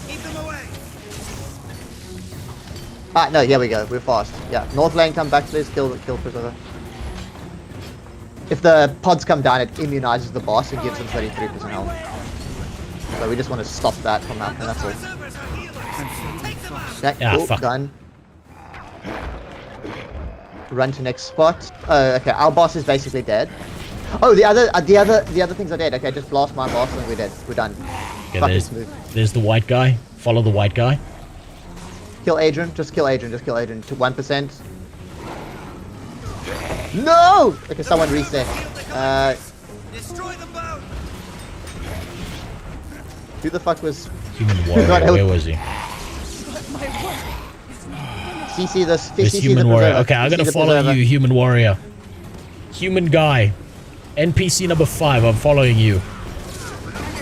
Keep running circles, keep killing the fucking preservers. Ready for more.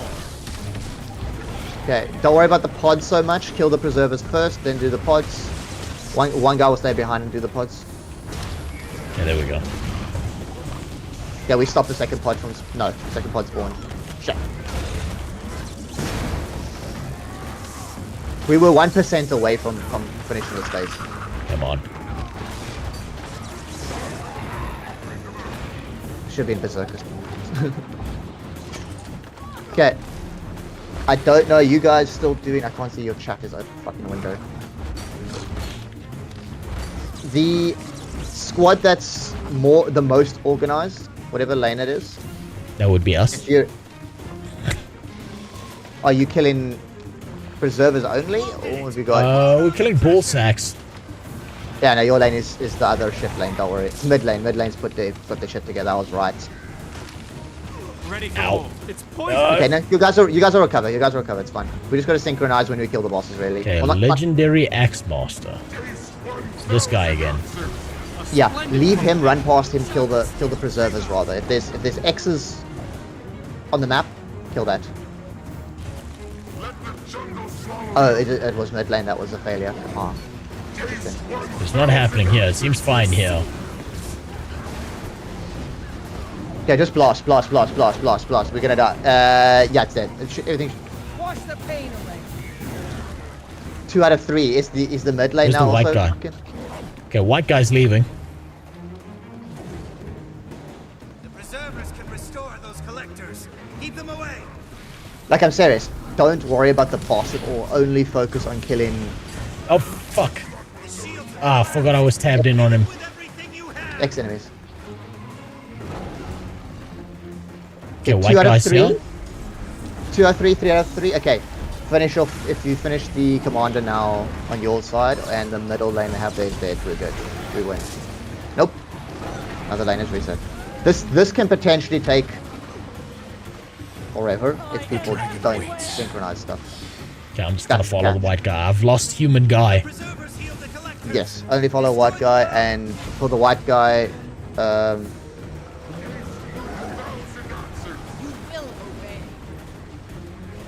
middle. Damn, he moves so fast. Just skill preservers. Yeah, the Soto and Janthia wilds being able to mount up while in combat is what makes shit so strong. Also, I ran past.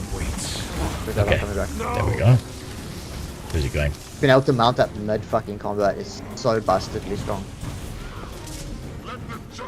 Okay, cool, we killed it. Okay guys, yeah, super speed, get it going. I got him up. Wait, did he just mesmer? No, he didn't, he ran normally. Not mesmer, element was downstairs. Damn, they're really gonna kill shit before I even get there. I feel like that's gonna happen a lot. There's 3 groups to whoever wins. That guy in the chat.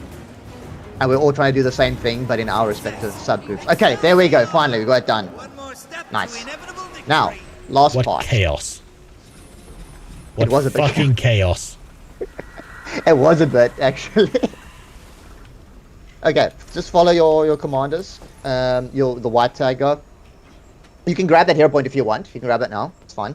What do you mean? There's a hero point in the middle of the tower. Yeah, but don't you have to fight some guy? No, there's nothing in the middle of the tower. They're deactivated now, so you can just you can grab that hero point. No fighting, nothing. It's just a. I swear to God, if a guy fucking pops out. No, I promise. It's just a look at the sky for 5 seconds, kind of hero point. Or the ground. Sorry, whatever. Okay, still got bag space. Okay, cool. Now, follow your white tag. Just go, the obvious route. We've got 9 islands to protect. Best way for you to get between the islands is simply the white updraft in the middle. You don't have the ley line gliding or okay, so just fly. Flying is your only option, yeah. Okay. You can sit on one island if you want to, but you'll notice there'll be events that'll pop up on different islands, and we have to hop between them. Sometimes it's kill stuff, sometimes it's kills different stuff. Does that guy have a fucking Apache helicopter? Yes, that is actually a glider skin. Damn it. Okay. So the white cum streams, they will take me up, right? Where am I just fucked? They will take you up. They count as updrafts. Been there, done that test. Thank God. Make sure you hit one before you run out of energy, glide energy. And, fuck, that's a cool model. Yes. Attempt to harass the noodle. Touch it vigorously without consent.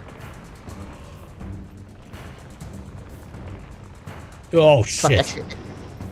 It's so veiny. If I can get out of combat, this is going to be useful.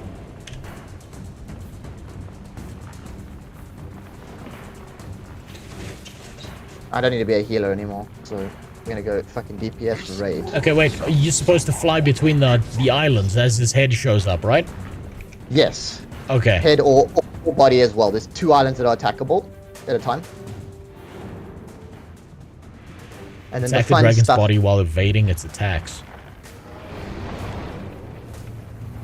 Oh, the fun part is, and there's also one island that gets like a flower on it that we have to kill. If we don't, it destroys half the island, and then the full island. Okay, I'm going rifle for this because that feels like a brighter decision. Having some range here, because I feel like I gotta press 3 and I'm dead. Yes, I know that feeling. Done it too many times on this fight when he goes invulnerable, and also in raids, just yeeting myself off platforms. Yes, Sarah. I fucking hate Sarah. Okay, where? Will they do the bombing mechanic or the player CC better? Player CC. The white beam thing. Okay. I can't fly between this thing and this one because there's no Updraft. Yeah, you're gonna have to figure out a way to get around it, like hitting another island in between, Okay. like a different island. Or go around the outsides of the island. There we go. Okay, I can kind of drift between. Kill as many of the plants as you can. Save us, save the islands from lay energy. Okay, cool. We got that one. As I get there. Yeah, unfortunately, mobility is everything in this game, and yeah, players. So I'm guessing there were a lot of deaths when this was just a thing and people were colliding. Oh fuck! I got here. No, my very first time I disconnected and I couldn't get back into the map because there was a map lockout mechanic. If you left the map after a certain point, you just couldn't get back in. They fixed that, thankfully. They lock your IP onto the map IP, and you're like, you can come back, kind of thing. So the first time I failed, I didn't get to see this. Second time, I died about 12 times. That's fucking cool. As I get you, god damn it. Okay, so this mechanic now is where we do big damage. Some people will be grabbing bombs from the nearby chopper, and it's spawned right next to us. This is fucking great, guys. Get your fucking bombs, drop it on his scorp. Okay, there we go. I think they should disable not. Yes. I mean, probably. That would be a great skill check if they did it like that. I'm bombing him, I'm bombing his head. More bombs. People are just DPSing hard though as well, to be fair.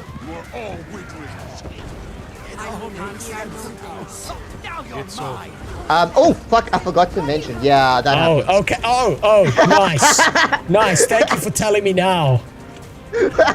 Holy shit. Yeah, 3 bots. Oh, now I need to fucking jumping puzzle my way back up. No, hit it updraft if you can, or just die and teleport, or get out of combat and teleport. Honestly, wait. Come on, hit the bottom. Normally we one shot kill the boss in that phase. There we go. Too few people running in bombs, so we're gonna see a phase 2. Now we repeat everything, but one of the phases that will come up will be killing the champions. So if you can get to the island that is encircled by the noodle, by the deck. That's like the deck has wrapped around the island. Yeah, there we go. That's where you fight Axe Boy. So that would be Island 6 right now, right? I think so. Okay, well. No! What the fuck? No, Shit. no, not Island 6. There's no. He hasn't wrapped around anything yet. You can't fucking do anything. You just blast you off the. God damn it. It happens sometimes. There are tells, but that's only if you can figure out how to actually look at his face without. Okay, so I guess it's just hop to the waypoint and then start again, right? Yeah. Again, there's no penalty for dying apart from 5 seconds of getting back. I think it's here. Is it this phase with all the little no, still no plants. No bosses yet. Should come up next, I think. You don't have any stun breaks. I do have one, and I was a dumbass, and I used it with my F3. Yeah. Yeah. I kind of forgot it existed. Actually, no, what am I saying? What am I supposed to do for you? I definitely had no stun breaks. I ran out of mana. Unbelievable that you think I would have stun breaks.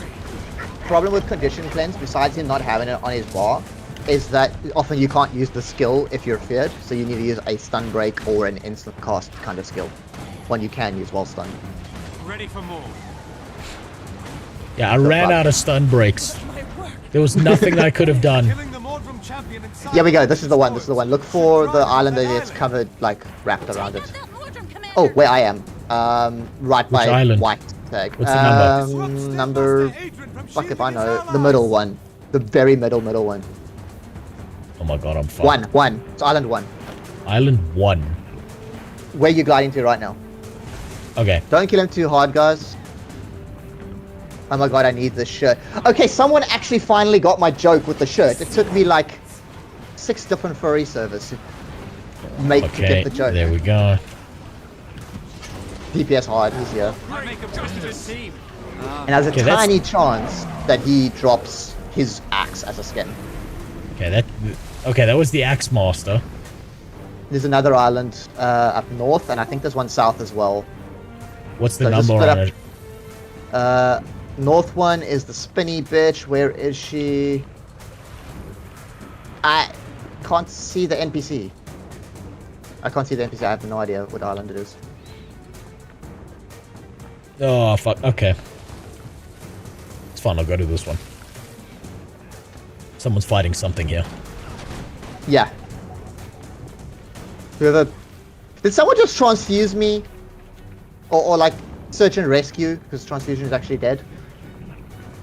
Whoever that is, good job. A human warrior knows what's going on. This man's just gliding for fucking pleasure. He knows where the fuck he's supposed to go. Oh, never mind. I could go fuck myself. Now that's how you do a boss fight. Holy shit. Welcome, Chalde. He's consumed a lot of lay energy, so we want to actually fuck him up on the next DPS phase, or we're gonna have a problem. A problem of not winning. Just decided to join because I actually was one who did the healing to you just then. I have no idea what you're doing right now. Are you in the meta? I am. I healed on tamed. I rezzed you just a moment ago. Oh, okay. So you're the transfuser. Heal untamed. Untamed. Okay, got it. Go this way. Fucking that build in my mind. I look at it, I'm like, what? But it works. It does the job. Good morning, my baby. I can't respond. No, I have to. Sorry. Follow them. Yeah, it used to be a great fight. Very well tuned. Yeah, I'm guessing flying mount's kind of fucked that up. Yeah, usually, like I said, we have so many people that even if we don't drop bombs on his head in the bomb phase, we just melt through his HP bar. Straight up destroy it. 3% of HP lost per second, maybe 5 even. Okay. Kill all those flowers, we can't afford to lose lay energy. Yeah. Okay. Basically, they're leeching energy from the island, and if they leech enough, the island pops into half, and then is destroyed completely. Oh man, there's so much. Like, there's genuinely feels like there's so much more DPS on Scrapper than there's like baseline rifle. You don't even have. Yes, but you don't even have some of the traits that up to DPS. I know. Like doubles it. Basically. I know. I've read them. I know. We actually read something. I know. When I was off stream, I read some of the stuff for Scrapper. You know, before I eventually abandoned it to piss everyone off and just play Rifle Mechanist. Ah, that explains it. I'm gonna hate you so much. I heard it's a really complex spec. There's a lot of nuance. Did you just die? Yes, but that's not why I'm screeching in agony. It's the whole thing of Rifle Mech. And Elite specs are generally just much better. Yeah. If you weren't a streamer, I would legitimately ban you from joining my raid group as a Rifle Mech. I kicked them out. I'm not joking. I kicked them out unless they can tell me. Are you that mad? Good. No, I'm not that mad. No. I have experience of why I kicked them out. If they're trainees, I have experience, and the experience is, I am a lazy fuck who doesn't want to put any effort into anything. In which case, why? Okay, but what about their DPS? Is their DPS good enough? It's horseshit. It's horseshit because it's good, or it's horseshit because it's bad. It's horseshit because it's bad, but it is above the minimum threshold. Okay, that means neglect everything I said before the sentence. No, so it's good. And you just mad about it. I will recommend you play Rifle Mech if you are someone who is hard of learning, and you need to learn the mechanics of the raid fights first. Then Sounds fine. Perfect. Yeah, I'm a position learner first. Okay, fine. Position over abilities later. That adds complexity to the balance. That's the way I look at it. I will always go for the most simplistic thing first, so that I can learn good positioning. So like I said, I still suck at Garen, but I understand positioning in League because of Garen, and I can add on top of that. That's fine. That's fine. And what Ghosty F Nao says is right. It isn't a good spot. It does okay DPS actually. It's fine. It's just that my experience with them, and also I have a friend who has the same experience, but with Chrono Healer, with the Necro Healer, and with Reaper DPS are also all lazy classes. If he's they're just lazy, telling us he's a racist, Ghosty. classist. He can't stand the idea that Rifle Mech keeps killing him in PvP. Oh no, I don't PvP anymore. Fuck that noise. DPS harder, CCS less, CC less people. We don't need a CC, we just need a DPS. Come on. Did I just hear Randy Marsh in this fucking game? Probably. I mean, there's everything in this game. DPS harder, 3%, let's fucking kill it! Oh man, Done. this thing's dead before I land. We got it, we fucking got it. Okay, there we go. Get off the island if you can, get off the fucking island, he's gonna fucking munch it. Sorry, I'm not a healer, I can't heal this poor guy who just went down safe. He's back up already. Okay, good, fantastic. Come on, come on. He's gonna fall in the cutscene, 100%. Oh no, if you jump and glide in the cutscene, jump and glide now, and you'll get a cutscene and it'll teleport you up and it'll be safe. Promise. I'm not sure if you'll be dead, but people will revive you. That was a cool fight. Right at this moment is when we do the other thing. Okay, right at this moment is the other thing. Yeah, we're actually, you guys are inside his brain, hitting his mind at the same time. Yeah, this is supposed to be the packed soldiers, the remaining packed soldiers that we managed to muster together and mount an offensive. Tickle his nose, keep him busy, distracted, so he's weaker in the mind. And now he's weak against mind and kills himself. Yeah, and then we go and kill the mind version, and that just ruptures his actual body, and yeah, back to the brain. Tends to kill people. Jesus. What a fight. Fantastic, right? Like, it's actually got design. Oh man. Okay, this just makes Zaytad look even worse. Oh my god. There is no excuse for Zaytad. Try to climb up his snake head and then hit the updraft, the nearby one on the left side. You'll be able to see. Well, I can try to portal you if you want up to the final chest, so you can get the choosy box and all that. No, wait, the choosy box. Hold on, you're supposed to climb the schlong, I'm guessing.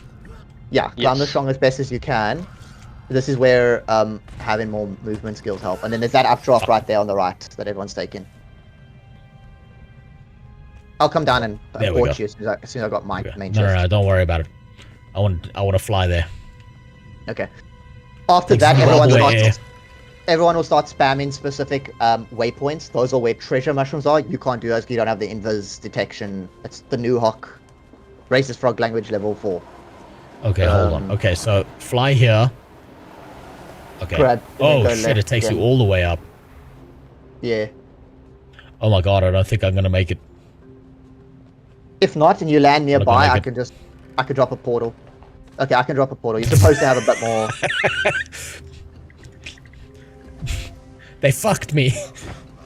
How the fuck did you land there, though? Jesus. Okay. I will land it. Give me a moment. This is just navigation is hard. Wait, no, it's gonna be bad to do it like this. Fuck you. Fuck. There you go. Press F. Okay, that was bullshit. They give you a glider that just barely doesn't reach. That's like God giving you a dick that's just barely not long enough. If you have like the lean techniques and stuff, you'll be able to then make it because of the extra distance. The efficiency in gliding forward. Okay, here's the schlong chest. Oh man, that's cool. Yeah, technically he can, but he's not gonna be able to see it, so don't do it now. Rather let him. Rarely see one of those. Hold on, you can do treasure mushroom. Just need to AOE. Don't need to see it, just harder. No, but I'll pass. I'll do it when it's appropriate. I'll probably do it on a second character as well. Anyway, because that gives me time to like fuck around. Kill the invite sent. I'm also gonna need to thingy you as well. As soon as you accept, I'll turn you into a special fairy. Give me my fucking bags. Okay, and then if you dumbass shit. If you want hero points, just jump to each of the main 3 towers and get those. There's also another hero point just to the north of here, but you're not going to make it with gliding. Wait, hold on. So you jump to the 3 lanes, I'm guessing. Yeah, the 3 tower ones, like just before we, like where the heart markers are at. Look a little bit to the left of. Yeah, there where my tag is. You see, you did the bottom lane one, right? All right. Middle lane and the final waypoint nearby. Yeah, there. And you can get three hero points there.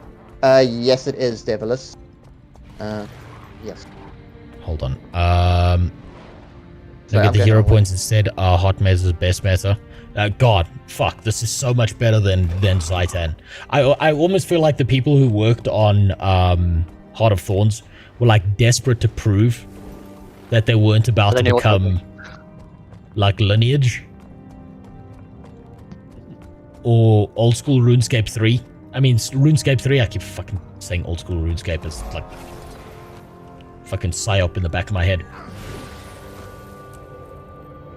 I feel like they were desperate to prove they could actually make something good after the fuck up that was the Zaitan fight. Let me just whisper you quickly there. That's the other waypoint, the middle one. Okay. So you get three easy hero points, and then there's some harder to get. One, I think. Yeah, you got the bottom one. I'm doing mid now.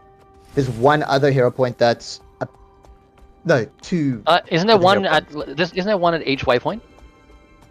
There's one at each waypoint. There's the one at the end which you can't reach because of the line gliding. Like you need more efficiency. There's one in rooted cops, and I think there's also that fucking treasure mushroom one as well, right? Yeah, the treasure mushroom one. Not treasure mushroom, but like emperor mushroom. Yeah, the central barb gate one. Oh, and spider. I forgot about spider. Yeah, so there's 7 hero points, and you can get 6 of them. Don't worry about spending them now. Dumping points into Mechanist. No, please. You can't join instance. Well, you can do the Mechanist when you get to Path of Fire. Like as soon as you get to Path of Fire, you can start doing a new class, and then when you get to the final one, do another class. Just don't do it in order. World.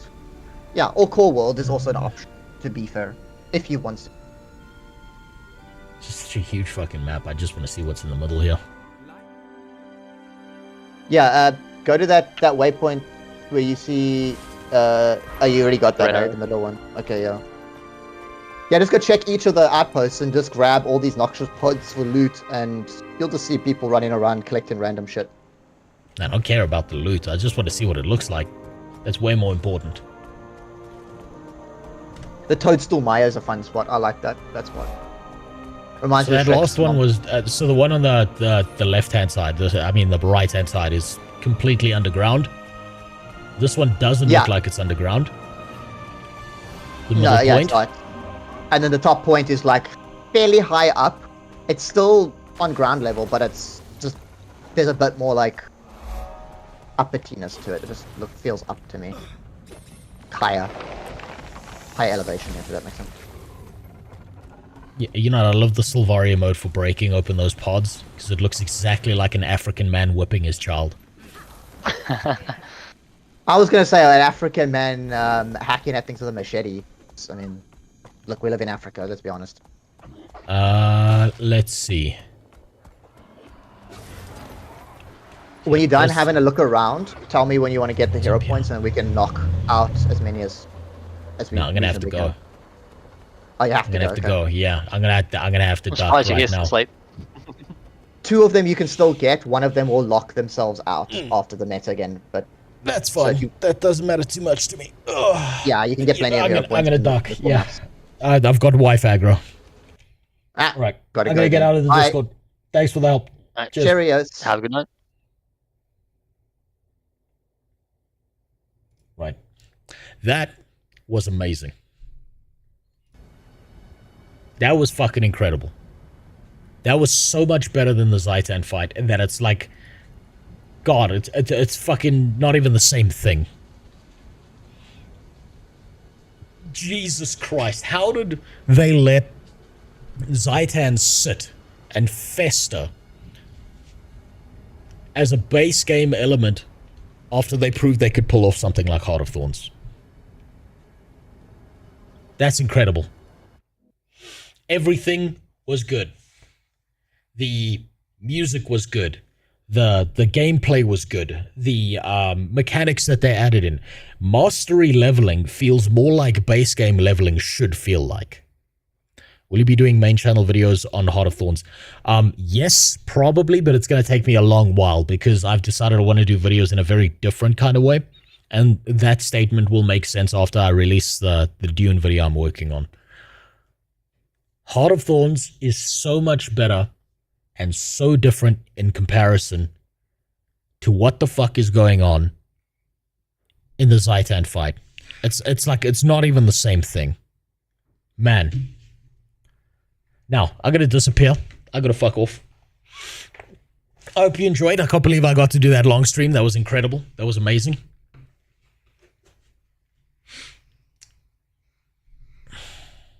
Kaith deserves... There better be a scene. There better be a scene where the Pale Tree is beating the shit out of Kaith for being such a piece of shit. That should be happening. I hope we get to see Brahim crying over his mom's body. Now I'm gonna duck. Goodbye.